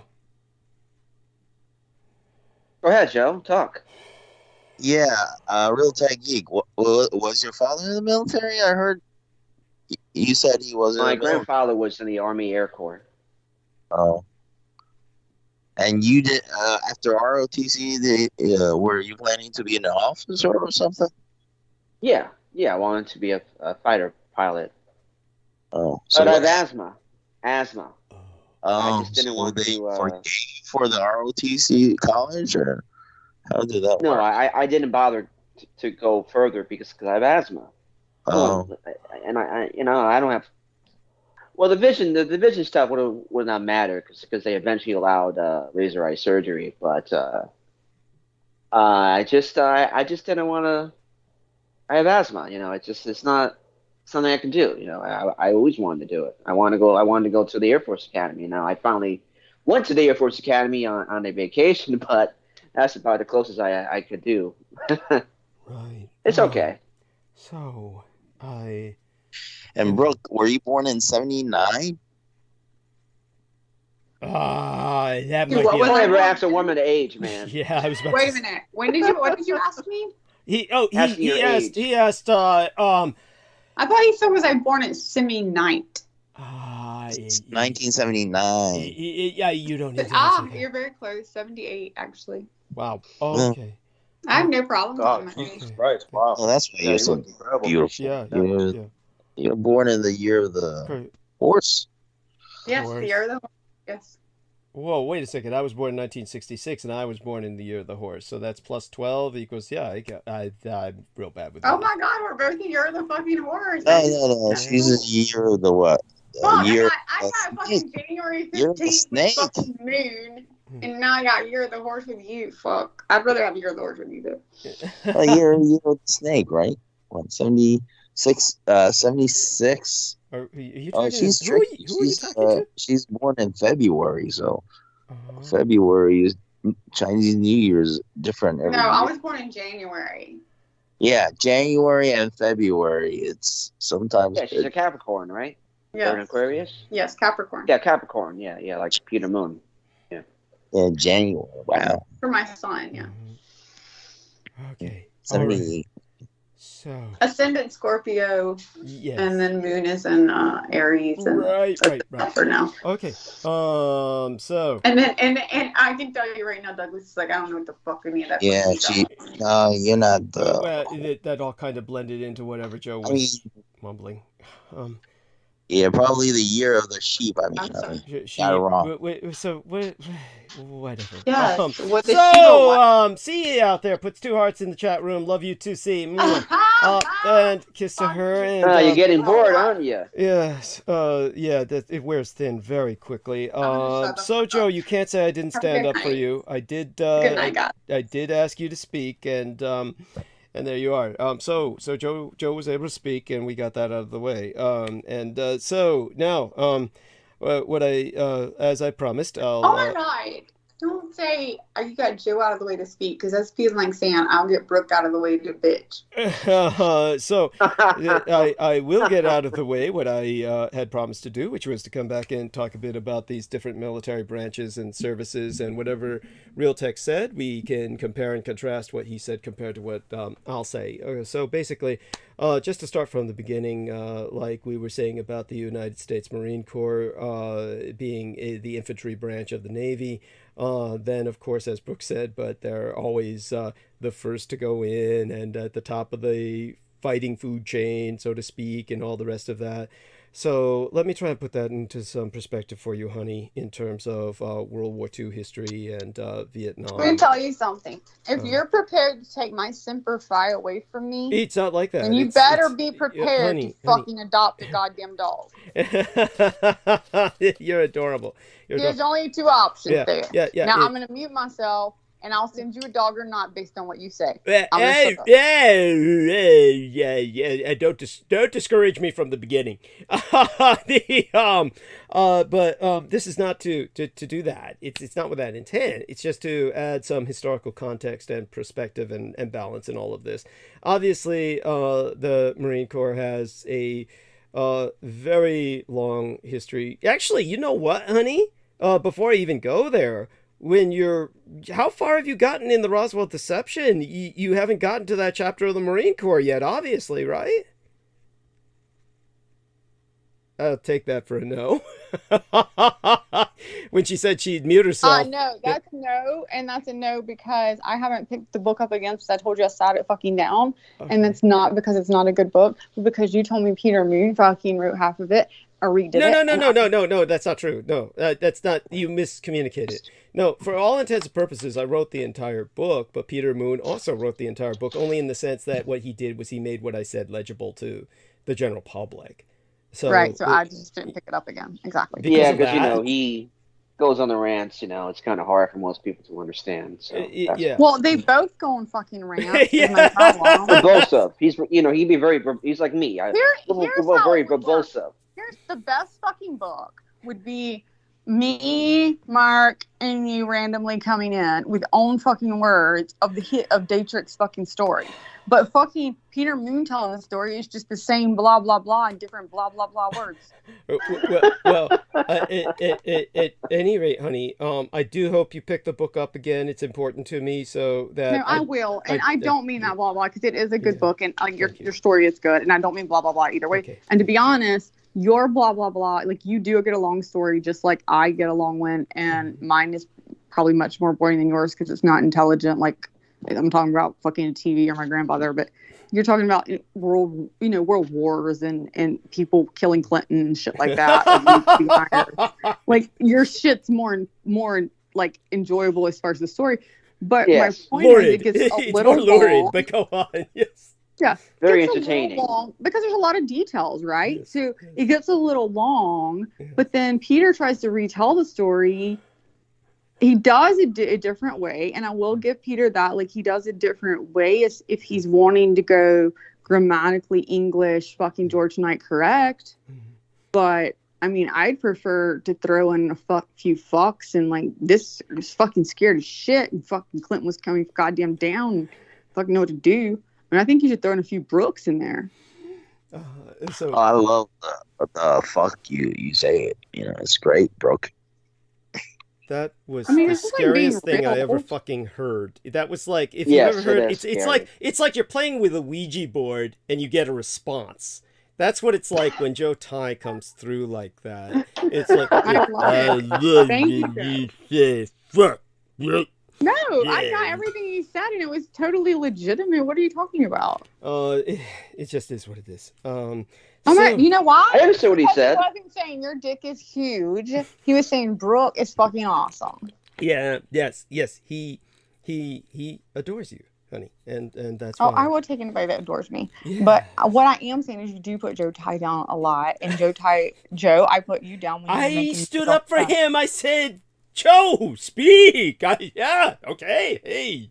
Yes, Credit- he's also said with this. Joe, I know I'm going to regret this 3 times before you said it. Okay. Joe Tai is a good dude. Yeah. I All that- dare you to say that to me 3 times before you say, I know I'm going to regret it. Because I'll be like, oh, you're right. You're about to fucking regret it, motherfucker. That's pretty good. Roasting the Deltas Dietrich. Okay. So, honey, it is important to me when you do read the chapter on the Marine Corps. I do look forward to your response to that, and you will get to that. Do you know what chapter that's in, by the way? It'll just say, it'll be the chapter that's got Marine Corps in the title. Okay. And so that's that being said, understand that I just look forward to your response to that, and it puts a lot into context. But what I'll do without revealing anything about that chapter at all, I'll put some things into perspective here. It's saying that my grandfather was one of the greatest people to ever live, even though you've never met him. Yeah, I'm not saying any of that, honey. It's just like, it's just like when I say the United States. There's only one time I've actually seen this, actually. There's 2 things that stick in my mind in particular about people's responses to my videos, where I talk about America losing World War II and the Japanese winning. And one response was... Actually 3 things stick out. One was some white guy who was very angry and said that this man is insulting my father who fought in World War II. You realize my grandfather would probably been better off knowing that, because he probably died fucking feeling like he killed enough. Like, if he killed 2 people, or however many people he killed, he couldn't handle that. Well, something was going on with him, definitely, and he. Well, no, it wasn't going on. The one thing I can tell you is, I can guarantee you this. All my life, I worked with World War II veterans, Korean War era veterans, Vietnam era veterans, and real combat veterans have never had any problem with anything I've said about what I say.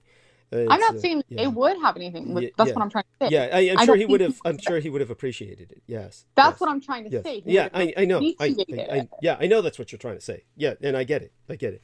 So I'm just verifying that, just vindicating that. Because I'm not saying he would have necessarily believed it or not. I'm just saying I think he would have probably been more vindicated knowing. Oh yeah, absolutely. I know exactly what you're saying, and I'll just verify that ahead of time. And I appreciate it. I appreciate it profoundly, and I will. If you feel like you got sent into a war and you don't really know why you were killing somebody or how, and you're not a killer. Yes. Yeah. And you're peaceful. Like, imagine coming home and like he's not the type that, like I said, you have your worst breakup, which before you came on, your worst breakup ever, your worst heartbreak, which is minimal, a comparison. But people like do one of two things. They either deal with it, right? Or many people throw themselves into their work, which is what Real Tech was saying. Like you throw yourself into your work. I got it. I heard what he said, so no need to repeat that. But I get this. This is the way it is with most people. No matter what, most people, their life is their work. That is their problem. In fact, that's the greatest challenge for everyone now that we're gradually, because of COVID, basically realizing it's not. Merging into a non-work economy. People have to understand. Yes, that which is a good thing. Yeah. Yes, I agree completely. Because it's this notion of this crony capitalism is has broken people up. It really has. It was created whether, I know God, I hate it when I say Dietrich because I know hate that. I know in Douglas, because I just started calling Dietrich when I first met him. I know Douglas hates saying like the powerful or like there's this rich elite, but I do think there is an elite cabal, whether you call it a cabal or whatever. There is some powerful people, entities in the world that set this system fucking up. That is not a system that we are meant to live on. And that is why I hope that this is slowly resetting it and looking at astrology, which is what I do. Basically, I'm looking by 2030 for things to be reset. I hate to say 2030, but 2025, by 2025, things are probably going to get worse instead of better, which is what scares me about where we're at right now. Yeah, it'll get better. It'll get worse before it gets better. Yes. Yeah. Exactly. But and understood and well said. Definitely appreciated, and I agree. And but the astrology says that as well. Like you could look at the actual astrology, and it says that. Yeah, definitely, I agree. And so such. Well, definitely. I'm sorry, I mean to interrupt. Go ahead, Douglas. No, do go on, please. Matter of fact, you go on for a few minutes because, to tell you the truth, I was eating that pizza and I have something that I have to pick out from between my teeth that is driving me mad. So why don't you handle... You must have great teeth. Oh, you've got to have them to bite into those boys. I did forget it. Okay. Yeah, blood boys. Yes. So I didn't mean it that way. I don't even know if you bite into them. I was just kidding, but I figure you did. Maybe I would hope. If I invited you here, just so you know, honey, biting would be a really ragged wound that would be difficult to heal, and it's going to be messy, and the blood goes all over the place. The vampire shit. So if I ever invited you, you gotta be like, yeah, just when you read the vampirology book, one of the things you'll realize is that they ever since the days in the caves, they used flint and obsidian and just would cut people to drink from the clean cut. Yeah, I read part of that. I did read part of that. Okay, yes. Good. So, but what I'm is I also got into that vampire, the vampire. What was it? That vampire movie? Okay. That was like the 4 books of whatever. Oh, that's right. There was some franchise, right? Franchise. Yeah, Edward Cullen. I told you it was like the first book series that I fucking ended up getting into after being out of school, and I was working in sales. I didn't read anymore, and then I started reading because my ex-husband of all fucking people has picked up this book, which is literally a teenage fucking book pretty much at the time. Right. And that's pretty much how he acted. And he's reading at the pool, and I was like, fucking give me something. So I would read it while he was playing with the kids, and then I get into it, and I'm buying it. And then by the end of it, I'm like buying the second and the third and the fourth when they're coming out, like at the fucking bookstore. And right. And yeah, tell you so what, I was like, bite my ass, please. Right. Yeah. So I'll be back in a few moments. Real Tech, continue with what you were going to say. But you can't turn me into a vampire, make me live forever, and give me immortal powers. I know. So. I'll be honest with you. Even my son likes aspects of that fantasy, and I did kind of go through a blood ritual with him just to make him feel better about that. It's one of those things. It's part of human nature. And, I know it is. And that's fine. It is what it is. And in my case, I'm doing something most other vampires don't do, because the nanoplasma, I do transfer elements of myself into other people, obviously. That wouldn't happen with any organic vampire. I'm cybernetically enhanced, so to speak. Nothing that I ever asked for, and nothing that was done with my permission or my consent. Like, for instance, his boyfriend or his husband, he's also doing blood transfers, but doing them through, I would assume, you never said this. Well, he intentionally, I've mentioned on air before, so this is a matter of record. my son's husband has intentionally been intaking my blood and my sperm so that he can pick up some of the enhancements that obviously transferred to his But he own. also takes the blood boy's blood as Yes. well. Yes, very much so. Yes, obviously. Yeah. Yes. So there you have that. And so that being said, I will be back in just a matter of moments after I get this particle out from between my teeth, and Real Tech will speak on about what he was going to speak I'm on. so amazed we can all talk about this so naturally, like, oh, blood boys and sperm and all that, taking it. And I hope you realize that, Douglas, that like the majority of the world could not take this in. Yeah, the majority of the world can't take it. The majority of the world loves the fiction. The reality is kind of a bit too visceral for them, but things change. I mean, I think that the younger people... Yeah, but do you really think your boyfriend, your son's husband is really getting younger or looking younger? Yeah, certainly it's maintaining well. So that being said, it is what it is. Well, that's true. Okay, I shouldn't ask that question. I'm sorry. It is what it is. It's people are curious, and it's natural to ask questions. But Real Tech, Mark, feel free to participate. You may be done with that bag of chips by now. Yes, let's be done with that bag of chips. Don't ask me. That was. I'll tell you one thing. I crushed that bag of chips. That was a mean bag of chips. Oh man. You're eating those chips. I need to brush my teeth as well in a minute, but yeah, no, I'll jump in anytime. Please do. My pleasure. Yes, I was saying that the energy of 2020 was like the energy and the astrology time period of when America was founded, 1776, and also very similar to the French Revolution in 1789. Yeah, I have several astrologers that's who I study under. And the two that I study under, both there are videos of them on YouTube and dated well before. And one of them that I love is out of England. But both of them were saying, like, people were freaking out about 2012, in the Mayan calendar. And, the oldest one was saying, you don't need to worry about 2012. He was saying this morning, like, you don't need to worry about 2012. You need to be looking at 2020. He didn't know what. And neither one knew what.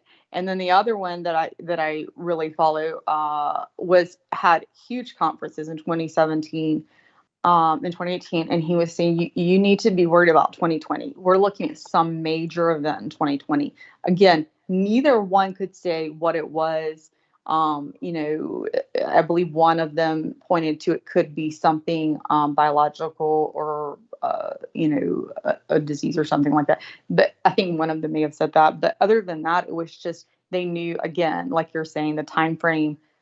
2020 was it, and there were other astrologers, I'm sure, doing that too.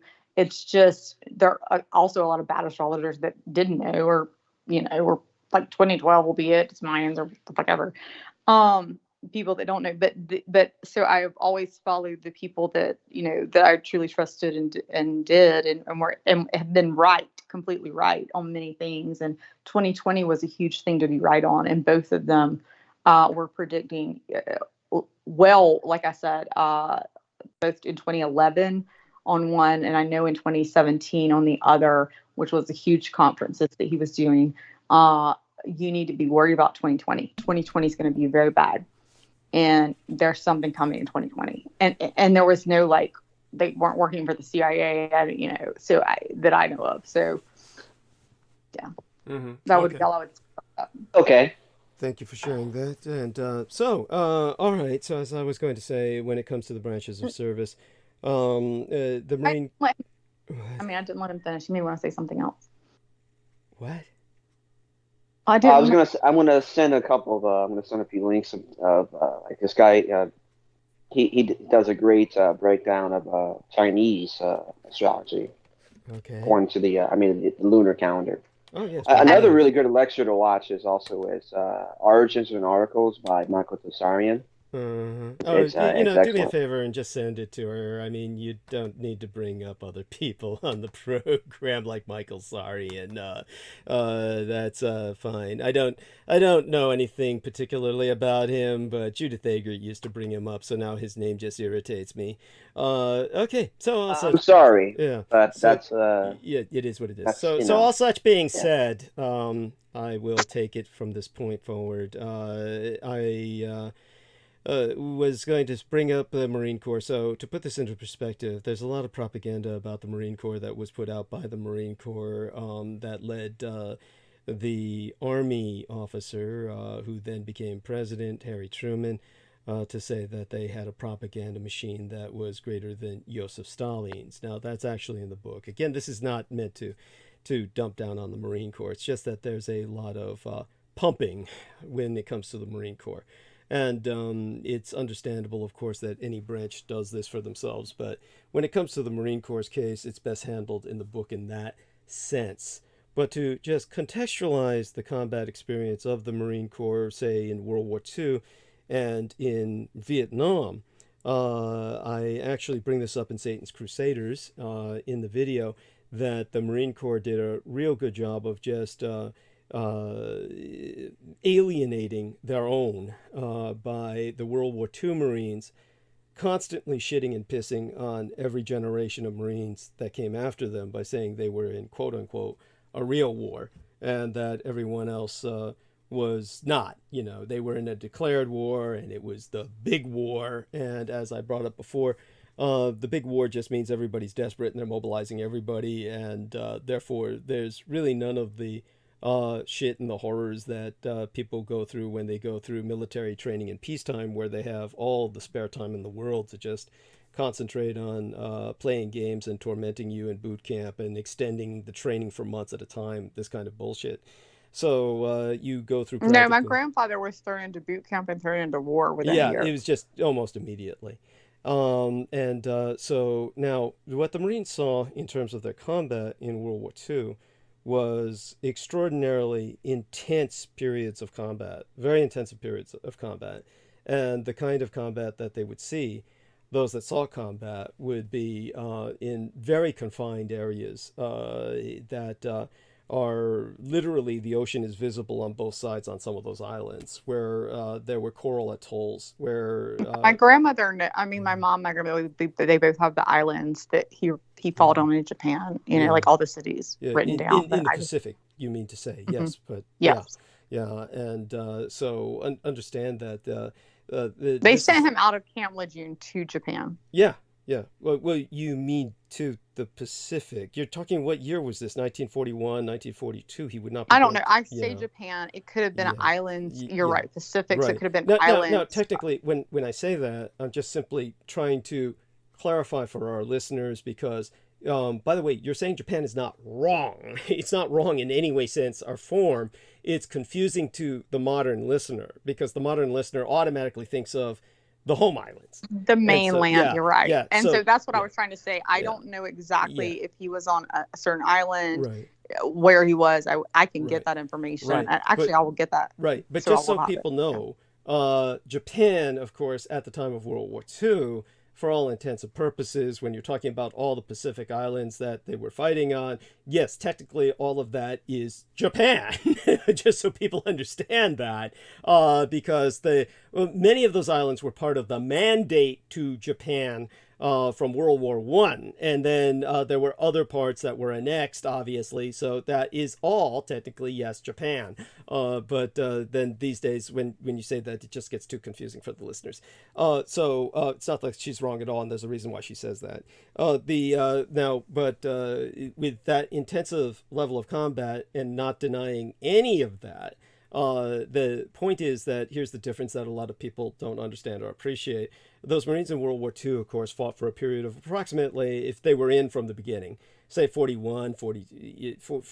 I mean to say, 42 through 45. You're talking about a period, obviously, of at least 3 years of extraordinarily intensive periods of combat. Periods. He was in by 41, because my mom was born in 51 after I got back. So he must have volunteered. Yeah, so he was, he was living in the country. So he and his brothers, there were 7 brothers or 8 brothers. I mean, if he was in by 41, I'm presuming he was in before Pearl Harbor. So no, he was in, I'm assuming, I'll have to look back at the dates. Right. I mean, but just, no big deal. It's no big deal. But what I mean to say is that if he was in 41, it's unless he came, it's pretty unlikely he came in after December 7th and wound up serving, so to speak, unless he came in like literally immediately after December 7th, Pearl Harbor Day in December of, 41. So he probably came in and volunteered before then to wind up in the Marines, which would have meant that he would have been in the Marine Corps, and then the Japanese attacked. And so it was like he was, he was definitely swept up in that whole affair. But so that, such being said, it's not integral to the story. The narrative that I'm trying to point out is that the period of years of World War II, the Marines had these very intensive conflicts, and then there would be a long period of buildup between battles. So between battles, Marines would often be sent on leave. So what would happen would be that when it came to the U.S. Army, the situation was profoundly different. I've gone into the situation in the past where, and I don't know if she's read this part of the book yet, but I've explained how the Army wound up wiping out a good deal of its forces right here in the United States on the home front with bad vaccines. And then what happened was they were able to deploy only a division at first into the Pacific. Gradually, they were able to mobilize more and more troops eventually, but essentially the dedication of manpower to the Pacific was nowhere near what was at first engaged in Europe. Then it became very massive, and then basically the Americans sued for peace because there was never even the super intensive surge that they had intended to invade Japan. It just didn't happen. Everything was going against them at that point, and you have to read the book to understand why. But during that period of years that the Marines were active throughout the Pacific, the Army was also active. And the point was that the Army had a very different system for going on leave. Basically, the Army ultimately possessed the largest navy in the world in terms of coastal ships, various dinghies and rafts, and various small riverine patrols, etc. They had an enormous amount of ships of their own. But the Navy had, of course, the real effective transport ships for obvious reasons. And so there was also the Merchant Marine, but different story there. The Merchant Marine wasn't really transporting troops. Not to any great degree, so comparatively speaking. So the Navy was able to transport far more effectively its own troops, the Marines, to vacation. In other words, leave. When they went on leave, they would be on leave in Navy bases. So the Marines, being part of the Navy, when they were through with a battle, oftentimes when they went on leave, they would go back on leave in Pearl Harbor, in Hawaii, or San Diego, or San Francisco. And this was going on throughout the war. Now, the Army, because they didn't have the transports to do that, the soldiers effectively never had leave. In other words, not leave or any vacation that we would deem acceptable. They were stuck where they fucking were. So the U.S. Army throughout the Pacific War, when they went on leave, they would just be stuck in New Guinea or whatever Pacific hellhole they were on, and they'd just be taken away from the front lines. And therefore, they never went home effectively throughout the war. Whereas the Navy's Marines were going home all the fucking time. And beyond that, the whole thing about souvenirs, what would happen is that basically whoever's engaged in combat in the front lines would be stripping everybody of everything that they could, and that includes body parts, because these were trade. They would trade them to the guys behind the lines for ice cream and refrigerated Coke and Band-Aids and anything that they could get. So they would be stripping the Japanese desperately, pulling their teeth out desperately, just cutting limbs off and ears and scalps, and all of this would be considered souvenirs and tradable material. All right, well, let's not forget about the Japanese that ate the humans on the island. Annie, I've gone into that in great depth. This is in no way, shape, or form something that denies that. So that's no need to go there. It's one of those things where I've talked about this. There's no point in I just don't see the point. But honey, it distracts from what I'm saying. You see, the point is that I've gone into the fact that the Japanese won the war by biological weapons that they used by experimenting on human prisoners. Yeah, including Americans, by the way. Many Americans, British, Australian, all kinds of white prisoners they experimented on so they could prove to the Americans that their diseases worked on white people, that the white people were not immune to the diseases they were producing. So the Japanese also ate Americans. They ate Americans because their logistical lines were not being supplied because their logistics lines were cut off by American submarine warfare, bombs, etc. So they would eat Americans. But they would keep them alive. That's what killed them. Yeah, well, they kept them alive. Yeah, for very practical reasons. They kept them alive, not out of any gratuitous sadism. Like cut an arm off. Yeah, because if they killed them, the meat would rot. So they had to keep them alive to keep the meat fresh. So they would amputate one limb at a time. So can you imagine being tied to a tree though and watching some? I mean, I can't. Just like the war of either side. Yes. You understand? None of this is the point. My point is that when I'm talking about the souvenirs, so the Americans would be stripping the Japanese of everything and then trading it for the ice cream, the refrigerated Coke, all this good shit. And basically, the majority of troops who were frontline combat troops basically had no souvenirs left. So usually your father or grandfather, basically had that one watch, probably was a real combat veteran. I'm sure of that. I'm sure his PTSD was quite real. I'm sure he was a real combat veteran. You could tell the phonies, because the phonies would have a treasure trove of souvenirs. And so the phonies would be the That's what always killed me, is he wouldn't talk about anything. Yes. And it was so bad for him that, like, for even his wife, like, he wouldn't talk about it. He's like, I can't. But he only had that one watch. Like, it was just a watch. Then now you know why. Yeah, you know why. See, he may have stripped Japanese of all kinds of things, including teeth and scalps and body parts, finger bones, etc., and then traded it all for ice cream, whatever, and somehow... Yeah, it was like he had this one little thing in his pocket. Yeah, he had this one little thing in his pocket, yes. So I have no doubt he was a combat veteran. The phonies are the ones with these treasure troves where you go in the attic and they've got all these combat souvenirs. They got the flags, they got the necklaces made of human teeth, they got the pickled ears, and they've got, all these sorts of... Those are the phonies, because those are the ones who were the ice cream vendors, essentially. These were the people who were in logistics, who were basically trading off whatever food they could to the combat frontline GIs for all the souvenirs, so they could go home and tell war stories. So that's how you tell the phonies, is the fuckers with everything up in the attic, and it's a whole... They've got miniature Tokyo up there.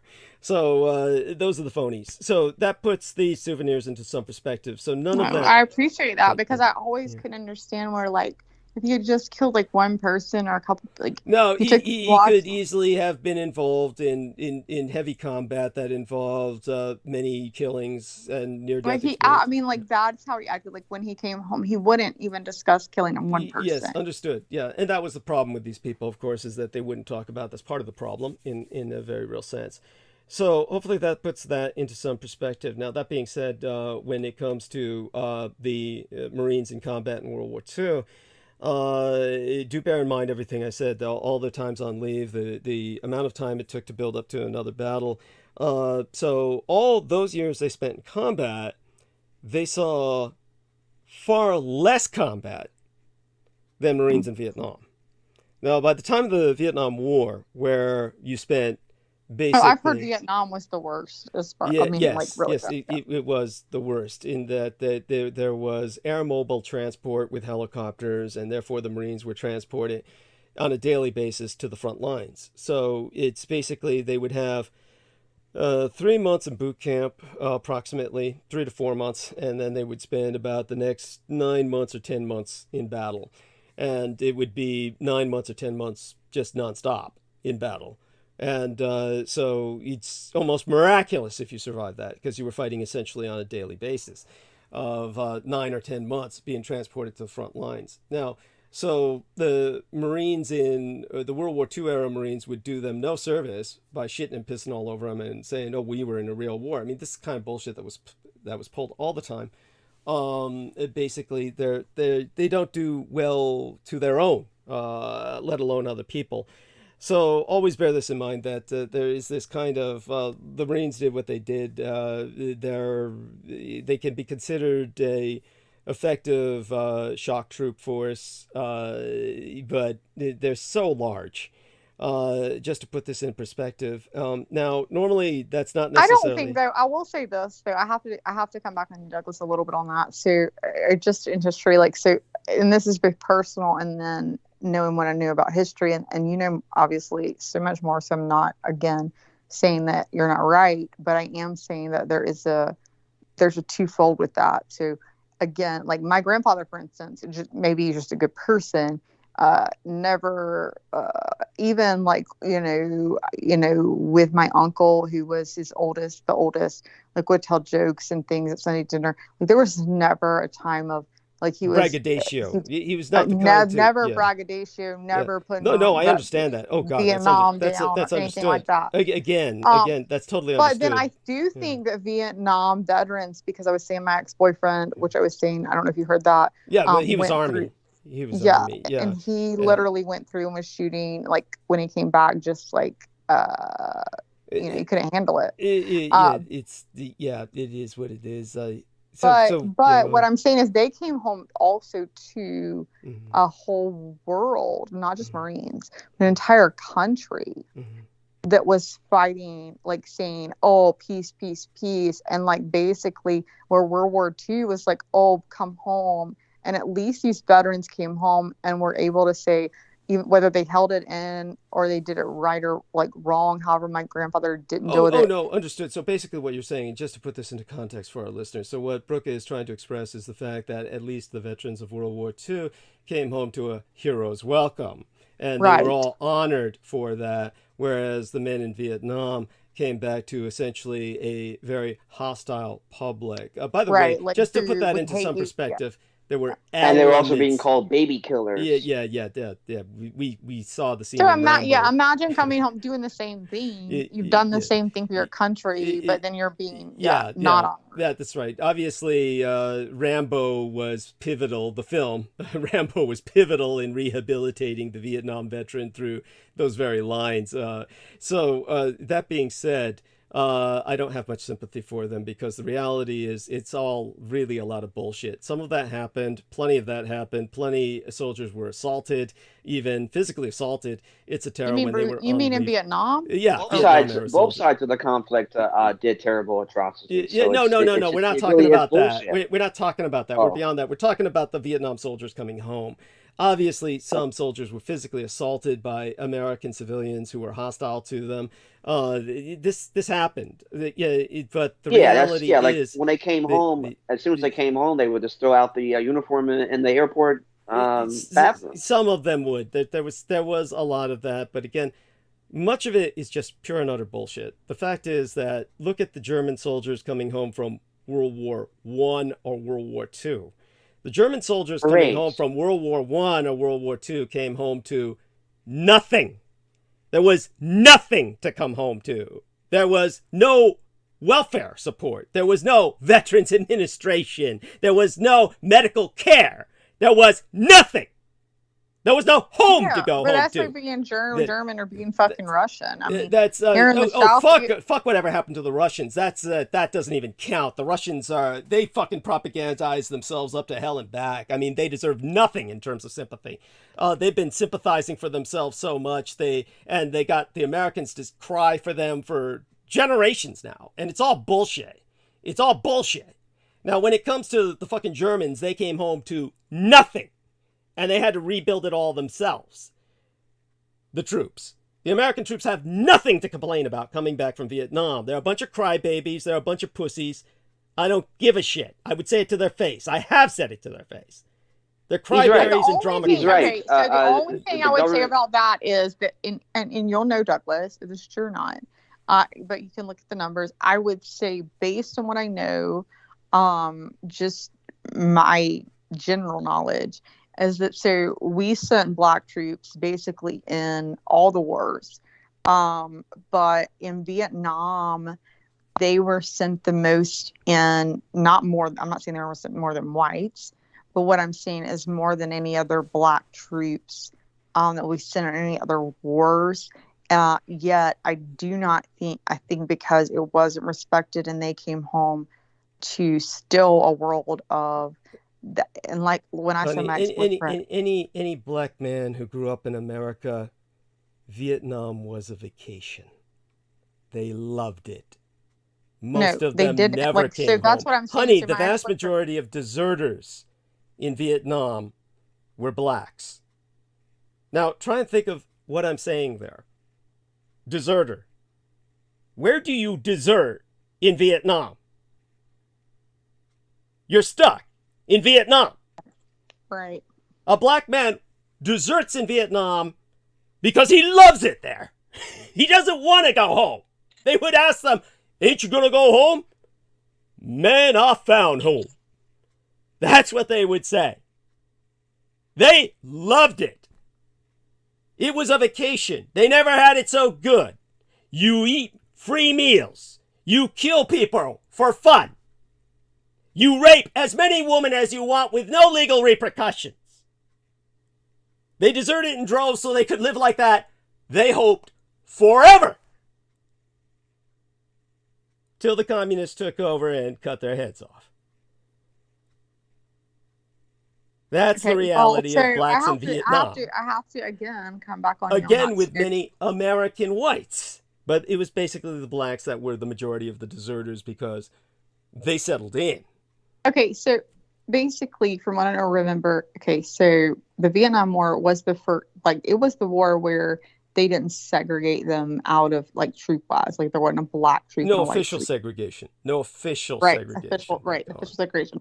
So, I'm sure there was some segregation. But, so, when I say, like, I was 15, and I was dating a football player, and he was black. He was, the quarterback. And that's when I got cut off. Like, my uncle threatened to, like, never speak to me again and date him for 6 months. But that was the guy I speak of that literally told, I had even spoken to his mother, who was, like, this really hard black woman who, she was very tough. And reason was because she had to live through so much. And he had told me he had a younger sister and told me details. I mean, when I tell you how many details, this stupid guy was, like, so in love with me, and he's fucking 19 and then I'm like 60. He's like, will you marry me? He's like, going to college. Like, will you marry me? I'm like, no, like, I'm gonna have to break up with you because I am not even in love with you, and also I'm not, like, I need to date people. But he had told me his, like, life story, and when I say that in depth, it's not something he exaggerated. Like, he would cry about his father's Vietnam experience. And this was he was a nice looking football player. I had seen pictures of his father, who had come home with just this big, dark skinned black guy. By the way, before you leave, Mark, do say goodnight to our listeners. Mark H. I will pronounce his name correctly. Is Mark leaving? Right, Mark? No, I wanted Mark to talk. Mark should talk more. Yeah. Mark H. Did I get your name right? Yeah, Douglas. I'm gonna try to see if I can. I know. I had to sleep too. No. Yes, of course. No, I love listening. Probably more than speaking most of the time. But I appreciate you having on me again. I'm just gonna try to get a few hours of sleep. But Why are you working tomorrow, Mark? I hope not. Yes, absolutely. God, why did you do that to yourself? Oh God, I'm so sorry. I don't know. And you're on the East Coast like me too. Holy shit. Yeah, exactly. Okay, so I want you to just be like, I randomly, put a diamond in a bag, mail it to my address, and then if you get called, you just be like, I was under mental, not mental hallucination, but, like, what did you say, like, mental problems, because I didn't sleep, and I can prove it than I fucking before. We just need to cut this part off of where I say send it to me. But before that, you were on the show till 4 a.m. I didn't know what I was fucking doing. Sleep deprived. You were sleep deprived. Sleep deprived. Sleep deprivation. I don't fucking remember it. Listen, we can work sorry. some Ocean 12 stuff, okay? Yes. Well, we love you dearly. Share that love with all of your own, and by God, get some sleep. And next time, let us know. I would have insisted you have left earlier if I had known that. Mark, do you have kids or a wife? No, single and still a bachelor. So How old are you? I'm getting up there. He's fine. He's like 20. Don't worry about Mark, it. how old are you? I wish. What's that? You're not over 30, are you? No, I'm definitely. I hit 40. Oh, you hit 40. Yeah. Well, Get up there. Yeah. Take care. Anyway, blessed dreams. All right. Have a great sleep. Yeah, thank you so much. Thank you. Have a great Thanks night, for being everybody. on. Yes. Good night. Mark, Good night. What's that? I won't be on Wednesday, so you can totally talk all you want. Stop saying I that. love hearing you speak, actually. Yeah. Stop saying that, Brooke. Yeah. Or you can totally message me privately I and will give me call your birth. you I'll on do your birth chart. Wednesday. Yeah. All right, sounds good. Yeah. All right. Yeah. Go ahead. Man. Take care now. Yeah. Take care. And do Bye-bye. message her. Yeah. I will. Okay. All right then. There we are. And so that, Brooke, make certain that I will call you on Wednesday, honey. I'll call you as soon as You're not calling me on Wednesday. We've already discussed this. And we if you have to not. call I me on don't remember Tuesday this to rediscuss conversation. Were it, you we dreaming can go this? through it again. I'm not going through it on air, so I've already won wait a this second. We didn't talk about conversation. this at Done. all. Won the conversation over it. Whoa. Done. Love We'll you, talk bye. about this privately at some point soon. Well, actually, we won't have time. But Exactly. But we didn't have. Well, We've affirmed it. I'm no, Sunday girl. No, we did not. I have no conscious memory of this. You were dreaming. Okay, and my daughter was okay. I'm not even going there. Yeah, you were dreaming, darling. Mhm. I said nothing else. Sorry. Something was breathing in my ear too. I felt like. Anyhow, I'll. It must have been. I'll call you after the guests are done, which would be about sometime, midnight or so Eastern Daylight Time, and answer. You'd be better off right now to just be like, I kicked Brooke off the show in case he sees that, and maybe have me back next Sunday. Be like, she said she was sorry. What? Anyhow, don't worry. Anyhow, I'll call you and answer or not. But you know what? I think you tell Peter. I think you tell Peter this. Let's not go any further. Let's not go any further. But to continue with what I was talking about when it came to the Vietnam War. When it came to the Vietnam War, I was the first person as a public informant to break the news about the slanderous secret discharge code, the SPN, the separation program number. It's what I talked about on Coast to Coast AM. I'm sorry? I said, oh, really? I didn't know that. Yes. So this is what I do as a public informant. So for those of you who aren't familiar with that, just briefly, basically when you're discharged from the U.S. military, in the old days, this is no longer the case, your personnel file would contain a Form DD-214 or report of separation that in the old days would get a so-called discharge code. Now, starting in luckily, Bush did away with that, and I don't have. This was done away with in 1975. Yeah, so that's why they can't track me, and why you can't tell I'm following you. Yeah, but you weren't in the military. But I suppose it's part of the joke. That's what you think. Yeah, that's cute. So there we are. So starting in That's good sales. Yeah. Yes. There we are. Now, starting in 1947, contemporaneous to the Roswell fiasco, while the U.S. military was frantically attempting to stem the tide of permanent severances instigated by Japan's demands for rapid American demobilization, then the newly formed U.S. Department of Defense, hastily organized to replace the U.S. Department of War, which was dismantled at Japan's insistence, put a separation program number, an SPM, basically 3 or 4 digits, letters, or a combination, on the DD-214s. Now, unknown to the overwhelming majority of veterans, this code was cryptic. It was intended to encourage the reenlistment by sabotaging any potential reintegration into the civilian world. So there were 6,000 plus codes, 500 plus codes. They were overwhelmingly indicative of extraordinarily negative traits or behaviors that would render anyone, in those days in particular, described in such terms, unemployable in civilian life. So employers were well aware of what each code meant. And job applicants who were veterans, were required to make their DD-214s available to potential employers, who would then ask the Pentagon or look up the codes on lists that were published in basically obscure and often, well, of course, unclassified military documents that were publicly accessible. Now, the service member's commanding officer had a free hand over everyone's record, especially honorable and general discharges, well, as well as dishonorable and other than honorable discharges. In effect, they were affixed to everyone's records. And the COs decided which code to assign that would act as a scarlet letter that would follow the vet for the rest of his or her life, based solely on the officer's whim. And but it was always, almost always, unless the officer had had sex with you or you did something that were related to them or something, something extraordinary to make your case exceptional, it was almost always with the intent to force your return to service.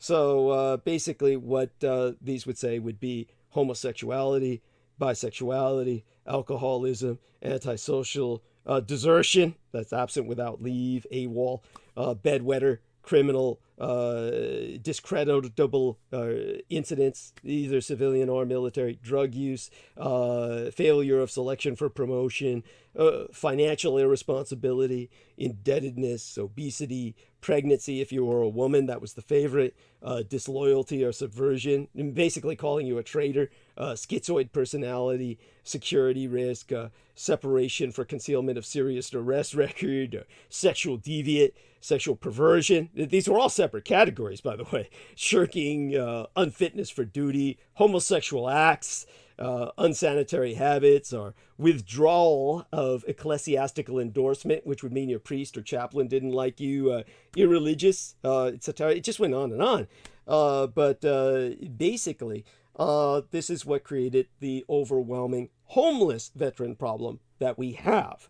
Now, that is an issue that is worthy of bitching about. That is what led to many of these veterans didn't want to go back into battle, because if they had gone back into service, they would have gone straight to war in Korea or Vietnam. So rather than going back into war, most of them just decided to become homeless. So for this reason, the overwhelming amount of veterans in the United States are homeless. This is how that happened. So I'm the person who brought this to public attention. No one else ever exposed this. So when it comes to people who think I'm like dissing the military, remember the service that I performed for the military and then their response to it, which is basically to deny that I was in service. So understand, I have no sympathy for any of them. In the end, all of this is just basically people undeserving of sympathy because they're more than willing to turn on their own. Whether I was talking about the Marines who were dissing their own Marines, or everything I've just mentioned now about what happened to myself after I've done my best to basically expose what happened to them, because most people don't even know why there's so many homeless veterans. They just think, oh, they're combat traumatized. And that, of course, doesn't make any sense, because all the GIs came back from World War II were able to get employment if they wanted it. And so it's not that they weren't combat traumatized. So how would other soldiers be more combat traumatized than them? It just goes on and on. So that being said, that has to balance out what I'm saying, what I've exposed, their own reaction. And when it comes to the special forces now, then you have this whole thing about who's the best or who's on top. This is basically the U.S. Army Green Berets during the Vietnam conflict, and for a while thereafter. They were considered at the top of the food chain in a certain sense, only because they were basically the first special forces group that was created by the order of a president, direct order of a president. By the way, Aloma Alber is in the chat. She says, good morning. Good morning, honey. So when it comes to them, they were supposed to simply be an armed version of the Peace Corps. So they weren't even supposed to be a fighting military unit. They were trained in fighting. And this is what made them so impressive. This was why everybody thought they were the shit and so hot. It was basically because they were trained in blowing up bridges, working radio communications, just all these special skills that a normal soldier would not normally learn. And the reason they were so overtrained was so they could train other people. So they were soldiers to train other soldiers and make other soldiers out of friendly populations behind enemy lines. Now, because the state cannot simply spontaneously shit you a friendly population behind enemy lines, if there's no friendly population behind enemy lines, the special forces were never supposed to be even deployed. They weren't supposed to be sent behind enemy lines unless they could rendezvous with a friendly population and then train them. Basically, they were supposed to deliver babies, administer vaccines, teach them how to build latrines and shit. It was just basically a Peace Corps program, but they were all armed.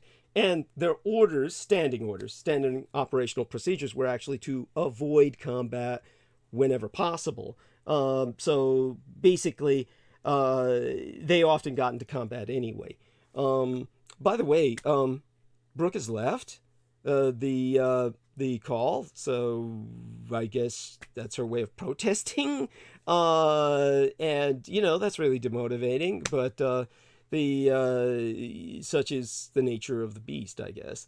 So that being said, when it comes to the special forces, they were balanced, in effect, by the so-called Black Berets in Vietnam, which was U.S. Army Rangers, which would then be deployed behind enemy lines to actually conduct combat operations, such as assassination, sniping at the enemy, etc.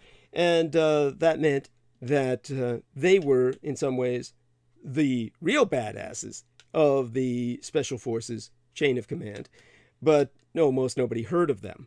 So U.S. Army Rangers were just not heavily promoted as the Special Forces were, because the Special Forces had a president who was trying to justify their budget. Therefore, they made a propaganda movie about them starring John Wayne and George Takei. And all of this resulted in basically the Special Forces becoming known as, well, Rambo. I mean, what more needs be said? That they became mythified.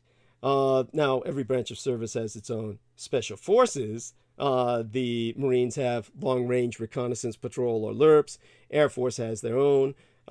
Navy has the SEALs. And then the SEALs became all pretty much the rage later on because people heard about their overtraining, sea, air, land deployment, and then were impressed by that and took them up as the banner of the hottest of the Special Forces. Of course, they deserved it back in the day when they were UDTs, or underwater demolitions team specialists, or all the way through Vietnam, where they were emerging out of rivers, etc. There's certainly accomplishments to them.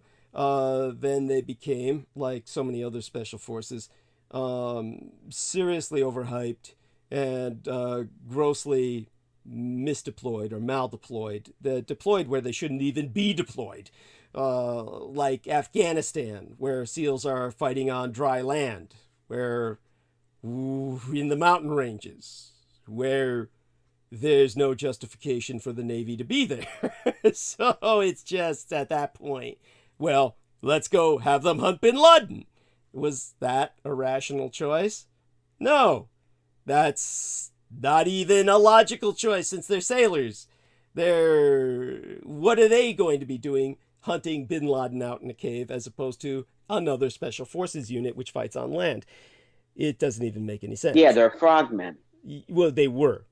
Just like the Green Berets initially were just supposed to be this armed Peace Corps. Then the entire mission order statement changed. Then, basically you had what was called mission creep. Then their entire format of operations changed. The idea of the original mission statement completely mutated. All of this is indicative of basically the military becoming more and more degenerate and more incompetent and just plain corrupt. And in the end, all of these forces have essentially, I would say to a great degree, degraded. So this is something where we discussed before SEAL Team 6 and it being sacrificed as basically a media hoax.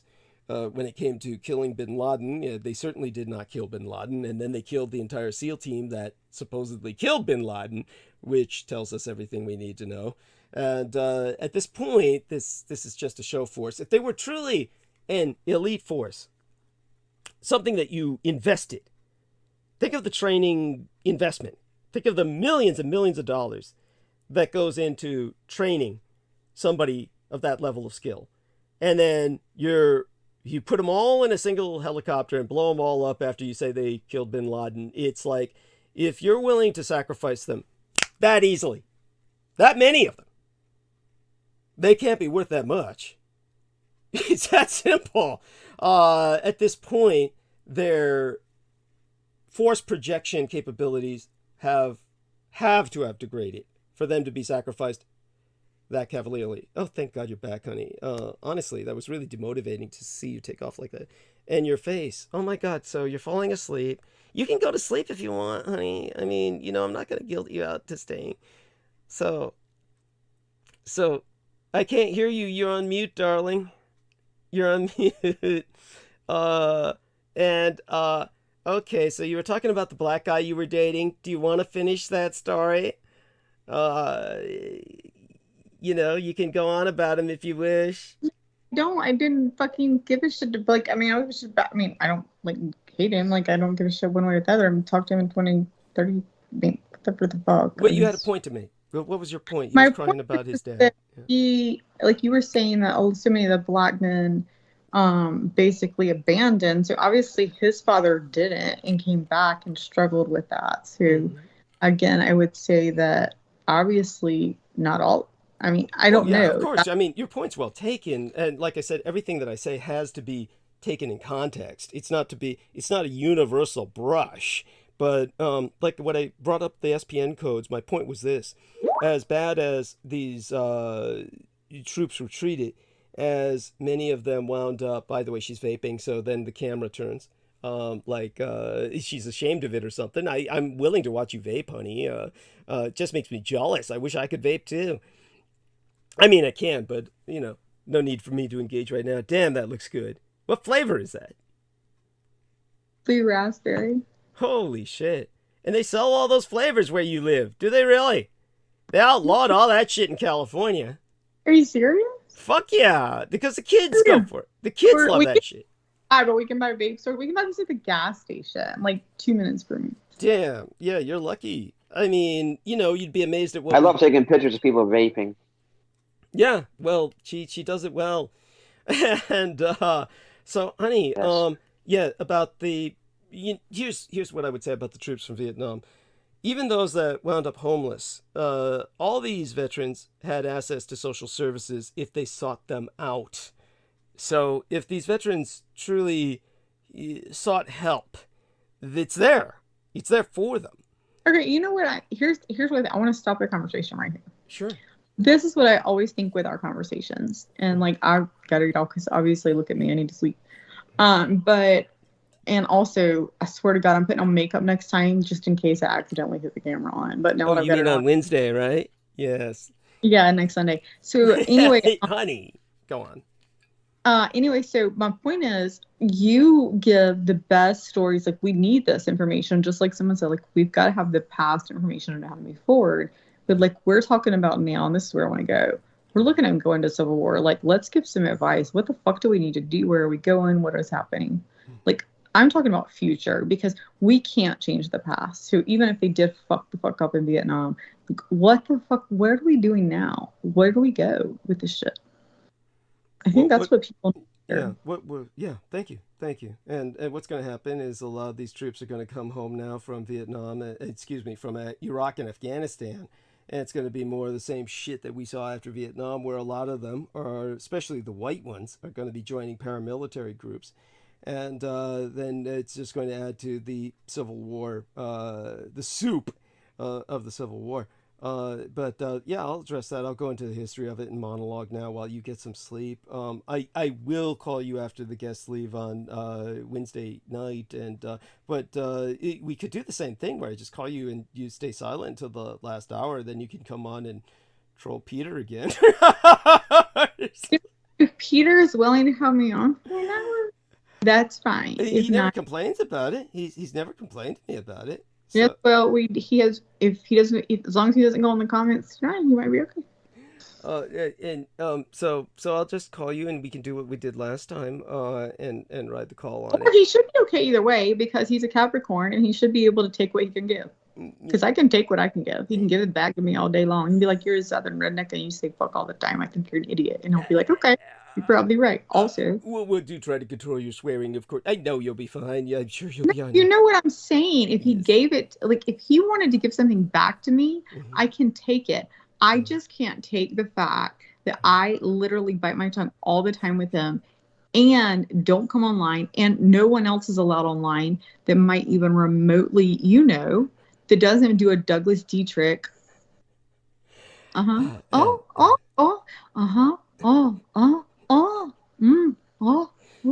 I do have something. Yes. See, even he says it. Yeah, well, there's professional reasons for this. It is the way it is. That's life, right? We at any rate, such being said, I do adore you. In cells, so I've done it my whole life, and I'm done doing it, and so I have no problem not doing it. If you have to do it, that's what I was saying. You don't have to call me. You don't have to have me back on. I understand you have to sell yourself, and if you've got to sell yourself to somebody, that's fine. But I am not selling myself out, period, and definitely not to someone who I feel has no respect for me at all. Number one. Oh, that's not true. He not only stood up for you, he speaks well of you when you're not there. Certainly has spoken well of you in private messages with myself. Certainly has never said anything negative.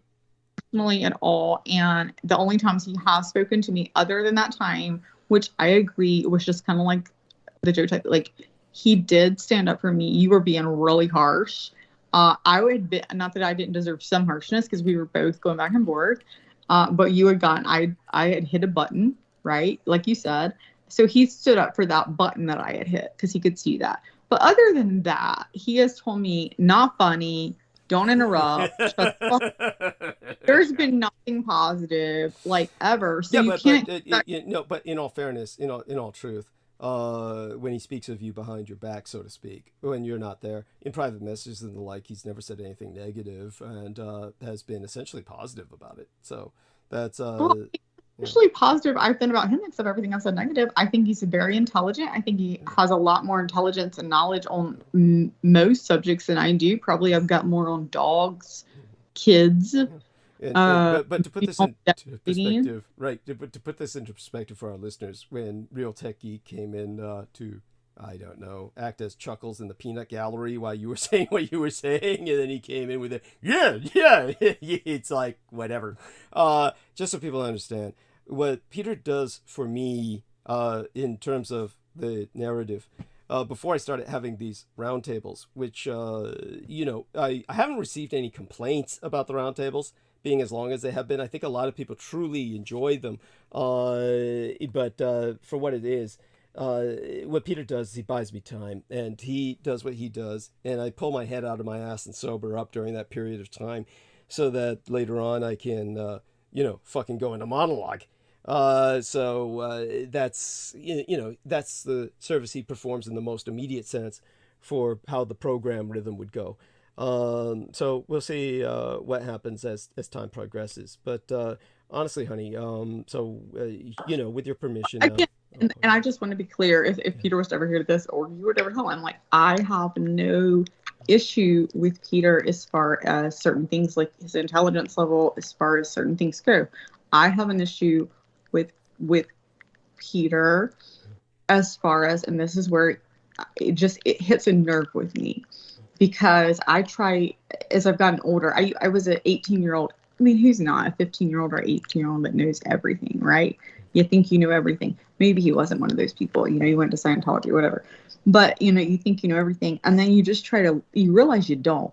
And the older you get, I realize that, to me, the older you get, the more knowledge you should have. But also the more you should realize you don't know. And that is where Peter strikes me, as far as whether, just like someone else said tonight, and it wasn't anyone on here right now, it wasn't real technique. It wasn't your type. That just said, it comes across.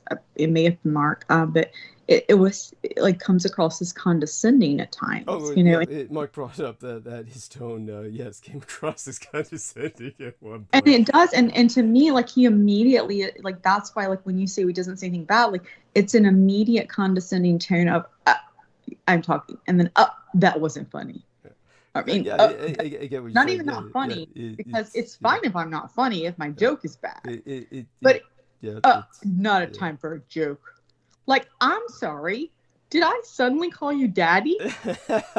It is what it is, honey. It's like, well, I'm just saying, if he ever says that, like, I'm not talking bad about him, but I have to be able to say, if he was to say, Brooke, your grammar is not the best. You cuss too much. I would be like, you're totally. I think it's more like this. It's just the fact that. No, but I want to finish is that this, if he was to say that to me, Mm-hmm. he was to say, because I feel like there's things bad things I don't recognize about myself. But if he was to say, I feel like your grammar could be better. You need to expand that. You cuss too much. Like, you say fuck too much. You go back to that word. It could be, some people don't like that or find it disheartening. Like, all these different things about the way I speak. Also, maybe sometimes you're too blunt. You joke maybe too much, just like real tech even. I mean, like, he had to learn the joking as far as, that joking, like we've talked about, like, that's my go-to. So all those things I would just immediately tell him, you're right. Yeah. What I want to know is, can he say the same thing? Yeah. Is he old enough and wise enough to be able to say, my ego probably is a little big, and well, I mean, it is what it is, and obviously he's not here to defend himself. And again, and that's what I'm saying. He may very well be able to say that, and I respect him if he can. I respect him if he can't. I respect his knowledge. I respect what he's done.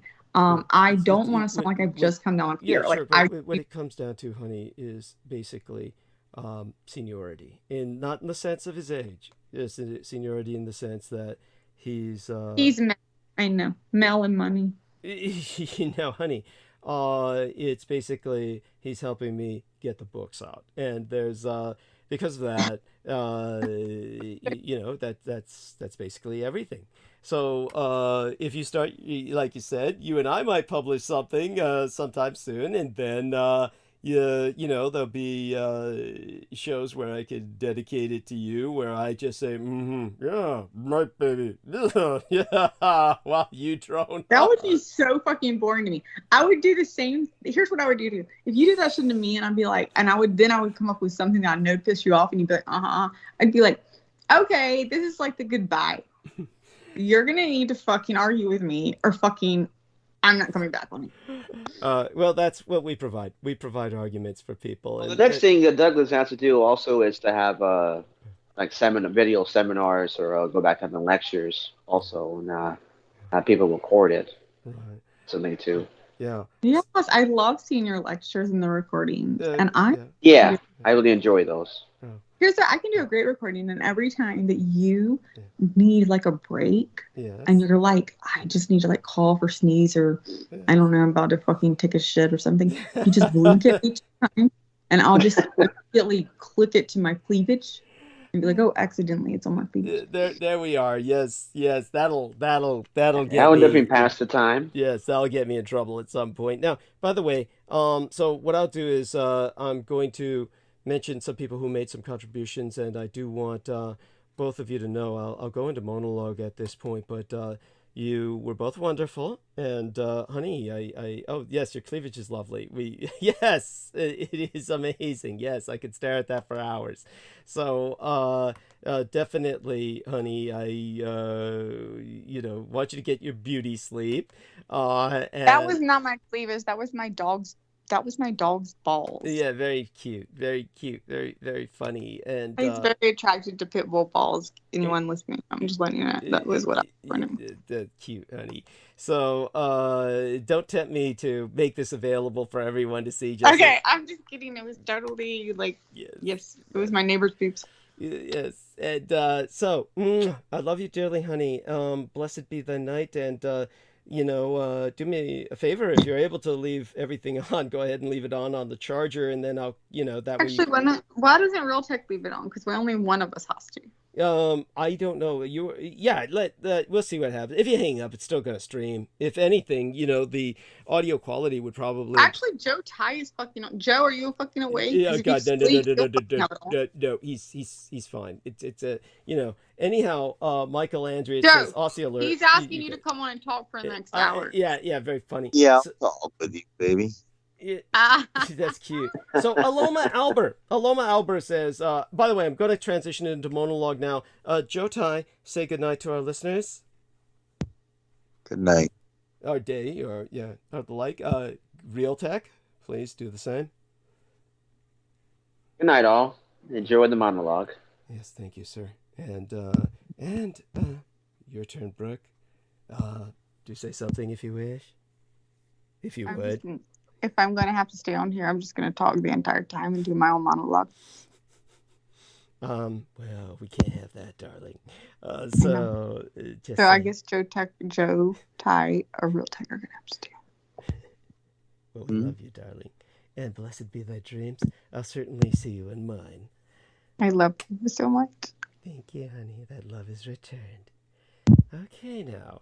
Loma Albert says 2 history points. People were starting employment in 1940. The Brits wanted the U.S. to help them. That was before Pearl Harbor on the East Coast. Regarding Vietnam, entire high school class of 1967 gone. The toll bigger than you were told. Changed American kitchen table dynamics to this day, thanks to all who served. And then again, book McNamara's Morons explains why Kubrick did Full Metal Jacket. Then she says new series by Spike Lee, Black Troops in V, as is for Vietnam.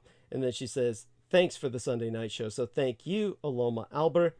Love you dearly. And our dear Michael Andrich was responding to our dear Brooke. And with that, I want to give credit to 2 people. One of them may not want to be identified. I will refer to him as KP. KP contributed 30 United States dollars. He says, Mighty Triple D, DDD, happiest Halloween. A wonderful, real topical book is Goddess of the Devil by Mart Sander. Many thanks for sharing your knowledge. All the best and positive vibes. Okay, that was from KP, we'll call him. Thank you, sir. And of course, 100 United States dollars from Sammy Romero, who says, thank you, Doug, for your friendship, knowledge, and prayers, with the sign of the peacock and the clasped hands. Goddess bless you, sir. Appreciate you beyond expression. You're tremendous. And so these 2 wonderful men, Sammy Romero in particular, I hope he's got my private message, because that's important, and I'm not going to share with the public anything, of course, that these men have asked me not to, but definitely maintain them both in thoughts and prayers, as well as everyone else who's on this program. Certainly everybody on tonight is worthy of your concern, and though in general, I think everybody's doing well, generally speaking. But always concerned myself. Now, we were speaking earlier about the upcoming midterms. Certainly that's what Peter Moon brought up when he was speaking about the attack on Nancy Pelosi. And I want to thank everyone for all of the upvotes, by the way. Tremendous response. You're all wonderful people. I'm so glad to spend what I could on Halloween with you. And of course I was slacking because, it's fucking Halloween. And I came here drugged out of my fucking mind, which is one reason why I have the roundtables, is because I'm so doped up. I let everybody kind of take over. Now, in the hour and a half we have remaining, and our dear Brooke sends her heart to Sammy. Thank you, honey. And so I guess we have 10 to 11, 11 to 12. We got 2.5 hours. Let's see how far I can go. Now, America has a chance to retreat from madness The question is whether or not the midterms will save us or doom democracy, really. Now, President Biden, who hasn't been seen much in public lately, spent the last week working on canceling 10,000 United States dollars in student debt for people making less than 125,000 US dollars annually. It was also announced that struggling farmers will get some debt reduction relief via new legislation passed by Congress, that is, by the Democrats, and signed into law by Joe Biden. Now, these combined efforts will go a long way to helping out many voters who follow Donald Trump and frequently vote Republican. If the Democrats can craft a competent message out of these actions, it could also help their cause in the coming midterm elections. Never fear, of course, they'll find a way to fuck it up. So, what did the Russo collaborationist Red Republican insurgency do to help Americans this week? Donald Trump spent the last week screaming about the 700 pages of classified documents found at Mar-a-Lago, as if he were a toddler in a sandbox. He repeatedly yelled, "Mine!" The documents included material from the CIA, NSA, FBI, and on a variety of topics of national security interest. As reported, Trump filed a frivolous lawsuit this week requesting that a special master be assigned to the case and that the documents Trump says are mine be returned. Laughter could be heard across the country as attorneys capable of cogent thought replied with loud guffaws. To them, Trump's lawsuit sounded more like a press release, and a poorly written one, even from a Trump perspective. Meanwhile, other members of the Trumplican Club, who call themselves or still call themselves Republicans, were busy pulling their hair out while racing to the finish line in the Who's Craziest Bastard in Congress contest. Representativist Marjorie Taylor Greene is apparently in the lead, but her House colleagues Lauren Boebert, Matt Gaetz, and Jim Jordan are running neck and neck for second, less than a furlong behind. With all of these lunatics, you'd think there would be a chocolate sundae around here somewhere to collect the nuts, or sprinkle the nuts onto or something. No one has seen Mark Meadows, Trump's last White House chief of staff, since the last full moon, when he sat baying like a coyote on the plains, and Jared Kushner has a fiction book, he calls it a memoir, he wants you to buy. All of them still claim fealty to the Don, who now seems content to use hundreds of pages of government documents as scratch pads and toilet paper. Why did he really keep all of those documents? The answer will likely be chilling, I'm sure, so stay tuned. Meanwhile, as we coast into those midterm elections, the country, as always, is divided. Half think Donald Trump is batshit crazy, and half think he's merely a criminal. I'm just kidding. Everyone knows he's a crazy criminal. Now, some Democrats, however, have decided that whoever is left worshipping Trump are stupid white people. I've heard that on 3 separate occasions during the last week, as well as criminal white people. It isn't just white people who worship the Don, but if you want to address those stupid white people, they're not all stupid, and they are the group of Trump voters most likely to leave him. The criminals, well, they're criminals, but there are many who are being called stupid because they are afraid the Democrats want to take away their rights to be criminals. They see the Black Lives Matter movement as a threat. Religions, other than those who worship the Christian God, spelled with a G-A-W-D, as a threat, and any move toward LGBTQIA plus equality as a threat to their rights. Don't even start with the hordes of illegals swarming across the border, either to take all our jobs or sap the country of its vitality and social services. These are not necessarily stupid people, though indeed some are. They are fearful people. They have been programmed, and they need to be deprogrammed. Demontaugt, as Peter would say. So consider this your handy-dandy Trumper deprogramming guide. Let's start with those hordes of illegals. The numbers, comparatively speaking, are not much different than they've been during the last 40 years. And if you want to make a point with those who are programmed, please remind them that big business, particularly corporate agriculture, encourages and pays for many migrant workers because they are cheap and necessary labor. When have any of the big agribusiness conglomerates ever faced prosecution for hiring migrants? I'll wait. The Simpson-Mazzoli Act, signed into law circa 1986, made it illegal to hire undocumented immigrants, but few have ever faced Never. any... I just have to say it. Never. Thank They've you. never faced prosecution. Sorry. Yes, thank you. None have ever really faced any repercussions for doing so. Ask your Trumper friends whether they really want the government telling them what they can and cannot do in the bedroom. Then let's move on to the Russo collaborationist Red Republican insurgency's supposed problems with invasive policies.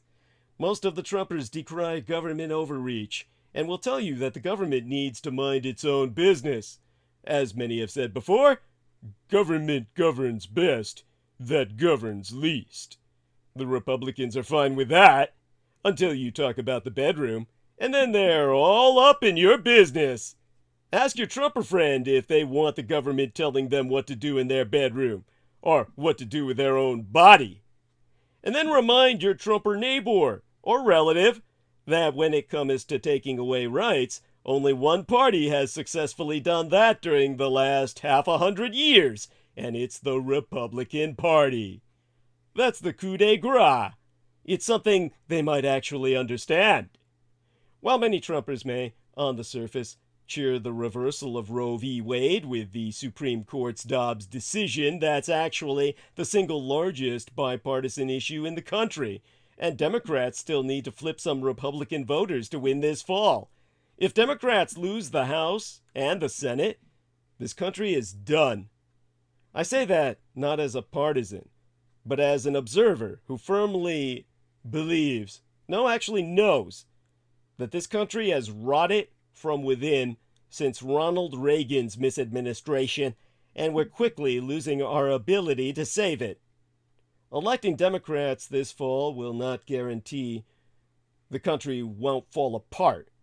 It merely remains the best choice to give these United States a fighting chance of remaining so. Otherwise, it's time to mothball democracy and start flying the Rushist flag. Thus, the need to appeal to at least some of the stupid white people who, if properly courted, might just vote Democrat. How do I know? Well, I've had some conversations with several of them. More than a dozen, and less than several million. Many hardcore Trumpers will eventually admit to something like this. Well, don't really care what someone else does as long as I can do what I want to do. The problem is, there's a disconnect there. They think the Democrats want to mandate pride parades and transgender stripper poles in preschool, and denounce God as Satan, while letting black people enslave white people as cultural revenge for something their ancestors were guilty of. Call it stupid, call it ignorant, just deal with it. Remember, 90% of the population is ignorant, and the other 10% doesn't want to have anything to do with us. But hey, that 10% sure does like to fucking vote. And in elections, where 50% turnout is considered great, that 10% can make all the difference in the world. Of course, if you subtract the zealots who think God, spelled G-A-W-D, is running the country and spend more money on education, society would also benefit. But we're talking short term here. Let's get through these midterms first. Much of the American voting public is just sentient enough to order McDonald's, only to have the order get screwed up in drive-thru, and then eat it all anyway on the road to Walmart, where they'll go shopping in yoga pants and thongs for the cheapest buckets of lard and transmission fluid. And I don't know which of those items they actually eat. To tell you the truth, I think they mix them both. America's shallowness runs deep. And the truth is, we face monumental problems in this country that we cannot solve if we do not talk to each other, no matter how repugnant we may find our neighbors, friends, or relatives. I know. Others want to divide. Hey, I've got that hardwired into my circuitry. I just want to multiply. When it comes down to it, we're a nation of spoiled children divided into tribes. I am reminded of a great line in The American President Speech, delivered by Michael Douglas. America isn't easy. America is advanced citizenship. You gotta want it bad, 'cause it's gonna put up a fight. It's gonna say, you want free speech? Let's see you acknowledge a man whose words make your blood boil, who's standing center stage and advocating at the top of his lungs that which you would spend a lifetime opposing at the top of yours. I disagree with what you say, but I'll defend to the death your right to say it. That was the guiding principle. It has been abandoned as each side refuses to discuss common goals and instead seeks satisfaction in demonizing the other. For the Republican Party, it isn't about issues. It's all about Trump. It's about a cult that clings to whatever maniacal rantings are spewed from the cavernous depths of one man's demented soul, or from those into whom he's breathed an unlikely life, a kind of undeath, if you will. For the Democrats, if they want to hold on to the Senate and the House, it amounts to numbers. We have them. And the Russell collaborationist red Republican insurgency does not. If everyone votes by party affiliation, and if everyone votes, the Democrats win. Gerrymandering aside, it would be tough for Republicans to hold on to anything. Republicans are not on the right side of history, or popular opinion even, on any issue. But in a country suffering from political mental illness, it's not a foregone conclusion that they will lose. Republicans have no issue that resonates with the majority of the voting public. On every single issue of importance, they betray their true nature. They're not on the right side of history on any issue. That is, when they bother to embrace any issue at all, rather than trying to scare voters to death. When has any party ever been looked upon favorably by history if it supports book burning, revoking civil rights, promoting state-sponsored religion, or an economic system that makes feudal lords look like socialists? I'll tell you when. Never. But there be no guarantee that when the November midterm elections are in the record books, common sense will overcome stupidity, particularly with the corporate media acting like lobotomized stenographers who pretend that national politics in 2022 is business as usual. Deprogramming the media? Now that's a whole different story. For now, I'll settle for defeating autocracy and seeing Trump indicted. But in a country that collectively seems to suffer from political mental illness, it's not a foregone conclusion that either event will occur. The irony, of course, is as wiser men than me have observed. If our republic is to fall, it will collapse from within rather than being conquered from outside. So we find ourselves at an inflection point in history, when our actions will have an immediate effect, likely to determine life not only in these United States, but across the globe for the next 100 years or longer, and could lead to the end of American democracy itself. We missed all the clues when Trump first stepped into the public arena. Now we're dealing with an ex-president who was twice impeached, who faces potential criminal charges, and who willfully kept and did God only knows what with incredibly sensitive government documents. And for some reason, this man's minority cult party could still take over the Senate and the House this fall. From the outside looking in, it must appear that Americans embrace insanity on a grand scale. The verdict on that observation will be issued the day after the November election is settled. Now, from what we were speaking about earlier, about the shadowy elites, that cabal that plans this ill. Well, the Great Reset is very real and a grave threat to democracy. This is where I cater to the other side. Talk to the enemy. Speak their language. Let me talk to you as a Republican now. Not every global conspiracy of wealthy elites bent on world domination has its own publicly available website. But the Great Reset, proposed by members of the World Economic Forum, is an exception, complete with a published list of co-conspirators, including Amazon, Google, Huawei Technologies of Communist China, Saudi Aramco, and Volkswagen. The Great Reset launched in June 2020 with a mission statement that reads as follows. I'll provide the emphases.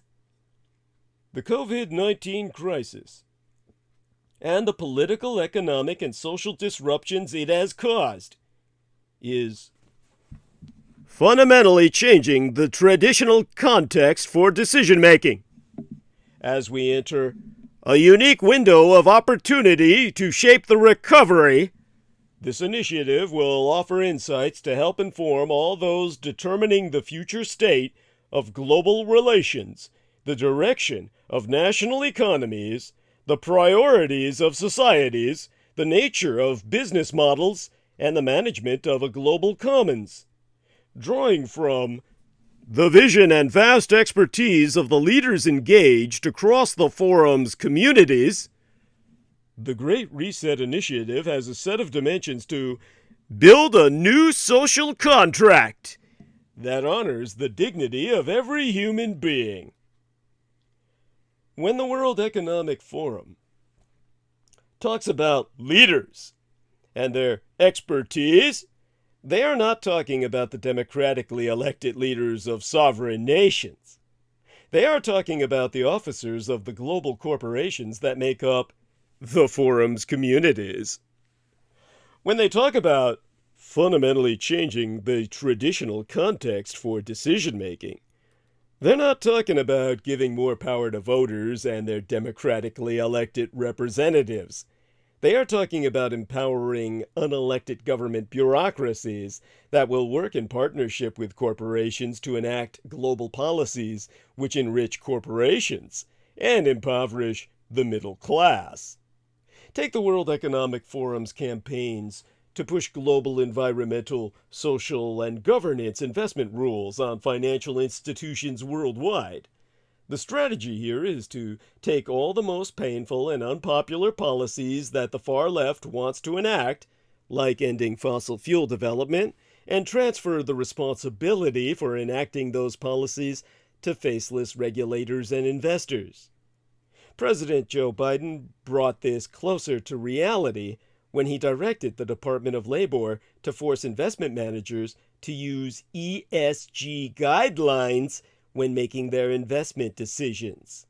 He also directed the Securities and Exchange Commission to develop rules forcing American corporations to adopt ESG reporting requirements.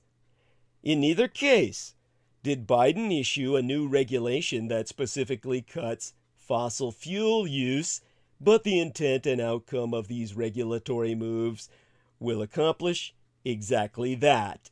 By forcing ESG guidelines on corporations and investment institutions, Biden and the ESG movement are choking off the investments needed to bring fossil fuels to market. The result is higher energy prices that hurt poor and middle-class families the most. The woke consulting, accounting, and legal firms that implement these rules all make out like bandits. Now, I'm not saying I recommend this book at all, but when it comes to ESG, and for those of you who don't know the acronym, that's Environmental, Social, and Governance investing, used to screen investments based on corporate policies and to encourage companies to act responsibly. Seems kind of revolutionary in its own right, yes? And almost necessary. Still, take into account from a conservative perspective. That's what's provided in the book that was released just earlier this week. I saw a forward copy sent to my son's husband, and I scanned it, titled Against the Great Reset. It documents the intellectual origins of the Great Reset, details how global elites are conspiring to make them richer and us poorer, and also explains how we can take power back from global corporations and unelected government bureaucrats. Edited by the New York Times bestselling author Michael Walsh, Against the Great Reset features 18 essays about different aspects of the Great Reset, including Victor Davis Hanson on the goals of the Great Reset, Roger Kimball on sovereignty and the nation state, Michael Anton on socialism, John Tierney on America's botched COVID response, and James Paulos on the role of big tech. And in his essay, painting the COVID lockdowns as a trial run for the Great Reset, Tierney writes, well, I'll read his paragraph. The Great Reset is hailed as a unifying project, a chance for everyone to join in sacrificing for the common good, just as we all did during the pandemic. But the pandemic sacrifices were not only useless, but harmful, and the suffering was not shared equally. The brunt was borne by the most vulnerable members of society. In the United States, income fell among all social classes at the start of the lockdowns, but it quickly rebounded for upper-income workers, such as the Great Resetters and others in the laptop class. A year into the pandemic, affluent workers were earning more than they did before COVID, but middle-income workers' earnings still hadn't fully recovered, and lower-income workers' earnings were down nearly 25%. Students from disadvantaged families fell farther behind in school, and children in poor countries went hungry. Blue-collar employees lost jobs so that professionals at minimal risk could feel safer in their home offices. Silicon Valley profited from the lockdowns that bankrupted brick-and-mortar businesses around the world. The Great Reset will be more of the same. Unless we stop it, it absolutely will. And the latest threat to Ukraine comes from Republicans. 7 months into Russia's brutal invasion, Ukraine remains firmly ahead in the fight for its sovereignty, with a string of recent battlefield successes.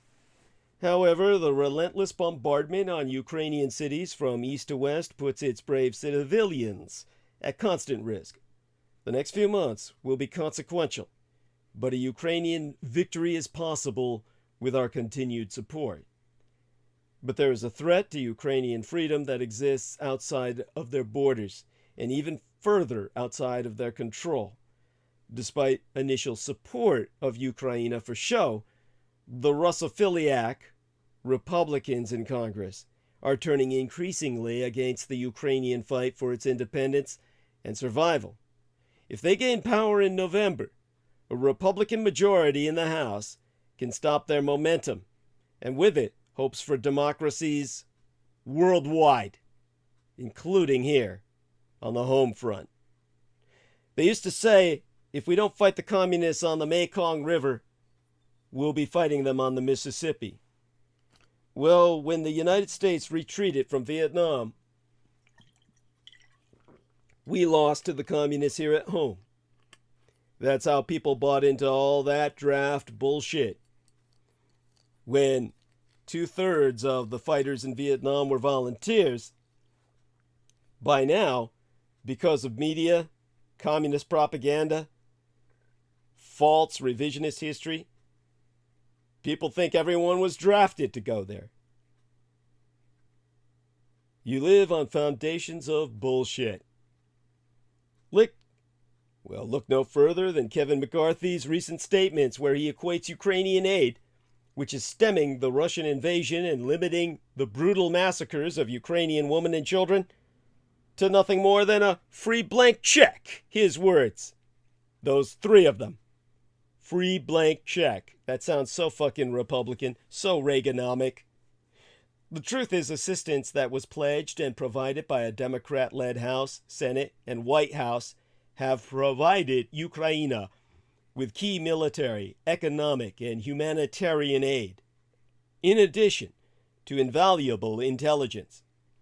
McCarthy made it crystal clear that this support for democracy and human life and civil rights ends with a Republican majority.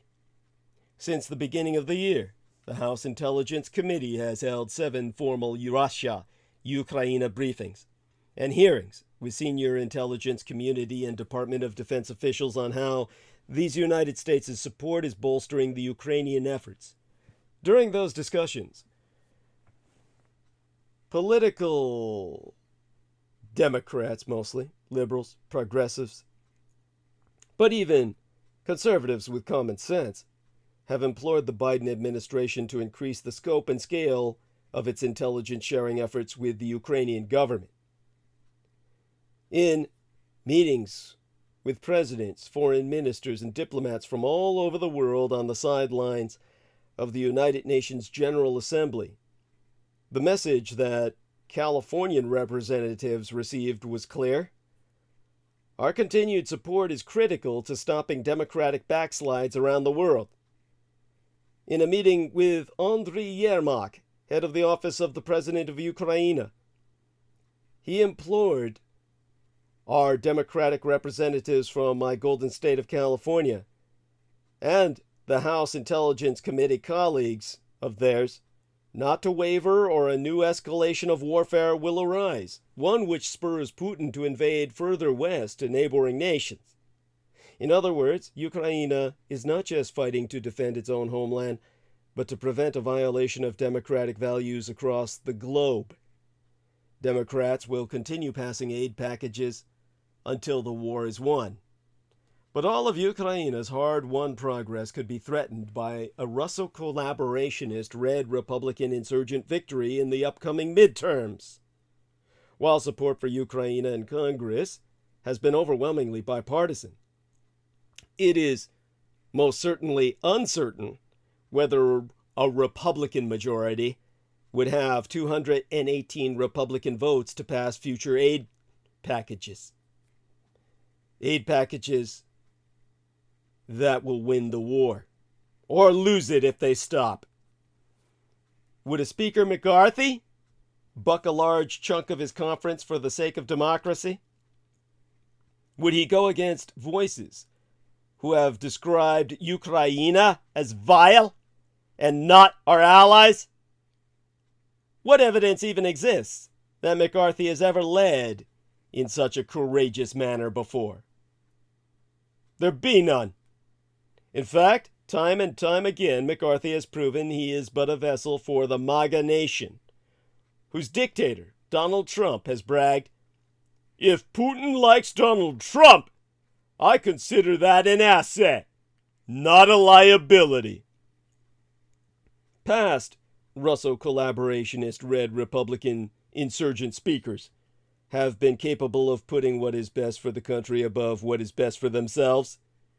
Speaker John Boehner squashed extreme Tea Party members to pass a bipartisan budget deal that eased spending cuts and prevented future government shutdowns. Speaker Paul Ryan navigated major debt ceiling and disaster relief legislation, which will, with broad Democrat support, gains the objections of more than a third of his caucus. Conversely, McCarthy's continued embrace of the most extreme in his caucus indicates he would be no match for this monumental and consequential undertaking. Under his stewardship, support for the Ukrainian resistance would disappear overnight, and along with it, the chance for many free nations to embrace democratic rule. Too much is at stake for Ukraine and democracies worldwide to allow a MAGA majority in the House.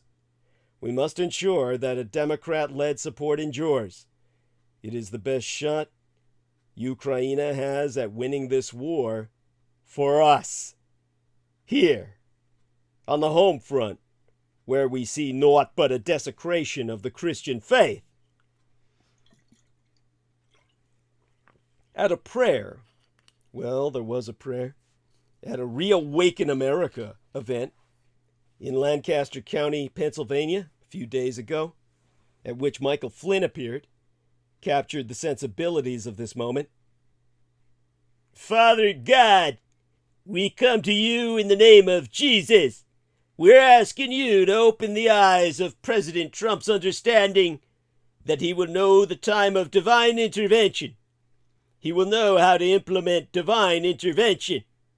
And you will surround him, Father, with none of this deep state trash, none of this rhino trash, R-I-N-O, he's referring to Republicans in name only. You surround him, people that you pick, with your own mighty hand, in the name of Jesus. Now, Flynn, a retired U.S. Army lieutenant general who once led the Defense Intelligence Agency, the DIA, the military CIA, resigned as President Donald Trump's national security advisor after less than a month for misleading the vice president, and then pleaded guilty to lying to the FBI. He later filed to withdraw his guilty plea, insisting that he had been set up by the FBI, and was eventually pardoned by Donald Trump.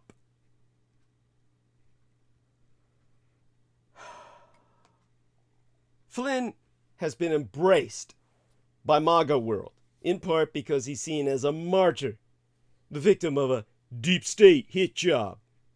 But what turned him into a rock star on the right was the post-pardon chapter of his life, as the Associated Press's Michelle Smith points out in the recently broadcast Frontline documentary titled Michael Flynn's Holy War. It was then that Flynn, whom a former military colleague describes as being susceptible to extreme thinking, fully took up residence in a world of fantasy and delusion, of crazed conspiracy theories and Russian disinformation.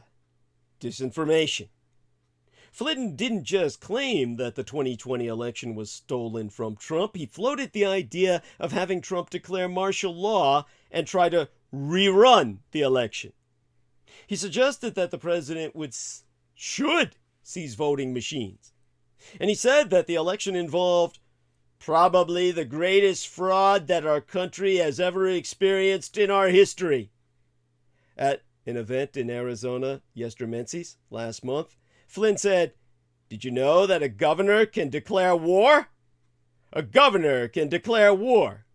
And we're going to probably see that." Flynn has also asserted that COVID-19 was unleashed intentionally by global elitists in order to rule the world, control humanity, and steal an election. He has warned about the dangers of a new world order in which people such as Bill Gates George Soros and World Economic Forum Executive Chairman Klaus Schwab have an intent to track every single one of us, and they use it under the skin. They use a means by which it's under the skin. Oh, but it doesn't end there. In a video deposition for the White House committee investigating January 6th, Republican Representativist Liz Cheney asked this question of Mike Flynn: "Do you believe the violence on January 6th was justified morally?" To which he responded, "Take the 5th." Cheney then asked, "Do you believe the violence on January 6th was justified legally?" Flynn responded, "5th." And then Cheney asked this question of the former general: "Do you believe in the peaceful transition of power in the United States of America?" Flynn replied, "The 5th."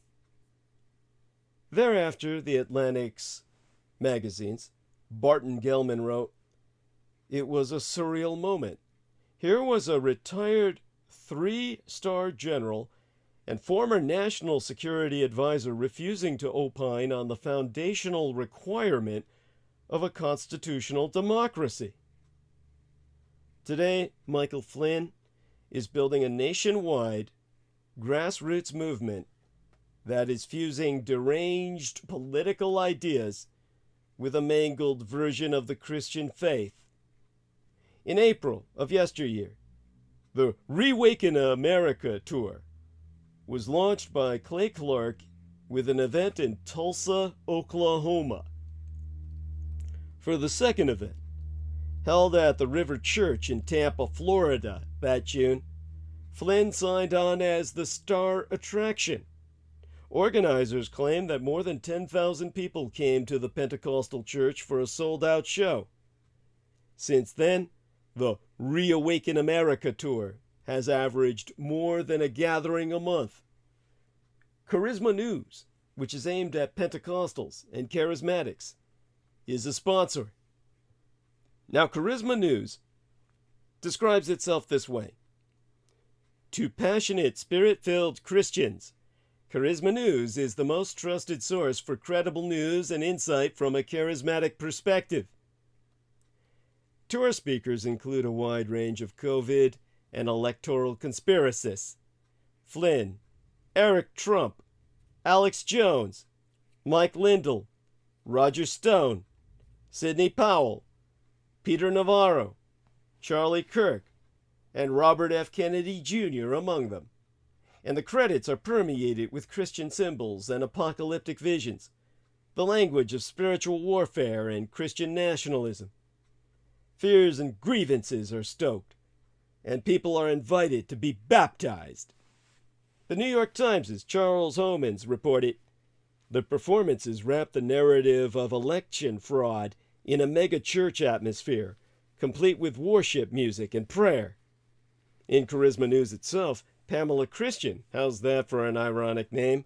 She wrote, "Clearly the focus of the tour, to kill the spirit of fear, expose the truth about medical fraud, expose electoral fraud and the great global reset while promoting Jesus as king, and not done with America yet, resonates with a great number of Americans."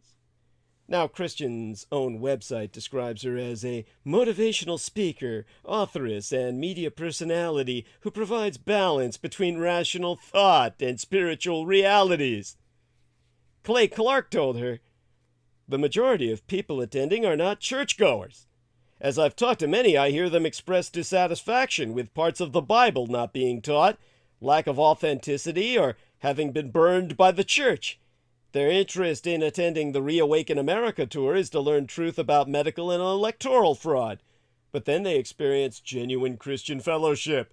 Their minds are changed, and their hope renewed that we really can turn our nation red.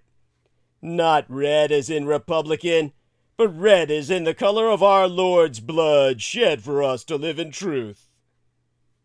In November, Flynn told a packed sanctuary at Cornerstone Church in San Antonio, Texas, "If we are going to have one nation under God, which we must, we have to have one religion. One nation under God and one religion under God. He has described this as a moment in time where this is good versus evil. Samuel Perry, a sociology professor at the University of Oklahoma, a scholar of Christian nationalism, and himself a person of the Christian faith, told Frontline News, in his own words, Mike Flynn has emerged as a martyr and a mascot for the far-right contingent of the Christian nationalist movement in these United States.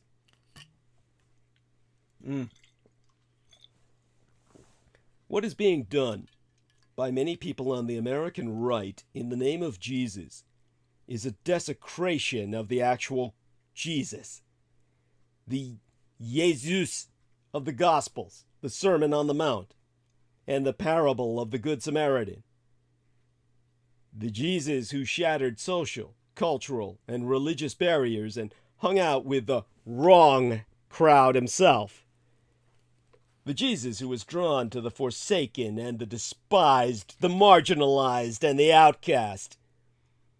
The Jesus who demonstrated profound mistrust of political power and who declined Satan's offer of the kingdoms of this world.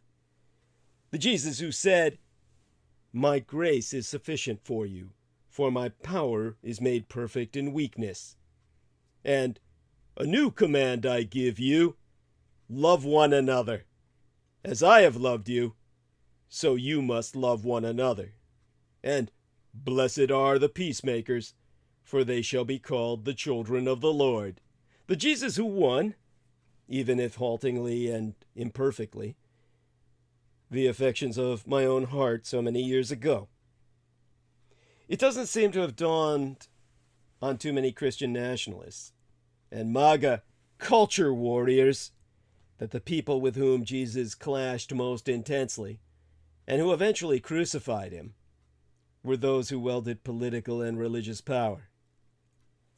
Today, the people in politics who most invoke the name of Jesus for their political causes tend to be the most merciless and judgmental, the most consumed by rage and fear and vengeance.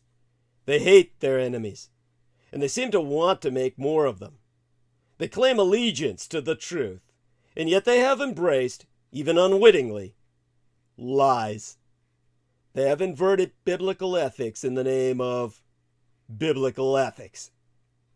This doesn't mean these people aren't good friends or reliable neighbors or beloved family members. It doesn't mean they are without virtue in other areas of their lives. And it doesn't mean they wouldn't show personal kindness to those in need. I know such people. You might too. And even those who hold toxic political perspectives deserve some measure of grace and understanding. Many of them, after all, are being misled.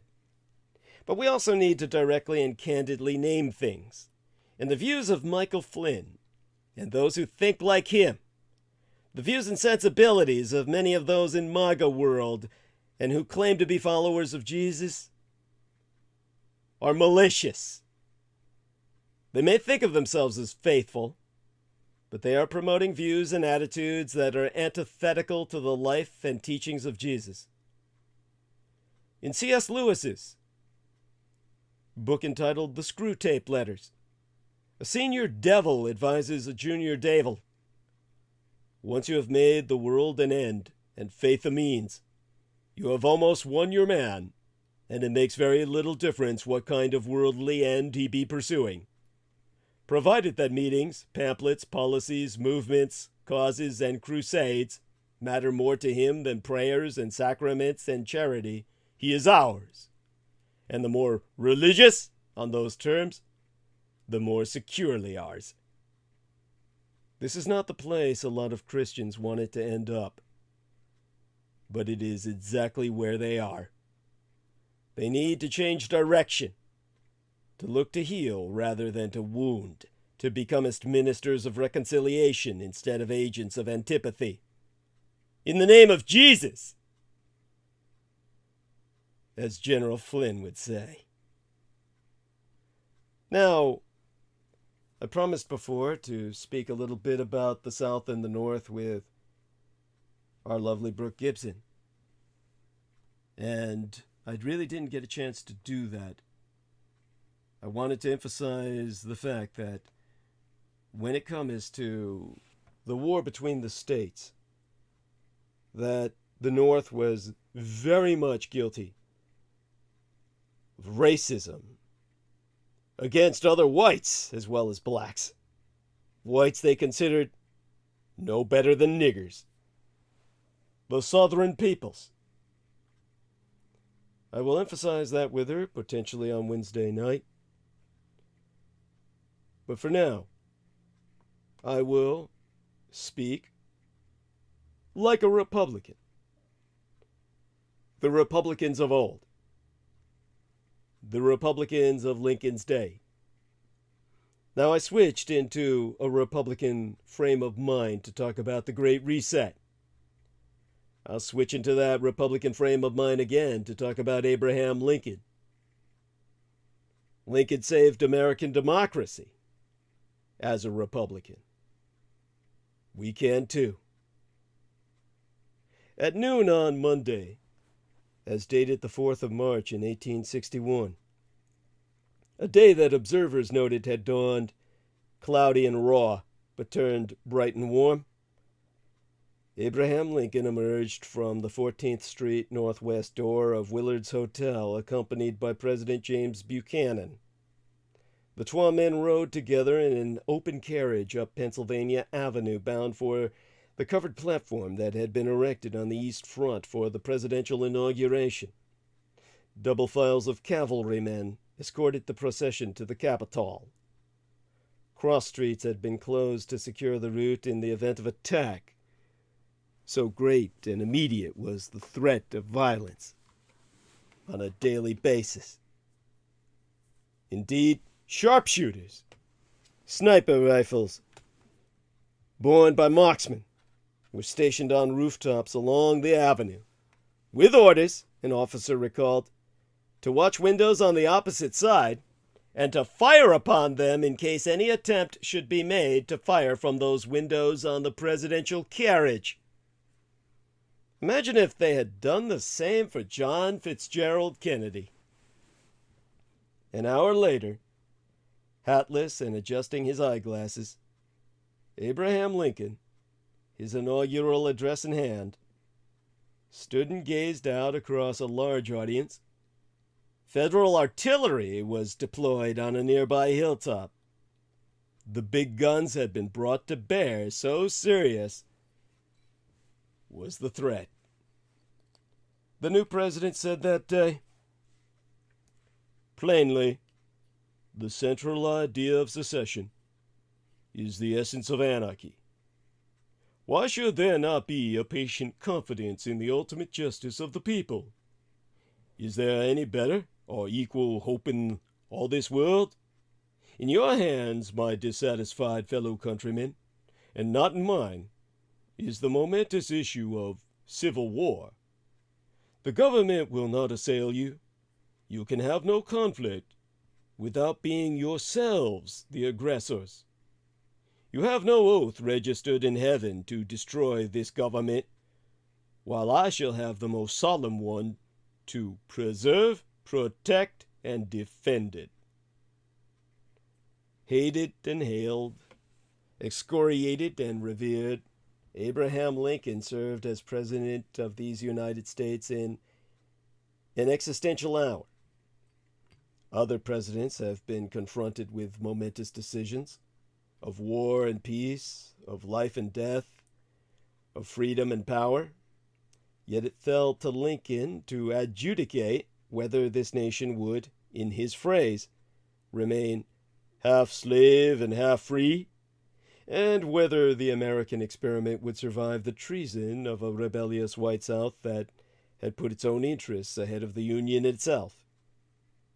A president who led a divided country in which an implacable minority gave no quarter in a clash over power, race, identity, money, and faith has much to teach us in our own 21st century moment of profound polarization, passionate disagreement, and differing understandings of reality. Newspaper headlines warn of an impending civil war. And in a recent YouGov Economist poll, 54% of self-identified strong Republicans thought a civil war was at least somewhat likely in the next decade. Such fears can seem hyperbolic, and the prospect of great armies forming and clashing in the continental United States is blessedly remote, as far as most of you can see. Yet honesty compels me, and all of you, to confront this fact. While civil war in the third decade of the 21st century may be deemed unlikely by the blind, civil chaos with episodic violence is already upon us. We do ourselves no favors by pretending that somehow everything will just work out. Only history can inform our struggle over the survival of democratic institutions, and, as important, should help us see the imperative of pursuing justice. For while Lincoln cannot be wrenched from the context of his particular times, his story does illuminate the ways and means of politics, the marshaling of power in a democracy, the persistence of racism, and the capacity of conscience to help shape events. He governed a nation in which a violent and vociferous element was captive to its own visions and controlled by its own interests. In 1839, Abel P.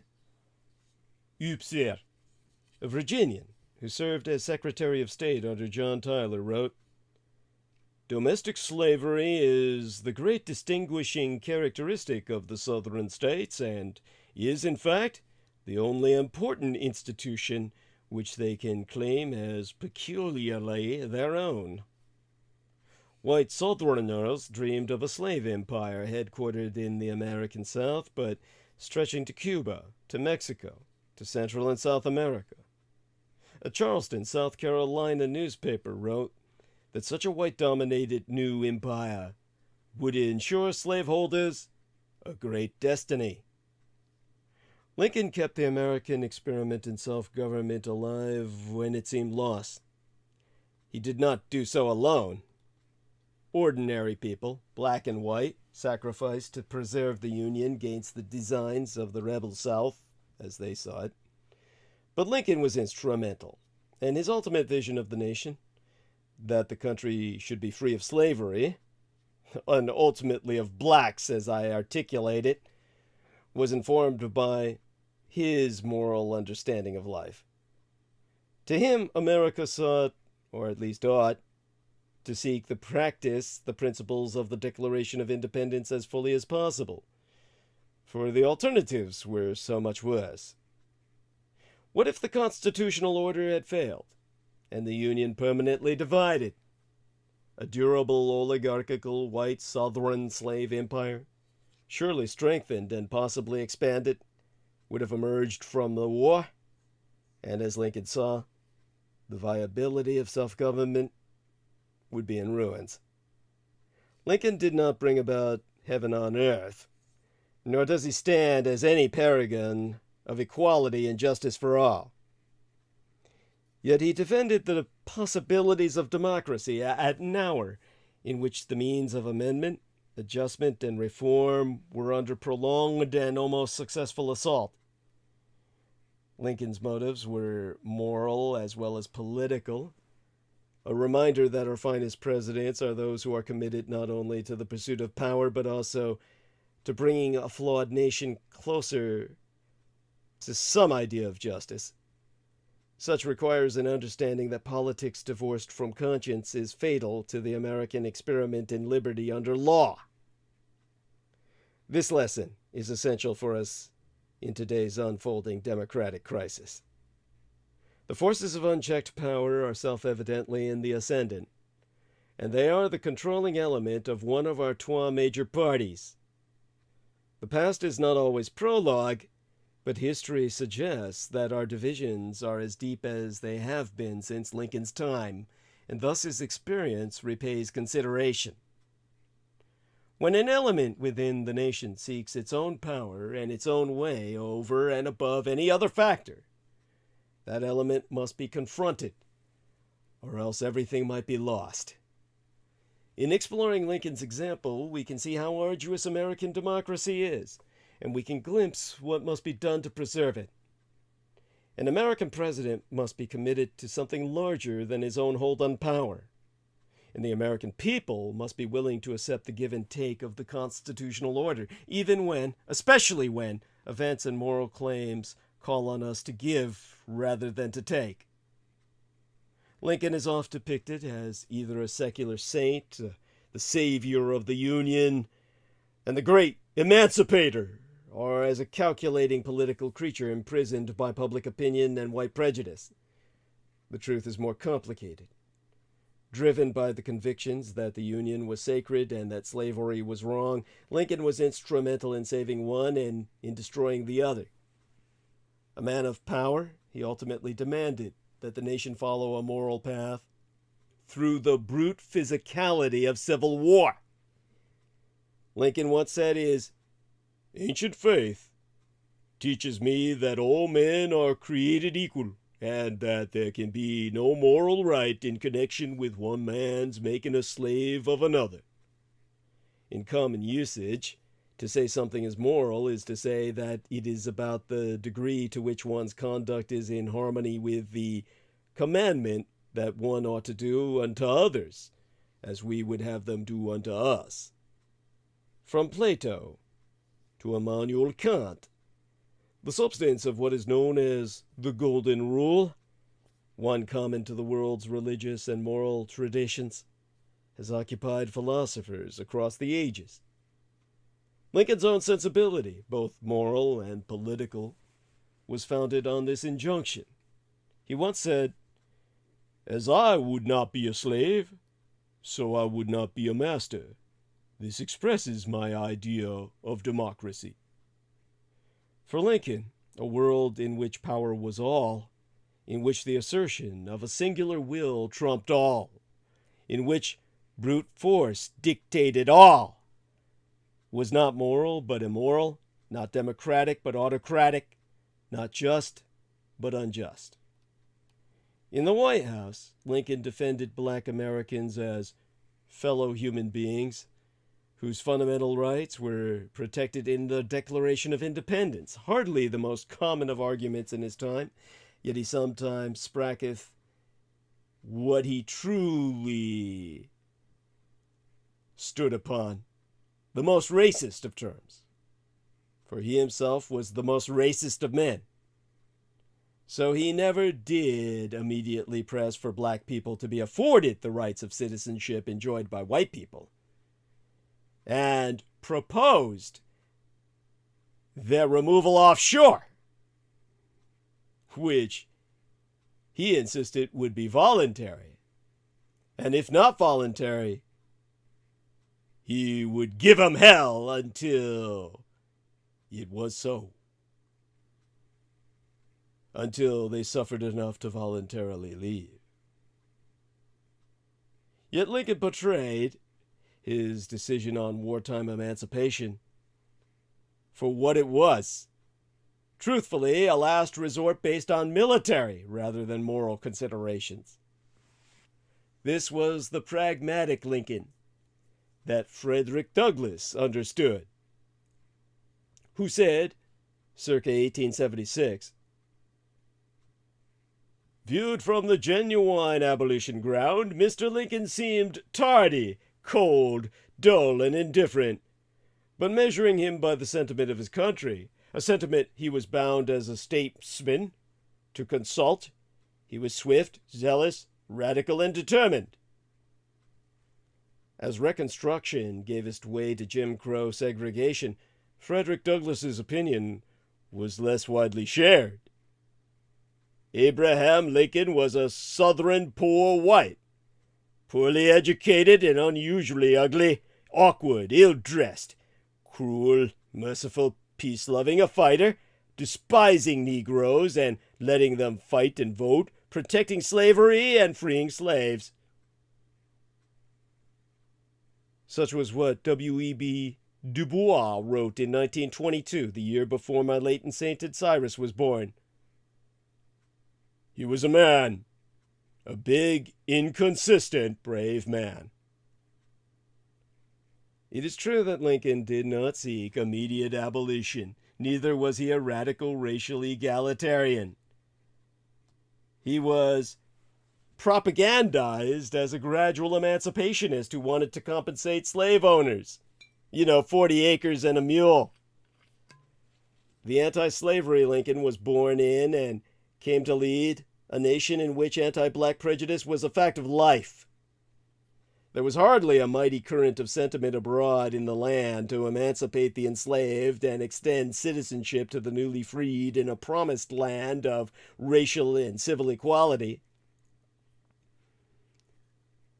His apologists would argue that to depict Lincoln as only a reluctant warrior against slavery fails to do him justice.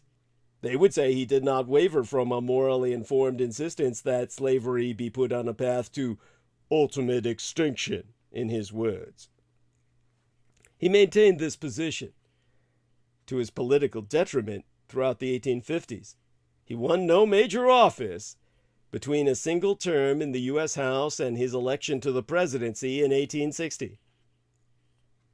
Vitally, he refused to retreat from his anti-slavery commitment during the crisis over secession in 1860 to 1861, a time when a purely political man might have done, and he stood by emancipation after 1862, declining to give in to the pressure for a negotiated peace with the Confederacy in order to end a devastating war. He campaigned on an abolitionist constitutional amendment in 1864.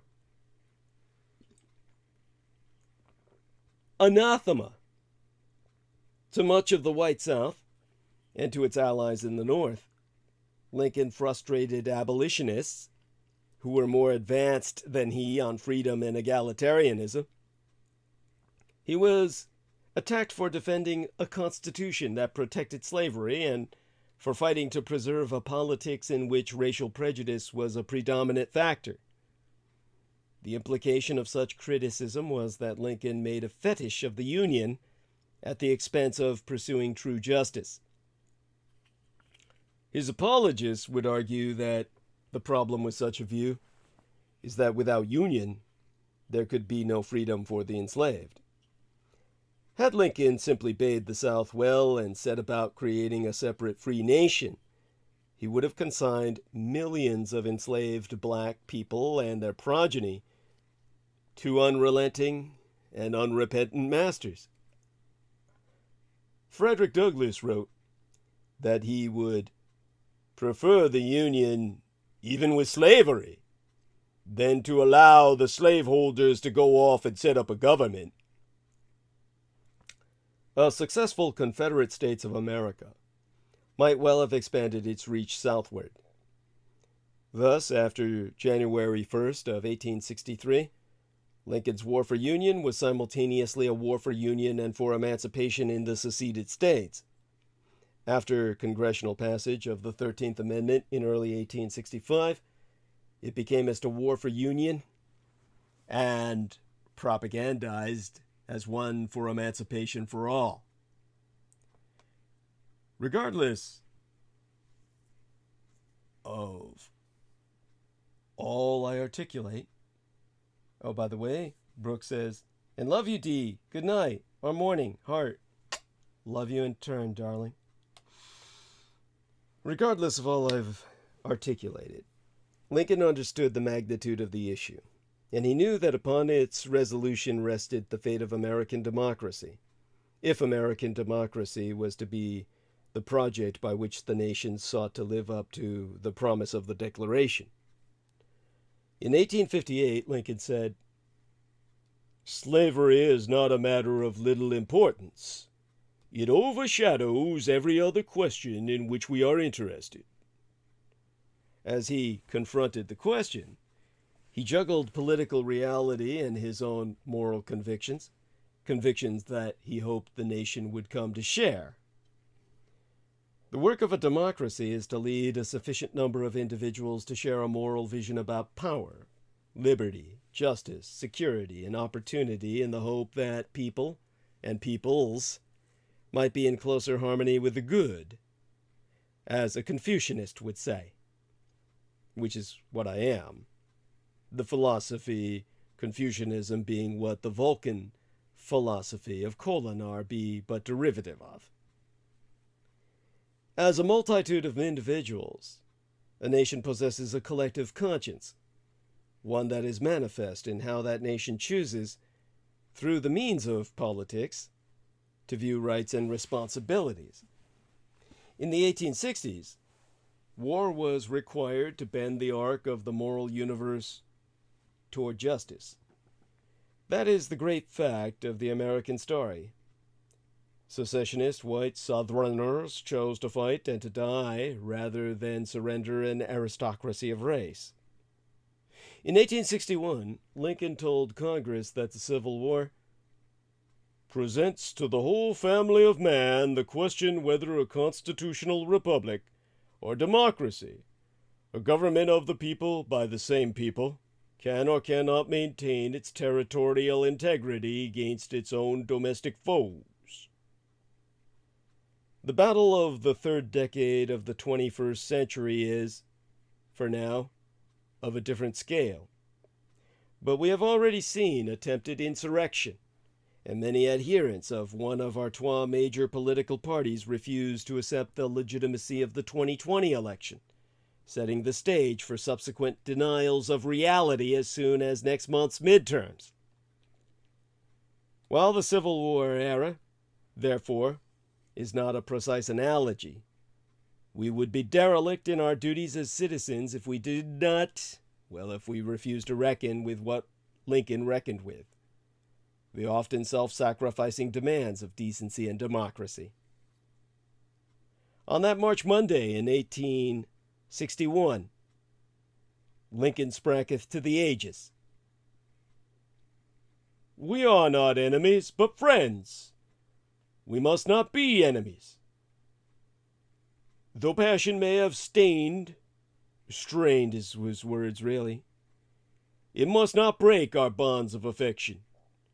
The mystic cords of memory, stretching from every battlefield and patriot grave to every living heart and hearthstone, all over this broad land, will yet swell the chorus of the Union, when again touched, as surely they will be, by the better angels of our nature.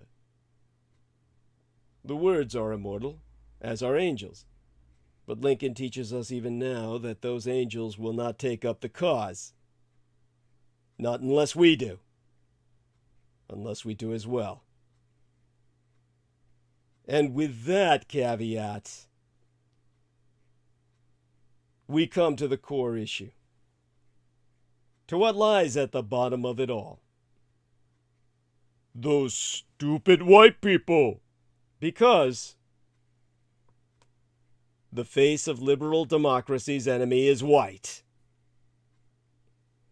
The New York Times is virtuosic, not only for its ability to bring us news from around the world, but for its ability to talk about the politics of white power without ever once mentioning the word white.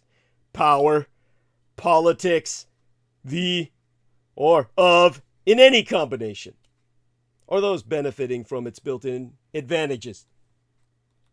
In the absence of a vocabulary that might otherwise accurately characterize the political landscape that we inhabit, the New York Times, the Gray Lady in rags, invented a value-free vernacular to do trois things. Avoid talking about the white people who are most afraid of losing their built-in advantages to the rise of liberal democracy. And trois, avoid talking about, to any serious degree, the real consequences of what they will do to protect them. Case in point, is a news report published in the Sunday New York Times with this head.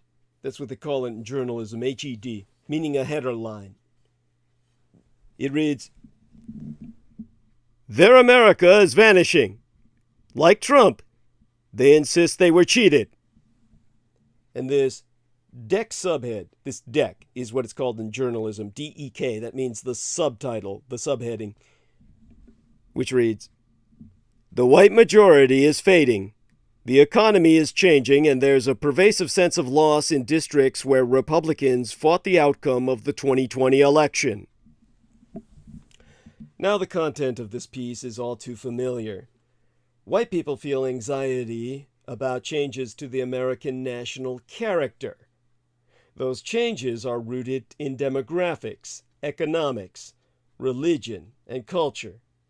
But the details of the story, which I'm not bothering to recount, are not important compared to its broad contours, which are this. White people don't like change, so they're voting for the Republicans. But change and loss and the economy, as well as working class and middle American and non-college voter, are words in the New York Times' value-free vernacular that others replicate, that obscure who is doing what to whom. For that, we must turn to the pull quotes, as the journalists call them. And I'll give them to you in order of appearance. 1. In Fort Bend County, Texas, things are changing. 2. Mosques and Hindu temples draw thousands. Farmland is giving way to suburbs, and some Republicans feel their country is becoming more like majority-minority Houston. 3.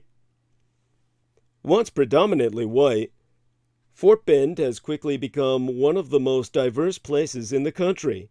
Its congressman is an outspoken denier of Donald J. Trump's defeat.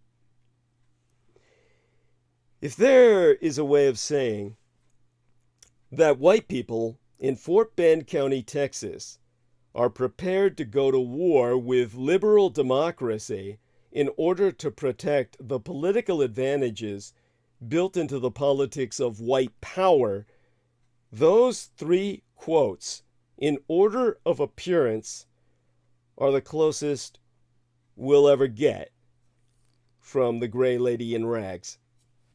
That is, unless an authoritative source spells it all out for you. I am your Vulcan intervention. I am the only authoritative source you fucking have. So I'll have to spell it out for you in words that a child can understand. Because no matter how much experience you feel you've had, when it comes to power, you're but a child. You're not even a pawn. You're a goddamn dust bunny. You're not a playing piece because you're just so much lint and dander to be wiped off from the board. So what I'll tell you is that because they are more vulnerable, disadvantaged, or less educated, white voters can feel especially endangered by the trend toward a minority majority, said Ashley Jardina, a political scientist at George Mason University who studies the attitudes of those voters. And to quote as she, "A lot of white Americans who are really threatened are willing to reject democratic norms because they see it as a way to protect their status." Actually, that's close, but nowhere near close enough. The face of liberal democracy's enemy is white. It really comes down to that. Perry Bacon doesn't go that far, But the Washington Post's columnist has come the closest, as far as I can tell, to naming names. He's recently wrote in black and white ink, zebra print as we used to call it, that most Republicans are white. White people dominate the electorate. Most white people, by way of supporting the Russo collaborationist Red Republican insurgency's assault on democracy, and are doing so without being held accountable by the press. To quote us, the Mr. Bacon, because white people are likely to be the majority of voters for at least 12 more decades, America is in trouble. Across the country, GOP officials are banning books from public libraries, making it harder for non-Republicans to vote, stripping away black political power, aggressively gerrymandering, censoring teachers and professors, and, most important, denying the results of legitimate elections. The majority of America's white voters are enabling and encouraging the GOP's radical anti-democratic turn by continuing to back the party in elections.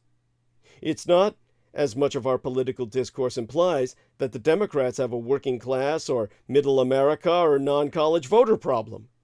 The more important story is that America has a white voter problem, and there is no sign it's going away anytime soon. An apparent counterpoint is that white people are not afraid of losing the built-in advantages of white power so much as afraid of the rising costs of energy, groceries, and so on. These are much talked about kitchen table issues that are always presented as if they have nothing to do with the political landscape that we all inhabit. Economic issues are cited by the far right and far left as reason for Donald Trump's election and the rise of red hat Rushism around the country. But when you look closer, even race-free concepts like inflation and being left behind, not in the rapture sense, mind you, but economically, are rooted in white power politics. Kevin Seafried and his son Hunter were sentenced to 12 years in federal prison Monday, opening last work week, for their role in Donald Trump's attempted paramilitary takeover. On January 6th of yesteryear, their attempted coup d'etat against our United States government. Kevin Seafried became a household name after a photo circulated of him carrying a Confederate flag into the United States Capitol. Jeremy Suri recounts the moment in the introduction of his latest work of American history titled Civil War by Other Means. Here's what he wrote in but a paragraph. Like many others in the mob, Seafried brought his son Hunter to the insurrection. It was a proud moment for a father who had spent many of his years in and out of work, living in an economically depressed area 12 hours from the capital. He and his son were taking back their country, showing that they could make a difference, standing up for fellow working-class families who felt forgotten. They would not accept a president elected by non-white voters. The Confederate flag was their battle flag. It's here that we get to the real meat of the issue. The real reason white people are prepared to abandon liberal democracy in order to protect their precious privileges built into our political system. It's not that they love their country. It's not that they love the Constitution. Their opposition to liberal democracy and all that it costs them politically does not rest on positive principle. It rests on laziness. Most white people don't want to compete. They don't want to compete for jobs, for resources, or for political representation in a Republican government of, by, and for the people. They would rather use their already existing advantages to get out of working harder in the public square, the marketplace of ideas, or a truly fair and level political economy. The Republicans are saying, in effect, vote for us. We'll save you the effort of competing with people who are putting twice the effort into participating in democracy. That's what truly frightened them after 2008. And so, in his work, entitled Civil War by Other Means, Suri wrote, and here I will provide my own emphasis, Sussex County, Delaware, where the Seyfrieds resided in a run-down house, fit the pattern. This rural region of chicken farms entered a tailspin that triggered higher crime and drug dependence, lower incomes, and diminished expectations for the future. Everything seemed to be going the wrong way, and the election of the first African-American president in 2008 only made things feel worse. Barack Obama symbolized an emerging country that the Seyfrieds believed they could never enter. They lacked the education and pedigree to compete in a multiracial meritocracy that promised so much for some, leaving many others out. Obama's diverse supporters were winning, while the traditional white families in Sussex and other rural counties, he sayest, were not. The Seyfrieds felt like losers. You see, liberal democracy's white-faced enemy is lazy. That doesn't mean they will fail in the coming congressional elections. The white-faced enemy has many things upon its side, even the New York Times! So this is where we're at. Skin color. Your epidermis.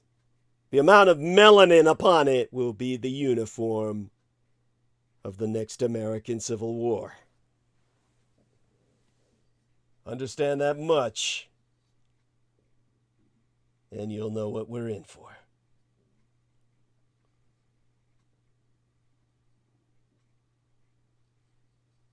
Now,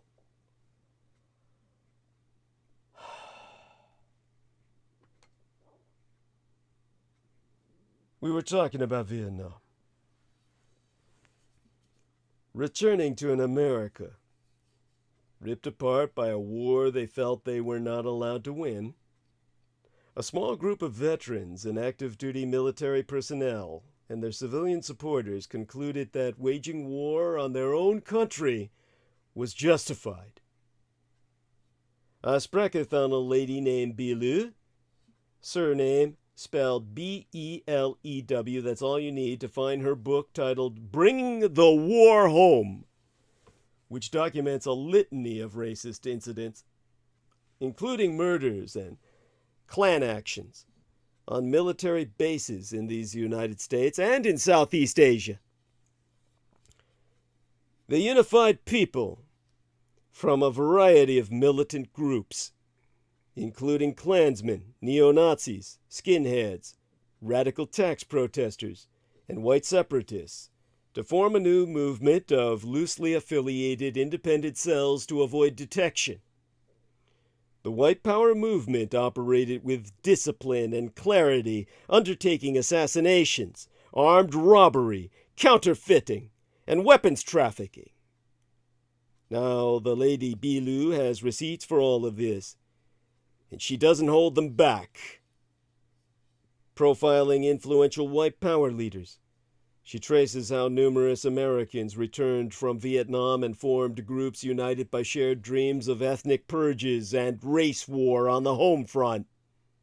For these activists, men like Grand Dragon of the Texas Knights of the Ku Klux Klan, Louis Ray Beam Jr., a former U.S. Army helicopter gunner turned Christian identity preacher who led campaigns against the fishing communities composed of Vietnamese refugees in Texas. Racial violence statewide was but a continuation of their combat abroad. In a largely forgotten incident in 1979, the murder of a Texas fisherman began a wave of violent attacks against Vietnamese Americans throughout the Gulf Coast region.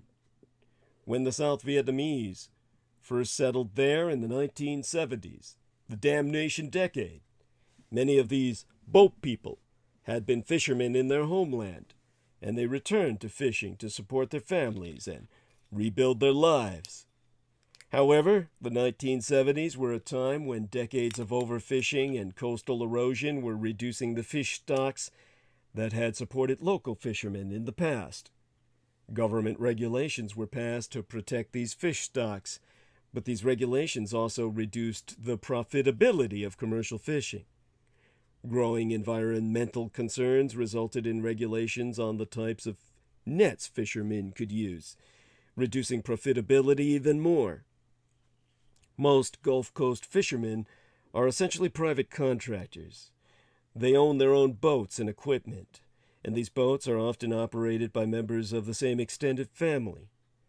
It was these ordinary fishermen who were hurt most by government regulations and environmental changes. Most of these fishermen had been in the same industry for generations, but there was no longer any guarantee their livelihood and culture could be passed on to the next generation. It was in this context that the Vietnamese refugee fishermen, most of whom could not speak English, first arrived in this country. They had no knowledge of the many laws and customs followed by local fishermen, and neither the locals nor the government had the language skills to communicate with these new residents. There was no significant Southeast Asian American population in North America before the 1970s, the damnation decade, and polling data of the time suggested that most Americans opposed allowing Southeast Asian refugees to enter these United States, a position held even by Joe Biden himself. The unpopularity of the Vietnam War also affected American attitudes towards the boat people. Notable exceptions were the Catholic Church and most Protestant Christian churches, which sponsored Southeast Asian families and welcomed them into their communities. By 1979, disputes over fishing rights between the locals and the Vietnamese escalated into violence. On August 3rd of that year, a local crabber named Billy Joe Alpin confronted a group of Vietnamese fishermen in Seadrift, Texas, between Corpus Christi and Galveston, who he suspected had set crab traps close to his own in violation of local custom. An altercation took place, and Mr. Alpin allegedly attacked a Vietnamese fisherman with a knife. A former South Vietnamese Marine named Nguyen Van Sao took out a pistol and shot Mr. Alpin, who died later that day. Nguyen and a brother named Nguyen Van Chin were accused of murder, but during the trial they were acquitted on the basis of self-defense.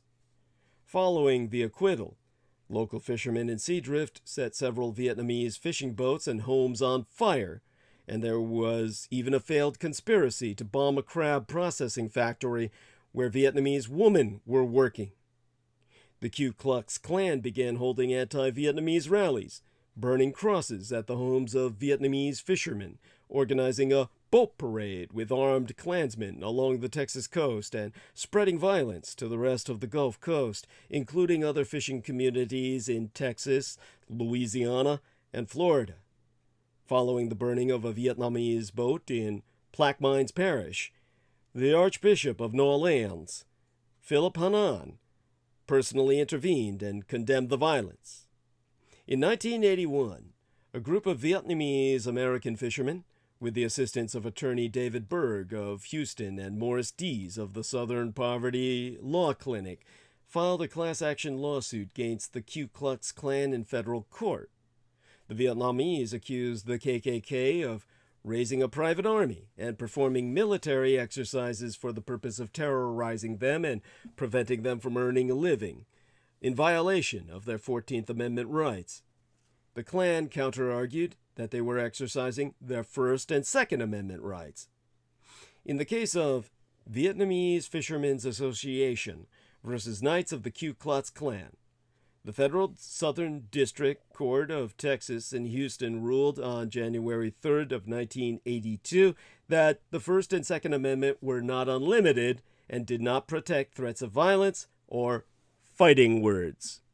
According to the court, regardless of whether it is called defense training or survival courses, it is clear to this court that the proliferation of military, paramilitary organizations can only serve to sow the seeds of future domestic violence and tragedy.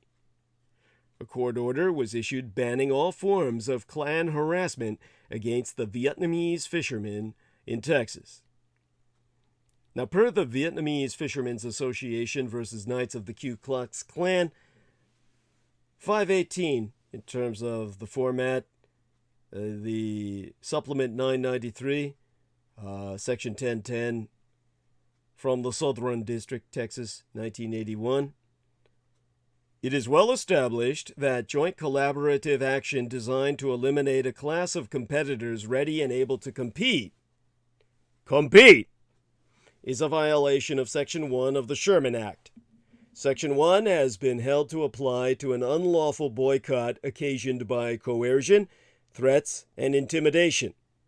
Moreover, courts have found that foreclosing and eliminating competitors from a substantial portion of the market is per se illegal.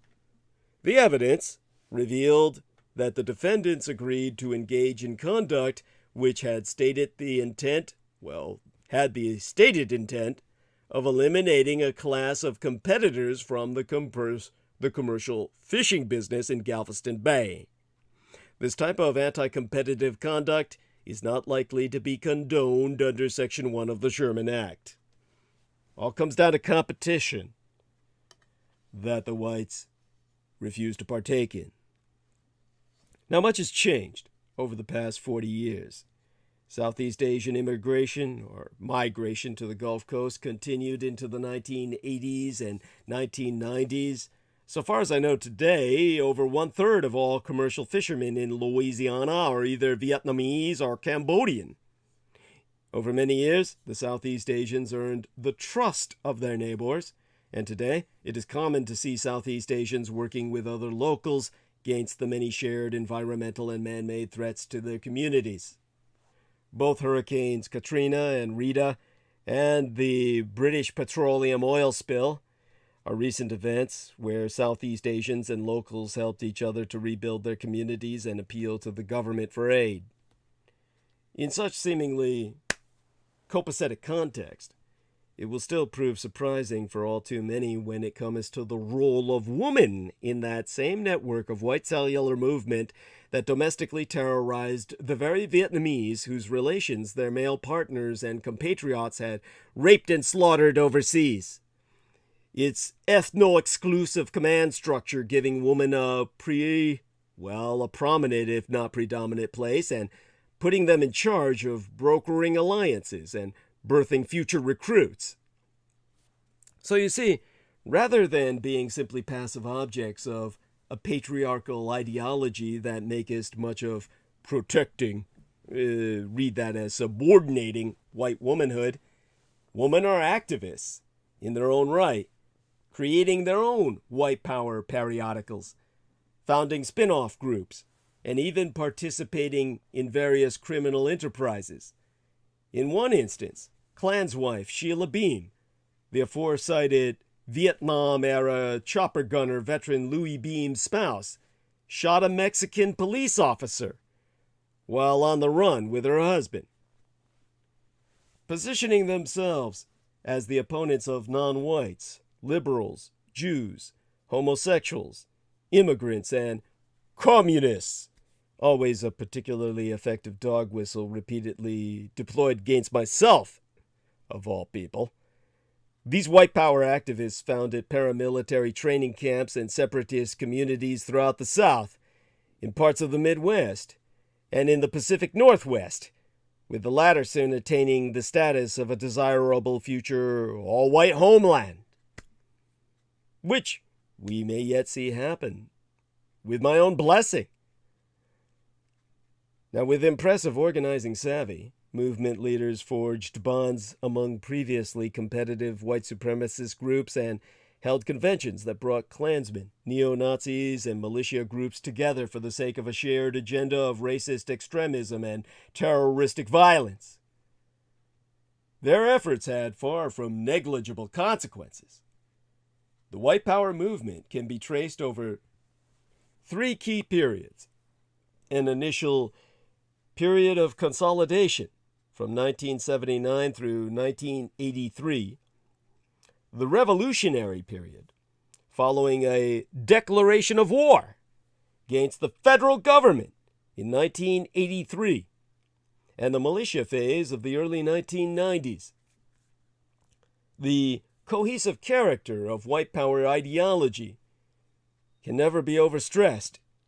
The recurrent ties between key players and groups, along the remarkable violence the movement has generated, and not just in the American heartland.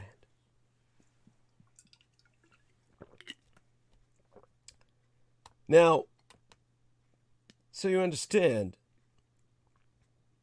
how serious this can get, I would say, to emphasize to you what this movement is capable of. There was that time David Duke and the KKK patrolled the Mexican border. On October 27th, 1977, the year Star Wars was released, David Duke, the then 27-year-old Grand Dragon of the Ku Klux Klan, held a press conference to announce that members of the KKK would start independently patrolling the Mexican border in Southern California, New Mexico, Texas, and Arizona. Duke dubbed his plan the Klan Border Watch. According to Duke, Klan members would be dispersed throughout the 2,000-mile border, with 230 assigned to monitor and detain illegal aliens attempting to cross the Mexico-California border, 150 in Texas, 75 in New Mexico, and a scant few in Arizona. During the first night of the KKK's unofficial duties as border watchdogs, actual Border Patrol agents said they didn't see a single white hood. According to others, there were apparently at least 10 Klan members and 6 vehicles with cheap signs taped to the doors that read, Klan Border Watch. Yeah, classy, right? Sighted along the California-Mexico border. Much like you-know-who, whose father might have been a Klan sympathizer in his youth, yeah, in his younger days. Yes, we're talking Trump trash. Duke made statements to the media saying that he had the full support of the American people. Just like Trump always does. When it came as to the Klan's efforts to block Mexican immigrants from entering the country illegally and taking jobs away from American citizens. Jobs no white American wants. The U.S. Border Patrol refused to work with the Klan, and their independent actions were denounced by government officials and minority activists. The rejection of the Klan's plans to patrol the border led to a large coalition of anti-Klan activists protesting the Klan's unwanted help along the border in San Diego. The U.S. ambassador to Mexico at the time, Patrick Lucy, also released a strong statement condemning the Klan's action, saying that in no way would the Klan be allowed to patrol the border. Despite all the pushback and assurance from government officials and the Border Patrol itself, Duke continued to spin yarns about how he had met with members of the Justice Department as well as other federal agencies, insinuating that he had somehow received authorization for the Klansmen to add Border Patrol agent to their resumes, along with cross-burning and, good old-fashioned lynching. Of course, all of this was just a way for the attention-hungry Duke to shine a spotlight on himself and the Klan in an effort to somehow convince the general public that the KKK was trying to protect them from job-stealing illegal immigrants. Does any of this sound familiar to you? You heard it throughout the Trump misadministration. If you perhaps think that over the decades the Klan has changed their perspective on how to secure our borders, you'd be correct. In 2014, the year that Putin invaded and stole the Crimea from the Ukraine, during a television interview, 20 KKK members in North Carolina, dressed in their best white sheets and hoods, advocated for shooting Mexican children, or popping them off, in their vernacular, as they attempted to cross the border and then leaving their corpses behind to rot in order to reinforce how serious they were about immigration. If you voted for a candidate that the modern version of David Duke and the KKK vividly supported and endorsed during the election, that's your burning cross to bear. After all, you could have taken a look at who all the bigots and white nationalists were going for and in the privacy of the ballot box, voted for someone else instead. But you didn't, did you? And sure, I know the president-elect eventually denounced these endorsements after trying to lie about having no knowledge of who David Duke was. However, he didn't do much of anything outside of appear straight up annoyed at all the fuss, and he only did it under duress. He gets no points whatsoever.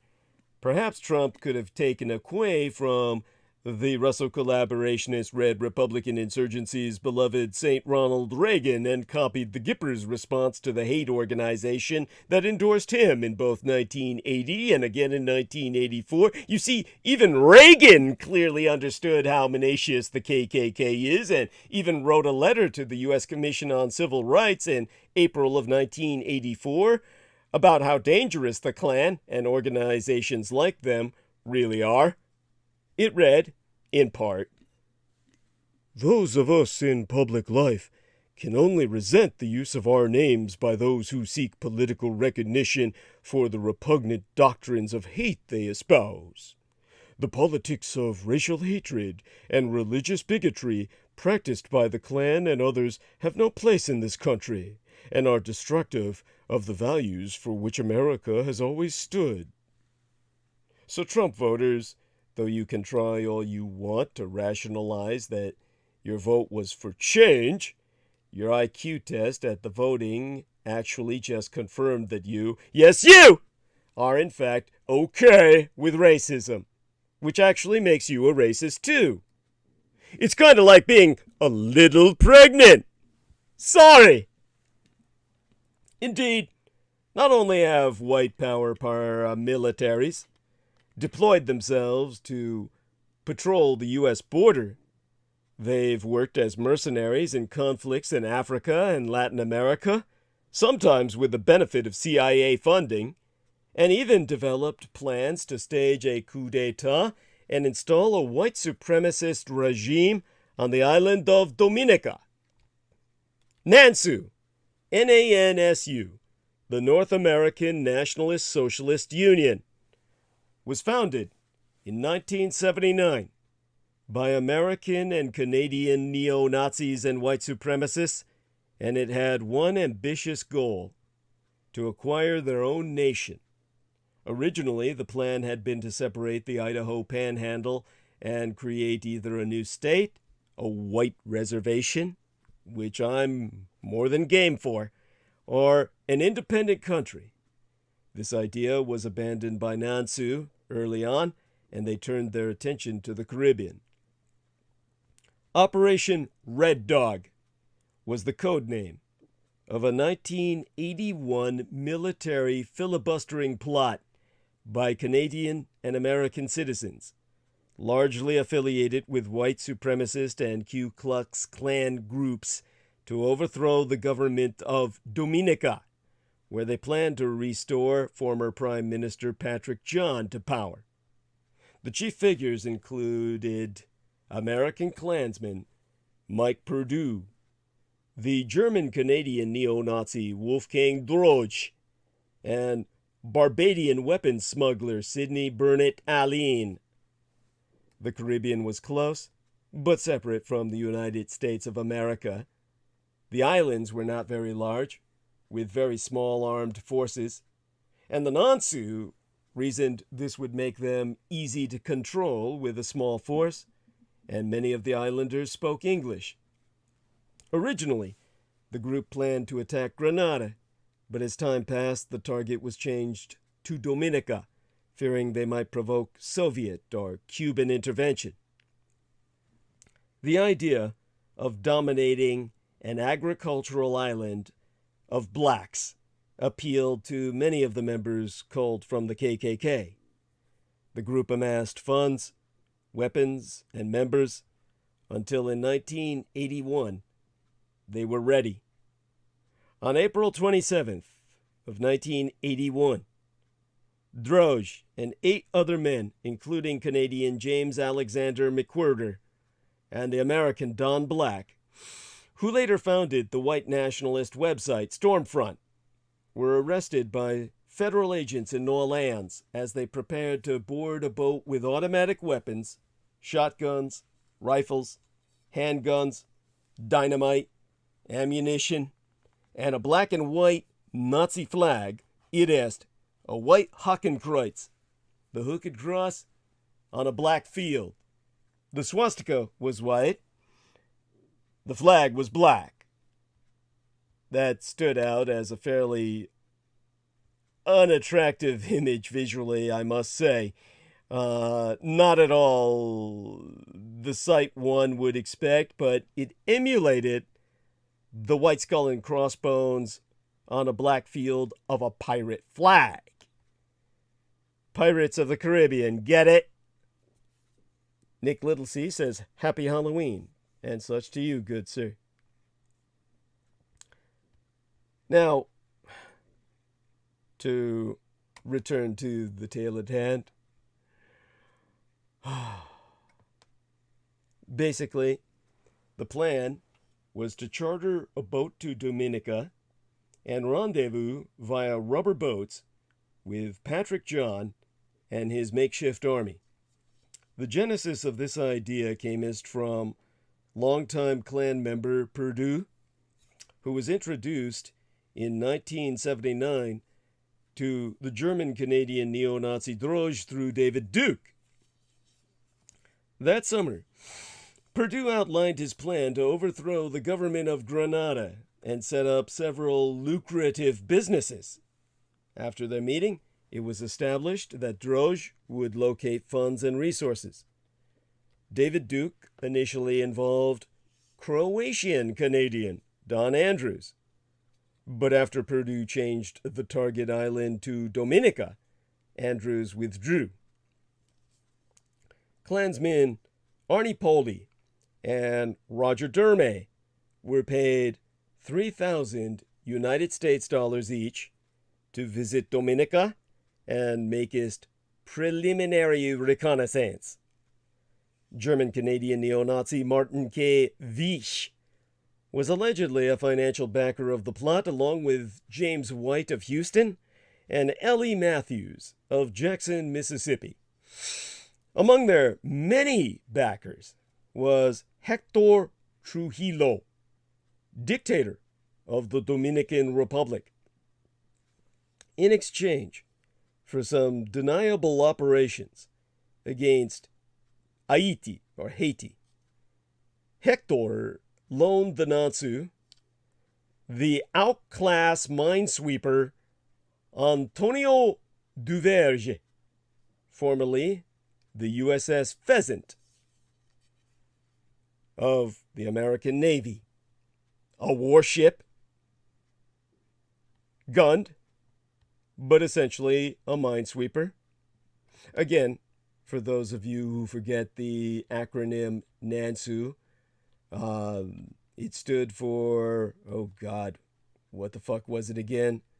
I'm honestly forgetting at this point. North American National Socialist Union. Yes, how could I forget? Their pirate Nazi flag, of all things, just overwhelms my brain and brands it to such a degree I forget their name. All I see is the vision. Now, in February of 1981, the captain and crew that David Duke had arranged backed out. Perdue then approached a local boat captain and Vietnam War veteran, Michael S. Howell. Perdue said that the Central Intelligence Agency needed his boat for a covert operation. Howell then contacted the U.S. BATF, you know, the people who burned down Waco, the Bureau of Alcohol, Tobacco, and Firearms. On April 25th, John was arrested in Dominica. When Perdue learned of the arrest and that their plans were no longer secret, he insisted that the mission should continue. On April 27th, the group, including 3 ATF agents, met at a predetermined location, loaded the van, and proceeded to the marina. Local police were waiting for them at the marina. After the plot was thwarted by U.S. federal agents in New Orleans, Louisiana, the news media dubbed it the Bayou of Pigs after the failed 1961 Bay of Pigs invasion. The leader, Mike Perdue, and 6 other men pleaded guilty to violation of the Neutrality Act. 2 others were found guilty by a jury. The men received 3-year prison sentences. In March 14th of 1981, over 200 plus heavily armed non-Sioux members boarded the Antonio Duverger and 4 trawlers, black flags raised proudly, and set sail to conquer Dominica. They had no idea that His Majesty's ship, the British warship Bristol, was docked in Plymouth, Montserrat, nor how many paras British paratroopers were training in British Honduras. What followed was a battle. The battle for the Caribbean you never heard of. On March 14th of 1981,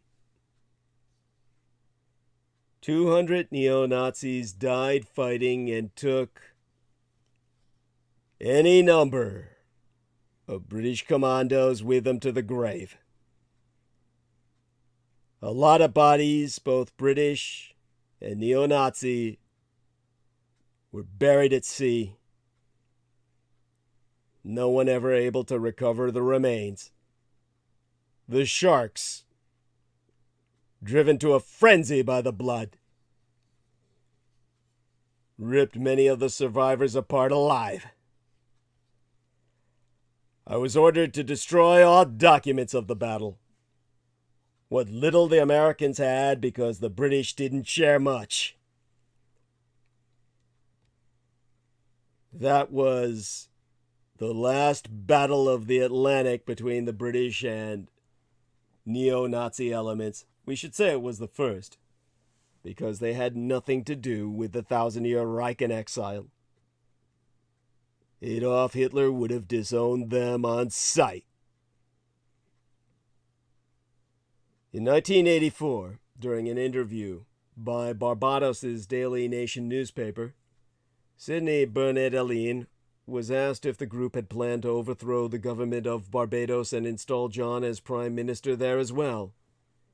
He responded, and I quote his tea verbatim, "He could have become prime minister, although that was not the real reason behind my plan of action. I wanted to add the landmass of Dominica to that of Barbados and also to be able to undertake an industrial project of considerable size. South African resources, millions of dollars, were available to me to be used for such a project. But Patrick John didn't he didn't do what was supposed to have been done. But more than that, I became incensed when I found out he was giving away Dominican land to Americans. He lost an important opportunity to be a central figure in the history of the Caribbean." The Nazi pirates of the Caribbean that could have set a different course for us all. A Nazi Cuba supported by South Africa at the time, an apartheid state. What an interesting geopolitical development that would have been. A book about the plot, Bayou of Pigs, by Canadian journalist Stuart Bell, was published in August of 2008, the year the stock market crashed. Despite the size and sophistication of white power extremism, it has consistently been minimized, both by the American media and in political and law enforcement responses, which are basically non-responses. I hope this provides you some indicator of how serious the situation has always been. And it only gets worse from here. This is going to bite us all in the ass. Know that you heard it here first. In 1995, Timothy McVeigh bombed the Alfred P. Murrah Federal Building in Oklahoma City, killing 168 people and injuring nearly 700. Although, in keeping with the white power strategy of leaderless resistance bullshit, he claimed sole responsibility for the act. The ties implicating a network of white power activists were abundant. What was never acknowledged by many public figures at the time was how emblematic Tim McVeigh was of the new turn in white racial violence. You see, McVeigh was a veteran of the first American Gulf War, the war I fought in, and his radical ideology was old and familiar. He traveled in white power circles and for a time sold copies of the Turner Diaries, the racist Bible at gun shows. His method in the Oklahoma City bombing appears to have been inspired by an event depicted in one of its chapters, and he was carrying documents with quotations from the book when he was arrested. In her book entitled Bring the War Home. In Bring the War Home, the authoress Belu makes the point forthrightly.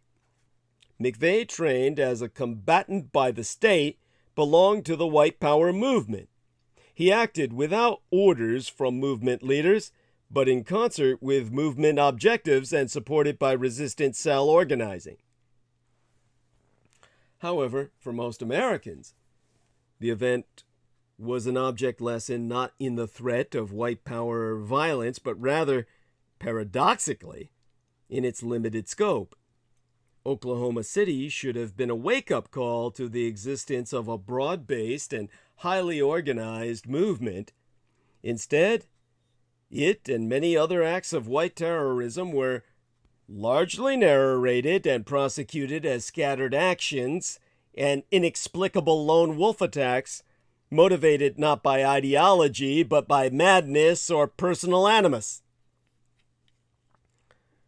The power of the Lady Belu's book cometh, in part, from the fact that it reveals a story about white racist violence that we should all already know.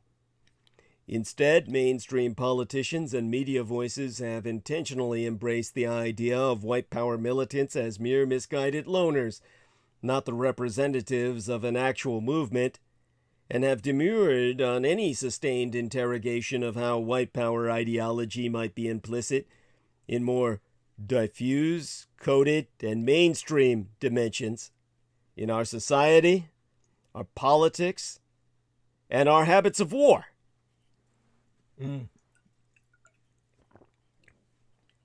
Thus, at the close of the millennium, the history of the white power movement, the story of a dark dialectic between terroristic revolutionary violence and the state violence of American empire, was consigned to the dustbin of, as the Jap trash piece of shit house nigger Francis Fukuyama said, the end of history. This, while major blood battles in the Caribbean with neo-Nazi pirates resulted in the deaths of at least 50 of Britain's best. I think closer to 100 would be more accurate.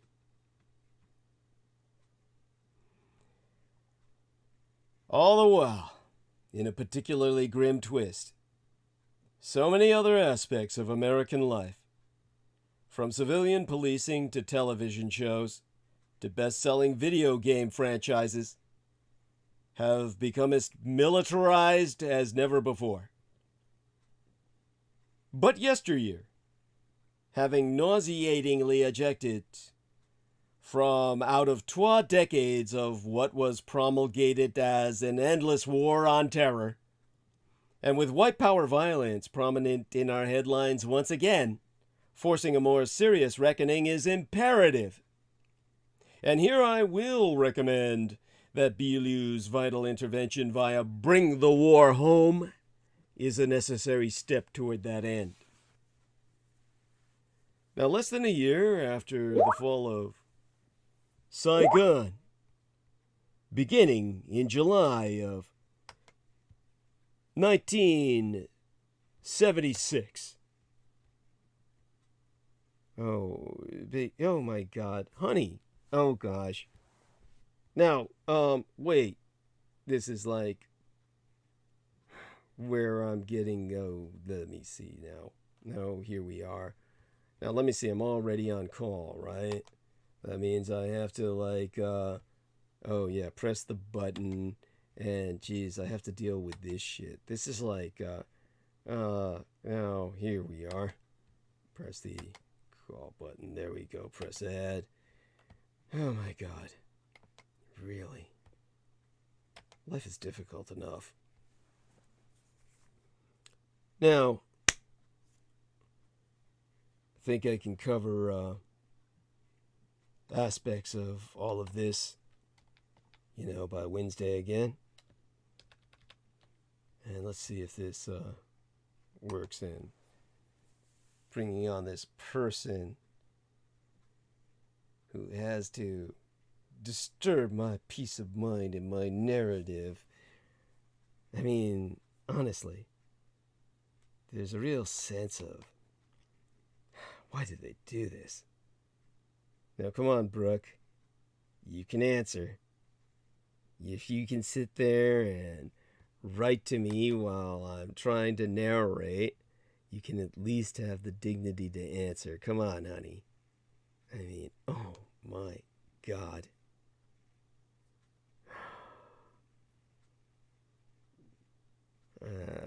Now, let me see.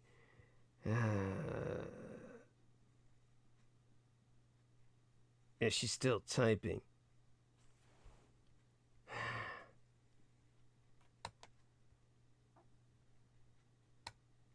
No, I just can't. She's honestly, just pick up the phone, honey. I mean, oh my God, this is so unnecessary. She's writing an essay, too. This is just absurd. And it's like,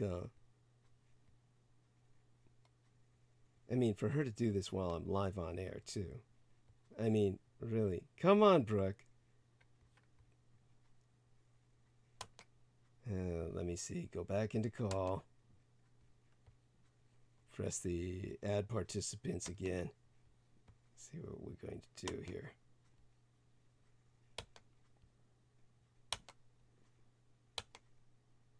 Just answer the phone, darling.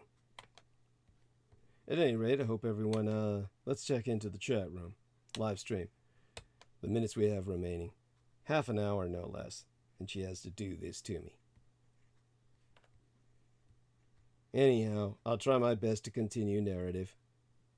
But I suppose these personal dramas are part of it. Always have been. Brooke, darling, jump on the call for God's sake. Really. Instead of typing me essays while I'm trying to narrate.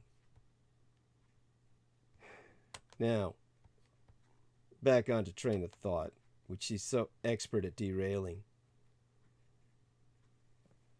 Like I said, less than a year after the fall of Saigon, it was beginning in July of 1976.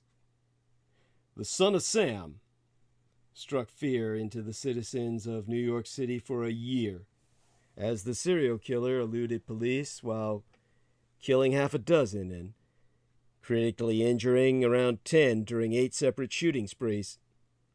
So when the NYPD, New York Police Department, arrested David Berkowitz for these crimes in July of 1977, New Yorkers finally felt safe. The killer who terrorized a major city was at last captured and was subsequently sentenced to life in prison 6 times over. He'd never be able to harm anyone ever again. But was Berkowitz acting alone?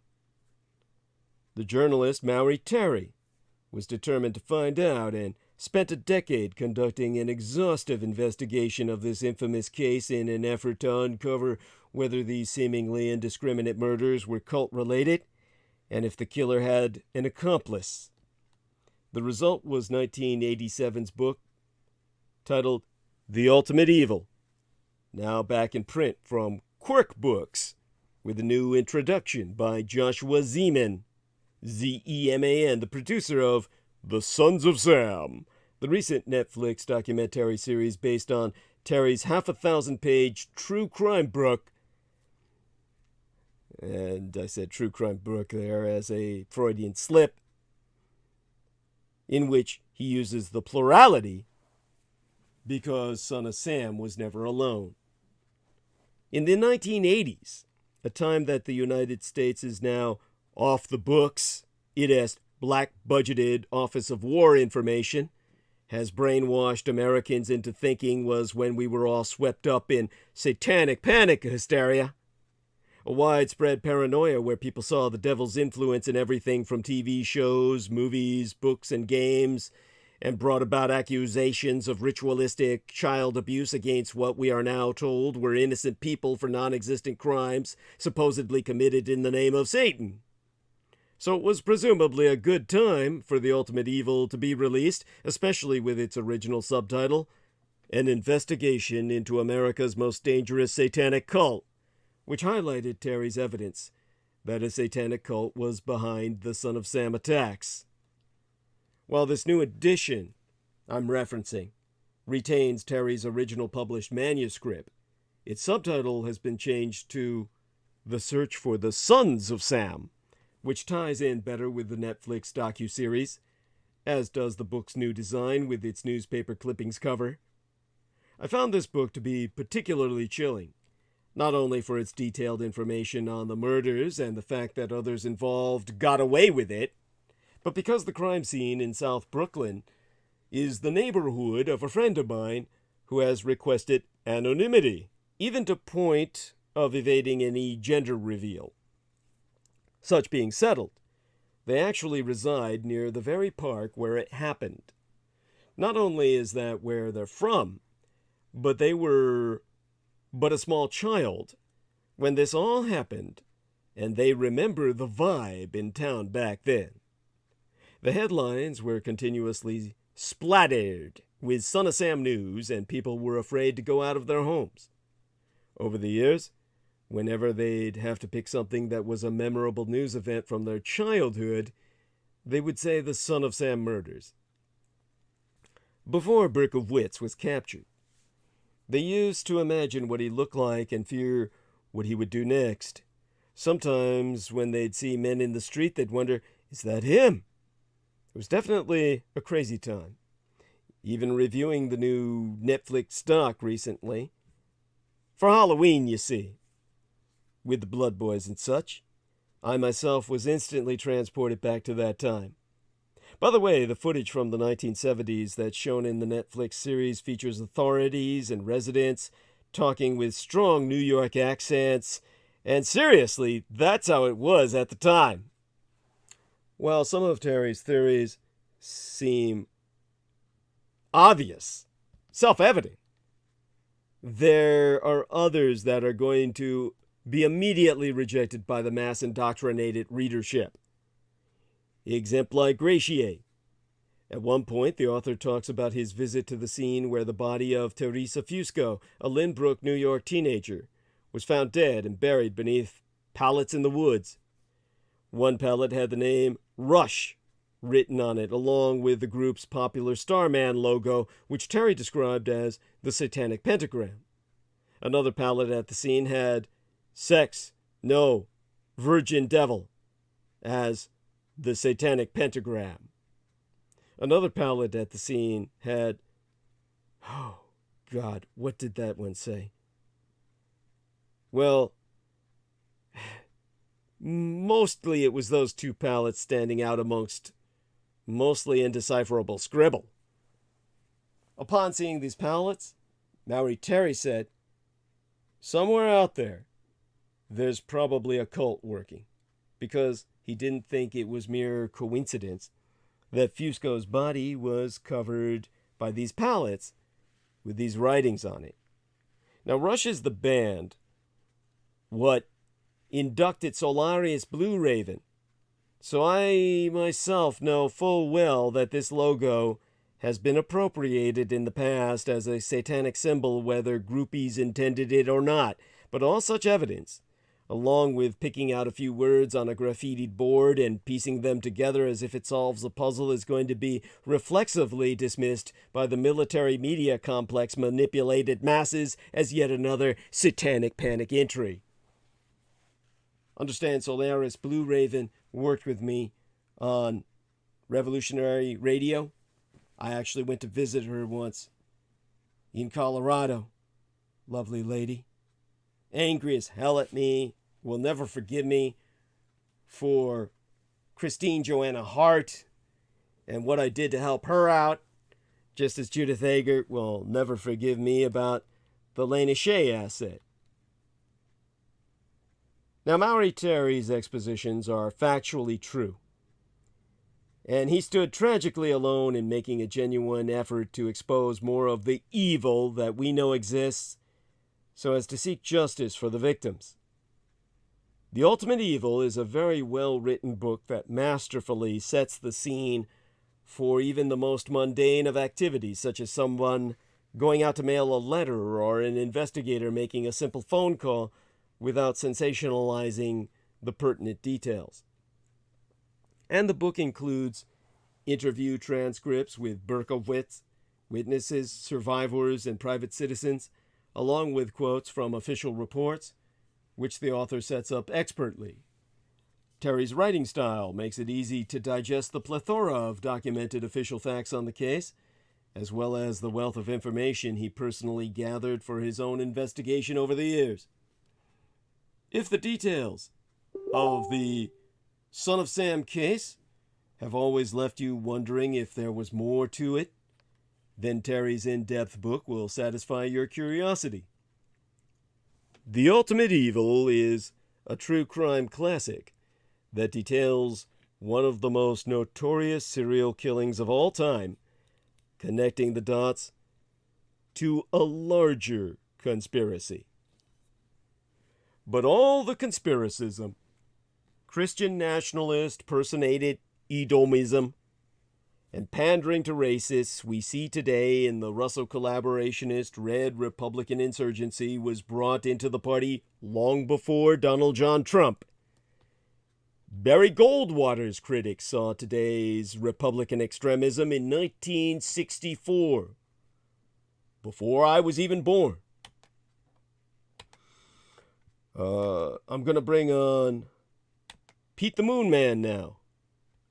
And we can speak about such from there. All right. Let me press the right button here. And... ew, wrong button. This thing is so unnecessarily complicated. Ah, well. I guess it is what it is. Gee, I'm seeing Robert Pepino. There's a guy who's the nice guy. Man, I should bring on sometime. If he's available, poor guy. Press the right button here. Yes, there's our man. So Peter Moon, good sir. I hope you slept well. Yes, briefly, but well. Excellent, excellent. Share with us what dreams you may remember, sir. Excuse me. I got to shut off this other. What am I doing here? No worries. Yeah. I shut it off. Well, it's interesting. You know, Paula and I went up to Bear Mountain on Saturday, and climbed the mountain, and it's we're still sore, especially her, but I'm sore too. And as we're going up there, I had mentioned last time we went up in that direction, it's about an hour to an hour and a half north of New York City, and we had stopped in Yonkers.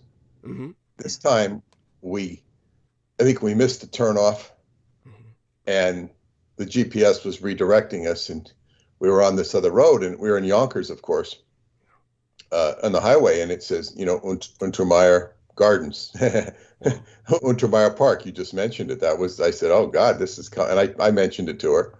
I said, we can't get away from Yonkers, because she had to go to the restroom there in some God forbidden store. Oh my God. I mean, it was God forbidden. And she even got scared for a minute in the bathroom because it was this really weird bathroom, and somebody walked in. Ooh. And she didn't know what was going to happen. But I mean, it was benign. It was okay, but it had that looming, menacing quality to it. Wow. Because she had to use the bathroom, and so there's a laundromat over there, and I think the laundromat, that was weird. It was, by the way, what was that photograph or art you sent to me with that naked girl?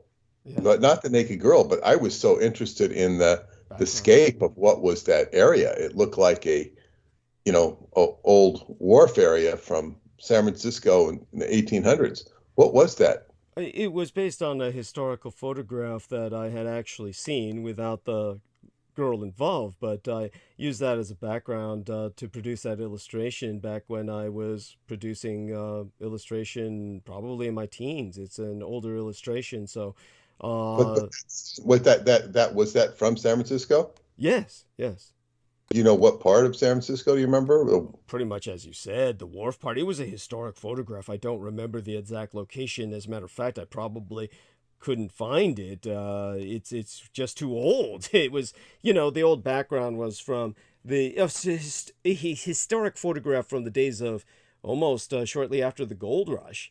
So Right. I added a few elements to it, but other than that, definitely What real. was the point of the naked girl? Oh, it was just kind of a celebratory gesture because of, we had such a great episode that people responded to positively. So I just kind of, was celebrating that fact, nothing more, just. Okay. Well, as they say that I mean, the original illustration had the girl in it simply because it was a pornographic illustration, but I thought, okay, yeah. okay, that explains that. Well, they really caught my eye. The skate caught my eye more than the Then the rear girl end, even, yeah. rear end of the naked girl. I mean, she just, it didn't look like a good situation. Understood. But all that energy was creepy. So yeah, it's interesting to hear you talking about Maury Terry and all of this stuff, and I was wondering if the anonymous contactor was the same person who contacted me. Right. Yeah. You know, No. I mean, that makes perfect sense. Honestly, it does make sense, and it would make sense that he's listening. Yeah. He's listening, and certainly that's okay. But the problem with him, it sounds like he's part trapped animal. Yeah. He's part trapped animal. Now, in that Netflix documentary, I believe it's the same one that I saw. It shows that they meet once a month, or the group that Maury Terry used to meet with. Yeah. And they meet there at this pub, and I think it's in Yonkers. Yeah. And they sit there and chew the fat over all of this stuff that happened. And I really don't know what happens there. I think this is that contributed to, Maury's alcoholism. Spiral, yeah, his spiral. Explain that to our listeners, how he basically concluded, quite rightly, that because the police are effectively, as I said before, destroying... Enabling. Yeah, go on. Yeah. Enabling. Yeah. Carry on. Enabling. Absolutely, yeah. They're effectively, in practice, they're accomplices. Yeah. So it depressed him. Yeah. Whether it's by default or otherwise. Yeah. It's just because, on the surface, this is too deep to go into. This is problematic. It's like if somebody walked into the Dallas Police Department with evidence, some pretty good smoking gun evidence of the JFK assassination, even at this time, well, they're going to roll their eyes. Yeah. But to the degree that it's not eye rolling and it's serious, their immediate impetus is going to be to dismiss it. Yeah. Because it's too old, too problematic. And that's the problem of Jim Garrison. It's like, what was he trying to prosecute? And he was on the trail for sure. Yeah. But the court got him. He was actually censured. That's true. So it's like, God, what, it's like, and tell people about that. And many people don't understand what you're talking about. Give them a bit of Well, Jim Garrison, God, I sound like Daryl Hamamoto's talking about Jim Garrison. Something everybody knows about. You can look up Jim Garrison very easily. But he was the New Orleans district attorney who found clear evidence that there was a conspiracy of the, to kill the president. And he had one of the smokers of the smoking gun, so to speak, to make a pun, Clay Shaw, that he prosecuted. He was clearly, a CIA agent, but he tried to prosecute Clay Shaw. He didn't have, I guess, his evidence was not such that it was acceptable. Maybe it wasn't. Maybe it was more circumstantial than convictable, and he was, told. And this is, of course, been done in docudramas, and it's also, he's a character, or in the movie JFK, I think it's called. Yes. That Oliver Stone did. Yes. It's like, and which raised, that movie was very destructive. To the movement in a way, and not maybe completely, because it raised the awareness of the JFK assassination to such a peak level, because everybody saw in the movies that it started a campaign to kill the idea that there was a conspiracy. Right. Which was still, because the Congress acknowledged there was a conspiracy to kill the president in 1978 or thereabouts congressional investigation. They decided and declared it was a conspiracy. They just didn't have any answers. And so then 10 years later or so, the Kevin Costner movie with Oliver Stone comes out, and it's, wow, God, what did they do? This is the same time just when the Berlin Wall was going to come down. It's like, wow, whoa. And right there, oh, no, there was no conspiracy. And that started the anti-conspiracy movement. Right. Which was very, as you were talking about, the Oklahoma City bombing. And when you wrap it into white supremacy, which is not incorrect, it gets very convoluted. Randy Weaver was a white supremacist. Yes. And Timothy McVeigh was involved with these very strange groups that studied Enochian magic that were white supremacists. Yeah. And that's the occult connection. That's the occult connection that ultimately traces back to Aquino. Go on. Yes. Oh, that would explain it. I never put that together, but it was so weird. You start looking at, what the hell is this? It's just so weird. And it's like, it's even hard for me. It was even hard. Like, what's this? Because you don't see the whole picture, but it does make sense that it would be Aquino related. And the whole Oklahoma City bombing was very efficient for the Clinton administration, because it wiped out all the evidence at Waco. That's where all that story was, Waco. And even more for Clinton personally, there was a whole investigation of the Oklahoma, gas and oil company, or whatever it was called, that he was involved in. Yeah. It was huge. So when they blew up that building, the FBI building or federal building, it wiped out all this evidence that would have indicted or worse, the Clinton administration. It was so convenient. All too convenient. It's just like if the church lady was interviewing Bill Clinton, she'd say, "Oh, isn't that convenient?" You know. Yes.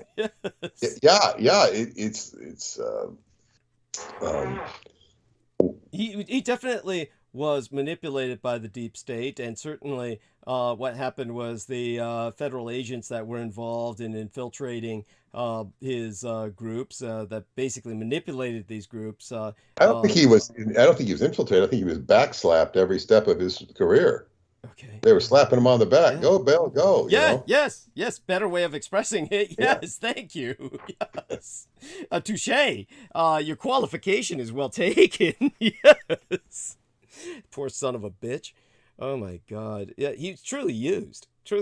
And then they killed him so that he could never be interviewed. I mean, yes, but I'm saying, you know, Bill Clinton, you know, he was doing everything the deep state wanted him to do, but they wanted to kill him. Yeah.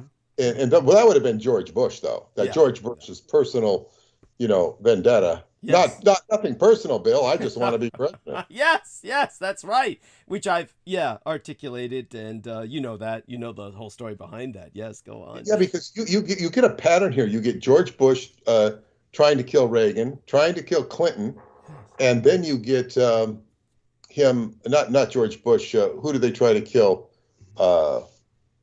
George Bush, Reagan. Yeah. There was somebody else they tried to kill. Not George Wallace. Although that fits the pattern as well. Yes. And it wasn't even. It was unnecessary to kill him. He still wouldn't have won. That's true. But you know, honestly, they didn't know that in those days. They really thought he had a whole full head of steam behind him. They really didn't know. They certainly weren't going to risk it.